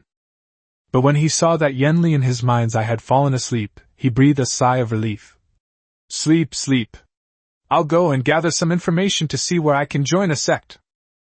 Chapter 56 Discussion on Taoism in the Green Mountains. Chapter 56 Green Mountain Discussion. Chu Feng was just wandering around carrying a basket of ordinary people's herbs. Looking at the merchants selling their goods, he was also a little curious, wondering if there were any immortals or fellow Taoists among them. There were vendors selling vegetables, silk, candied hawthorns, porcelain, and everything else. There are even sellers of livestock. The people dressed differently. Many of those who came from Bishui Prefecture wore straw raincoats, while the merchants from Qingshan Prefecture wore straw hats. This pass is located at the junction of 3 states, so it's no wonder it became a trading hub for merchants. Chu Feng spent 20 copper coins to buy a wooden mask and put it on before continuing his exploration of the market. There really are cultivators. Chu Feng immediately recognized a young man selling antiques and handicrafts. The man was about 25 or 26 years old and rather short. The stall was full of bracelets, pendants, and a few antiques. But the feather fan in his hand was a first-grade magic weapon, and it was wind tribute. Chu Feng pretended to look at the other person's stall, and the person looked up at Chu Feng twice before continuing to look through the bamboo slips in his hand. Chu Feng hadn't originally intended to buy anything, but when he saw a pair of golden-laid jade rings on the stall, he immediately picked them up. The ring even has a pair of mandarin ducks on it, which is a bit like a modern couple's ring. The size seems just right. How much are these jade mandarin duck rings, fellow Taoist? When the young man saw that Chu Feng really wanted to buy it, he smiled contemptuously and said, "It's worthless, just 1 tael of silver. Fellow Taoist, you can take it if you want." Chu Feng hurriedly took out some loose silver from his sleeve. The young man raised his eyebrows and said, "I see that you are already at the 3rd level of qi condensation at such a young age. Could it be that you are also here to participate in the Green Mountain Tao discussion?" Upon hearing this, Chu Feng quickly bowed and clasped his hands, saying, "Indeed! I am Wei Huichong, a native of Luohua Prefecture, and I greet this fellow Taoist." The young man clasped his hands together and smiled slightly.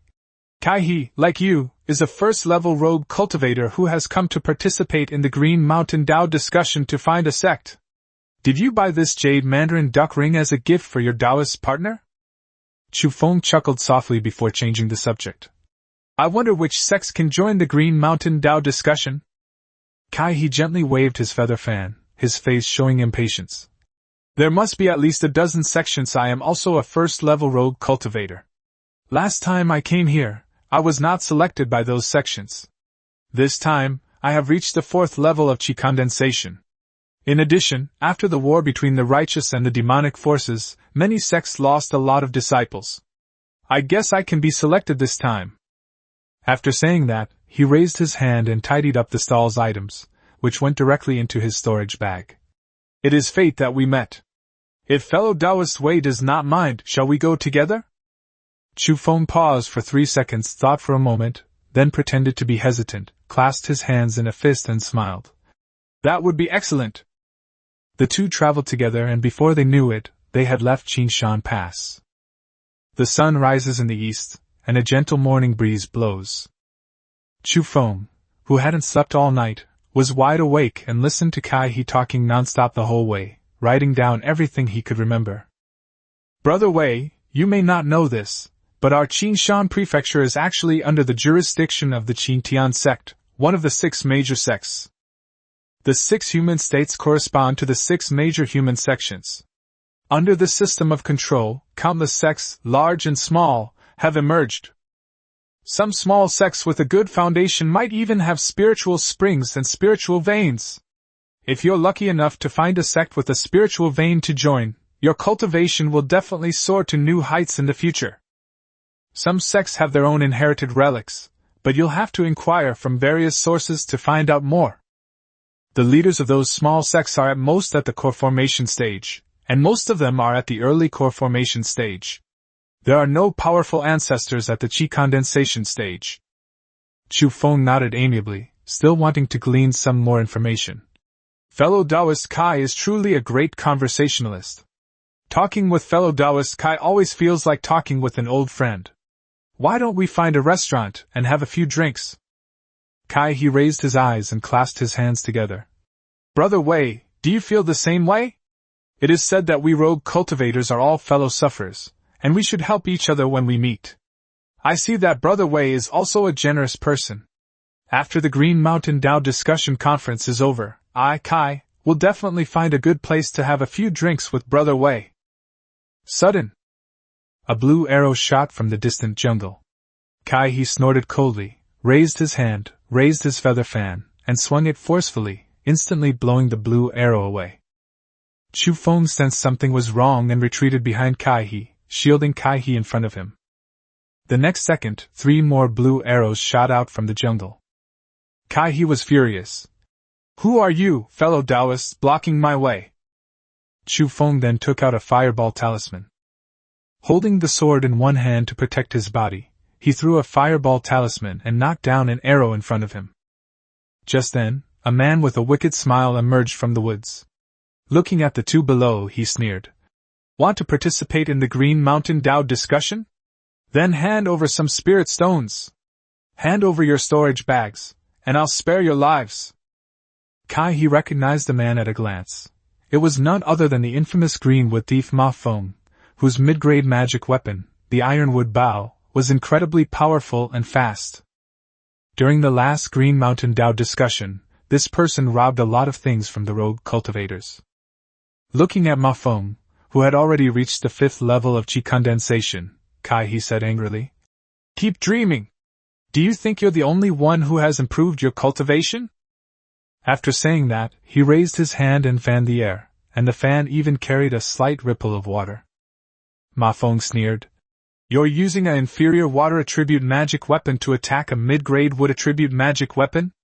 You want to make me laugh? Don't you know what overcomes water? What kind of immortal are you? The next second, Ma Feng suddenly urged his longbow forward, and more than a dozen arrows emitting a blue light suddenly appeared, tearing through the air at extremely fast speed. In the blink of an eye, they rushed over. Seeing that Kai he was doomed, Chu Feng turned and ran. Wind technique without a shadow. 1 step, 3 movements. With a whoosh, he disappeared.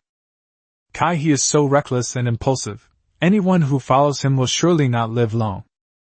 He didn't even know how many people were on the other side, and he just went in like that? A robber at the 5th level of Qi condensation must have a backup plan. He asked for his own death, so he shouldn't blame Chu Feng for running away so fast. Within 3 breaths of Chu Feng leaving, Kai he was riddled with arrows by that man. Dead beyond dead. Ma Feng sneered, raised his hand, and sucked up the other party's storage bag to examine it. Just then, a man at the 6th level of Qi condensation, carrying a large sword, jumped to his side. How is it? Do you have the graceful immortal pendant? Ma Feng shook his head. Damn it, how come these rogue cultivators are even less wealthy than last time? There's not a single thing in their storage bags. Just 15 low-grade spirit stones. And a substandard magic weapon?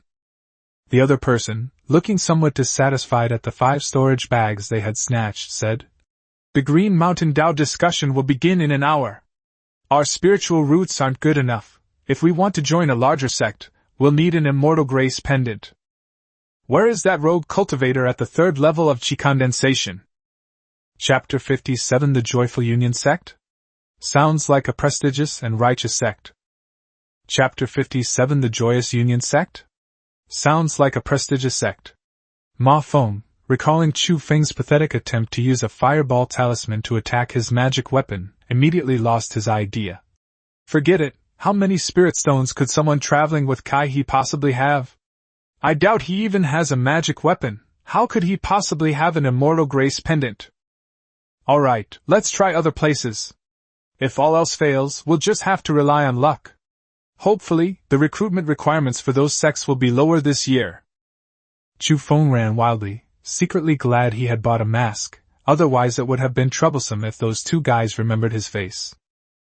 Arriving at a deserted place, he quickly put his straw raincoat into his storage bag, took out an even more tattered piece of clothing and put it on, while holding a stick in his hand.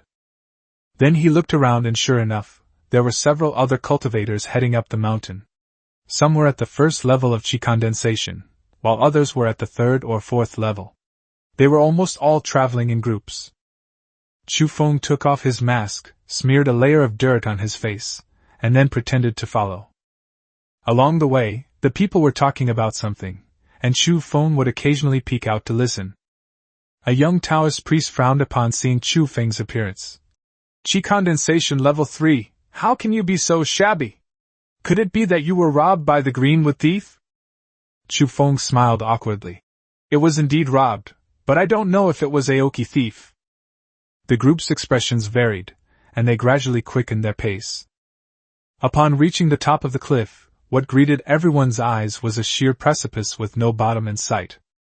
The mountaintop opposite looks like a secluded stone pillar, towering into the clouds. It's definitely not a place that ordinary people can go up to. Chu Feng waited until those people went up using their flying artifacts before taking out the rock feather, circling around to the back of the mountain, and flying up himself. Upon reaching the mountaintop, Chu Feng saw even more cultivators. There were simply too many. He had never seen so many people flying in the sky before. Some stood with their hands behind their backs, flying on swords. Others stepped on banana leaves and rode the wind into the sky. Some people rode in elaborately decorated carriages, with a four-legged mythical beast pulling the carriage in front. They were clearly not from ordinary families. Chu Feng tried his best to remain inconspicuous, flying slowly up the mountainside. The vast majority of people here are at the chi condensation realm, with a small number at the spirit gathering realm. He couldn't handle any group of cultivators that came together. At this moment, he hadn't even started body tempering, nor had he begun practicing the 9 yuan spear technique. He only possessed cultivation level and the martial arts skills of an ordinary person. If Yanli hadn't told him to find a spiritual vein or spring before cultivating, he definitely wouldn't have dared to come now. The difference in cultivation speed between having a spiritual spring and not having one is like night and day. Fortunately, he had the wind shadow step, a skill he practiced most diligently. You can say he can't beat them, but you can't say he can't run away. He followed the main group and landed on the blue stone platform at the top of the mountain. After putting away his flying magic weapon, he walked into the magnificent and wondrous palace in front of him. As soon as he entered, he sensed that he was being perceived by someone, an old Taoist priest at the 9th level of the nascent soul realm, holding a whisk on the platform. The person only glanced at him before looking at someone else. Chu Feng then found a corner to sit down and looked at the sect flags in the main hall, his eyebrows immediately lifting. So many sects. Sunset Sect, Beast Taming Sect, Wind Forest Valley, Fire Dragon Island, Azure Jade Sect, Mysterious Water Pavilion, Martial Arts Sect, Joyful Union Sect. The Joyous Union Sect? The Joyous Union Sect? Chu Feng muttered to himself in bewilderment. Yanli, who was in his sea of consciousness, was immediately awakened by his noise. Why are you so excited, Huan Sect? Chu Feng shrugged arrogantly, his eyebrows twitching. The Joyous Union Sect, just hearing that name makes it sound like a prestigious sect. If I learn some of the Joyous Union Sect's techniques, and combine that with my wife's innate alluring physique, transcending tribulation and ascending to immortality will be just around the corner. Yanli was stunned for a moment, and after thinking about it carefully, it seemed to make sense. The Huan Sect's cultivation methods all involve dual cultivation, and their cultivation speed far surpasses that of other cultivation methods. It's either absorbing yin to supplement yang, or absorbing yang to supplement yin, etc. Wait a minute, isn't the Huan Sect a demonic sect? Could it be that human cultivators stole the cultivation techniques of the Huan Sect from the demon clan in order to improve their cultivation? That's truly shameless. Thinking of this, Yanli immediately felt annoyed in his mind. If you join this sect, I'm going back to the 4 provinces of the demon clan tomorrow. Why don't you learn the good things?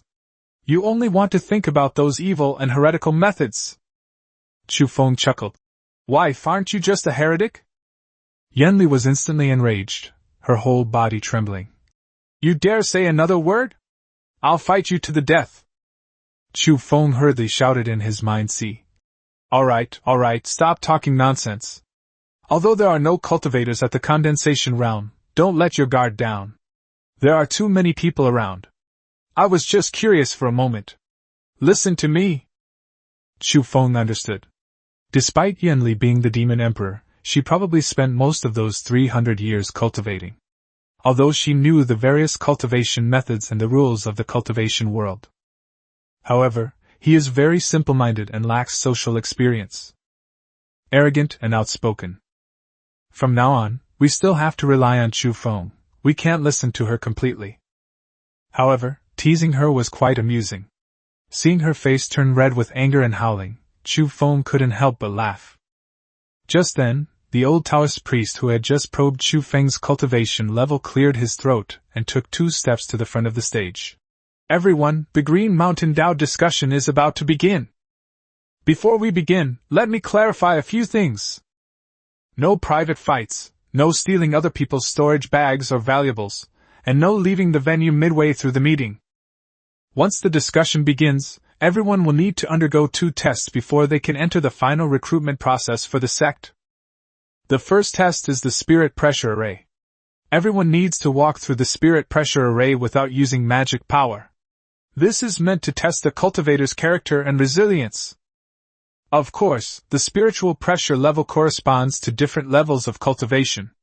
The first level of Qi condensation corresponds to the first level of spiritual pressure, and the third level of Qi condensation corresponds to the third level of spiritual pressure. Overall, the difficulty is the same for everyone. The second test is the 1,000 Flowers and Myriad Beauties formation. Whether you are a male or female cultivator, you will see the most extravagant and sensual scenes in the mortal world. You need to remain rational and step out from the temptation of the myriad colors. If you are blinded by the beauty and the illusion, it means that your mind is unstable, and you will be eliminated. Just then, Ma Feng excitedly raised his hand and asked, Senior, can I use a magic weapon or prop to protect my mind in the second trial? The old Taoist priest raised his whisk slightly and said, Of course it's possible. No matter what price you pay, as long as you can get out of the 1,000 Flowers and Myriad Beauties formation, you'll pass the test. However, let me make this clear from the start, even if you pass the first 2 rounds, if your spiritual root aptitude is poor, no top-tier sect will accept you. Alright. The time has come. The first level of the spirit suppression formation has been activated. Everyone, move out immediately. Chapter 58 Kneeling upon entering the scene. Chapter 58 Kneeling upon entering. Chu Feng raised his head and slowly walked into the spirit pressure array at a snail's pace. The others had long since gone far away. As soon as he entered, he felt an extremely heavy force pressing down on his entire body. It felt as if my body was being dragged down by a heavy weight, making every step extremely difficult. The mask at his waist couldn't withstand the immense pressure, and shattered instantly. Even the shoes and clothes were stuck tightly to the skin, and could be crushed into powder at any moment. So heavy! How can it be so heavy? I can't walk anymore! Chu Feng knelt down before all the rogue cultivators in front of him as soon as he entered. A young man in front grinned with amusement. Fellow Taoist, it's not even the new year yet! And you're already kowtowing to all of us as soon as you enter the formation? Ha! The female cultivator standing to the side, holding a round shield, exclaimed somewhat speechlessly. There's still 1,000 meters of spiritual pressure ahead! Hurry up and put up your defensive magic artifact! Chu Feng lay on the ground, his face contorted in pain. Damn it, his defensive magic weapon, the golden hand, was just a glove. Moreover, he didn't add any defensive spells to the gloves when he forged them. He only added a single defensive ability, allowing you to catch a blade bare-handed, but not to create a protective shield. After a moment's thought, he tried to activate the broken gold hand and raise it above his head. Although his hands were relieved, his whole body was still extremely strained. How did you create the defensive magic shield, my lady? You didn't tell me before. Yen Li in her mind was also a little embarrassed. She hadn't expected Chu Feng to succeed in refining a weapon on his first try, so she hadn't taught him how to set up spells and doubt patterns. Moreover, even if those gloves were designed, they wouldn't protect the whole body. By this time, the rogue cultivators had already walked dozens of meters. Some were holding magic beads, some had red umbrellas over their heads, and some even had bronze mirrors hanging above their heads.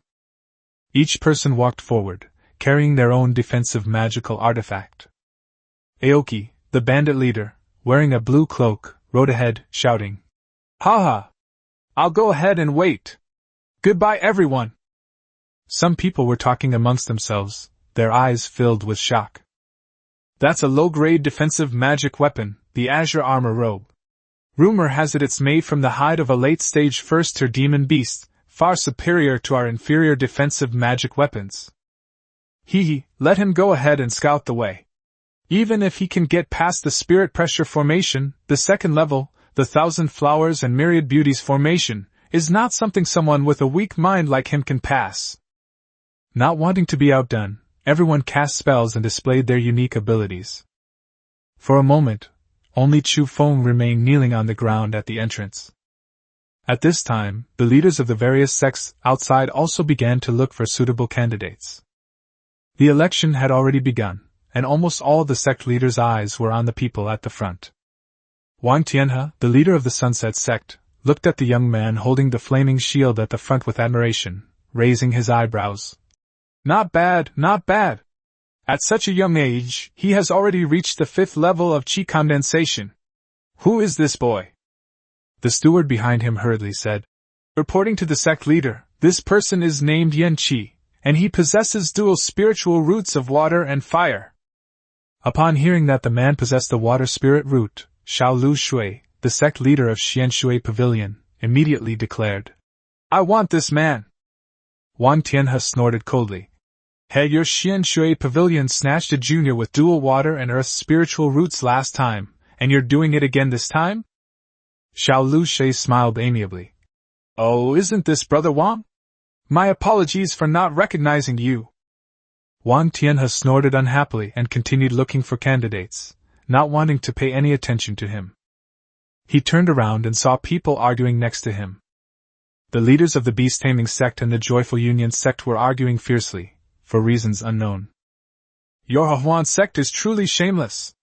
Don't think I don't know that all your disciples and elders are of the same generation, regardless of gender, and you old bastard have taken advantage of them. Absorbing yin to replenish yang is one thing, but absorbing yang to replenish yang is something you can actually do. The leader of the Huan sect, He Fei, glared angrily at the person opposite him who was spewing profanities. Zhao Dessen! Your beast-taming sect's arrogance? Don't think I don't know that your female disciples like to keep snake pets, and some male disciples even like to raise humanoid demon beasts, and you're still arguing with me. Zhao Dessen, the leader of the beast-taming sect, immediately shrank back. Don't you dare slander us. Our beast-taming sect is a righteous sect. Our intention is to protect spirit beasts and develop together. How can we be compared to a despicable sect like the Joyful Union sect that only cares about fame and reputation? I'm going to have that ma foam. I said it. He Fei's eyes twitched. You old geezer, where's that third-tier demonic beast, the red mother butterfly demon that you caught last time? Release it so everyone can see it. You probably killed them all by refining them. You dare to even mention a righteous sect? You beasts who sleep in the same room as humans. Bah! You don't even spare animals. I'm ashamed to be associated with you. Unable to win the argument, Zhao Dessen unleashed his natal magic weapon, ready to strike, but was stopped by Wang Tianhe. Don't do it, or you'll be blamed by your superiors. Just then, Wang Tianhe seemed to see another strange figure. Seeing Chu Feng still kneeling at the entrance, his neck craned out half a meter. Huh! What's going on with this guy? The other sect leaders were overjoyed when they saw this. Ha! It's been an incense stick's time. Why are there still people kneeling at the entrance? Where did this poor cultivator come from? He doesn't even have a decent defensive magic weapon? That's not the main point. The main point is that he actually managed to endure for the duration of an incense stick burning. His willpower is truly astonishing. What's the use of having a strong will? He can't even take a single step. He'll be eliminated after half an incense stick's time. That's true. At this point, Chu Feng was almost at his breaking point. Yanli was earnestly explaining to him in his sea of consciousness. Since that's the case, then let's use this spirit to suppress the practice of the first level of the myriad demons body refining technique. We can only rely on our physical body to get through this. Quickly! Focus your mind and regulate your breathing. Imagine this spiritual pressure array as a strong wind in nature. And you are a fierce beast going against the wind. Heavenly Venerable Demon God, may you soothe my mind and comfort my heart.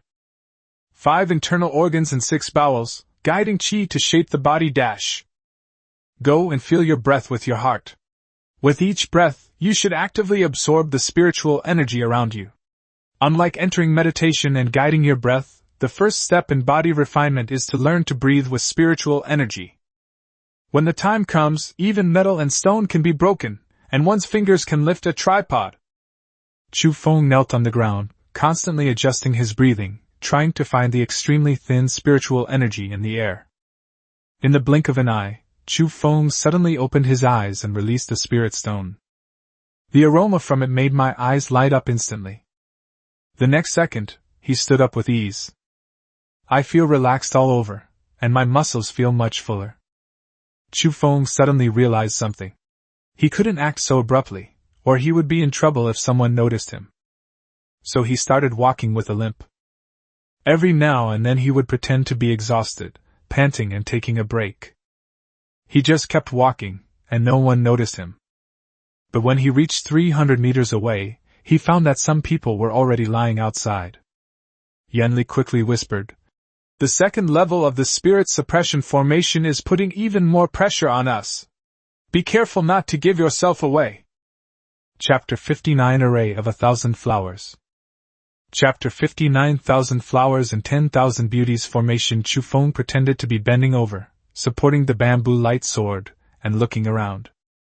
Some independent cultivators were already unable to hold on. Substandard defensive magic artifacts certainly couldn't withstand the spiritual pressure of the second stage. Several pale-faced cultivators stood by, grumbling indignantly. Damn it, weren't they saying this year's selection would be easier? How come it's so difficult? This spirit suppression formation is even more difficult to pass through than last time.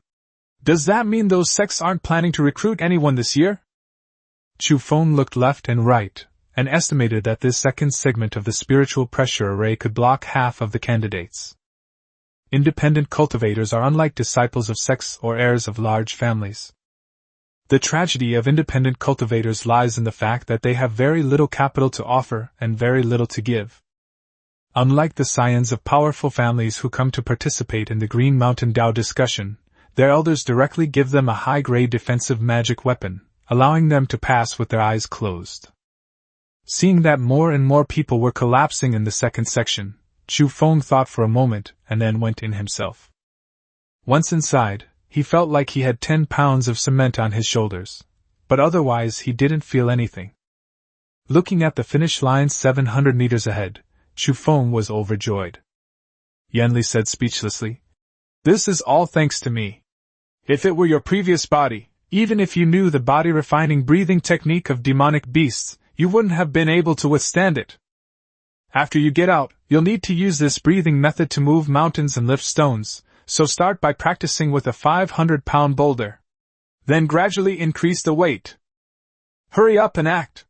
What are you standing there for? Show us your best skills."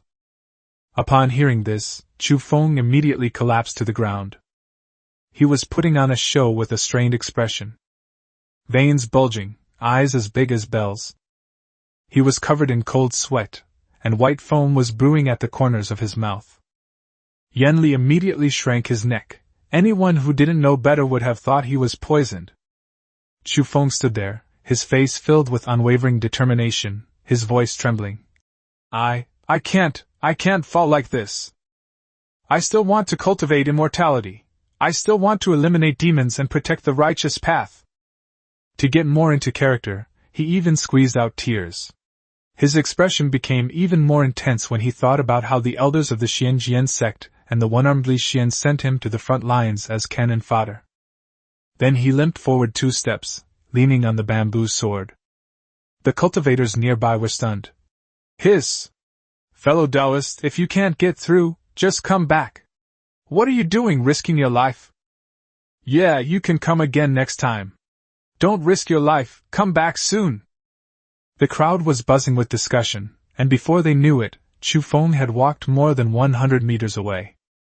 The sect leaders who were observing the battle also saw Chu Feng, who had come from behind and surpassed them. They all looked at him as if he were a live monkey. This kid doesn't even have a defensive magic weapon, yet he thinks he can break through the formation with his bare body? How strange! Why does he so desperately want to cross the battlefield? Something's not right. Why do I feel that his physical body is different from ordinary people?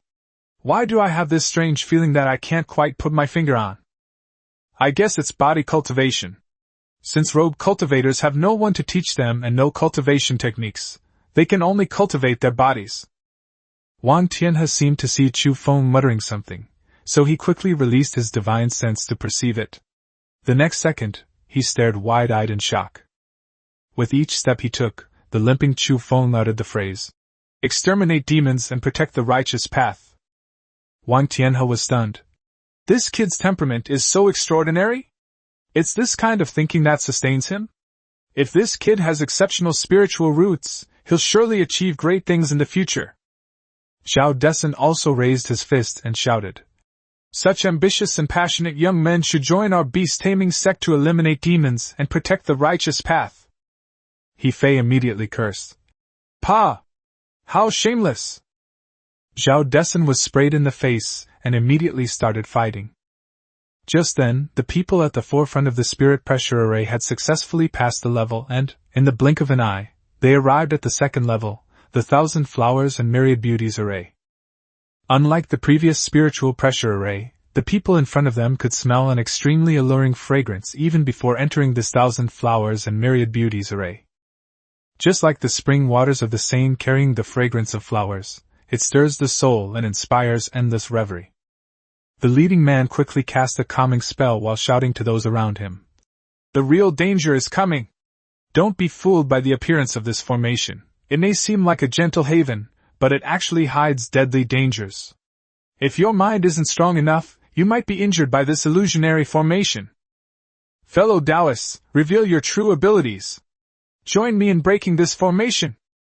Everyone unleashed their best skills, including various defensive magical artifacts and items and pills to maintain their sanity. The bald man immediately took 6 Qingshandan pills, which are specially formulated to stabilize the mind. Another one-eyed man took a spirit-clearing talisman and pressed it against his forehead, clearly having come prepared. The group slowly walked inside. The moment I stepped inside, the scene before me changed. The bald man, who had just taken 6 refreshing pills, widened his eyes and felt his blood boil when he saw the beautiful scenery in front of him. Beautiful woman? A stunningly beautiful and alluring woman was raising her leg and extending her finger to seduce the bald man with a suggestive look on her face. Her fair, smooth skin was covered in damp wine, and the woman smiled as she picked up a wine jug and slowly poured the fine wine down her neck. The bald man was completely captivated by it. His beauty, sexiness, charm, allure, and seduction left him speechless for a moment. But just then, he seemed to remember that he had come to participate in the Green Mountain Forum. He immediately shook his head violently, turned his face away, and dared not look again. "My lord, isn't she beautiful?" Suddenly, he heard the other person's soft voice again. The bald man instinctively shrank his neck and took a few big steps to rush out. But the next second he crashed onto the bed, and suddenly a dozen stunningly beautiful women appeared beside him, including several who looked like his cheating partners. He just lay there speechless. They were oblivious to what was happening outside the battle. The rest of them were also all wiped out. The sect leaders stared speechlessly at the cultivators posing and preening in the town, their eyes twitching. The bald man actually started rolling around on the ground, hugging and licking the soles of his shoes, looking completely blissful. Another man stood there with his eyes closed, twisting and turning, drool dripping from his mouth. The funniest thing was that there were two men hugging each other, mistaking each other for beautiful women in a fantasy world, right there. Wang Tianhe stroked his beard with a disgusted expression. I really don't know why the seniors of the Xuanjian Sect set up this formation this year, when some sects themselves are clearly not upright. Zhao Desen quickly chimed in. That's right, especially some second-rate sects that practice absorbing yang energy to replenish yang. He Fei. Are you done yet? Isn't your beast-taming sect supposed to be a second-rate sect? Xiao Lu Shui of Xianshui Pavilion smiled slightly. As you all may not know, this year's Thousand Flowers and Myriad Beauties formation is indeed newly established, naturally because our human race suffered losses against the demon race during the war between the righteous and the demonic. That day, the demon Empress unleashed a bewitching spell, and our cultivators at the front of the battle fell victim to it on the spot. In an instant, Yanli killed more than 3,000 of our cultivators, including more than 100 fellow cultivators at the core formation stage. That's why the 6 major sects added this test for us. Wang Tianhe stroked his beard with some impatience. Then this time, I'm afraid only 50 people will pass at most. Sigh, they're all such low-minded juniors. Just then, Chu Feng, who had already arrived at the Thousand Flowers and Myriad Beauties array, narrowed his eyes when he saw the woman in the illusion array who was as ugly as a female monkey. It's obvious that Yanli has been watching too much. He felt nothing for other women. Moreover, seeing the woman pouring wine over herself from the jug made him feel nauseous. Isn't that dirty? What a waste of such good wine. Did she even take a shower? The woman's teeth looked a little yellow. Is this what you call a beauty? Why are some of the women in this array of beautiful flowers a little ugly? Chapter 60. Is this what you call a beauty? Chapter 60. This can be called a beauty? Yanli in her mind just scoffed with a look of disdain before closing her eyes to rest.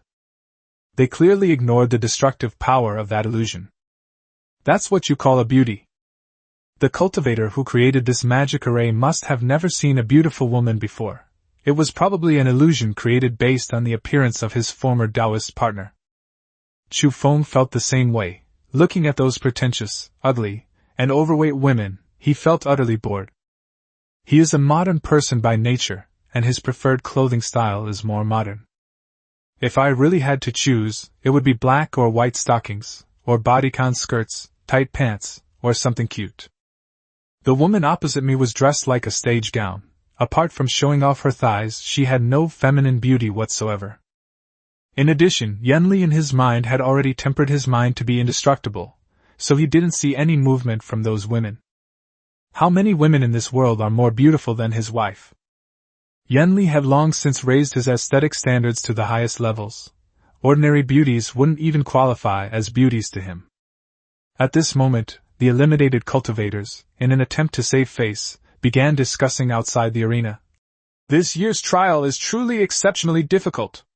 You don't know, the woman conjured by this illusion array can actually bewitch people's souls. Another bald man who had been eliminated said, Yeah, this assessment was way too difficult. It wasn't this hard last time either.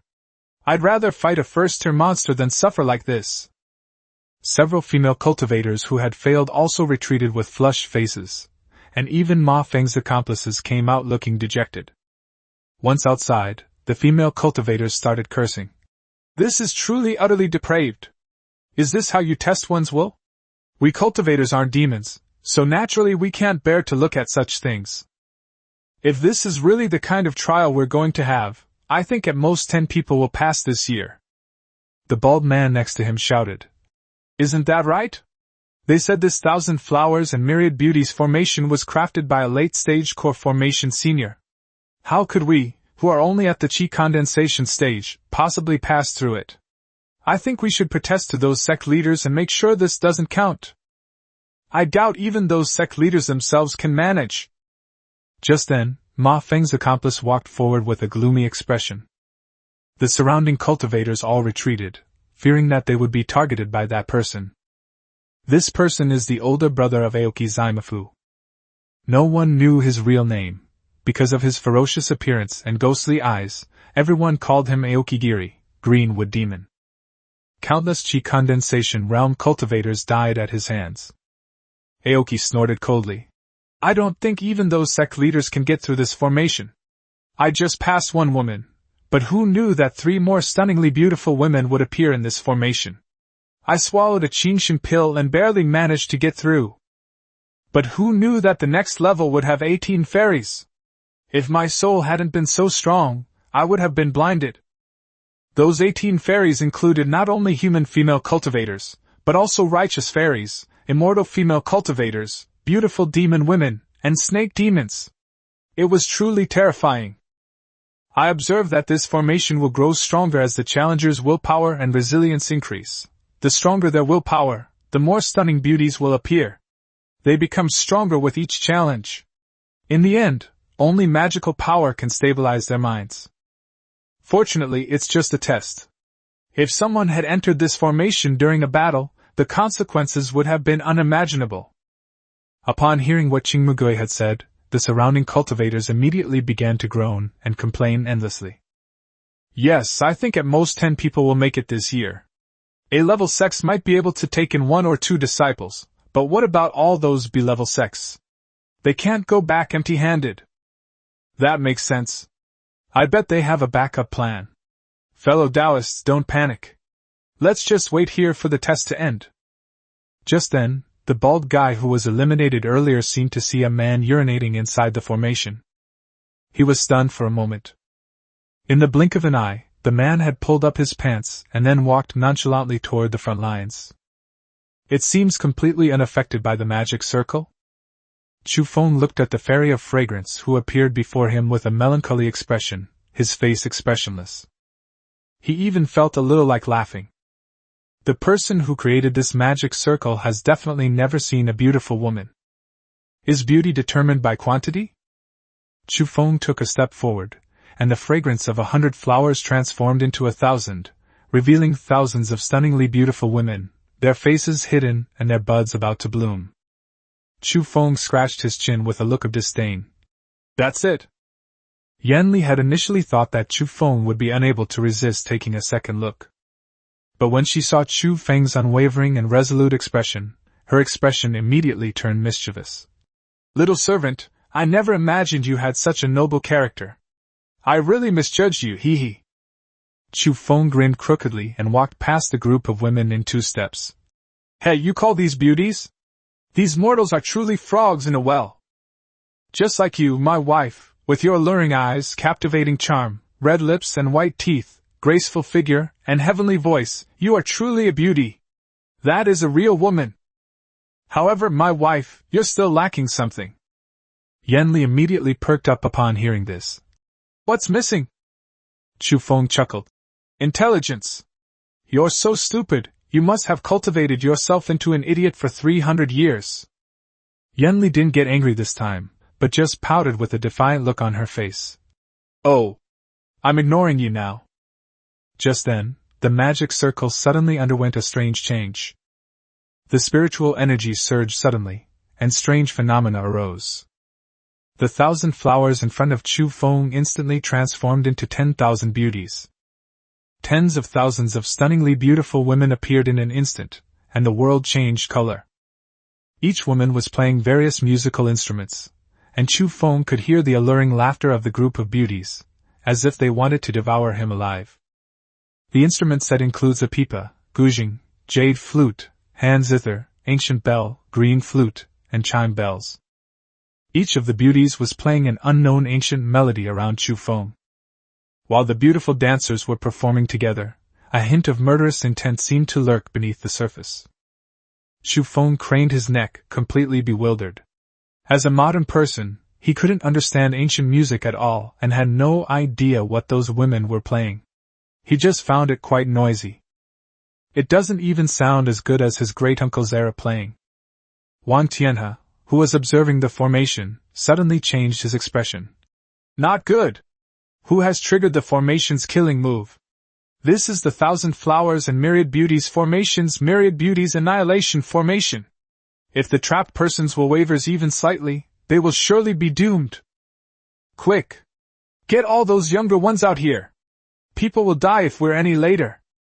Yan Qi, who possessed both water and fire spiritual roots, was initially able to withstand the attack, but upon witnessing the sudden turn of events, his eyes widened in shock, and he dared not move. Aoki's Ma Feng also stopped in his tracks, his face deathly pale. What's going on? The others were distracted on the spot and were rescued by the sect leader outside. Wang Tianhe was almost blinded by the sight of the myriad beauties killing formation within the array. He was already at the early stage of core formation, yet he still couldn't stop it. Not to mention those juniors who have reached the qi condensation realm? Right there, Wang Tianhe seemed to spot a strange figure. There was someone who was almost at the finish line. Why is this child so completely unfazed? The sect leader of the Xuanjian Sect, He Fei, said with a confident expression. This boy must have a homosexual tendency, which is why the formation misjudged him.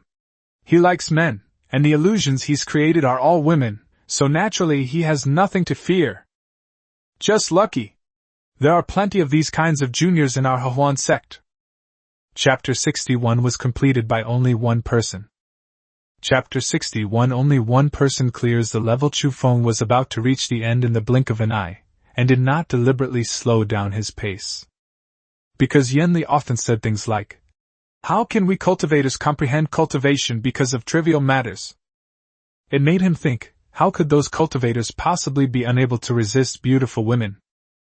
Even if some can't be stopped, there won't be too many. He believed that most monks had very strong minds.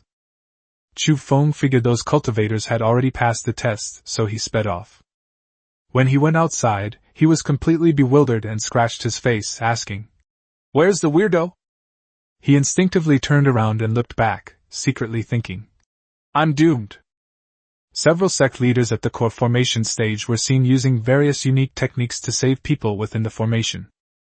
In order to save the contestants, Zhao Desin of the beast-taming sect released all the natal spirit beasts in his sea of consciousness. He Fei of the Xuanjian Sect was nearly seriously injured by the formation. He hid to the side, his face filled with panic as he tried to regulate his breathing and internal energy. This formation is my natural enemy. Chu Feng swallowed hard, looking dazed, wondering whether he should go back into the formation. I'll have to come up with a reason later. Looking at the sect leaders who were scrutinizing him, Chu Feng cursed inwardly. What happened? Is this formation really that difficult? He Fei of the Xuanjian Sect looked like he was about to vomit blood. Yanli was also puzzled. She didn't think the formation had such high destructive power. Chu Feng's brain seemed to have awakened a spiritual root, and began to spin rapidly. Are these cultivators all people who have never seen a beautiful woman before? Come to think of it, some people go into seclusion for several years, and some even for decades. What is a man who hasn't seen a woman in decades? That's a live teddy bear. Not everyone can become a great being. Many people may cultivate immortality, but their hearts are still those of ordinary people. In addition, they didn't see many beautiful women while wandering outside after leaving the border. The prettier female cultivators were all captured by powerful figures to become maids or concubines. How many beautiful women can a lower-level cultivator see? Some rogue cultivators never even encounter a fellow cultivator, let alone a beautiful female cultivator. Therefore, the illusion within the thousand flowers and myriad beauties formation is incredibly difficult for cultivators with low moral character. Chu Feng was completely dumbfounded. Even if he figured out what was going on, he didn't know how to explain it. Just as he was bewildered, the sect leaders opposite him slowly gathered together, as if they were about to say something. Yan Qi and the other cultivators also cast disgusted looks at Chu Feng. That expression was like someone looking at a gay man? One of the bald men in the group glanced at Chu Feng and then said to the others, It's ridiculous. There are still homosexuals these days. Only a lewd monkey like that could get through this kind of formation. Sect leader, he just said that this formation is not something we can pass. Only people of the same sex can pass it, so this formation is useless against him. The other person glanced at Chu Feng and burst out laughing. Ha! There are all kinds of birds in a big forest. I thought he had some kind of magic weapon, but it turns out he's just a homosexual. Chu Feng scratched his head in confusion for a moment, then turned to Yanli in his sea of consciousness and asked, "What is cut-sleeve grinding mirror?" Yanli looked at the group of cultivators spouting nonsense with displeasure and said, "A cut-sleeve is a man who likes men, and a mirror polishing refers to a woman of the same sex." Yanli was clearly angry. Looking at the mocking cultivators outside, she wanted to go out and kill them all. "You have to consider the owner before you beat a dog." She was already somewhat angry when those guys said Chu Feng knelt down and kowtowed. Now Chu Feng has passed the test openly and honestly thanks to his character, while those cultivators who couldn't pass are actually distorting the truth and maliciously insulting him. Yanli grew angrier the more she thought about it, grinding her teeth. Chu Feng quickly tried to appease her. "Oh, isn't this fine? Why are you angry, my wife? Let me tell you, the least valuable thing in this world is face. Don't get angry so easily. I was just looking for an excuse to get away with this. If they notice us, we'll be in trouble. So what if people call us idiots? As long as we're both safe, nothing else matters. Let me teach you. From now on, you must learn to control your temper and stay calm when faced with situations like this. Getting angry at the slightest provocation is just being a brainless shrew." Before Yanli could say anything more, Chu Feng had already started acting. With one hand on his hip and a provocative look on his face, he looked at the bald man opposite him and said softly, "Fellow Taoist." The bald man shrank back with a look of disgust. "Get away from me! Don't touch me!" Chu Feng chuckled coldly, twisting his body with a displeased expression. "Humph, everyone's passed the test and nobody's even praising them? They really don't understand romance." Yanli's eye twitched. "What are you doing?" Immediately, the group started talking, pointing and gossiping. "So that's how he passed the test, he's a homosexual. Ha! This is hilarious. I've truly never seen anything like it. A chi condensation realm cultivator with a homosexual relationship bravely stormed the myriad beauties killing array and emerged unscathed.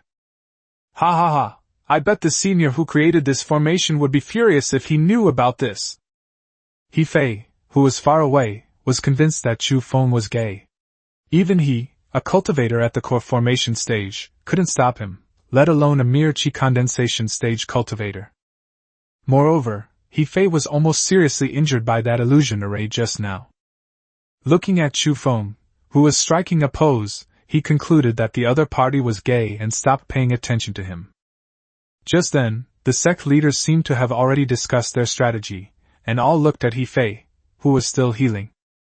He Fei nodded. "It's nothing, just a minor injury. Fellow Taoists, let's begin." Wang Tianhe glanced at the time, his eyes darkening. Everyone instinctively ignored Chu Feng, the only one who had passed. There was only one rogue cultivator in the entire Qishan prefecture who passed the test. Wouldn't people laugh at us if we told them? Chu Feng didn't argue, but simply comforted Yanli. "It's all right, don't argue with others, it's pointless. At least you know your husband won't be blinded by other women, shouldn't you be happy?" Yanli was still somewhat unconvinced. "I'm happy, but they framed you. I'm really angry. My wife, you must remember this. No matter what happens in the future, you must remain calm and be both firm and gentle, and be able to bend and stretch." Yanli was panting angrily. He had passed the test but didn't get a reward, and he was even called a homosexual. How could he keep his temper in check? "Stop being a sullen brat. Listen to me, you won't lose out. Be a good listener." Just then, Wang Tianhe stroked his beard and slowly walked to the front, raising his head and saying, "Everyone, actually, the second trial this year was just a fun activity. In order to improve the mental fortitude of us cultivators, we added this trial at the last minute."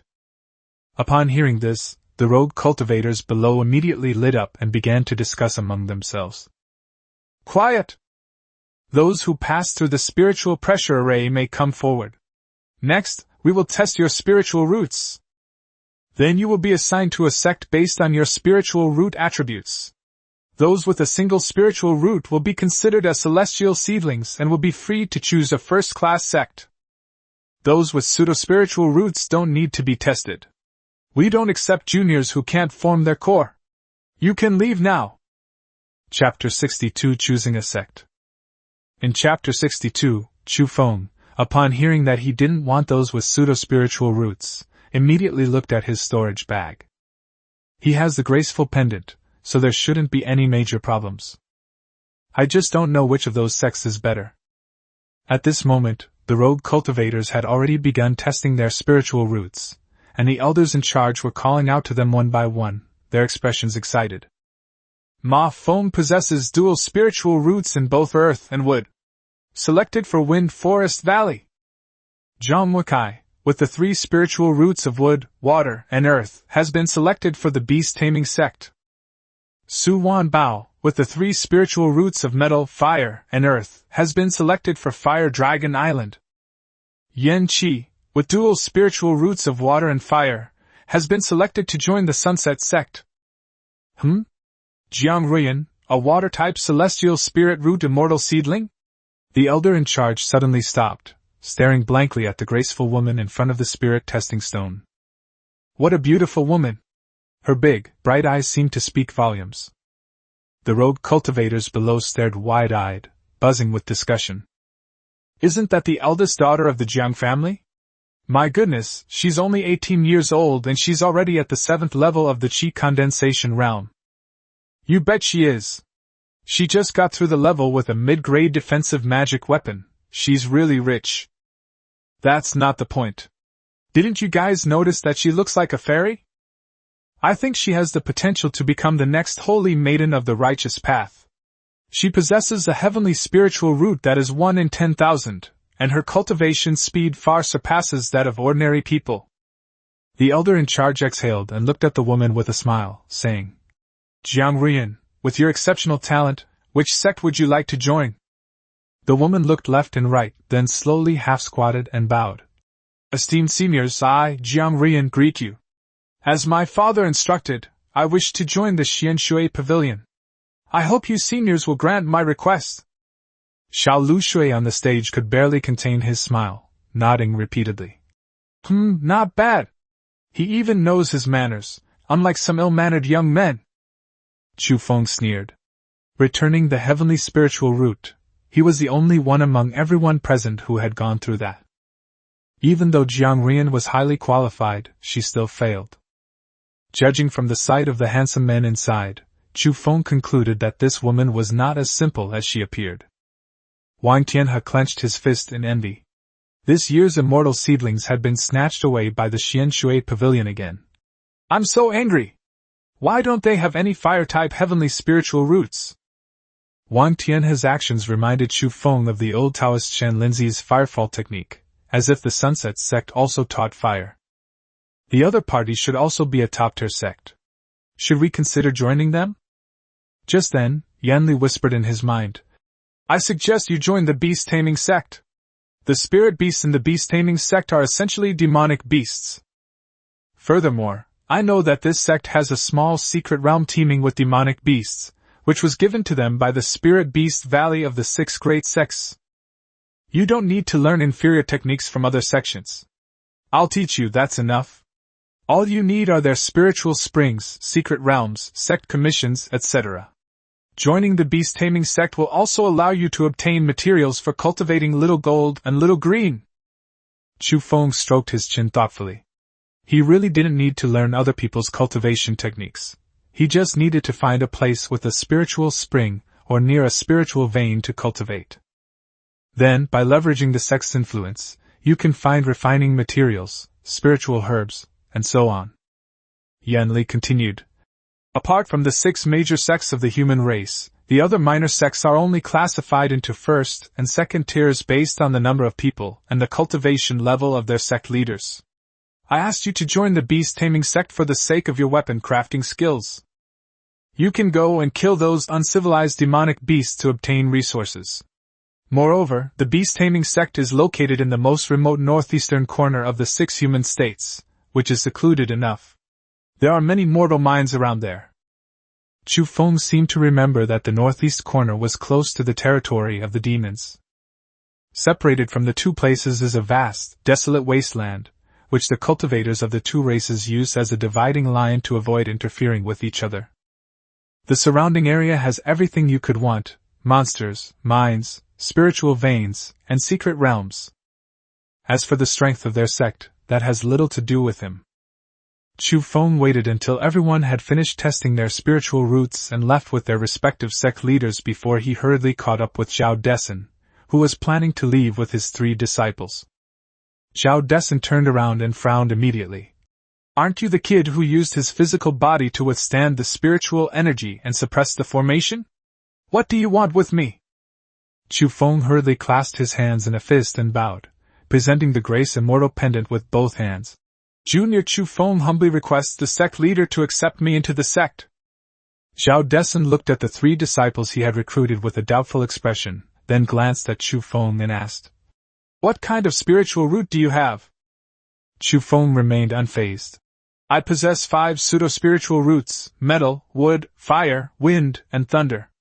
However, I have already successfully tamed a first-tier azure-striped demon snake as my spirit pet. Just now, I dared to humbly request the sect leader's permission." As Chu Feng spoke, he released Xiao Qing from the spirit beast's pouch. Zhao Dessen frowned slightly as he looked at the overly docile blue-striped demon snake. "Your spiritual root is weak, so you cultivate your body yourself, and now you want to join my beast-taming sect because you've raised a spirit pet? You know when to back down. Although having the graceful immortal pendant might allow you to join a top-tier sect like the Sunset Cult, someone with your aptitude might end up being sent to the miscellaneous service peak as a servant. You can find a master here and become an outer disciple. I have no intention of teaching you. The 4 of you should go to the sect together. I have important matters to attend to, so I will not accompany you." Chu Feng quickly clasped his hands in thanks. "Thank you so much, sect leader, for your kindness." Zhao Dessen waved his hand, released his natal spirit pet, the firewind bird, from his sea of consciousness, and leaped up. When he looked again, it had disappeared without a trace. Chu Feng let out a sigh of relief. That spirit beast should be at the 4th level, equivalent to the strength of a late-stage nascent soul realm cultivator, and it was about to break through.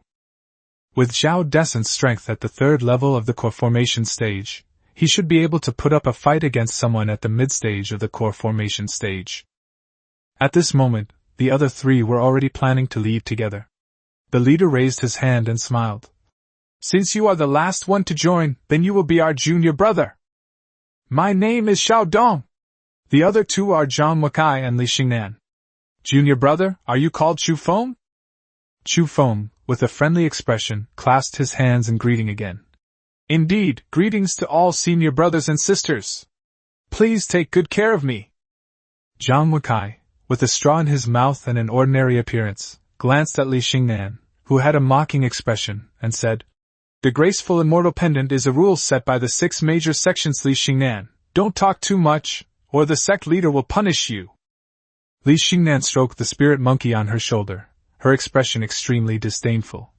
"Utterly boring. Taking the back door is taking the back door.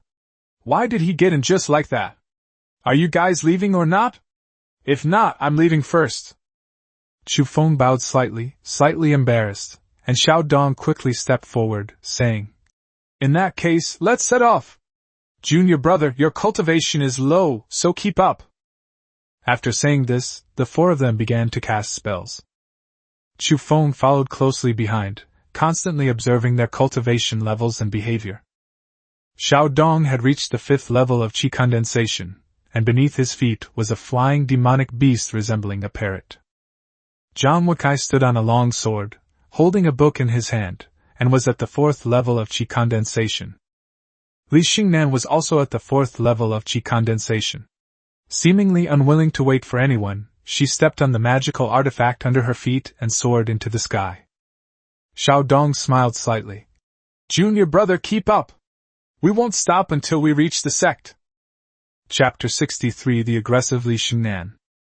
Chapter 63 Aggressive Li Xingnan and Chu Feng had a kind expression, displaying their professional demeanor.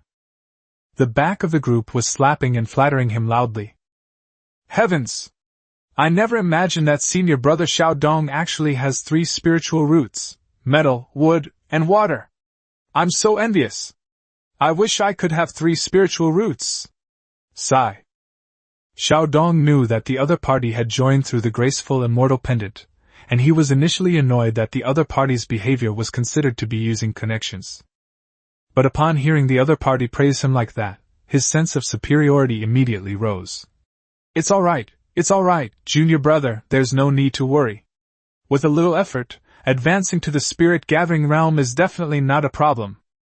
Zhang Weikai, who was flying on his sword, glanced at the giant rock feather beneath Chu Feng's feet, his gaze becoming somewhat profound. Junior brother, what about your flying magic weapon? Chu Feng quickly clasped his hands and said, I bought this from a rogue cultivator by chance, and it cost quite a few low-grade spirit stones. I originally wanted to buy a sword as a flying artifact. Wouldn't it be very dashing to fly on a sword? Zhang Weikai smiled slightly, then shook his head with his hands behind his back and continued reading. Yanli was speechless as she looked at Chu Feng, who was being so obsequious. How was this different from his usual self? Is this really necessary? It's such a blatant act of flattery. What are you doing? You're just a bunch of weaklings. Why are you being so subservient? You'd listen to anyone just because I told you to be the youngest? Chu Feng remained unfazed. You don't understand, do you? You can't hit someone who's smiling at you. It's better to offend a gentleman than a petty person. How do you know if these people are human or ghosts? Yanli rested her head on her hand and leaned against his sea of consciousness. She had never seen such scheming and calculation from human cultivators before. The schemes she had witnessed among the demon race were all the plundering and extortion by high-level cultivators. She had almost never understood the survival strategies of these lowly ants. Chu Feng was right. She had spent almost all of her time cultivating over the past 300 years. She became the demon emperor with the help of her mother and aunt. Because of her high cultivation level, no demon dared to fight her. That's how he overpowered all the heroes and became the demon emperor. In recent days, Yanli has also discovered Chu Feng's unique qualities. He is calm and composed, and he can remain composed even when others directly insult him as a homosexual. What surprised her most was that Chu Feng actually passed through the 1,000 Flowers and 10,000 Beauties formation without any injury. He didn't react at all when he saw so many beautiful women. Could he be faking it? No. He was indeed very self-controlled. When Yanli thought of the first time she cried and begged him to take off her clothes, her mood improved a lot. Looking at Chu Feng outside again, Yanli was overjoyed, her lips curving into a slight smile. Chu Feng flew behind, his eyes sparkling as he looked down at the clouds and wild geese. Finally, I can properly cultivate immortality. The town below looks like a miniature model, with pedestrians the size of beans. This is what it feels like to fly. Soar across the world and rise to the highest peak. Although it wasn't my first time flying, I still couldn't help but marvel at the feeling of soaring through the sky. Just then, Li Xingnan, who was in front, turned around and glanced at Chu Feng, shouting with displeasure. Those who got in through connections, don't get so close to me. We're almost at the sect, stay away from me. Chu Feng suppressed his anger, slowed his movements, and lowered his head, remaining silent. Xiao Dong hurriedly rode his parrot forward to persuade him. We're all from the same sect, so don't say such unpleasant things. Our sect leader has already agreed. Even if our junior brother only has a 5-element pseudo-spiritual root, he's still our junior brother. We can't exclude him. Li Xingnan sneered. Taking the back door is taking the back door. I don't want to associate with this person. You can do as you please. After saying that, she sped away. Chu Feng was still smiling obsequiously. Xiao Dong pointed to the mountain ahead and said, Junior brother, please don't take offense. Your senior sisterly broke up with her partner, and is in a bad mood. I'm going to go and persuade her. The beast-taming sect is just ahead. After saying that, Xiao Dong flew away, leaving only Zhang Weikai and Chu Feng behind. Zhang Weikai glanced at the two people in front of him with a mocking expression, shook his head inwardly, and continued reading his book. Chu Feng slowly exhaled, cursing Li Xingnan 7 or 8 times in his heart. The sect leader had already agreed, so what was she babbling about? She acts like the whole world owes her something. Brother, you're really good at holding back. If it were me, I'd definitely make that crazy woman pay. She's just a rogue cultivator with no powerful connections. Zhang Wekai suddenly blurted out a sentence that made Chu Feng laugh subconsciously. Senior brother Zhang is joking. Senior sister just has a bad temper. It's alright, it's alright. Zhang Wekai nodded slightly. You don't need to call me senior brother. We all came on the same day. In the cultivation world, the capable are the most powerful.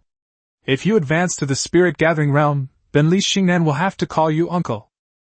Chu Feng, momentarily puzzled, leaned closer. What do you mean? Does that mean I'm on par with the sect leader? Zhang Wekai put down the ancient book in his hand and smiled slightly. No. We are currently only outer disciples, and outer disciples do not have masters. If those seniors at the nascent soul realm take a liking to us, they will naturally accept us as inner disciples. Those with exceptional talent will be promoted to personal disciples. Our sect leader is the master of our master.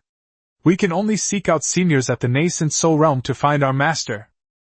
I won't say any more, Brother Chu. We've arrived at our sect, so be careful with your words and actions.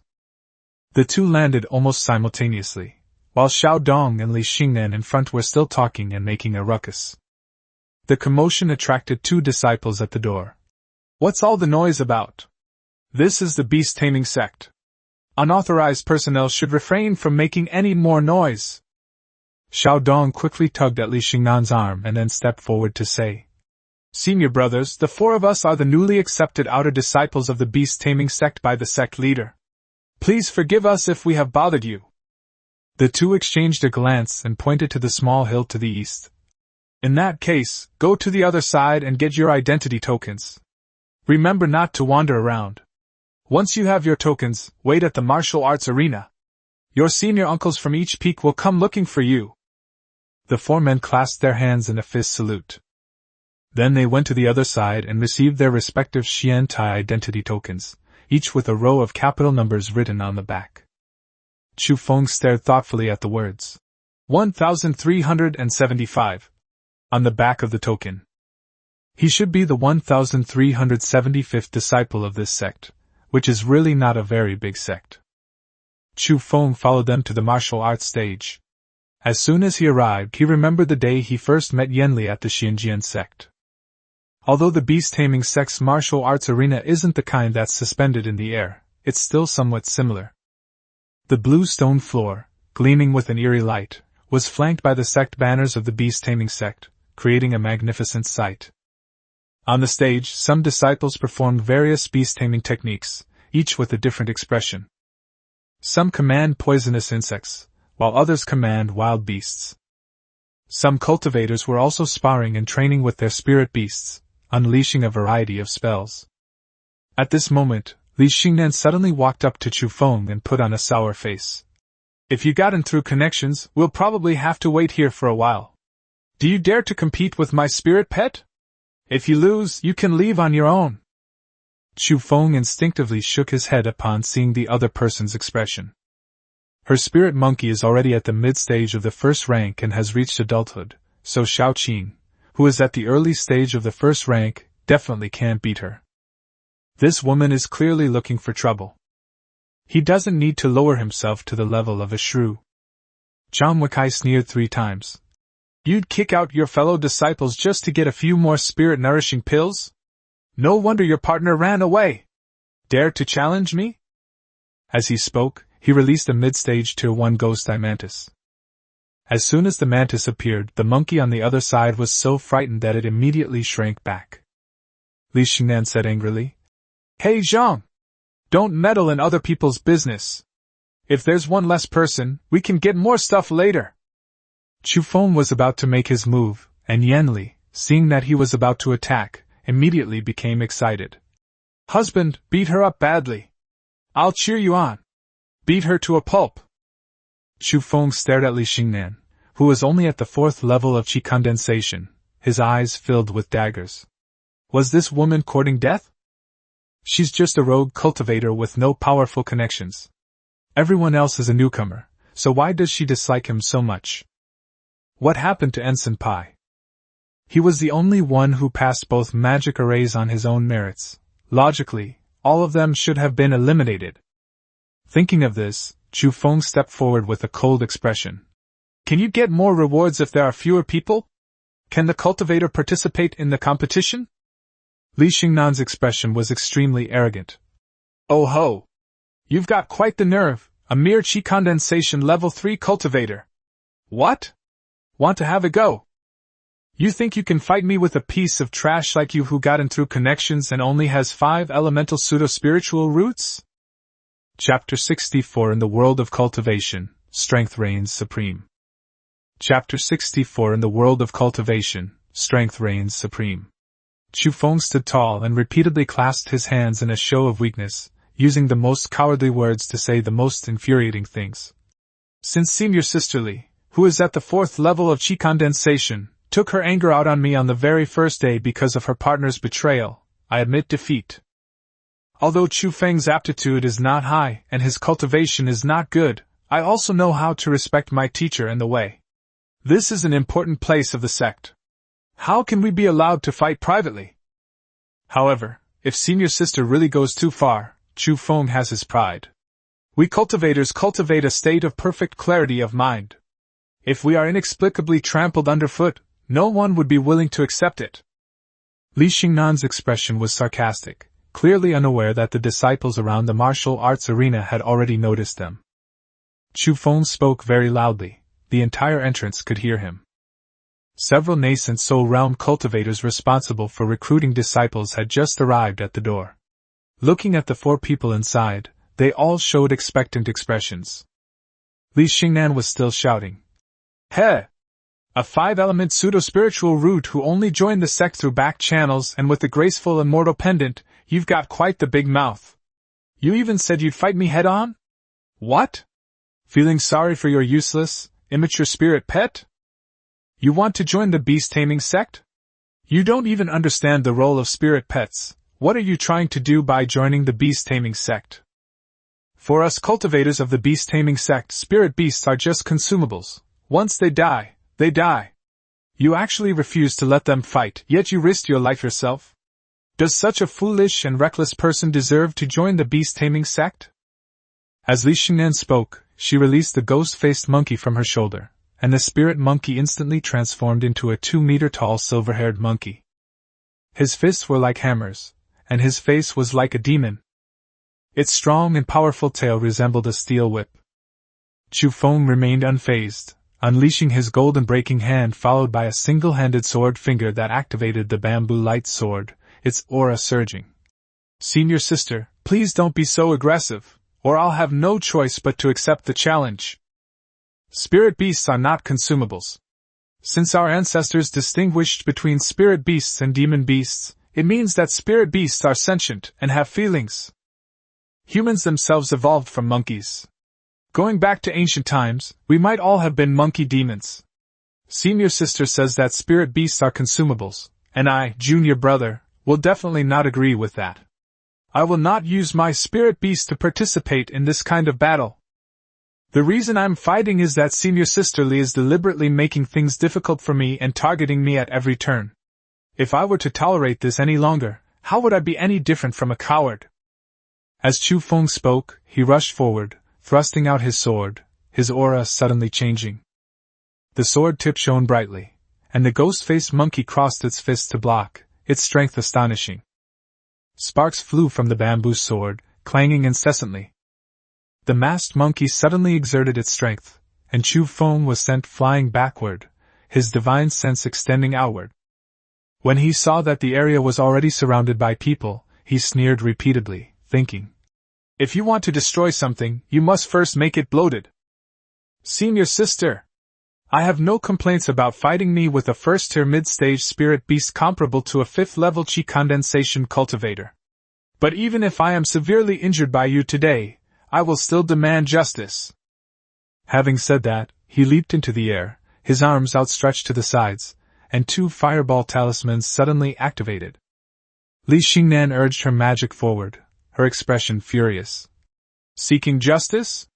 In the cultivation world, strength reigns supreme. If a piece of trash with a pseudo-spiritual root wants to seek justice from everyone he meets, then he shouldn't be cultivating. Ghost-faced monkey!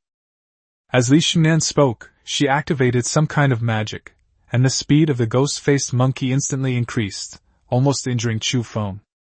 Chu Feng moved with lightning speed, wielding a bamboo sword in one hand and a gold-breaking hand in the other, parrying back and forth, the two evenly matched. Chu Feng was also somewhat surprised. How could he possibly engage in hand-to-hand combat with the other party? He had just blocked the opponent's hammer blow with a single punch, which was quite astonishing. Not only that, how could his divine sense be so powerful? He clearly has never cultivated his divine sense, nor does he have any cultivation techniques for it. At this moment, he was able to clearly see every minute detail of the entire martial arts arena. The ancient book on animal breeding in Zhang Wencai's hands. Xiao Dong's white jade pendant from Heqian at his waist. The elder's blue medicine bottle. A disciple was covered in mosquito bites. He could even see the ants on the floor clearly. What happened? Could it be because of Yanli? Chu Feng instinctively looked at Yanli in his sea of consciousness, and his eyes trembled. When did his sea of consciousness become so large? It's actually more than a size bigger than before. Could it be that the primordial yin energy of his innate alluring body expanded his sea of consciousness? Or perhaps Yanli's innate alluring body has always resided in his sea of consciousness, subtly nourishing it. With a stable sea of consciousness, one's divine sense will naturally far surpass that of cultivators of the same level. Chu Feng fought with increasing enthusiasm. He even felt that he could kill the ghost-faced monkey directly. However, in order to create the image of a perfect disciple, he pretended to be defeated and flew backward. Seeing Chu Feng being sent flying, Zhang Wencai quickly raised his hand and urged the ghost-eyed mantis to charge forward. Shameless! You actually used the divine wind technique on a spirit beast? Ghost-eye mantis, chop that ugly monkey's fist off! The mantis instantly sprang into action, spreading its wings and taking flight, instantly entering the fray. The ghost-faced monkey instinctively retreated, and seeing that its fist was about to be broken, Li Xingnan was shocked and quickly stepped forward to put the ghost-faced monkey into her spirit beast bag. Zhang Wencai sneered, his eyes filled with disdain. What are you afraid of? Didn't you say that strength is paramount? That's hilarious! Li Xingnan's eyes blazed with fury, and she was about to argue when a loud shout came from behind her. How dare you! You're not even a disciple of a sect yet, and you dare to fight amongst yourselves? Chu Feng was prepared and immediately knelt on one knee, bowed his head, and clasped his hands in a gesture of utmost respect. Zhang Wencai also clasped his hands in a fist salute. Li Xingnan glared angrily at the newcomers and blurted out. Esteemed seniors, those two attacked me without provocation. I beg you, seniors, to do justice for this disciple. Chu Feng was secretly overjoyed. Was this woman brain-damaged? The elders had already arrived, and she still dared to accuse him first? Seeing this, Chu Feng continued to kneel on one knee, clasping his hands in a fist and saying, Please forgive us, seniors. We were just sparring. Senior sisterly meant no harm. Zhang Wencai was stunned for a moment, then quickly bowed and clasped his hands in a fist salute. Please forgive us, senior, we were just sparring. The elders opposite looked at each other, their gazes unanimously turning towards Chu Feng and Zhang Wencai. The elder holding the medicine bottle smiled slightly. Yes, spirit beasts have feelings and are not expendable objects. That's very well said. It's a pity that the young man at the third level of chi condensation has a pseudo-spiritual root. The other person laughed as well. The other one is also quite good-natured. At such a young age he knows how to help his fellow disciples. Moreover, this ghost-eyed mantis is exceptionally powerful. He's a promising talent.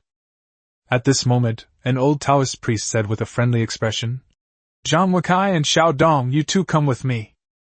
Zhang Wencai glanced at Chu Feng with a somewhat blank expression, then quickly clasped his hands and said, Disciple obeys. Xiao Dong clasped his hands in agreement and said, This disciple will obey master's orders. The other peak masters ignored Li Xingnan's false accusation and gathered around Chu Feng, discussing amongst themselves with obvious impatience. Alas, it's such a pity that such a good temperament is wasted. It turns out to be a pseudo-spiritual root, and the worst kind of pseudo-spiritual root at that. The 5 elements are incomplete, and water and earth are lacking. How can one possess such an inferior spiritual root?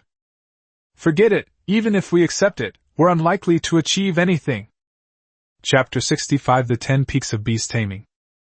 Chapter 65 Beast Taming 10 Peaks. Chu Feng remained silent, continuing to maintain his humility. He knew that his spiritual roots were poor, and it would be extremely difficult for him to be accepted as an inner disciple through special consideration. So he used Li Xingnan's fault-finding incident to win her favor in return.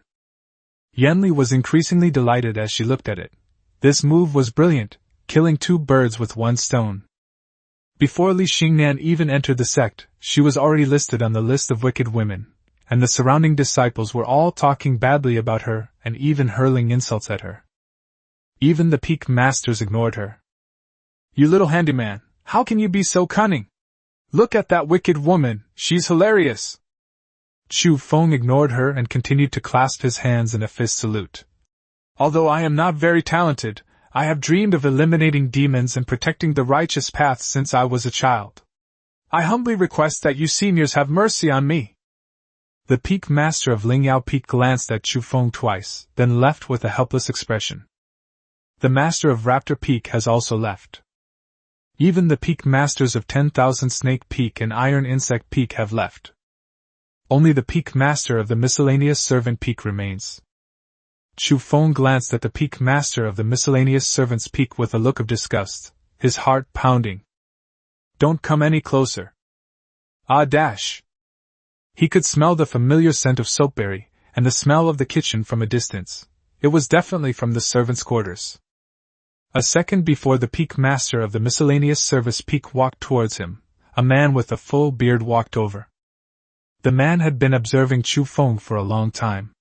Looking at Chu Feng, who was only at the 3rd level of qi condensation, he was somewhat puzzled. "Just now you were wearing a pair of defensive gloves." Chu Feng quickly stepped forward and revealed his weapon.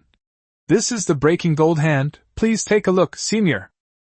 The surrounding disciples were all talking amongst themselves, looking on with envy at Chu Feng, who had been chosen by Amo Yunmo, the peak master of the weapon refining peak. Amo Yunmo observed the broken gold hand with a thoughtful expression, becoming more and more alarmed as he looked at it. A strange light flashed in his eyes as he looked at Chu Feng. "Would you be willing to join my weapon refining peak?" Chu Feng was stunned for a moment, then quickly clasped his hands in a fist and pleaded. "Yes, yes!" Amo Yunmo turned around and released the white sky boat, which was 5 meters long. Chu Feng hurriedly followed, overjoyed. Amo Yunmo glanced back at Chu Feng before urging the celestial boat to ascend into the sky. Looking at Chu Feng behind him, Amo Yunmo raised his eyebrows. "Chu Feng, is that right? Would you be willing to become my personal disciple?" Chu Feng quickly clasped his hands in a fist and said, "This disciple is willing." Yanli in her mind quickly said, "Oh dear, you're usually so smart, why are you acting silly now? You need to kneel down and perform the apprenticeship ceremony to become a disciple." Upon hearing this, Chu Feng immediately knelt down and shouted loudly, "Disciple Chu Feng greets Master!" Amo Yunmo's lips curled up, his eyes brimming with excitement. Hee, those peak masters are truly blind. A mere qi condensation level 3 cultivator who knows how to refine artifacts, with a little training, could mass-produce a large number of mid-grade magic artifacts once he reaches the spirit-gathering realm. These are the disciples our sect truly needs to cultivate. So what if they have pseudo-spiritual roots? How many of us cultivators can actually form a core? Taking care of the present is the best course of action. Chu Feng stood respectfully behind him, without saying a word. Amo Yunmo was in a great mood and slowly flew up to a high place to introduce it to Chu Feng. "Disciple, look at those 10 peaks below. Guess where our weapon refining peak is?" Upon hearing this, Chu Feng looked down and became completely absorbed in the sight. Below, clouds and mist swirl, forming ridges when viewed from the side and veins when viewed from the side, one mountain peak after another, looking like a ferocious beast with its fangs bared. Especially the fierce beast peak in the middle, which looks like a giant beast's eye. Mo Yunma stood with his hands behind his back, his eyes deep. The 10 peaks of beast taming are divided into 5 peaks: fierce beasts, raptors, 10,000 snakes, iron insects, and black fish. Spiritual herbs, weapon crafting, menial tasks, discipline, and enlightenment are the 5 peaks of Kun. Each peak has a peak master who is a late-stage nascent soul realm cultivator. Discipline peak governs all the sect's calendars and rules, and must not be defied. Among the other peaks, Fierce Beast Peak is the most severe. Mo Yunma spoke with a serious expression, while Chu Feng looked around, his eyebrows raised. From time to time, the roars of beasts and howls of wolves could be heard from the Fierce Beast Peak, while hundreds of birds circled atop the Raptor Peak, displaying extraordinary agility. 10,000 Snake Peak is shrouded in poisonous mist. No living person may approach. On Iron Insect Peak, there was actually a huge centipede, whose size was unknown. At the summit of Xuanjian Peak, there is a blue sky pool where several goldfish rise up from the clouds, soaring straight up to the Dragon Gate. Chu Feng was momentarily lost in thought. This was the first time he had ever looked down upon a cultivation sect. Even a mere second-tier sect could be so wondrous. What about the Xuanjian Sect from before? Disciple? Are you aware of this? Mo Yunmo's words made Chu Feng panic. After glancing at him again, he quickly clasped his hands and said, "Reporting to Master, this disciple does not know." Mo Yunmo chuckled softly, raised his hand and waved it at the clouds below, and an extremely inconspicuous cyan peak suddenly appeared. Chu Feng was so intrigued that he didn't even notice the clouds beneath his feet. What kind of magic array is this? Mo Yunmo waved his hand slightly, urging the celestial boat to slowly descend. This peak is the weapon refining peak, and this formation is called the Cloud Shadow Formation, a replica of the Shadow Concealing Formation. The 10 peaks of beast taming each have their own protective formation, and these 10 peaks protective formations can be combined to form a sect protecting formation. Even cultivators at the Qi condensation realm would need to use their natal magic weapon to break it. Chu Feng looked around with curiosity. So you mean the 10 peaks of beast taming were originally 10 array flags of the sect's protective array? With such a grand gesture, do we still need to defend against alien races here? Mo Yunma lowered his eyebrows slightly. Smart! Although we are a second-class sect, the 6 major sects specially set up this formation for us to resist the demons in the east. We've arrived! This is the weapon refining hall. Please follow me inside. After finishing his sentence, Mo Yunma strode into the weapon refining hall. Chu Feng looked up and saw a huge ancient cauldron with blue patterns in the center of the hall. The cauldron held a Taiji yin-yang diagram, surrounded by furnace ash and waste materials.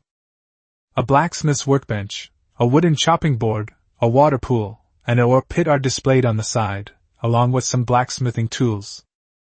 Chu Feng took a few more steps and entered the hall. Various magical artifacts, mostly of low and medium grade, were hanging on the surrounding walls. It's like entering a treasure trove. Mo Yunma turned to the side and sighed softly. The magical artifacts come in all shapes and sizes, including knives, spears, clubs, swords, bows, armor, axes, needles and threads, hammers, fans, pagodas, seals, shields, zither, cauldrons, ropes, umbrellas, pots, mirrors, beads, flags, and so on, in countless quantities. Everything in the world can be used as a tool, and everything under heaven can be used as a material. Disciple, let your master see your weapon forging skills. After Mo Yunma finished speaking, several different refining materials were laid out in front of him. Chu Feng looked down and scanned the materials in front of him. It seemed that only one type was leather.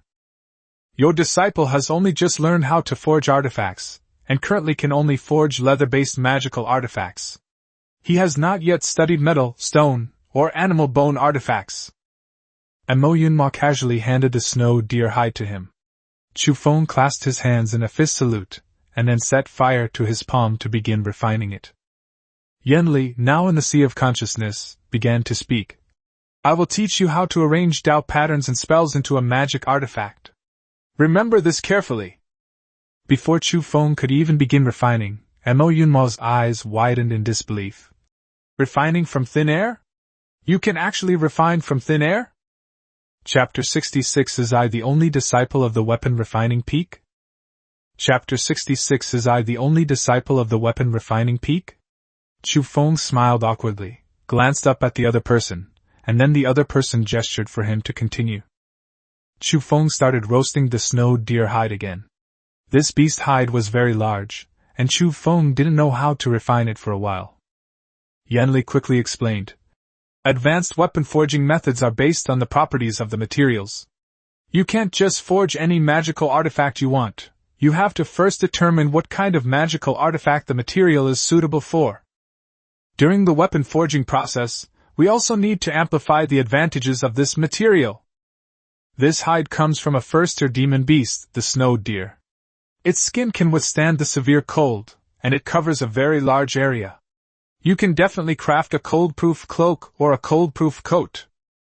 If we infuse it with more magic power and draw a defensive Dao pattern, it will be able to have full-body defense capabilities. As Yanli spoke, she drew a blue Dao pattern in his sea of consciousness. Following the example, Chu Feng slowly used his magic to draw Dao patterns inside the baked skin. Mo Yunma, who was standing to the side, was shocked. Only a third-grade weapon refiner could usually achieve such a technique of refining from thin air. This technique is extremely complex and requires a very high level of concentration and mental acuity. If a weapon refiner is not careful, he may not be able to control the heat properly, resulting in the material being ruined. Seeing Chu Feng's completely focused expression, Mo Yunma knew that he had finally struck gold. 50 years have passed. He has finally found a talented disciple who can help him refine weapons. That way he can go out and travel the world. He was the only one on the entire weapon refining peak, and he had long since reached his limit. Mo Yunma suppressed his excitement and coughed. Not bad, really not bad. With a little training, he'll definitely amount to something. For a second-tier sect, a third-grade weapon refiner holds a very high status. To have forged such a protective garment so quickly, this child is truly promising. Come, let me teach you how to refine materials like gold, stone, beast bones, and scales. As he spoke, Mo Yunma activated the large cauldron in the hall and took out the weapon refining manual from his storage bag, handing it to Chu Feng. Your master has 7 days to learn everything in this precious manual. I'll teach you how to melt stone into gold first. Watch carefully. From this day forward, you are the first personally instructed disciple of our weapon refining peak. Chu Feng. The first one? Mo Yunma. Not bad. Not everyone can learn to forge weapons. Those useless things I collected before wasted all my materials and I still couldn't forge a decent magic weapon. You're very good. Come on. Let me teach you how to use the cauldron to refine materials. A day passed quickly. Li Xingnan, still on the martial arts stage, twitched at the corner of her eye, her veins bulging as she looked at the outer disciples who didn't want to pay any attention to her. She had been waiting here all day, but not a single peak master had accepted her. After Xiao Dong and Zhang Wakai were taken away, one joined Raptor Peak and the other joined Iron Insect Peak. Even Chu Feng, who got in through connections, was taken away. On what grounds? He was just a pseudo-spiritual root, and his cultivation and spirit beasts were inferior to Li Xingnan's. Moreover, he was no match for her in the duel. How could he have been chosen by someone else? Could it be because of the Anxian pendant? Absolutely. It's definitely because of Ensenpai. That despicable nepotism case. She's clearly inferior to everyone else, yet she was taken away by the peak master. If you are not taken away by the peak master on the first day, you can only stay in the outer sect as a disciple. If you are lucky, you may be taken in by the peak master after a few years, but that requires completing a lot of sect tasks and making achievements. That's not so easy to achieve. Li Xingnan grew angrier the more she thought about it, and punched the stone slab. She's determined to prove herself. Just as she was about to get up and ask the outer disciples on the martial arts stage, those outer disciples who had been practicing for half a day immediately grinned and said, "Oh, isn't this the strength sister who's said to be the epitome of strength in the cultivation world? How come someone as strong as you has become an outer disciple? Another outer disciple, already at the 5th level of qi condensation, naturally wasn't afraid of Li Xingnan. What? Shall we have a contest? Your senior brother here also entered through the graceful immortal pendant. I just don't understand, did someone in your family die or someone in your belly die? Do you even know what the grace pendant represents? That's a rule set by the patriarchs of the 6 major sects, and it's been in place for over 1,000 years. Even without spiritual roots, you can get longevity pills and youth-preserving pills by bringing the Grace Immortal token to the sect. The Grace Immortal token is a token of gratitude to the Cultivation Sect. My ancestors helped Spirit Beast Valley establish its sect, which is why I possess the graceful Immortal pendant. Without the investment of our ancestors in the sects, would you rogue cultivators even have a sect? That's utterly ridiculous. Knowing she was no match for him, Li Xingnan turned to leave. But the next second, even more beast-taming sect cultivators who had finished their practice gathered around. Each of them witnessed Li Xingnan bullying her fellow disciples and saw her falsely accuse others first. Even the peak master of the miscellaneous servants' peak thought she was a troublemaker. What if she caused him trouble if he took her under his command? The cultivators on the martial arts arena stepped forward, looking at Li Xingnan, who believed in the supremacy of strength, with mocking expressions. Oh, let's have a contest, Sister Strength. You have the nerve to say that strength is paramount? Even our senior uncles wouldn't use such high-sounding principles to bully us disciples. You're just a piece of trash at the 4th level of qi condensation. Huh? One of the female cultivators raised her hand and released a ghost-faced monkey at the early stage of the 2nd tier. The monkey's fur had already turned golden. It's many times better than Li Xingnan's ghost-faced monkey. The female cultivator smiled contemptuously. Strength is paramount? Come on, kowtow 3 times to me, and I'll let you go. You can use that to bully your fellow disciples, but I can't? Come on. Want to have a match with me? If you lose, you're out of the sect. Then we fellow disciples won't have to worry about being annoyed anymore. Li Xingnan realized that Chu Feng had tricked her. No wonder he had said so much before the fight even started. Feelings are stirring up hatred. But it was too late for her to regret it now. She could only turn around and run away.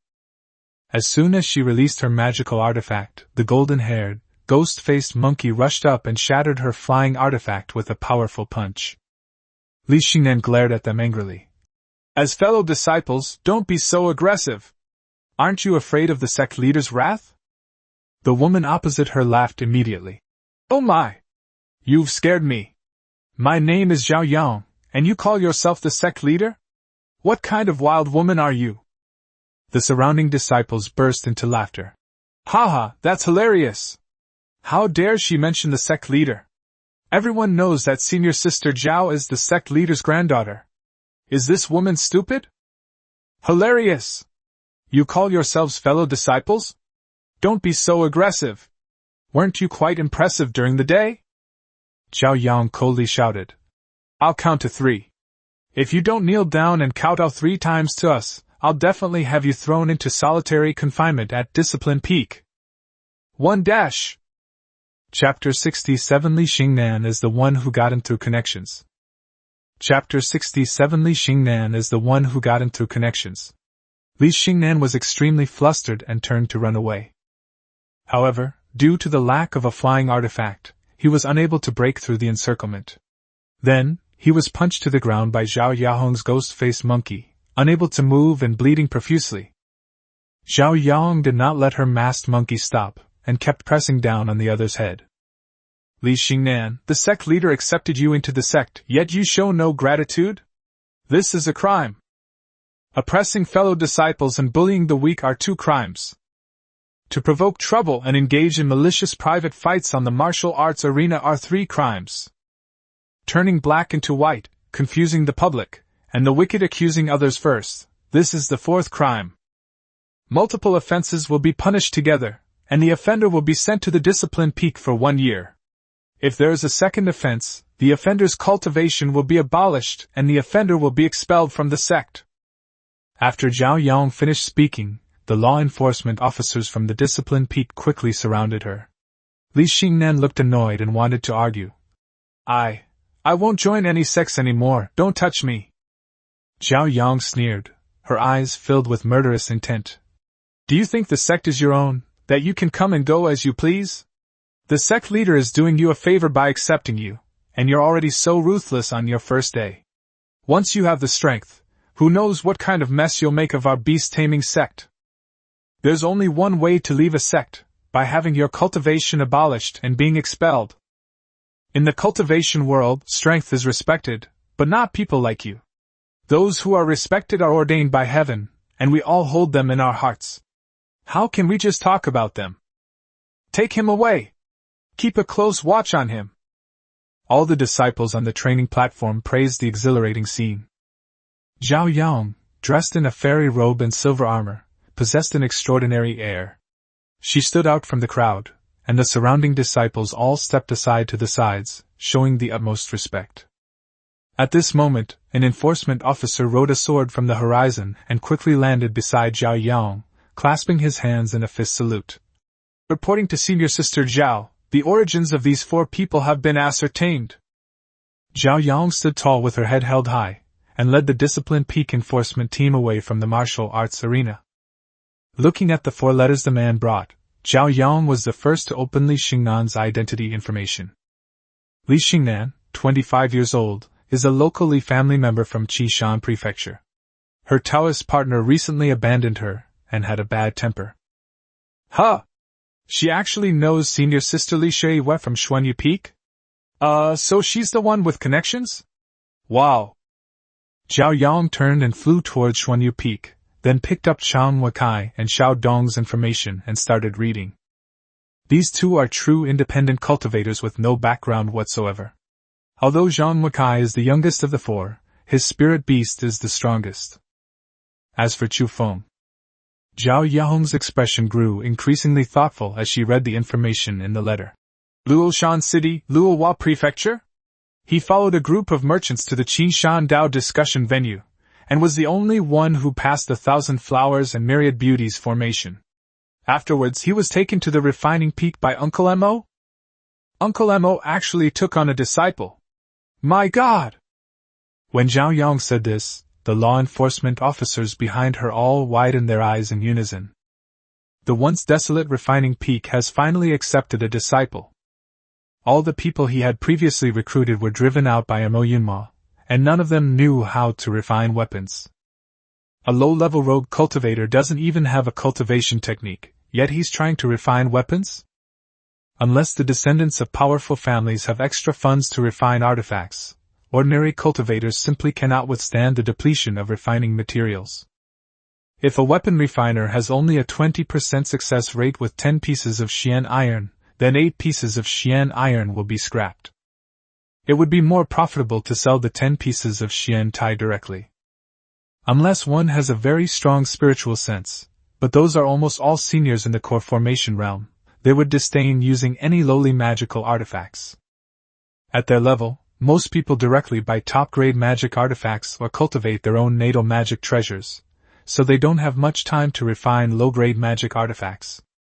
Therefore, for all the major cultivation sects, disciples who have mastered a secondary profession at the Qi condensation realm have a place to use their talents.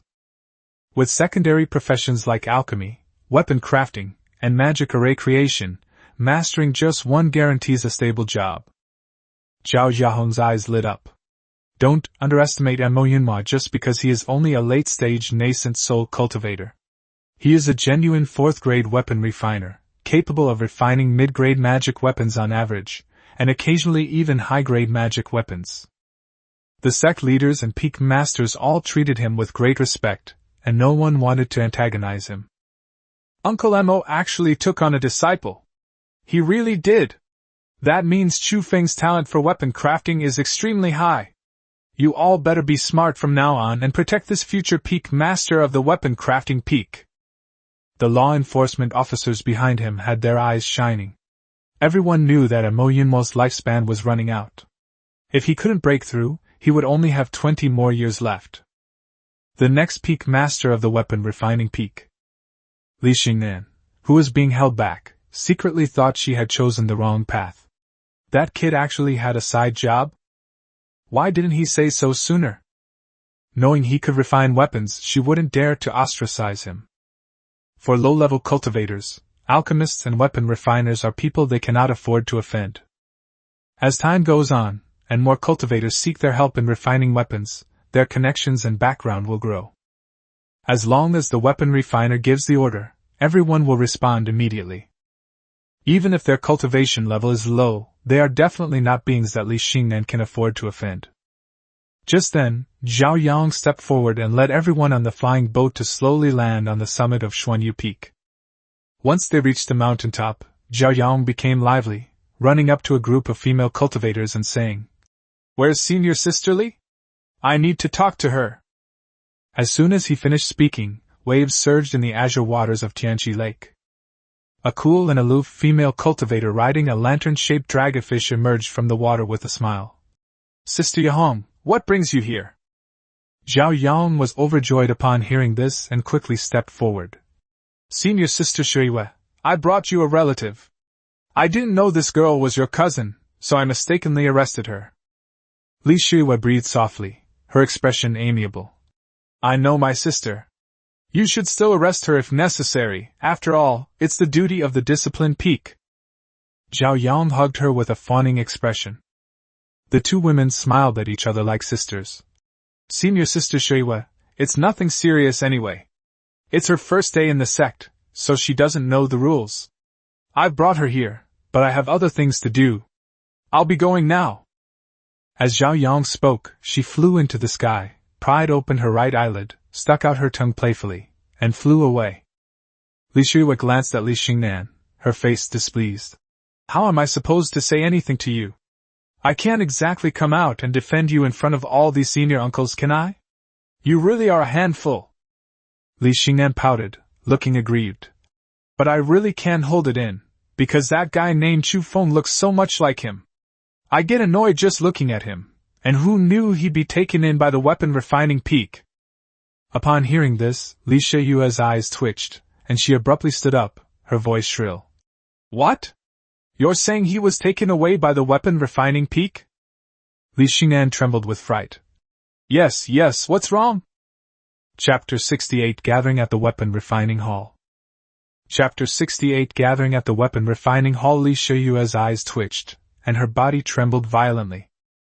Seeing that Li Xingnan had caused her trouble after only one day, she slapped her hard, sending Li Xingnan flying to the water's edge. "You're really causing me trouble! Of all people to mess with, who did you have to offend? Do you know who Uncle Mo Yunmo of the Weapon Refining Peak is? He has been refining magical artifacts for the beast-taming sect for 150 years, dedicating his entire life to the sect. Although he is only at the late stage of the spirit-gathering realm, even our sect leader has to call him Brother Mo. The peak masters of the other peaks are even closer to him. Do you think just anyone can forge weapons? That requires extremely high talent. Even if you have a celestial spiritual root, it's useless. You must have talent for weapon forging. You've offended him. What will happen to the disciples of Xuanyu Peak in the future?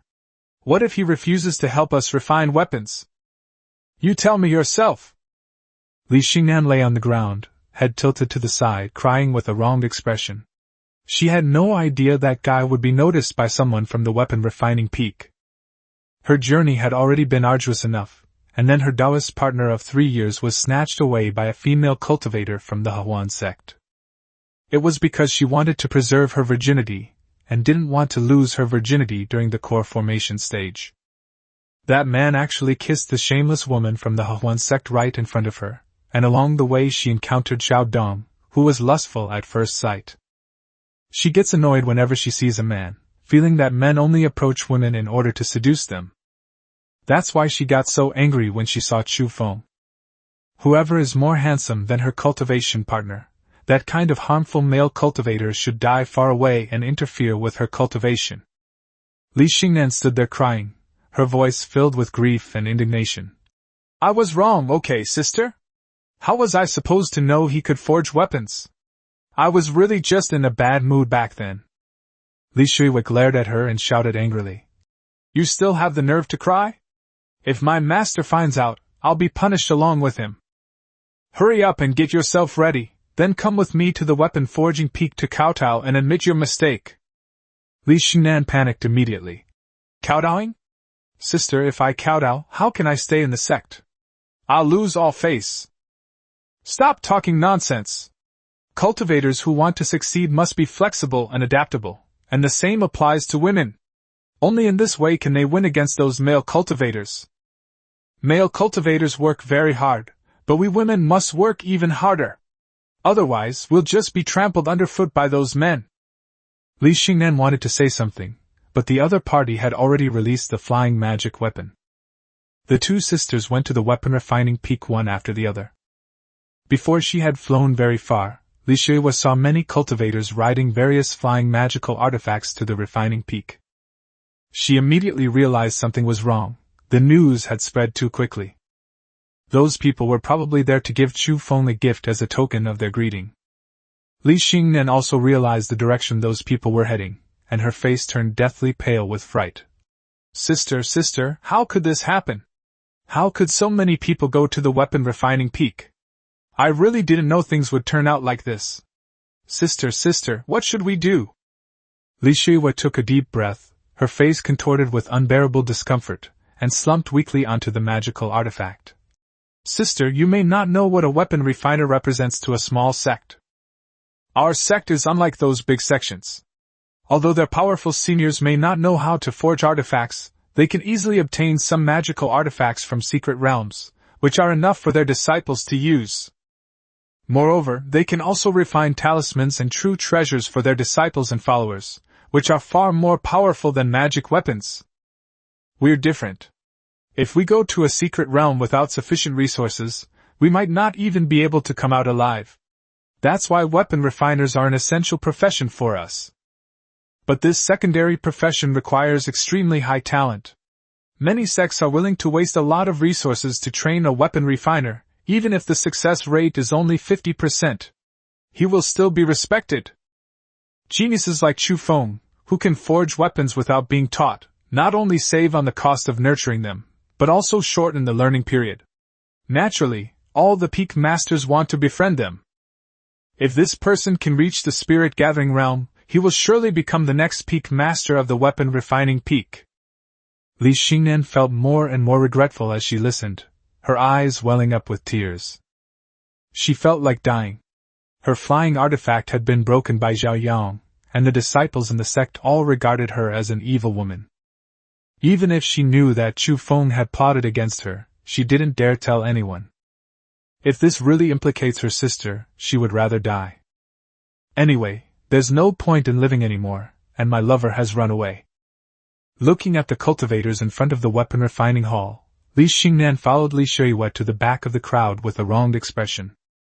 At this moment, Zhao Xunlong, the peak master of Fierce Beast Peak, was observing Chu Feng refining weapons in the weapon refining hall with the other peak masters. Zhao Yang followed behind Zhao Xunlong, her eyes shining with excitement as she looked at Mo Yunma's newly accepted disciple. Chu Feng used one hand to ignite the fire, while using the other hand to apply silver sand and control the cauldron. The cauldron was filled with gleaming steel, surrounded by 3 golden flame crystals that continuously heated the steel. Chu Feng focused his divine sense on one spot, scanning the impurities in the refined steel. The steel, which had been heated until it was red-hot and soft, slowly rotated. Once, twice, 3 times. Then, he used his divine sense to urge a small green steel hammer to continuously hammer the refined steel, creating a series of clanging sounds and sparks shooting out. After forging was completed, a long sword blank appeared before everyone's eyes, and then Chu Feng slowly incorporated fire-type spiritual energy into it. Once, twice, 11 times. Once the blade blank could no longer contain any spiritual energy, he activated the sharpening stone and began polishing it with incredible speed. Tempered with spiritual spring water and fiery sand. Finally, Chu Feng clasped his hands together in front of him and laid out the flowing fire magic pattern. After 2 hours of forging, he finally succeeded in creating a blazing fire blade with fiery patterns on its blade. The crowd outside the hall looked on with excitement, and full of praise. What a genius! I never imagined he could learn the art of metal and stone refining in just one day. No wonder Brother Mo took him as his disciple. Indeed. I watched for 2 whole hours. From the moment the selection process began, I knew this boy would succeed on his first try. Mo Yunma, standing to the side, could not hide his ecstatic joy as he looked at Chu Feng in front of him. Chu Feng's success rate actually reached 80%. This is even higher than his success rate when he was younger. At this moment, Zhao Xunlong, the peak master of Fierce Beast Peak, came over with the others, holding a pair of red jade beads in his hands. Congratulations, Brother Mo! Congratulations! To have taken in such a talented disciple is truly enviable. I'll give you this pair of fiery jade mother and child as a small gift to my young friend. Feel free to refine some things for fun, don't be shy. Chu Feng looked at those people with an embarrassed expression, and was a little confused. He was so focused on refining the weapon that he didn't notice so many people had come. Seeing that Chu Feng remained unmoved, Zhao Xunlong took 2 steps forward, pulled out Chu Feng's hand, and placed a pair of mother and child fiery jade pieces on it. Take them and play with them, don't be shy. The peak master of 10,000 Serpents Peak also took out a pair of purplish serpent fangs and said, This is my greeting gift. Just refine something for fun. By the way, I am Zhang Wanhe of 10,000 Serpents Peak. Chu Feng was a little embarrassed, disciple. Before he could finish speaking, Zhang Wanhe shoved the pair of snake fangs into his palm. Sigh. I told you to take them, so take them. In the future, please forge more magical artifacts for 10,000 Snake Peak. We have plenty of artifact forging equipment there. Just as many as these. By the way, I heard you have a blue-striped demon snake. Let me see it. And Mo Yunmo immediately frowned. I'm telling you, Zhang Wanhe is already my disciple. Even if he has a snake-type spirit beast, he won't join your 10,000 Snake Peak. Don't get any funny ideas. Chapter 69 You can't win by playing dirty tricks. You can't win by playing the absolute best, right? Chapter 69 You can't win by playing dirty tricks, so you go all out, huh? Chu Feng scratched his head, completely bewildered. What was going on? Are weapon refiners really that sought after? Why are so many cultivators at the late stage of the nascent soul realm acting like they've seen a national treasure? It's already dark, why are they here instead of going home from work? Yanli was also a little confused. What was going on? Why are human cultivators so obsessed with weapon refiners? Could it be that there are very few human cultivators who can refine weapons? It seems there are more alchemists. Seeing so many people around, Yanli didn't dare to talk to him anymore and just stood there watching. She spotted Li Xingnan at the back of the crowd and immediately clenched her fists. Li Xingnan felt like dying at that moment. So many people had come to get to know Chu Feng. Li Shihua whispered, Go apologize to him later. I don't care what method you use, whether you kowtow or offer yourself to him, if you can't get his forgiveness, then don't acknowledge me as your sister. You're going to ruin me. Luckily, Master is away these past few days. Find your own opportunity. If these people don't leave, you'll wait here. You'll be waiting until tomorrow morning too. Otherwise, if your master were to cripple you, I wouldn't be able to help you. Don't be foolish, you'll lose your body sooner or later anyway.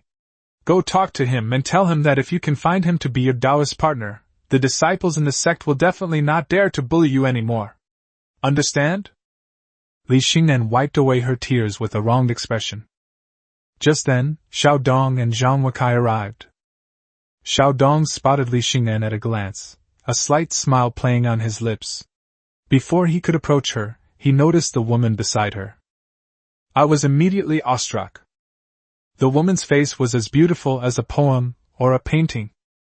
Willow leaf eyebrows, almond-shaped eyes, and peach-like cheeks. She wore a brocade robe with fish scales from Xuanjian Peak, her skin glowed, and she was graceful and dignified. Her left cheek glowed like the sunset, her right cheek was smooth and creamy, she was exceptionally beautiful. She looks like a righteous fairy. This echoes the fiery personality of Li Xingnan, whose face is streaked with tears. The two women standing together resembled twin lotus blossoms in a crowd, absolutely beautiful. What a graceful woman! She is truly a peerless beauty in this mortal world. Xiao Dong excitedly walked over and, seeing Li Xingnan with tears in her eyes, was overjoyed. Junior sisterly, why are you crying like this? Did you suffer some injustice? Li Xingnan looked up at him, then turned her body away, not wanting to pay him any attention. Li Shuiwa glanced at him coldly, and Xiao Dong immediately felt like he was sitting on pins and needles. The other party's cultivation level was actually the 9th level of the Qi condensation realm, and he was about to reach the great perfection. Xiao Dong was silenced by Li Shuyue's glare, and dared not say another word. At this point, Chu Feng had already received over a dozen sets of weapon refining materials, all of which were given to him for free. But Chu Feng knew better than anyone that his future days were probably not going to be easy. This group of people will probably pester him to refine artifacts every day, especially after he is able to refine mid-grade magic artifacts. They will probably keep bothering him. No, in order to avoid working overtime, he has to focus on producing more substandard magical artifacts, and only occasionally produce low-grade ones. There's no such thing as a free lunch. These people were complete strangers to him. Why would they be so kind? Chu Feng slowly stood up, clasped his hands in a fist salute, and said, Master, I have been refining these items continuously, and I am feeling slightly unwell today. Mo Yunma was overjoyed upon hearing this. Great! Go and rest now. Come again tomorrow. When Zhang Wanhe saw that he was about to leave, he wanted to rush up to him, but Mo Yunma said with a look of disdain, Hey Lao Zhang, my disciple said he's tired. What do you want to do? Do you want to sleep with him? Zhang Wanhe said with a defiant look. Humph, old Mo, how many years of life do you have left? You take him as your disciple, do you think you can teach him well? Mo Yunma crossed his arms over his chest. What's it to you? In a year, I'll go to the 100-demon forbidden land to find some longevity fruits. If I'm lucky enough to find a few divine profound pills, breaking through to the core formation realm is quite possible. Zhang Wanhe chuckled crookedly, his narrow eyes and curved nose giving him a rather sinister look. You wish. As for the divine profound pill, let me make this clear first. If you're about to die, you'll have to give me Chu Feng. I think this boy is destined for me. He already has a snake-like spirit beast. He'll definitely be with our 10,000 snake peak. Before he could finish speaking, Zhao Xunlong, a fierce beast peak, interjected. I think this lad has a connection with me. So what if he's a spirit beast? I'll give him a second-tier flower moon fox. Rumor has it that it's the original race of the demon Empress. Once trained, its combat power will be extremely high. The other peak masters also started arguing, and Mo Yunma was so angry that his eyes were practically bulging. He's not dead yet. Those bastards. He kept calling me Brother Mo before, but now that his lifespan is almost over, he's finally laying all his cards on the table. A bunch of ungrateful bastards. They won't do anything without personal gain. All right. My refining peak is not receiving guests today. I am taking my disciples into seclusion for 7 days. All irrelevant people, please leave. I'm sick and tired of seeing your pathetic faces. I'm not dead yet. Zhang Wanhe chuckled and said, Isn't it almost here? Mo Yunma was speechless for a moment. You. Good. If I break through, you 10,000 Serpent Peak will never be able to get a single magic artifact from me, not even a needle. Zhang Wanhe shook his head with a disdainful look. Anyway, he didn't have many years left to live, so he might as well make a good relationship with Chu Feng. Zhao Xunlong was also stroking his chin in thought, then turned to look at his daughter Zhao Yang. Daughter, have you found a Taoist partner? Zhao Yahong's eyes widened, her face flushed red. When did I find a Taoist partner? Zhao Xunlong smiled thoughtfully and said nothing more. If she were to become Chu Feng's Taoist partner, almost no one would be able to challenge her position for the next 200 years. When Chu Feng is unable to complete his Tao and dies, his daughter will naturally become the new sect leader of the beast-taming sect. In a sect, whoever masters weapon crafting and alchemy controls half the power. Chu Feng, who had already left, looked at Li Xingnan in front of him, his expression twitching. Li Xingnan kowtowed 3 times to Chu Feng upon their meeting. Seeing this, Chu Feng knelt down with a thud. "Damn it! Grandma, you can't be this cruel! Don't you know that older people shouldn't kowtow to younger people? This is tantamount to taking someone's life." Chu Feng also started kowtowing, but after kowtowing 3 times, he thought about it and felt that something was wrong. It seems both sides bowed 3 times? That's the same as bowing to heaven and earth. Why not just do 3 more? That would be the right thing to do, wouldn't it? Then he kowtowed to the other person 3 more times. Yanli was speechless. "What are you doing? Why are you making her bow to you like that? Get up right now!" Chu Feng's eye twitched.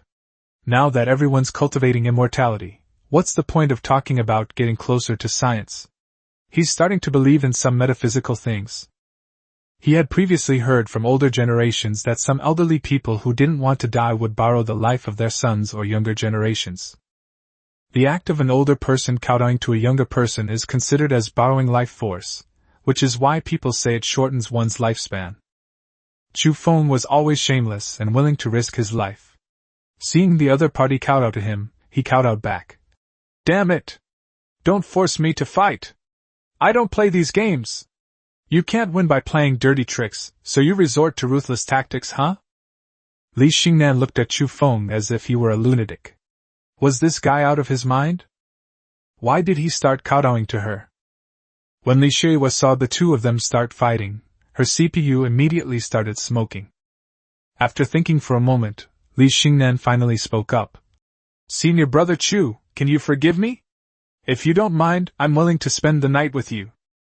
After saying that, she turned her head to the side, her face flushed with embarrassment, and looked at her sister with a reluctant expression, tears still in the corners of her eyes. Yanli tore through her sea of consciousness with her bare hands, howling. "I'm going to kill her! I want her dead! You bitch, you can't outsmart me with underhanded tactics, so you resort to lewdness, huh? Let me out right now!" Chapter 70 Mental Illness, Emoyonmo. Chapter 70 Mental Illness. Even if Emoyonmo and Chu Feng were completely insane, they wouldn't dare release Yanli. They could only silently plead with her, like lapdogs. "Don't get excited, don't get excited! This is the beast-taming sect, don't risk your life because of jealousy." It is said that jealous women are fiercer than tigers. Yanli in her mind's eye is like Panga creating the world, with a wind blade in her left hand and demonic fire in her right. It blasted out towards Chu Feng's sea of consciousness. With a boom, Chu Feng's sea of consciousness expanded another size. "Has your spiritual power increased again?" Chu Feng, standing outside, stared blankly at Yanli throwing a tantrum inside, and at the fact that his sea of consciousness had been breached yet again. At that moment, he revealed an extremely perverted ant-like smile. Li Xingnan, who was on the other side, was already scared. When she glanced to the side and saw Chu Feng smiling sinisterly at her, her face turned pale and her lips turned white. Her voice trembled as she said, "Brother Sure, I really had no other choice but to resort to this. That day, I was blinded by lard and my eyes were burned by will-o'-the-wisps. Please don't blame me, senior brother," Li Xingnan said, bursting into tears.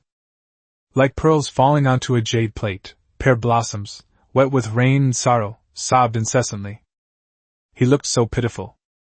Yanli, within her sea of consciousness, was enraged to see this woman dare to use a self-inflicted injury to seduce her man. With a wave of his hand, he unleashed a devastating finishing move, blasting it towards the top of Chu Feng's sea of consciousness. Dash! Chu Feng couldn't take it, and vomited blood on the spot. He collapsed to the ground, his legs cramped, and his eyes rolled back. Yanli was immediately terrified. "Husband! I didn't mean to! Are you alright?" Chu Feng is no longer alive. He has finally figured out one thing. Under his foolish wife's leadership, it's truly a miracle that the demon race has survived to this point. At this moment, Li Xingnan on the other side was also stunned. Senior brother Chu, what's wrong? What's wrong?" As soon as Li Shui saw Emoyonmo emerge from the weapon refining hall, she grabbed Li Xingnan and ran, shouting, "Run! We're doomed if we're discovered!" Li Xingnan didn't know what was wrong with her. She suddenly started vomiting blood. The two sisters just ran away. Mo Yunmo was still walking along, cursing Zhang Wanhe behind his back. Aleph **** your ancestors. Your ancestors for 18 generations are my sons. Don't wait until I advance to the core formation realm, or your 10,000 serpent peak will surely meet its end. I'll only give you second-grade magic weapons, and the rest of you will get mid-grade magic weapons. What can you do about it? 1 year from now, in the 100-demon forbidden land, I will either die there or find the divine profound pill. You just wait. Just as he was cursing someone behind their back, he seemed to accidentally step on something. It seemed soft, yet a little hard. He glanced down and immediately exclaimed, "Ah! Who did this? Who dared to injure my disciple on my weapon refining peak? Could it be that you, Zhang Wanhe, are the one who fawned over him? If you can't have him, you'll destroy him? Disciple! Disciple, how are you?" Mo Yunma hurriedly picked up Chu Feng and returned to the weapon refining hall. What should he do? If something happens to Chu Feng, how will he escape in 7 days? If he doesn't run away, he won't be able to prepare the things for the 100-demon forbidden land, and then he'll be in big trouble. Suddenly, without paying attention, Mo Yunma accidentally stepped on the ore on the ground, and his hands slipped and fell. Chu Feng was thrown out by him. It was thrown straight into the large cauldron. There's still the fire that Chu Feng used when he refined it inside the cauldron. Chu Feng's entire body instantly burst into flames, sizzling and smoking. When Yanli in her mind saw this, the scene turned black and white, and she was so frightened that she almost cried. Mo Yunma rushed over in a panic and shouted, "Hey Dash! Get up!" Chu Feng, who was engulfed in flames, was thus sent out. Mo Yunma was, after all, a master of weapon crafting, and instinctively sent it to the quenching pool next to him. Hiss! Seeing plumes of white smoke rising, carrying moisture, Mo Yunma finally breathed a sigh of relief. Then, with a look of heartache, she grabbed Chu Feng's arm and cried out, "Disciple? My good disciple! How are you? Are you all right?" Yanli was also calling out in her mind, crying and shouting, "Husband! I know I was wrong, I was just angry with that woman, I accidentally hurt her. Don't scare me. I'll never mess around in your mind again. I was wrong. Husband, wake up. I promise I'll never do anything reckless again. I won't call you little servant anymore. Wake up, I'm so scared." As Yanli spoke, tears streamed down her face. "What if something happens to you? Who will cook delicious food for me?" Upon hearing this, Chu Feng's eyes twitched, as if he were about to be brought back to life by anger. He wanted to wake up, but he had a strange feeling, as if an opening had been made at the edge of his sea of consciousness, making his divine sense even stronger. What shocked Chu Feng even more was that he seemed to see an inconspicuous light shield at the edge of his sea of consciousness. Faintly visible. "I don't know what it's for, but I feel like my consciousness has become more solid. It's estimated that even if someone tries to possess him, they won't be able to break through his sea of consciousness."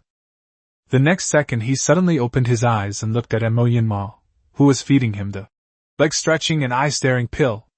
Chu Feng instinctively swallowed. Upon seeing Chu Feng awake, Mo Yunma was overjoyed. "Disciple! My good disciple, you're awake! I was so worried about you. What happened to you? Tell your master who hurt you, and I will definitely get justice for you. You dared to injure someone on my weapon refining peak? You're asking for trouble." Although Chu Feng was unconscious, he remembered everything that had just happened clearly. Mo Yunma first stepped on his handsome face, then threw him into the cauldron to refine him. Then they pushed him into the quenching pool. Luckily, he was a body cultivator. Anyone else would have been turned into a human tool long ago. Mo Yunma was still standing there, indignantly shouting, "Disciple, don't be afraid. Who hurt you? Tell your master, and I will risk my old life to get justice for you." Chu Feng instinctively stretched out his finger and pointed it directly at Mo Yunmo. Mo Yunmo looked at the large cauldron beside him without changing his expression, and began to make up a story with a calm face. Well, in our art of weapon crafting, we emphasize not being bound by trivialities. Everything in the world can be used as a weapon, and everything under heaven can be used as material. Mo Yunmo's expression became even more serious as he spoke, adopting a dignified and respected demeanor. Since you've already done so, my disciple, why don't you rest for a while in the weapon refining hall? After an incense stick's time, we, master and disciple, will begin our seclusion. I will impart to you all the weapon refining knowledge I've acquired in my life. Chu Feng swallowed hard. He never believed in free lunches. Why would the other party value him so highly? There must be a ghost. Moreover, Chu Feng planned to go back to practice his skills. If he stayed here in seclusion to learn weapon crafting, how could he improve his cultivation? Master, I am rather slow-witted. Perhaps I should familiarize myself with the material for a while first. Seeing that Chu Feng was trying to run away, Mo Yunmo immediately raised his hand and sealed all the doors and windows of the weapon refining hall. Since my disciple is so humble, I will not hold back my skills. Come on. If you can't learn it in 7 days, we'll learn it in 15. If I can't learn it in 15 days, then I'll take 30. From the moment I saw you, my disciple, I regarded you as my own flesh and blood. Watch closely. Your master is about to begin. And Mo Yunmo started making things right after he finished speaking. Chu Feng instinctively swallowed, his mind filled with those 4 words, his own flesh and blood. And Mo Yunmo must be mentally ill. Come to think of it, he's been all alone on the refining peak for 150 years. 150 years. Moreover, he searched for an apprentice for 50 years. He is about to pass away. Who could stand it? Yen Li, in her sea of consciousness, said with a worried expression, Husband, I suspect this thief intends to possess you, so please be careful. Chapter 71. Mo Yunmo ran away. Chapter 71. For the next 7 days, Mo Yunmo did his best to teach Chu Feng.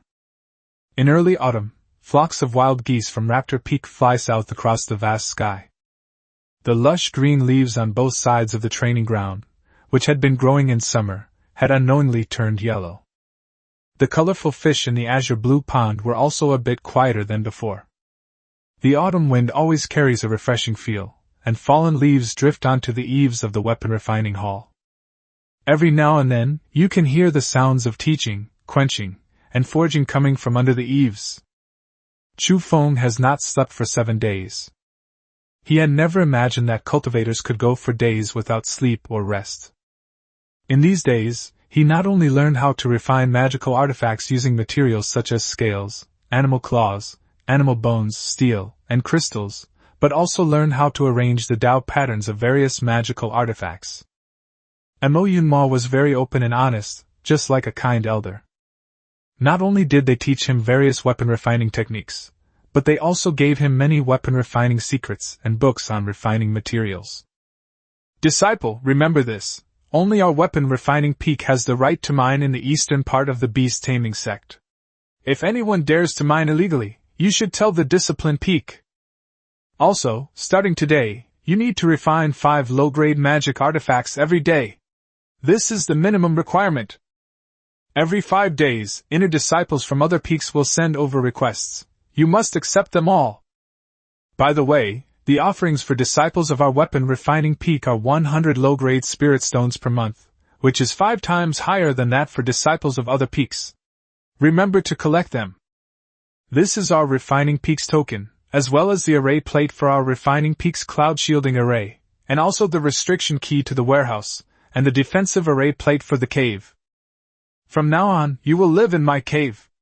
I will be going out to carry out missions for our sect, and I'm afraid I won't be able to keep you company anymore. Chu Feng stared blankly at Mo Yunmo, who was packing up his belongings behind him. Looking at the table full of tokens, keys, and array plates from the weapon refining peak, Chu Feng subconsciously narrowed his eyes. This old bastard is about to run away. Are you still carrying out sect missions? Did he put all the blankets on the bed into his storage bag while carrying out his sect's mission? They didn't even leave him many eggs in the kitchen? Do I need to bring eggs when carrying out a sect mission? Mo Yunmo was still there with a kind and benevolent expression, saying, I am going to carry out an important mission for our sect, and I'm afraid I won't be back for a while. My disciple, you should stay here and study the art of weapon crafting carefully, and be sure not to tell anyone else that I am gone. This mission concerns the future of our human cultivators. It is top secret. Chu Feng. A secret within a secret. Mo Yunmo gripped his hand with utmost solemnity and said, Exactly. If anyone were to discover my whereabouts, the demon army would sweep across the land, causing widespread devastation and suffering. So, my disciple, if anyone asks where your master has gone, just say that your master is in seclusion in his cave. Do you understand? This matter concerns the future of humanity and must not be taken lightly. Have you remembered this? Chu Feng. Master, please leave me a few eggs. Mo Yunmo's eyes widened, his beard bristling. How can we cultivators think about eating all day long? Did you remember what I just said? Chu Feng. What's wrong? I have no idea. Seeing this, Mo Yunmo raised his head arrogantly. Very good. Very good, that's exactly how it is. I'm off. Chu Feng stared blankly at Mo Yunmo as he ran away, and subconsciously swallowed. Why does this feeling have such a comical sense of familiarity? It was like when he first applied for a job at a planning company. At that time, he was still an intern planner. His teacher also taught him painstakingly for 3 days and 3 nights. On the 4th day, he handed over the major project he was working on to Chu Feng. Then on the 5th day, his master blocked him and simply disappeared. Chu Feng was almost worn down to a needle by that project. Secret of secrets, secret of secrets, Chu Feng said with a comical expression as he put away all the array plates, tokens, and keys. Looking at the empty weapon refining hall, he began to question the meaning of life. So he's here to take over the business? Chu Feng's eye twitched. You old bastard, you rotten asshole, you want me to be your horse? Just then, another inner disciple arrived, calling out before even entering. Uncle Mo, Uncle Mo! How's the refining of our 50 low-grade magic weapons from Fierce Beast Peak going? This disciple has come to collect them. Chu Feng was speechless. Damn it! The inner disciple was immediately overjoyed. Brother Chu actually remembers my name? I am Wan Nima, and I greet you, Brother Chu. Chu Feng's right eyelid twitched violently. What's going on? He asked. What exactly happened? Why did the style change after they came to the beast-taming sect? Isn't there a single normal one? First, Li Xingnan wanted to fight him one-on-one. He couldn't win the one-on-one fight during the day, so he wanted to fight him one-on-one again at night. That's bad enough. That old scoundrel Mo Yunmo didn't even leave him an egg, yet he still made him refine weapons? 50 sets of low-grade ritual implements. Wan Nima asked with a puzzled look. Brother Chu, where is Uncle Mo? He said a month ago that I should come and collect it today. Chu Feng was internally shattered, and his right eyelid twitched wildly. As the saying goes, a twitching left eye means good fortune, while a twitching right eye means bad luck. That old codger probably still has a lot of work left to do, and they dumped it all on him. No way. The first rule of workplace procrastination and passing the buck, when asked, say you don't know. I don't know. My master is in seclusion. I don't know what kind of magical artifact you're talking about. Wan Nima was immediately stunned. Seclusion? Why so suddenly? Chu Feng feigned grief and said with a sorrowful expression. Alas, my master has worked so hard and made great contributions to the sect for so many years. I noticed he looked unwell the other day and heard him say that his lifespan was nearing its end. I'm afraid he's gone to try and break through to the core formation realm. I'm also new to the refining peak. Although I've just learned the refining method, I can't refine more than a few a day and sometimes I even fail. I spent 2 whole hours forging that sword that day, as you, my brother, surely witnessed. It seems that master won't be able to come out anytime soon. Wan Nima looked impatient. His lifespan was almost over, so it was understandable that he was going into seclusion at this time. Looking at Chu Feng in front of him, Wang Nima clasped his hands in a fist and said, "Brother Chu, please help our fierce beast peak refine magical artifacts. If 50 pieces are too much trouble for you, then 30 pieces will do. I will come back to collect them next month. I will explain to my master. Please, Brother Chu." Chu Feng let out a sigh of relief, looking like he was willing but unable to do anything about it. The next second, Wang Nima took out a bag of spirit stones and said, "This is 2,000 low-grade spirit stones. Please accept it, Brother Chu. There's a reason for this, so please help us, Brother Chu." Chu Feng's right eye was still twitching. Looking at the bag of spirit stones, another sentence popped into his mind.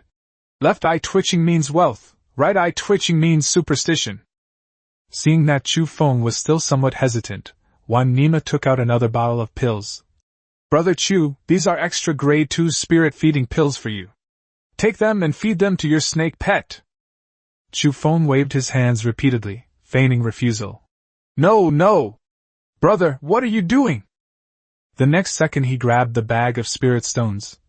"Absolutely not." Chapter 72 New Cave Dwelling.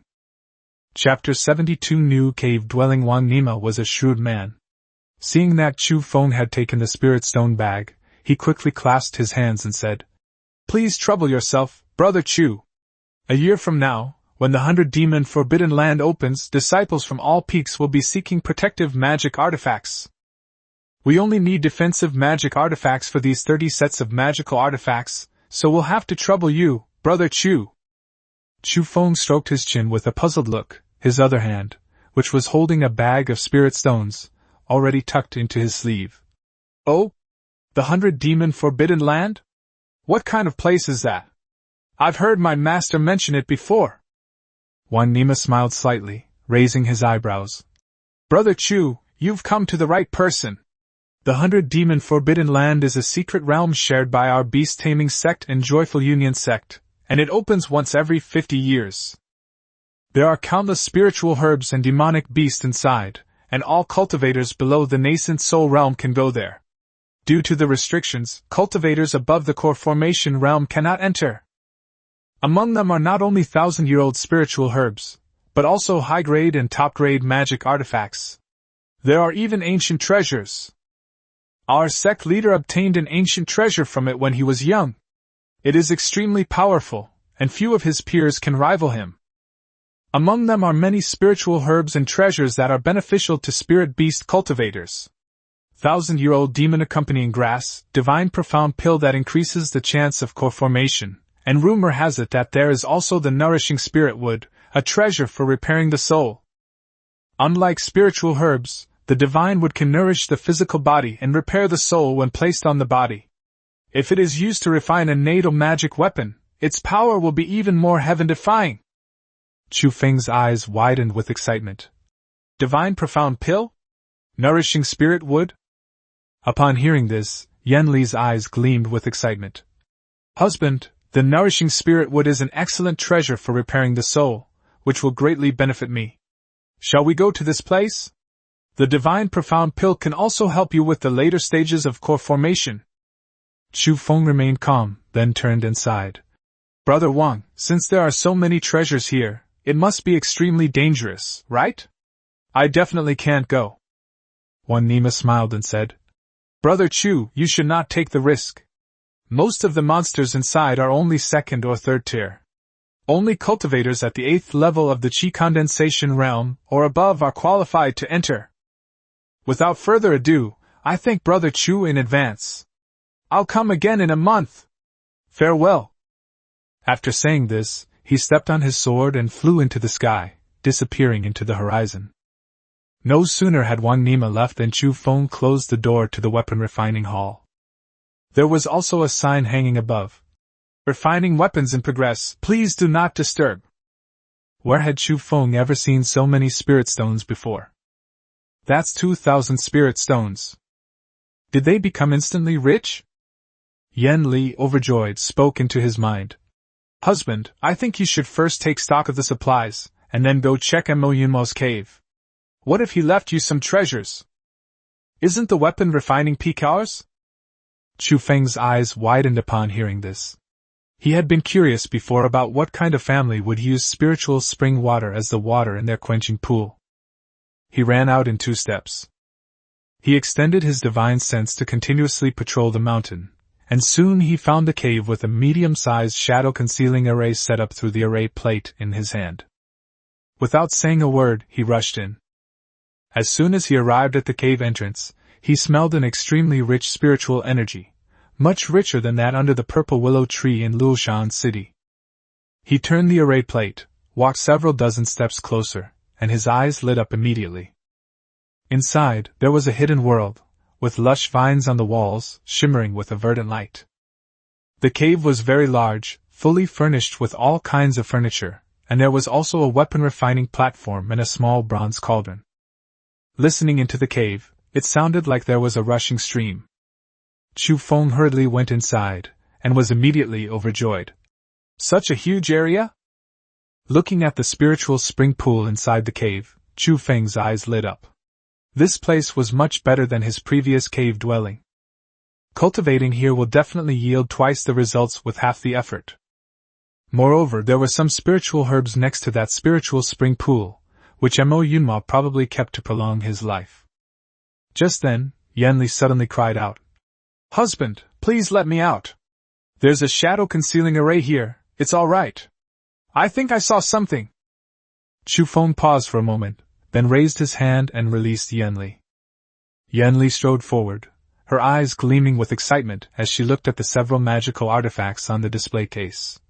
The mid-grade defensive magical artifact, the Azure Steel Shield. The mid-grade Chi-gathering magical artifact, the Chi-gathering Pearl. It seems your cheap master left you 2 life-saving items with the concealing Chi Pearl. Chu Feng looked at the steel shield, which was about half a meter wide, with a curious expression and said, "What if I die and there's no one to do his work? Do you really think he treats me like his own flesh and blood?" Just then, Yanli raised her hand and sucked up several refining materials from a distance, which were then attracted to the Chi-refining pearl. With a magnificent presence, she subtly absorbed the spiritual energy from the spirit spring pool into the precious pearl. In the time it takes to burn half an incense stick, she upgraded the Chi-refining pearl into a superior-grade Chi-concealing magic tool. "It's done! From now on, this pearl will be given to my husband. With it, no one will be able to tell that I am a demon beast, and I can also conceal the aura of my innate seductive body." Chu Feng shook his head with a worried expression. "No, it's best to be careful in everything.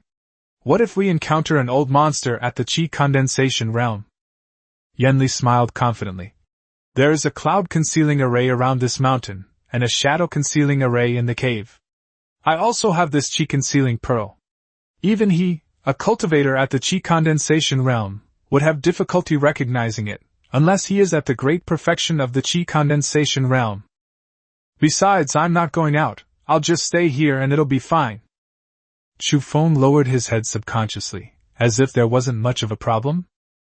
Yanli then took out a mirror and pinched her cheek. How about making myself look cute? Let's do a disguise." Chu Feng was amused when he saw that Yanli could also disguise herself. An evil plan slowly surfaced in his mind. Looking at Yanli, who had transformed into a charming and playful girl next door, Chu Feng chuckled. "Wife, how many weapons can you forge in a day now? You're so skilled, you must be able to refine it very quickly, right?" Yanli scratched her chin blankly. "Well, right now, refining 30 low-grade magic weapons a day shouldn't be a problem, right? And refining 3 mid-grade magic weapons a day isn't out of the question either. What's wrong?" Chu Feng approached with a fawning smile, saying, "Then I'll have to trouble you, my wife. I'll start practicing today in preparation for the 100-demon Forbidden Land a year from now. Wife, why don't you help me with all the work in the sect? You're so capable, it should be a piece of cake for you, right?" Yanli was immediately displeased.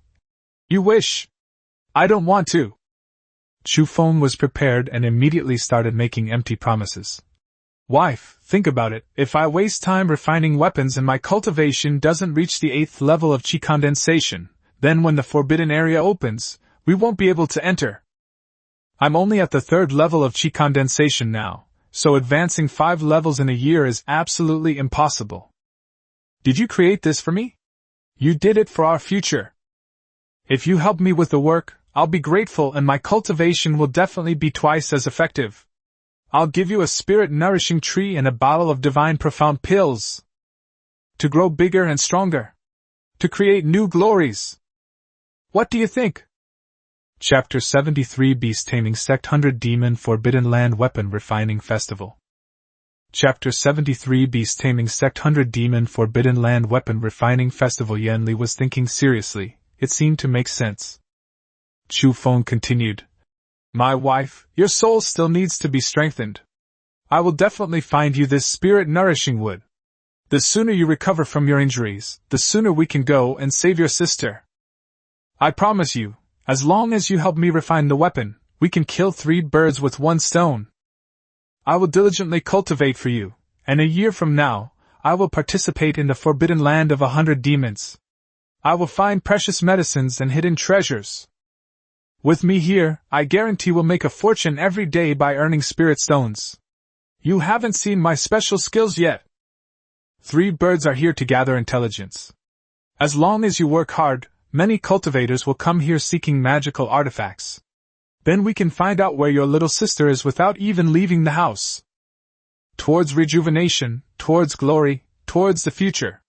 The couple shouldn't be concerned with gains and losses. Right? Yanli was still deep in thought, looking serious, and it seemed that this was indeed the case. That's right. She should have done all the work for Chu Feng. Anyway, the Xuanjian pill has been of little use to her this past year. Recently, she has also discovered that the higher her cultivation level, the more difficult it is to repair her soul. She had heard people say before that some powerful cultivators at the chi condensation realm would go into seclusion to recuperate from their injuries, and that seclusion could last for decades. How long has it been? The soul is not so easy to repair. A slight mistake can lead to a huge error. If you are too eager to achieve results, you may leave behind ailments, and your cultivation will be difficult to restore to its peak. There are many cultivators who, after being injured, never return to their peak condition. Helping Chu Feng is helping herself. Only when her husband is capable can she achieve something. He's doing well, and so is she. Moreover, Chu Feng's escape last time made her want to change her attitude. Now that they were Taoist partners, they should help each other. She couldn't let him always be running around doing everything for her. What if he gets uncomfortable and runs away? Or what if he gets seduced by someone? Thinking of this, Yanli immediately perked up. Husband, you're right. Then I'll refine magical artifacts in the cave. You go find the refining materials. The materials here aren't enough to refine many. Chu Feng smiled slightly. Do I really need to personally go looking for materials? Before we even begin cultivating, I'll show you my husband's best skills. He then used his divine sense to split open the blank bamboo slips on the side, tearing each bamboo slip apart to make bamboo strips. Then he began to write on it with a brush. VIP membership card, number 001. After writing it, I infused it with a trace of my own magic as an anti-counterfeiting label. He mass-produced over 500 bamboo strips, then found a white flag and wrote on it, Beast Taming Sect 100 Demon Forbidden Land Weapon Forging Festival. Yanli ran over with a look of curiosity on her face as she watched Chu Feng fiddling with things. As Yanli observed the details of the weapon refining festival on the flag, a strange light flashed in her eyes. A genius! Activity details. Guaranteed magic item. Customers who craft magic items need to provide the required crafting materials plus 100 spirit stones to guarantee a low-grade defensive magic item 1 month before the 100 Demon Forbidden Land opens. Note: all scrapped materials will be handled by the refining peak. Those who pay more spirit stones will be given priority in refining. During the Refine 3 Get 1 Free event, customers who refine 3 low-grade magic items will receive 1 substandard magic item as a gift. During the 1 Stone Treasure Hunt event, after crafting a magical artifact, you only need to submit 1 more spirit stone to participate in the 1 Stone Treasure Hunt. Event at the Crafting Peak 1 month before the start of the 100 Demon Forbidden Land event.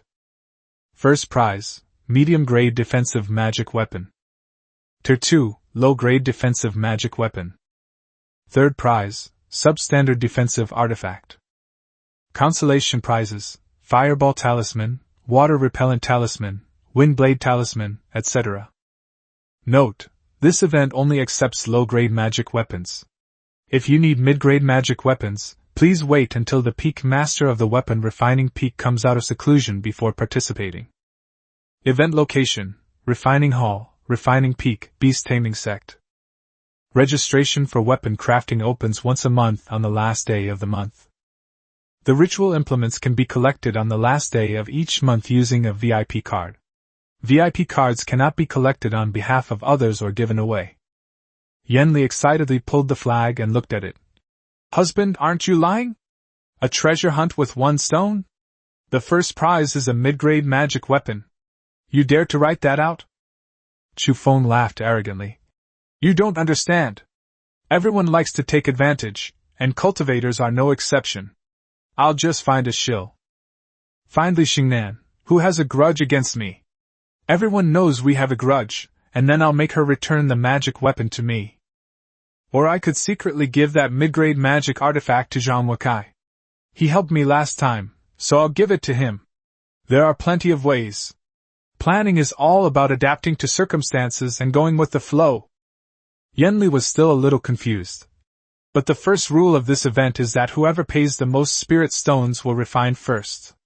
Will anyone pay more money? Chu Feng chuckled. I've already investigated. Even Mo Yunma only has a 90% chance of successfully refining it. This event guarantees a magic weapon. If they fail, it's on us. They'll definitely come. The first point of the planning outline is to hold events during various holidays. If there are no holidays, then choose important days. Isn't the 100 Demon Forbidden Land important enough? Wife, just you wait and see. Our method is definitely much more profitable than those murderers and robbers. Yenli was still a little worried, her brows furrowing uneasily. Won't this attract unwanted attention? How much money will they make? They not only provide materials but also spirit stones. I only need about 60% of their materials to refine magic artifacts. A mere low-grade magic artifact doesn't require many materials. If we include the remaining 40% of the refining materials, plus those spirit stones, my goodness! Chu Feng's eyes lit up. We can say that this event is a way of giving back to the sect, and we'll tell everyone that we didn't make any money. I'll also deliberately stage a few refining failures. Me, a complete novice who just learned weapon crafting, can achieve a 100% success rate? How is that possible?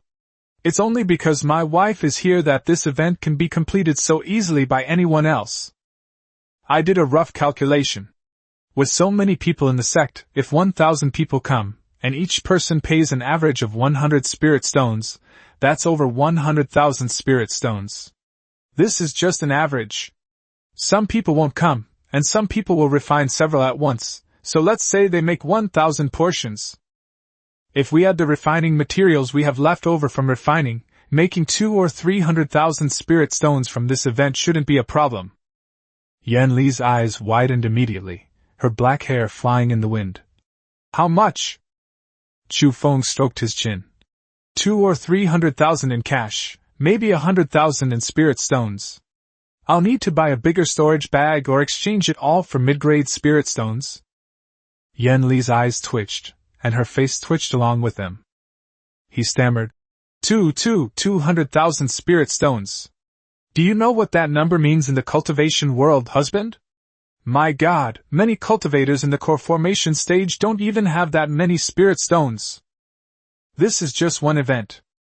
Chu Feng shook his head with a look of disdain. When he was working as a planner on Earth, he planned the sales of an entire new housing development, and it was no problem for him to get those real estate salespeople to sell more than 200 million in a quarter. He also planned many holiday events for jewelry stores and luxury goods stores. I've done things like leading my female sales associates to sell over 1 million yuan worth of jewelry, non-plain jewelry, in a single day during a 520 event. Wife, wait for me a moment. I'll go spread the word about the event first. The first step is to promote it. Chapter 74 Chu Feng. My master is as kind to me as my own father. Chapter 74 Chu Feng. My master is as kind to me as my own father. Chu Feng said, about to leave, but Yanli was still a little worried and caught up with him in 2 steps. After much deliberation, I still felt there were many suspicious points. Husband, aren't you afraid people will become suspicious? There are too many magical artifacts. Chu Feng pressed down on the other person's hand with his own, and said with great patience, Don't worry, if Manhwa is going to die, the sect will definitely have someone secretly protecting me, and we won't accept more than 1,000 magic artifacts. 1,000 magical artifacts a year, that's only 3 artifacts a day. I've calculated all the data. I'm a professional at planning. I've already thought of the advertising slogan, Elder Mo is about to pass away, and he's doing this before he dies to give back to the sect. When Manhwa arrives, I'll just make up some fake accounts for him, give him a few thousand spirit stones, and that'll be enough to get rid of him. Then I'll tell him that I want to help my master build a good reputation, so that my master can gain both fame and fortune, you know what I mean? The way we conduct our activities is much more autonomous than having those people assign us tasks every few days. This person comes today, that person comes tomorrow, shouldn't we just go into seclusion and cultivate ourselves? It's so annoying! Yanli was stunned by what she was told, and she scratched her cheek with a blank expression. Watching Chu Feng, who was already riding on a rock's feathers and carrying a flag, go out to promote the war, Yanli just went back to her cave to refine weapons in a daze. On Raptor Peak. Before Chu Feng even reached them, a disciple from one of the peaks called out to him. Hey! Which peak are you from? Don't you know you can't just wander into other beast-taming peaks within the sect? When the man saw the token of the weapon refining peak hanging on Chu Feng's waist, he immediately jumped in surprise. Oh my! Isn't this a senior brother from the weapon refining peak? My apologies for not recognizing you. Please forgive me, senior brother. That person was already at the 6th level of Qi condensation, yet he called Chu Feng, who was at the 3rd level of Qi condensation, senior brother, without any shame whatsoever. Chu Feng liked this kind of person who spoke to people in a way that suited them. He then coughed twice, feigning sadness, and said, Ahem, my master has gone into seclusion today and has specially sent me to distribute benefits to the various peaks. The man looked puzzled upon hearing this. Oh? Why did Uncle Mo suddenly go into seclusion? Chu Feng shook his head, looking reluctant. I guess his time is almost up.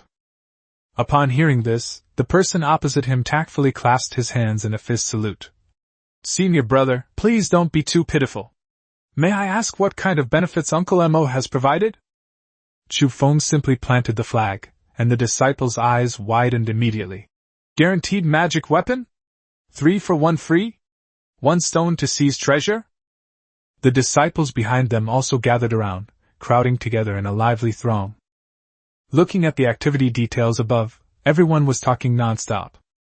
Just 100 spirit stones and refining materials are enough to guarantee a low-grade defensive magic weapon. And if it fails, the refining peak will pay for it? Is there really such a good deal? Didn't Uncle Mo say before that if we failed at refining, it would be our own fault? After all, failures in refining weapons are common, just like in alchemy. Didn't you guys see the key point? It's a 1-stone treasure hunt. All you have to do is refine a low-grade magic weapon and spend 1 spirit stone to try and win a mid-grade magic weapon, the Azure Steel Shield? A mid-grade magic weapon, really? You must be kidding me. Seeing this, Chu Feng immediately took out the Azure Steel Shield left behind by Manhwa. Of course it's real. I guess my master still can't bear to leave the sect. He often tells me lately that the beast-taming sect is like home to him. He couldn't bear to see us disciples with insufficient cultivation die in the 100-demon forbidden land, so he issued this order. Alas, I wonder if he can get through this ordeal.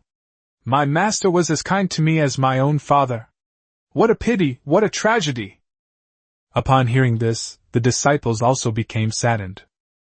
Some people even began to sigh in despair. Poor Uncle Mo, he's devoted to the sect. Alas, I hope he's blessed with good fortune and can get through this. I've registered first. Here are my refining materials and 120 spirit stones. Please write them down for me, Senior Brother Chu. As the man spoke, he took out a storage bag. Chu Feng shook his head repeatedly. Wait, I'm just here to promote the event. If you senior brothers want to sign up, please go to the membership counter in front of the weapon refining hall at dawn tomorrow and pay your spirit stones and refining materials. I still need to go to another peak to deliver the message, so I'll plant this flag here. Please pass on the message to each other. I'll take my leave now. After Chu Feng finished speaking, he left. The disciples of Raptor Peak discussed the contents of the flag endlessly, and some of them were already tempted. Guaranteed defensive artifacts are already impressive enough, but being able to draw mid-grade artifacts is even better.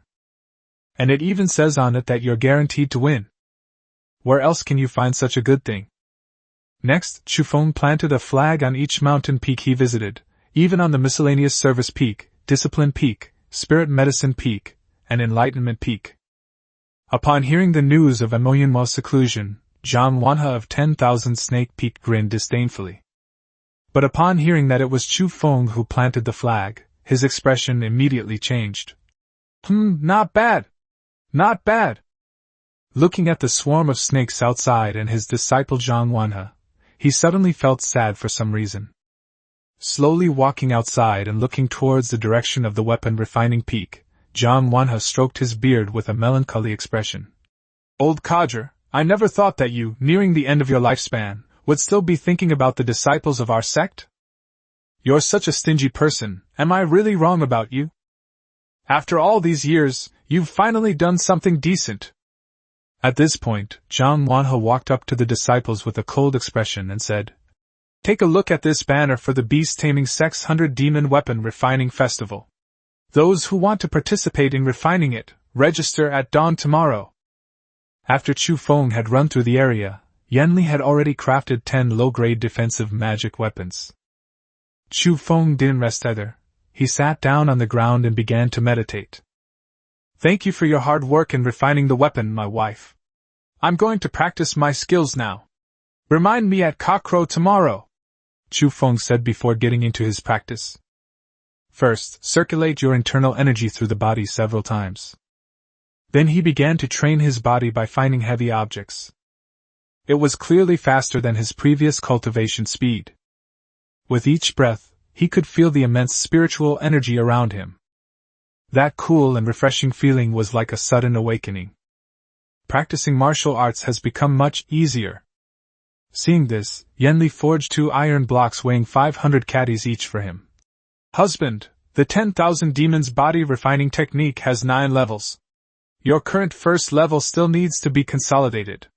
However, heavy objects are still not enough. Body refining requires fire refining, water refining, and water and fire in unity. This is only the first step in our demon race's body refining. Throughout history, most living things have been afraid of water and fire. This is a long process, so don't be impatient. Then let me explain the 9-element spear technique to you. It has 9 levels. Each level requires a specific spiritual root attribute to cultivate. I've only written down the first half for you. I don't remember the second half very well, it's in my cave. Each level requires a unique spiritual root attribute. I only gave you this book because you have 5 spiritual roots. If you can cultivate to the 5th level, you should be hard to beat below the core formation realm. I heard from my mother that this 9-element spear technique is a cultivation method of an ancient master with 9 elemental spiritual roots, but this kind of cultivation method is not suitable for us cultivators today. The method for forging the 9 revolutions chaos spear, a natal magic weapon, is also recorded here. Those are 9 divine spears with different attributes. Because the forging process is too difficult, the materials are too difficult, the spiritual roots are too inferior, and a strong divine sense is required to control all 9 divine spears at the same time. No cultivator has ever tried to forge them. The cultivation world today is different from that of ancient times. In ancient times, spiritual energy was abundant, and even those with 9 spiritual roots could cultivate. Nowadays, spiritual energy is far less than it was then, and even those with 4 spiritual roots have been eliminated and are called pseudo-spiritual roots. As a result, this kind of cultivation method has declined. Chu Feng's eyes narrowed slightly, his voice steady. No wonder my wife said the 9-yuan spear technique wasn't very good, so that's what she meant.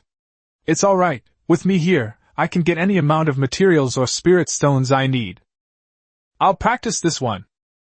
Chapter 75 9-yuan spear technique, first level. Chapter 75 The first level of the 9-yuan spear technique. After Chu Feng finished speaking, he lowered his gaze and entered a meditative state, sitting down to observe the 9-yuan spear technique. The gun is my body, the gun is my heart, the gun is the earth, the gun is the sky. Guns for me. Chu Feng closed his eyes slightly, his body brimming with spiritual energy. 3 begets all things, 6 paths of reincarnation, and all returns to 1. The first level involves selecting one of the 9 attributes of spirit root: metal, wood, water, fire, earth, ice, thunder, wind, and darkness. Then, refine the essence into chi, refine the chi into spirit, and refine the spirit into a spear. Wielding the spear with my body, cultivating the 9 elements spear, the fire spear burns immortals, the thunder spear vanquishes evil, the wooden spear brings life, and the wind spear chases stars. Reaching the 3rd level signifies minor mastery, wielding 3 spears to slay the enemy. The 6th level represents nirvana, signifying advancement, unleashing 6 spears to annihilate the enemy's soul. The 9th level reaches the heavens, the spear piercing through 9 layers of heaven.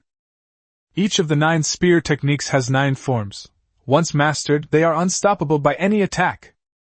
At this moment, he happened to have the wind-swallowing spear, so he could practice the 9 forms of the wind spear first. Chu Feng suddenly opened his eyes, holding the wind-swallowing spear, moving with incredible speed. With a single thrust, the wind howled, and even metal and stone were cleaved. With a flick of his sword, the spear burst forth from the stone, swirling and weaving like a dragon, instantly appearing behind Chu Feng. Chu Feng pointed horizontally, and his spear danced in the air, spinning and swirling. Then, once it was thrust out, it pierced straight into the ore. Chu Feng raised his spear again and began to wield it, as if a sudden realization dawned on him. The movements became faster and faster, leaving faint afterimages. The spear in his hand moved with lightning speed, sometimes shattering stones with its speed, sometimes turning around to strike in front of him. In an instant, the wind stirred and the grass rustled, and 3 afterimages shot out in a chaotic flurry. Chu Feng shouted, and the black iron on the ground instantly split in 2. What a powerful 9 elements spear technique! Just the first move of the 9 wind spear styles, wind shadow chaos, has already consumed so much of my mana, Chu Feng said as he sheathed his spear, reviewing the moves he had just executed. Yan Li, who was still refining her weapon in the distance, stared at the freak with a look of shock. This brings us to the threshold of the first level. Is this amazing comprehension ability really just for a servant with a pseudo-5 elemental spiritual root?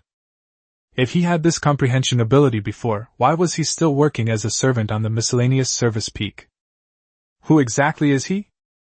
His words and actions didn't seem quite like those of modern cultivators and mortals.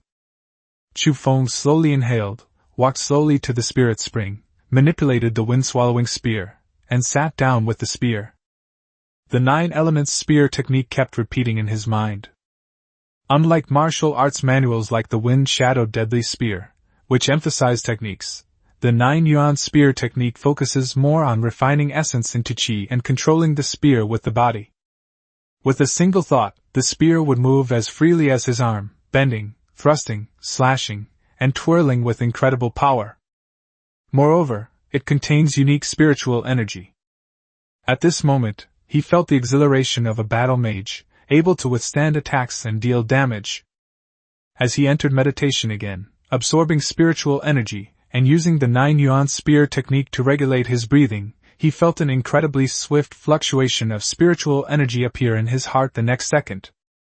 It was like the wind-swallowing spear in front of him, moving at extremely high speed, stabbing and thrusting wildly through his meridians. Chu Feng dared not be careless. Even Yan Li felt that this kind of technique was difficult to master, so he had to be extra careful. The next second, Chu Feng's whole body trembled violently, and even more spiritual energy rushed into the heavenly gate. Suddenly, all the blood and qi in his body gathered together, as if to resist that spear-like spiritual energy. As Chu Feng focused all his energy on regulating his breathing, he circulated the wind spear throughout his body for a full cycle, and his cultivation level actually improved. Qi condensation level 4. Qi condensation level 4. My wife, I've reached the 4th level of qi condensation. I didn't take any pills, nor did I sleep with you. I've leveled up to the 4th level through my own cultivation. Chu Feng was talking excitedly when Yanli turned around and glared at him, looking annoyed. Hey, who said we shared a room? Stop talking nonsense, I'm busy. Then she turned her head and pouted, looking aggrieved. I've been refining artifacts all night, where's the food? Chu Feng chuckled awkwardly. Wait for me, I'll go and bring back the disciples' refining materials and spirit stones, then I'll cook for you when I get back. Today I'll make you steamed egg custard and congee with preserved egg and lean pork. Yen Li's eyes lit up with excitement. I want to eat barbecue. Who eats barbecue this early in the morning? It's for dinner. I don't care, I want to eat it now. Otherwise, I won't refine it anymore. You can go find that Li Xingnan to refine it. Chu Feng's vision went black. Why are you dragging her into this again? I haven't paid any attention to her. What does her seducing me have to do with me? Yan Li immediately put her hands on her hips and protested. I want to eat barbecue. Okay. Wait until I'm done with my work. I'll go to the market to buy some groceries this morning. Don't wander off. After Chu Feng finished speaking, he was about to leave, but he went back to the door. Seeing Yan Li still refining the weapon, he walked up to her and immediately put her into his sea of consciousness. From now on, I'll take you with me wherever I go. All those melodramatic plots and TV dramas happen because men don't take their wives with them. Let's refine the weapon when we get back. My wife, you should rest in your sea of consciousness for a bit. Yan Li wanted to argue with him, but Chu Feng turned around and flew away on the rock feather. Raptor Peak. Xiao Dong, who had been taken in as an inner disciple by a parrot, was frowning as he looked at the advertising flag that Chu Feng had planted. His whole expression was gloomy. Recalling what he had seen in the woods of the weapon refining hall last night, he clenched his fists tightly. Xiao Dong gritted his teeth and growled angrily. You, Chu Feng, how dare you steal the woman I, Xiao Dong, have my eye on? Junior sister Xingnan was only in a bad mood that day, yet you plotted against her. I thought you were unintentional, but I never imagined you were lusting after her beauty. How dare you let junior sister Xingnan spend the night with you? You have such audacity. You just wait. If I, Xiao Dong, don't make you pay the price, I'm not Xiao. So what if you can refine weapons? It's just weapon forging. If I, Xiao Dong, want to do it, nothing is difficult. You just wait. You're only lucky to have gotten Uncle Mo's weapon forging manual. If you gave it to me, I could do it just as well. Xiao Dong grew angrier the more he thought about it, so he simply mounted the wind parrot and headed towards the refining peak. When he arrived at the weapon refining hall, he looked completely bewildered and shrank back. Seeing the more than 100 fellow disciples lining up to hand over spirit stones and refining materials, he immediately chickened out. If he offended Chu Feng, he'd be killed. Too many people are asking him to refine weapons, aren't they? Can he manage to train it? It must have been made by Uncle Mo, yes. Absolutely. Looking at the group of people, Xiao Dong lost his courage to cause trouble and turned to leave. Just then, he saw Li Xingnan and Li Shiyue walk respectfully to Chu Feng's chopping board. The two women lowered their heads shyly and said, Senior Brother Chu, my sister, and I are female disciples of Xuanjian Peak. Here are 300 spirit stones for us. Please help us refine 2 low-grade defensive magic weapons. Since we last parted, I haven't been able to eat or drink, and I've been worried about Senior Brother Chu's health day and night. Is he alright? Is he alright? Li Xingnan said, her face turning red with embarrassment. I have another request. Could you please engrave Senior Brother Chu's name on the magical artifact? I'd like to keep it as a memento. Xiao Dong was instantly enraged, his veins bulging, and he silently swore a poisonous oath. Chu Feng. You just wait. Yanli was also annoyed. That vixen even brought reinforcements. Still holding on to a hope? Humph! Just then, more female disciples arrived, including Zhao Yang from the Discipline Peak. A group of women surrounded Chu Feng's cutting board, arguing incessantly. They all came prepared, each one dressed to the nines. Senior Brother Chu, could you craft a protective magic cloak for me? I'd like one with a lotus root pattern, because the long threads of a broken lotus root symbolize enduring love and longing. I was here first. Senior Brother Chu, I want a defensive magic item called a belly band. Please ask Senior Brother Chu. Get out of the way, you're so slutty. Don't cut in line. Senior Brother Chu, I'm from 10,000 Snake Peak, and I also have a male azure striped demon snake. We can raise spirit pets together in the future. Its name is Bai Yu, the Yu of beautiful jade. Yan Li's expression had reached a whole new level. His face was expressionless, yet it concealed a terrifying killing intent. I think you'd better not do this business. Chapter 76 Postpartum Care and Pregnancy Preparation for Sows? Chapter 76 Postpartum Care and Pregnancy Preparation for Sows? Chu Feng was already used to it. He had long since realized that his wife was not only ridiculously stupid, but also incredibly jealous. To put it less accurately, she's like a sea of jealousy, easily broken down by the slightest storm. Although he has cultivated for 300 years, his emotional experience is almost zero. Love itself can make people lose their intelligence, and Yanli, who already had very little intelligence to begin with. When jealous, one's IQ practically drops to zero. Chu Feng once again comforted the 300-year-old demon emperor in his sea of consciousness, his face full of shrewd businessman's eyes. My wife, think about it, our goal is to make money off them. Especially women like Li Xingnan, she's willing to offer herself to any man who's capable. These kinds of women are the easiest to make money off.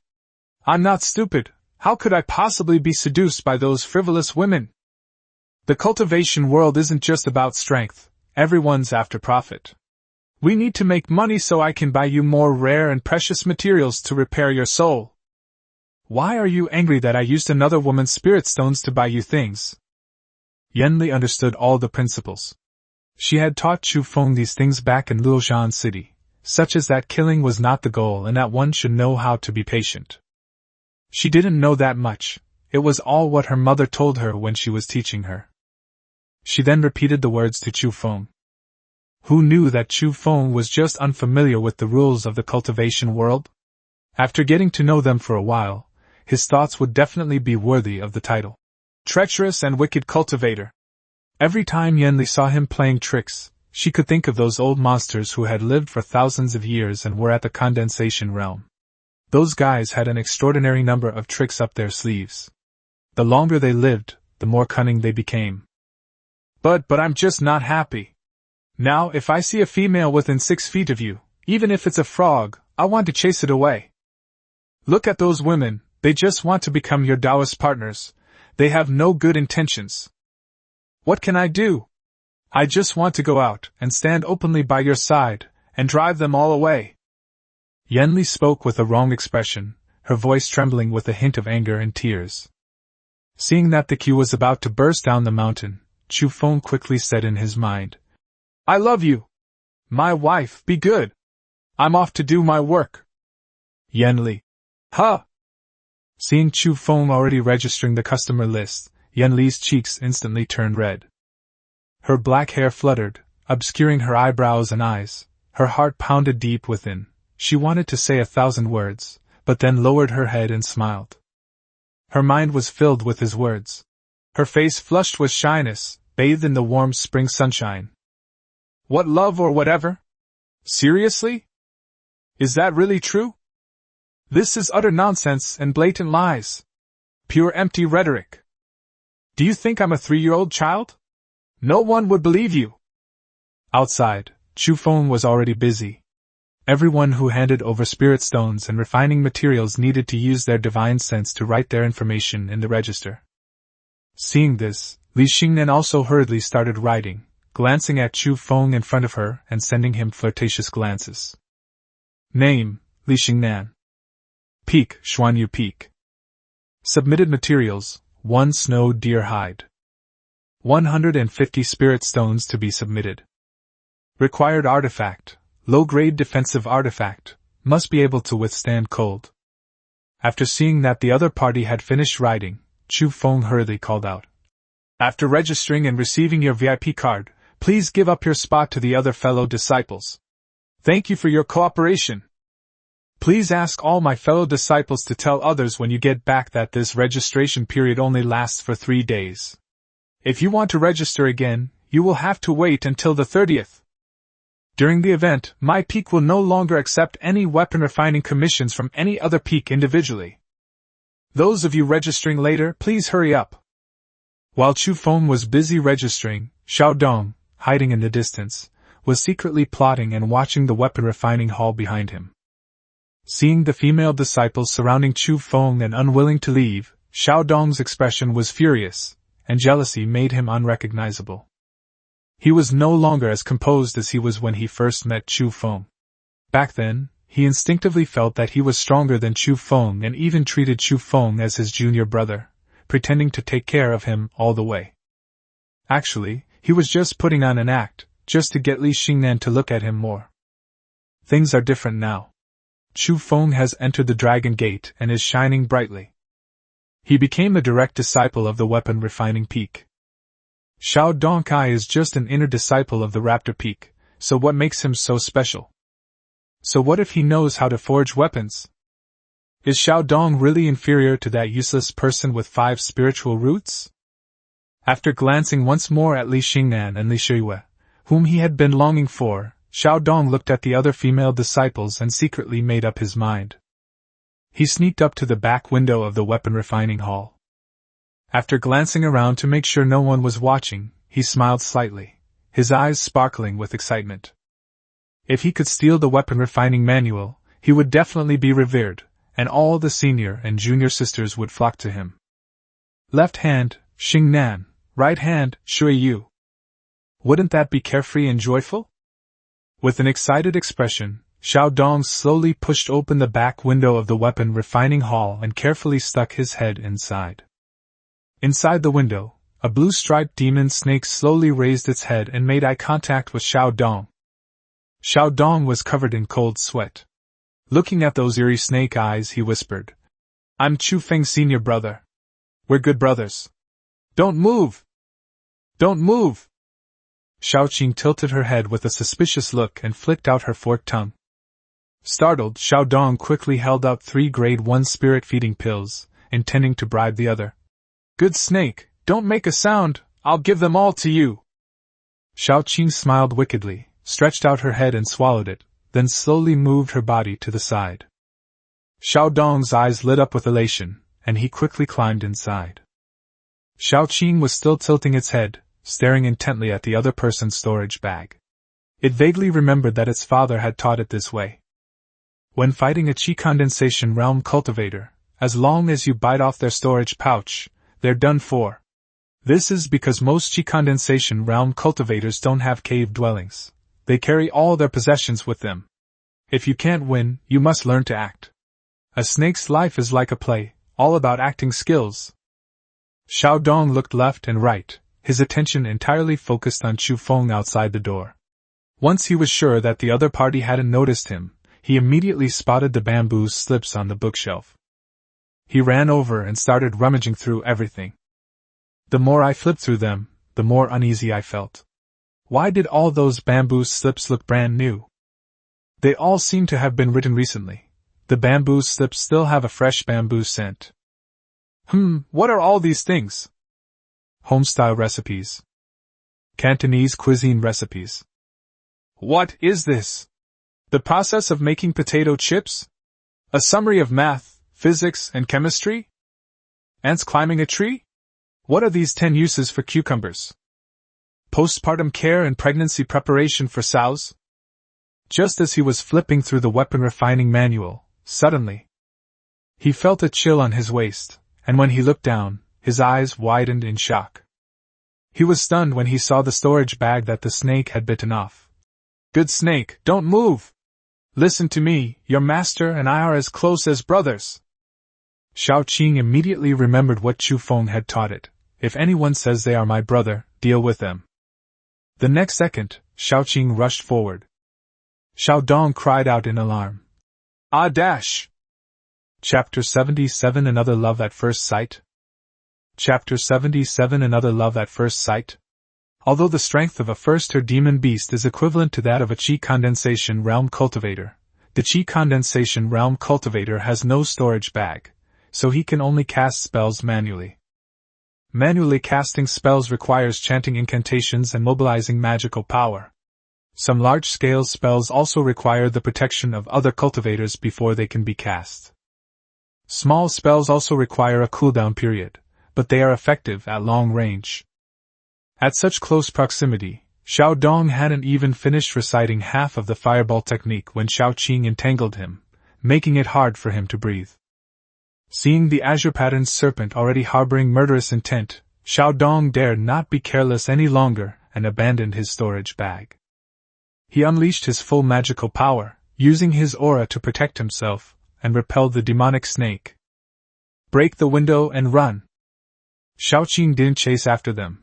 Instead, she turned around and started biting the storage bag. Then it opened the back window a crack, tidied up the bamboo slips on Sao postpartum care and pregnancy preparation that had been rummaged through on the bookshelf, and hid aside to continue its wait. Xiao Dong, who had finally managed to escape, was back to square one. All his possessions were gone just like that. Hateful dash! That wretched serpent! Damn it! Damn it! Damn it! You, Chu Feng, you knew I'd come, didn't you? You're just afraid someone else will learn weapon crafting and steal your thunder, aren't you? You just wait. Next time I come, I'm sure I'll succeed. Before he had taken 2 steps, Xiao Dong saw a familiar face, Zhang Wekai riding a fiery dragonfly. His eyes widened immediately. Junior brother Zhang, you've caught another spirit beast? Zhang Wekai smiled slightly. Well, I went out with my fellow disciples on a sect mission these past few days and unexpectedly formed a contract with this fiery dragonfly. It was purely good luck. Xiao Dong's eyes widened. Good luck? How is that possible? That fiery dragonfly is already at the late stage of the first rank. Dealing with a cultivator at the late stage of the Qi condensation realm would be a piece of cake for it. There's definitely a secret about Zhang Wekai. How could his mantis possibly defeat this fire dragonfly? Zhang Wekai, still holding the beast-raising manual in his hand, said, Senior brother Xiao, I'm going to register with junior brother Chu now. Goodbye. Xiao Dong watched as the other person flew away on that dragonfly that was several meters long, and his jealousy rose again. When Zhang Wekai arrived at the registration desk, his eyebrows immediately lit up. After putting away his spirit beast, he joined the queue at the back. Looking at the female cultivators who were unwilling to leave, Zhang Wekai spotted Li Xingnan and her sister at a glance, and he sneered. He had sensed it on the very first day of the Taoist discussion at Green Mountain that neither Li Xingnan nor Xiao Dong were kind people. If a low-level cultivator doesn't think about how to improve their cultivation and is instead troubled by emotions and vanity, they will die at the hands of others sooner or later. However, Chu Feng, who was skilled in weapon crafting, was someone he felt was worth getting to know. Although his spiritual roots were poor, he was not afraid of trouble. He is also very polite to people. Unlike Xiao Dong, who immediately called him Junior Brother Zhang or Junior Brother Wekai. Zhang Wekai is clearly the strongest of the 4, yet Xiao Dong dares to call himself the senior brother. Huh! Qi condensation level 4! Zhang Wekai was startled. Looking at Chu Feng, who had already reached level 4 at the registration desk, he subconsciously put away the beast-taming manual. It's only been a few days? 8 days? Last time he was on the 3rd floor. Could it be that he received some benefit from Manhwa? Given his 5 pseudo-spiritual roots, even if he was at the late stage of the 3rd level last time, it would take him at least several years to break through to the 4th level. It must have been Manhwa who gave him the pills to improve his cultivation. Zhang Wekai looked around again, and, looking at everything on the refining peak, he was certain that Mo Yunhua was grooming Chu Feng to be the future peak master. This makes sense. Looking at the event details on the banner, Zhang Wekai secretly made up his mind.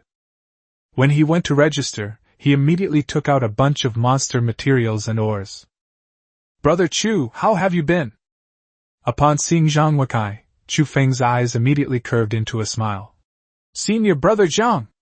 I'm so sorry for not greeting you sooner. Senior Brother Zhang actually brought so many refining materials. Wait, there's even the skeleton and hide of a second-tier demonic beast, the Ice Fire Wolf? Could it be that Senior Brother Zhang killed a second-tier demonic beast?" Zhang Wekai shook his head in exasperation.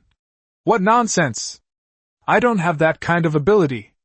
I just happened to see an Ice Fire Wolf fighting with a poisonous scorpion. The Ice Fire Wolf was poisoned by the scorpion and ran away. I followed it, and it died from the poison not long after. I just picked up the stray. Just lucky." Chu Feng's eyes sparkled, and the corners of his mouth slowly turned up to his ears as he said politely, "Senior Brother Zhang, please feel free to speak.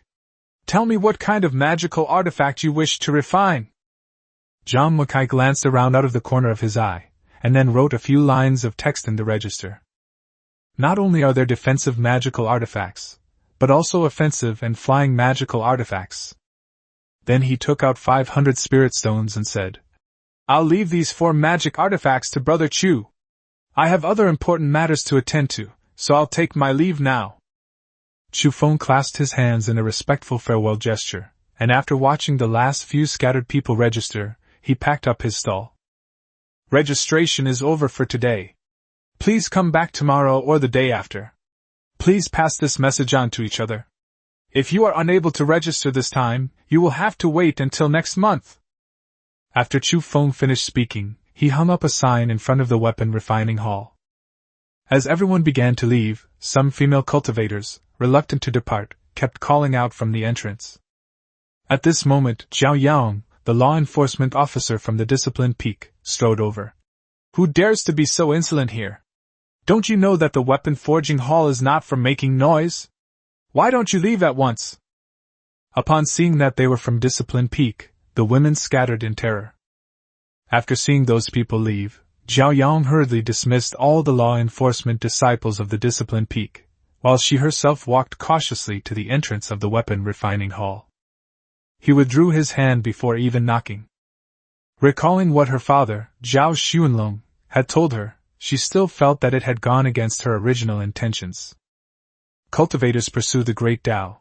How could they possibly use others to secure their position as sect leader? Moreover, using the other person to become one's Taoist partner.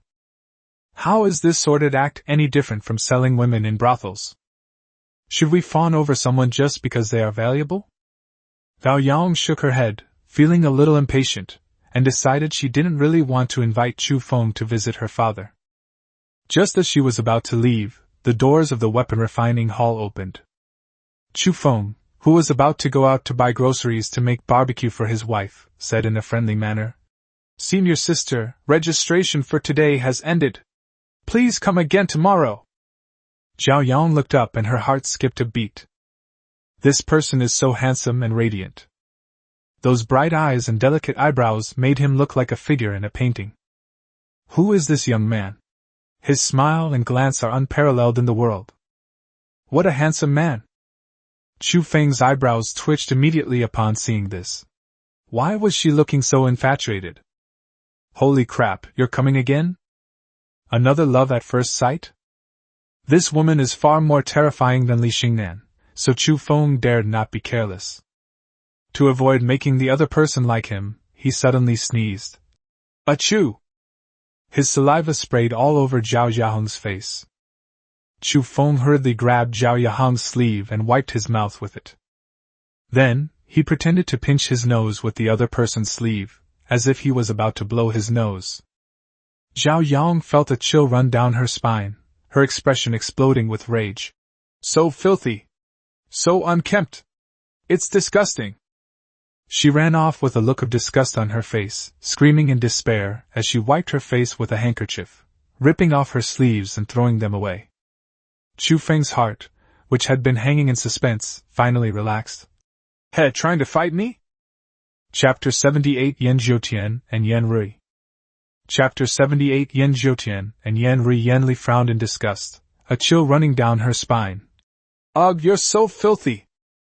Chu Feng remained unfazed. Then what do you suggest I do? I can't just openly refuse her, can I? What about my place in the beast-taming sect?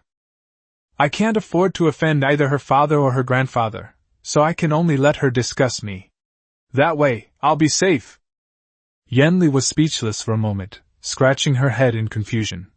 Never mind, I'm hungry. Where's the barbecue? Back home, Zhao Yang burst through the door, her face full of anger. Zhao Xuanlong and Zhang Wanhe, who were discussing philosophy over tea, looked over with puzzled expressions. When Zhao Xuanlong saw that Zhao Yahong didn't greet people, he immediately lowered his brows and said, Homer, don't you see your Uncle Zhang? Why don't you come over and pay your respects? Zhao Yahong's face turned pale, and a chill ran down her spine as she bowed and called out, Greetings, Uncle Zhang. Humph. Father, that brat from the weapon refining peak is far too unkempt. I would rather die than become his Taoist partner. If you want to become his Taoist partner, you go ahead. I'm not going. Zhao Xuanlong's eye twitched. Nonsense. What kind of behavior is this? Talking nonsense. Zhang Wanhe quickly raised his hand to stop her. Hey! Brother Zhao, you're too kind. Homer has her own ideas, so don't force her. You can't force a melon to be sweet. It's not like we have to make Homer suffer. Zhao Yang bowed again, then turned and ran into the house. Zhao Xuanling stroked his beard and sipped his tea, unable to contain his impatience. Wanhe, you may not know this, but it's not that I'm in a hurry, it's that old bastard Zhao Dessen, her grandfather, who made me do this. Zhang Wanhe scratched his chin with his index finger covered by a nail guard, looking puzzled. Sect leader, why are you doing this? He's just a disciple who knows how to refine weapons. We can just give him some support and have him refine magical artifacts for the beast-taming sect. He can't even form a core, so why does he have to let Honger do it? Zhao Xuanlong took a deep breath. Looking at all the weapon refiners of the human race, there are very few who can form a core. Most of their time is spent studying weapon refining techniques. Compared with the other three races, our human race's weapon refining is indeed a weakness. However, after that man from the Xuanjian Sect led the 6 major sects in upholding justice and exterminating Yan Li's clan, they gained a core formation stage weapon refiner who could change the landscape of the 6 major sects. Moreover, that woman showed signs of breaking through to the condensation stage. When Zhao Xuanlong got to this point, Zhang Wanhe was struck dumb, his whole body trembling with fear. Brother Zhao, are you referring to Yan Rui, the demon girl captured by Yan Zhoutian, the patriarch of the Xuanjian Sect, during the war between the righteous and the demonic? Rumor has it that this woman is a peerless genius in weapon crafting, capable of forging a top-grade magic weapon in the blink of an eye. In the early stages of the war between the righteous and demonic races, almost every demon cultivator was well equipped, while our human cultivators were forced into a series of defeats, suffering immensely. If it weren't for Elder Yan using some methods to eliminate Yanli, the outcome of this battle would probably still be uncertain. Zhao Xuanlong slowly lifted the purple clay teapot and poured the tea into the small cup again, his eyes solemn. Originally, I heard it from my father. Ancestor Yan wanted to break through to the Tongtian realm after reaching the Ningyuan realm. He wanted to capture Yanli, who has the innate charm body, to help him break through. Who knew that Yanli would actually self-destruct her soul? Ancestor Yan no longer cared about the war between the righteous and the demonic, and went into seclusion. The Xuanjian Sect, the Xuanjian Sect, and the Jiqiao Pavilion have joined forces to build a towering weapon-refining tower in the far west of Luoyang Prefecture, coercing that girl day and night to refine weapons for the 3 sects. If you disobey, you will be struck by lightning and suffer a fate worse than death. Zhang Wanhe sipped his warm tea with a gloomy expression, sneering repeatedly. Isn't the demon Emperor Yanli old ancestor's own daughter? How could he do this? Zhao Xuanlong snorted. Which cultivator among us doesn't have blood on their hands? For the sake of immortality, many people would do anything, not just harm their own daughters, but even their own parents. Once they reach the heavenly realm, who cares how they broke through to that level? In the cultivation world, strength reigns supreme. Family, friendship, and love can all be discarded and used as stepping stones to pursue the great Tao. Upon hearing this, Zhang Wanhe accidentally crushed the purple clay teacup in his hand, looking at Zhao Xuanlong across from him. Then he looked up and gazed at the weapon-refining peak in the distance. He froze on the spot. Old Zhao, do you mean the Heavenly Inquiry Sect, the Mysterious Sword Sect, and the Ingenious Machine Pavilion are going to wipe out the other three sects? They want to instigate a civil war among humans? Zhao Xuanlong nodded somewhat absent-mindedly. With Yan Rui, that genius weapon refiner, they only need to provide the materials to continuously obtain high-grade or top-grade spiritual weapons. The number of talisman treasures is countless. Within 10 years at most, the 6 major human factions will definitely be fighting amongst themselves. Our human race has been divided and united, fighting and killing each other for thousands of years. It was only a matter of time. Our beast-taming sect is affiliated with the Spirit Beast Valley, so we will definitely have to participate in the war later on. That's why I want to stabilize Hunger's position in the sect, so that she'll have someone to rely on when a real fight breaks out. Zhang Wanhe's expression was solemn. He stared at the teacup that had been crushed in his hand, lost in thought. He was certain that the 100-demon Forbidden Land a year from now would not be as peaceful as it had been in the past. If those 3 major sects already have the idea of unification, then their smaller sects will probably also take action.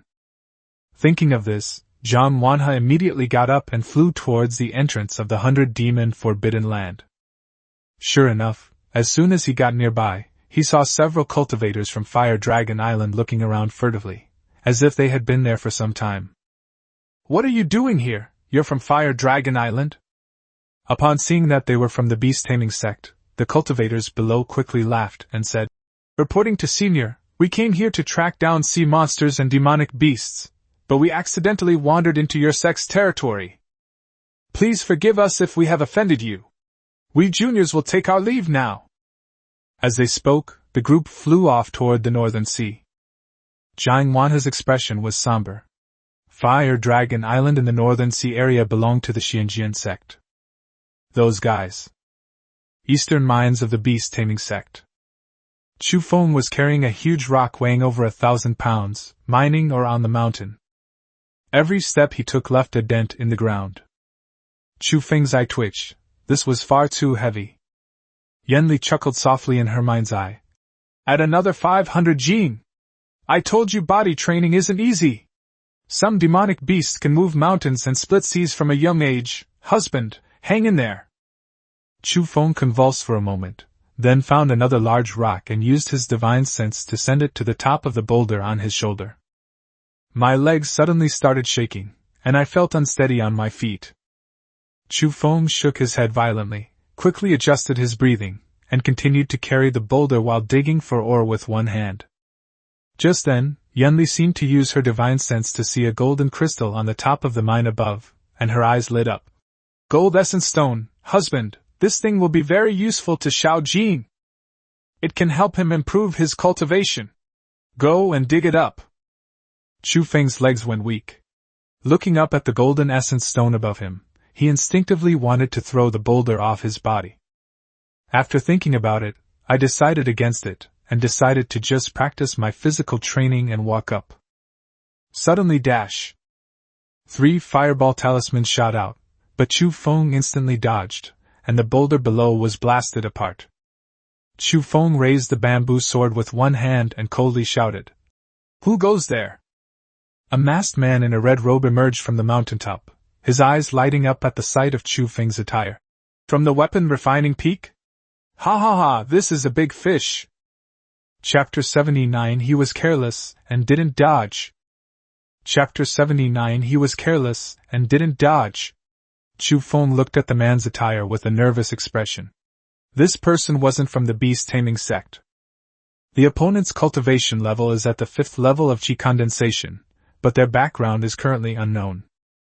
It's too risky to fight like this without knowing if there are any of their accomplices nearby. Before the man could react, Chu Feng turned and fled. Holding a sword, he chanted incantations and cast spells, his feet creating a gust of wind as he swiftly fled down the mountain using the wind shadow step.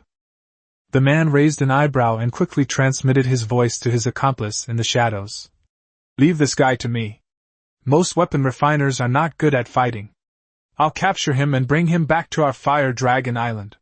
The sect leader will definitely reward us. The person in the shadows nodded. Go and come back quickly. That old bastard John Manhwa is still nearby. The teleportation array has been set up. Once they open the 100-demon forbidden land in a year, we'll come and get a share of the spoils. I know. After saying that, the person in the sky stepped on the magic artifact and chased after Chu Feng. Chu Feng fled wildly, running faster and faster through the woods. Suddenly, 3 more fireballs shot from above and diagonally. Chu Feng accelerated, and the ground behind him instantly exploded. The red-robed man in the sky wore a mocking expression as he pinched 5 fireball talismans behind his back, muttering to himself. In the beginning of heaven and earth, fire descended upon the world, fire dragons burned the sky, divine power unparalleled. Firefall technique, first form chain fireballs.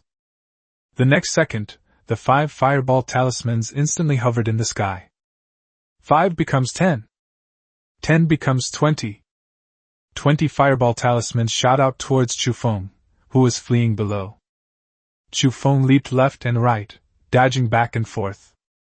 Unfortunately, there were too many fireball talismans, so he had no choice but to extend his broken golden hand and raise his blue steel shield to defend against them. Several fireballs exploded in succession on the shield, and Chu Feng's heels were shaken so badly that they sank deep into the ground. The red-robed man in the sky's eyes lit up. A mid-grade defensive magic weapon? No wonder it's from the refining peak. Haha! I think this item is destined for me. Fellow Taoist, you'd better not be reckless, or if you get hit by my falling fire divine art, you'll be reduced to ashes. Chu Feng neither answered nor asked, but instead released his divine sense to explore the surroundings. Before taking action, we must make sure the other party has no help. How dare he, a mere chi condensation level 5 cultivator, trespass into the beast-taming sect? How is that possible? Yanli said with a worried look. Husband, don't panic, I'm here. Even if that person has helpers, you still have me. Chu Feng responded and turned to continue his escape. To win, play it safe. Fighting at this distance is risky. If the opponent realizes they can't win and tries to escape or call for backup, we must keep our distance. With that thought, Chu Feng raised his hand and stepped onto the rock feather, flying straight towards the easternmost mining cluster. The man behind him gave him a mocking look and sped up to catch up. A disciple of the weapon refining peak actually has so many magical artifacts. It seems the beast-taming sect values you highly. Why don't you come back to Fire Dragon Island with us? We're currently recruiting weapon refiners and alchemists on our island. Fellow Taoists, don't leave yet, let's have a chat? Chu Feng flew along with the wind, and when he reached the edge of the desolate ancient land in the far east, a golden transparent light curtain blocked his way. That was a barrier set up by the beast-taming sect to defend against the Eastern Demon Clan. The person chasing behind chuckled coldly. Running? Why aren't you running anymore? I'm advising you. Before he could finish speaking, a bamboo sword flashing with a blue light came hurtling through the air. The sword hissed. The man bent backward, his body parallel to the ground, his arms outstretched to the sides. 2 bursts of flame gathered in his palms, and he leaped up in an instant, dodging the sword, and threw fireballs with all his might. Chu Feng was prepared. He bent down, leaped into the air, and pointed back, his bamboo sword once again stabbing towards the man. The other party had a mocking expression, and with a sword in hand, summoned a red fire fan. Wherever the fan passed, the air scorched and glowed red. With a sudden, powerful swipe of the bamboo sword, Chu Feng found it difficult to control the blade. The next second, the man held the fire fan, bent down and swept it horizontally, unleashing a powerful explosive strike that shattered the bamboo sword instantly. Chu Feng's brows furrowed. A mid-grade offensive magic weapon. The man's expression was gloomy. After destroying the bamboo sword, he stepped forward and thrust at Chu Feng, looking as if victory was in his grasp. The flames blazed through the sky, creating a magnificent spectacle. Chu Feng sneered, his figure suddenly changed, and a wisp of green spiritual energy swept over his entire body. A booming blue spear beside him seemed to be sucking in all the spiritual energy around him. Before the man even got close, he saw that the flame on the fan was flickering and seemed to be going out. Where does the wind come from? Before the man could react, Chu Feng had already disappeared from his sight. The man was immediately shocked, his pupils widening in surprise. Wind spear first move, wind shadow chaos. 3 gun-wielding afterimages shot out simultaneously. The man felt a chill on his neck, and several wounds appeared on his body, bleeding profusely. The man in the red robe groaned in disbelief. Such a fast wind! He then collapsed and died. He never dreamed that the weapon refiners of the beast-taming sect would be so powerful. Isn't it said that weapon refiners are not good at killing? Chu Feng raised his hand, rolled up the other person's storage bag, and burned the person's corpse with a fireball talisman. He turned and fled, taking a detour. He needed to go back and tell the people of the beast-taming sect. Before leaving, I need to take the gold essence stone with me. Before he could fly very far after retrieving the ore, he saw a giant black serpent, over 10 meters long, killing several men in red robes in the distance. With a single attack of poisonous mist, those men in red robes were poisoned to death. Chu Feng spotted Zhang Wanhe in the sky at a glance. After adjusting his thoughts, he sped up and flew over.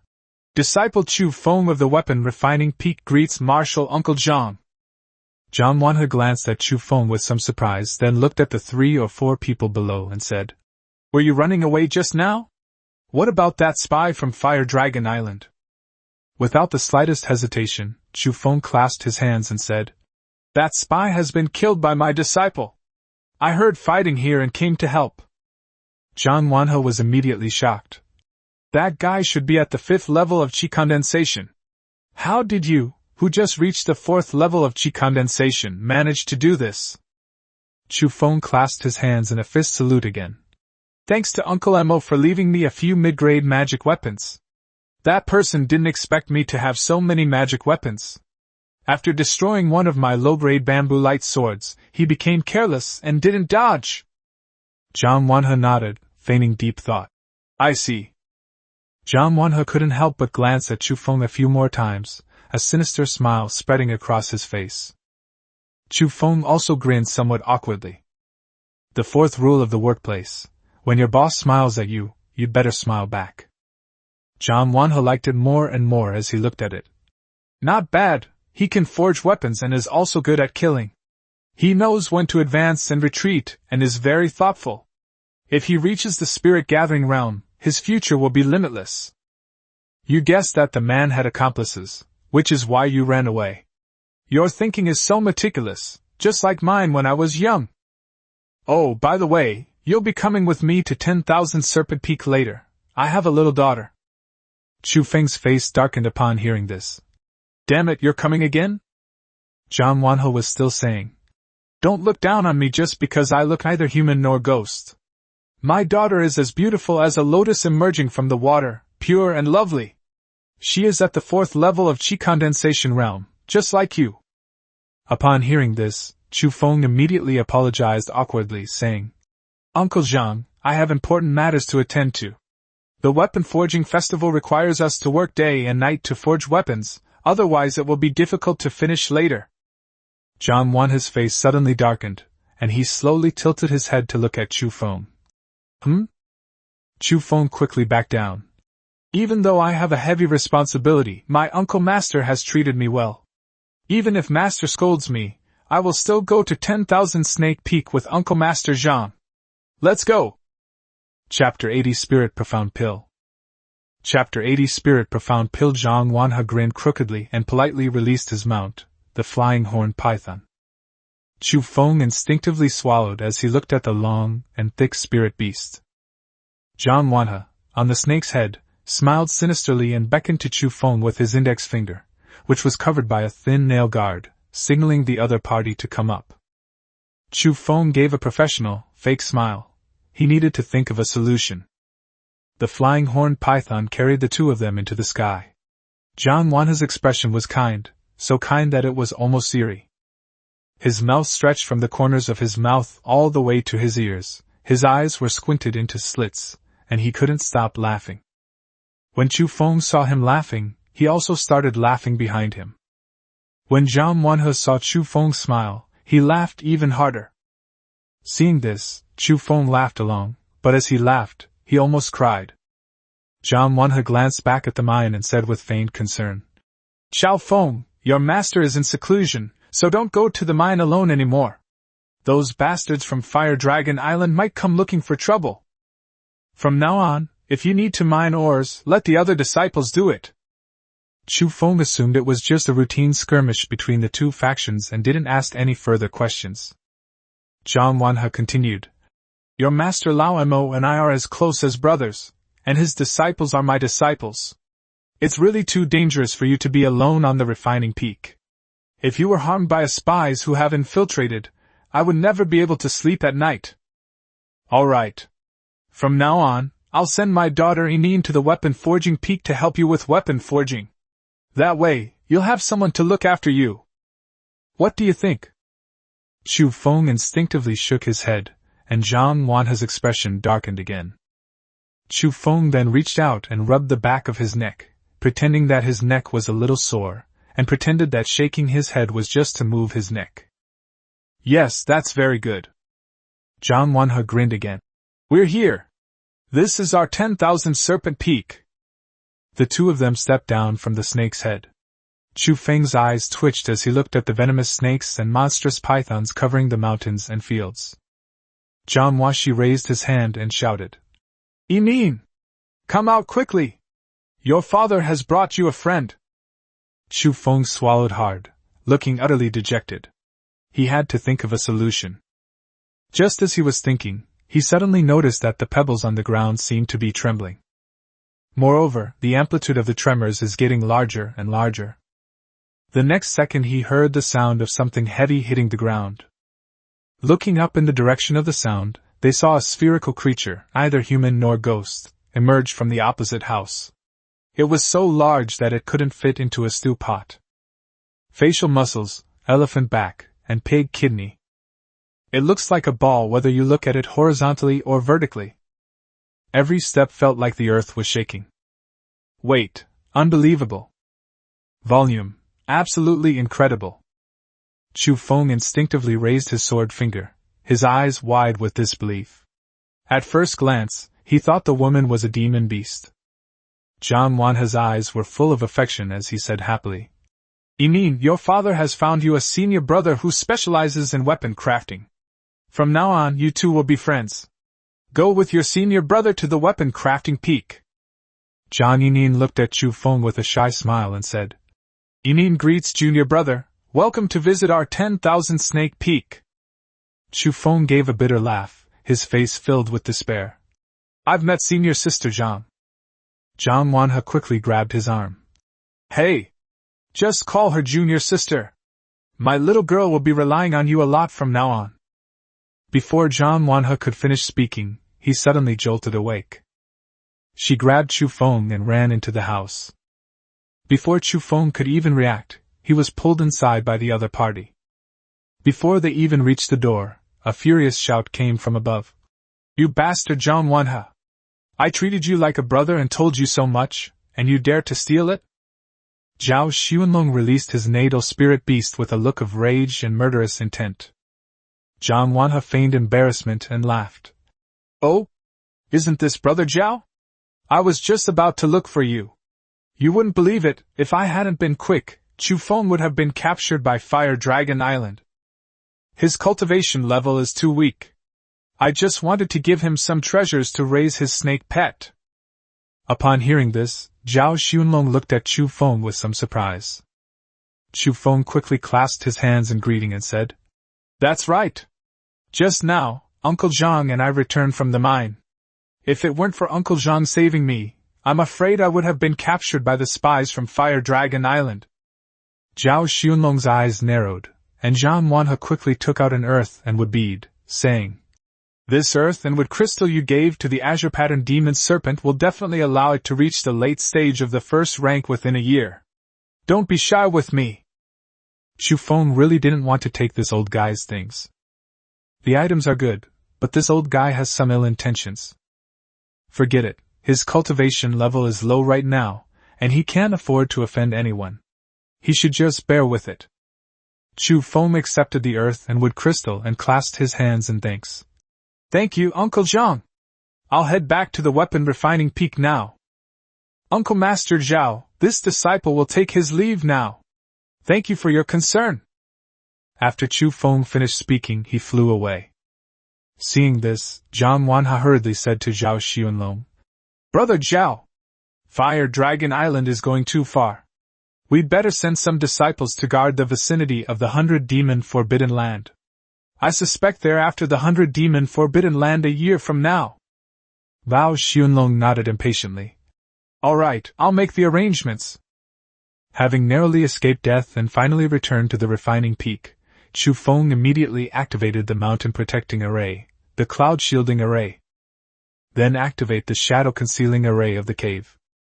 Sitting on the stool, his face still pale with fear and his hands trembling, Yanli went back to refining weapons as soon as she came out, looking like she wanted to laugh. "What, do you want to be someone's son-in-law?" Chu Feng shook his head repeatedly. "That's not how it is. Now that I have you, I naturally don't think about anything else. Am I stupid? They're only trying to win me over because they know I can refine weapons. They think I can't achieve the elixir of immortality and will die in 200 years. By then, their daughter will have achieved the elixir of immortality, and they can find another Taoist partner. There's no such thing as camaraderie among fellow disciples, it's all about mutual benefit. My wife, you are at the Qi condensation realm. Although you look down on me as a mere mortal at first, don't you still call me husband now? You are different from them." Yanli smiled and continued refining the weapon. After regaining his senses, Chu Feng took out 2 storage bags. One was obtained by Shaoqing, and the other belonged to a disciple of Fire Dragon Island. Chu Feng first opened the Fire Dragon Island disciples chat. More firefall technique, mid-grade attack magic weapon, flaming fan, 65 fireball talismans, and 200 spirit stones. Spirit profound pill? Spirit profound pill? My lady, what is the spirit profound pill? Yanli smiled slightly. These past 2 days she had been brainwashed by the 3 words Chu Feng had said that day, and she was always absent-minded. My lady? What is the spirit profound pill? Yanli quickly turned her head to look. The spirit profound pill is a pill that increases the chances of advancing to the spirit gathering realm, and it works in the same way as the divine profound pill. Chu Feng was immediately delighted. Increases the chance of breakthrough? That's great. This guy actually has a whole bottle. This is a good deal. He then picked up Xiao Dong's storage bag. With a wave of his hand, the contents scattered all over the ground. Chu Feng's eyebrows twitched, and he blurted out. What the hell? A pornographic painting? Whose treasure is this?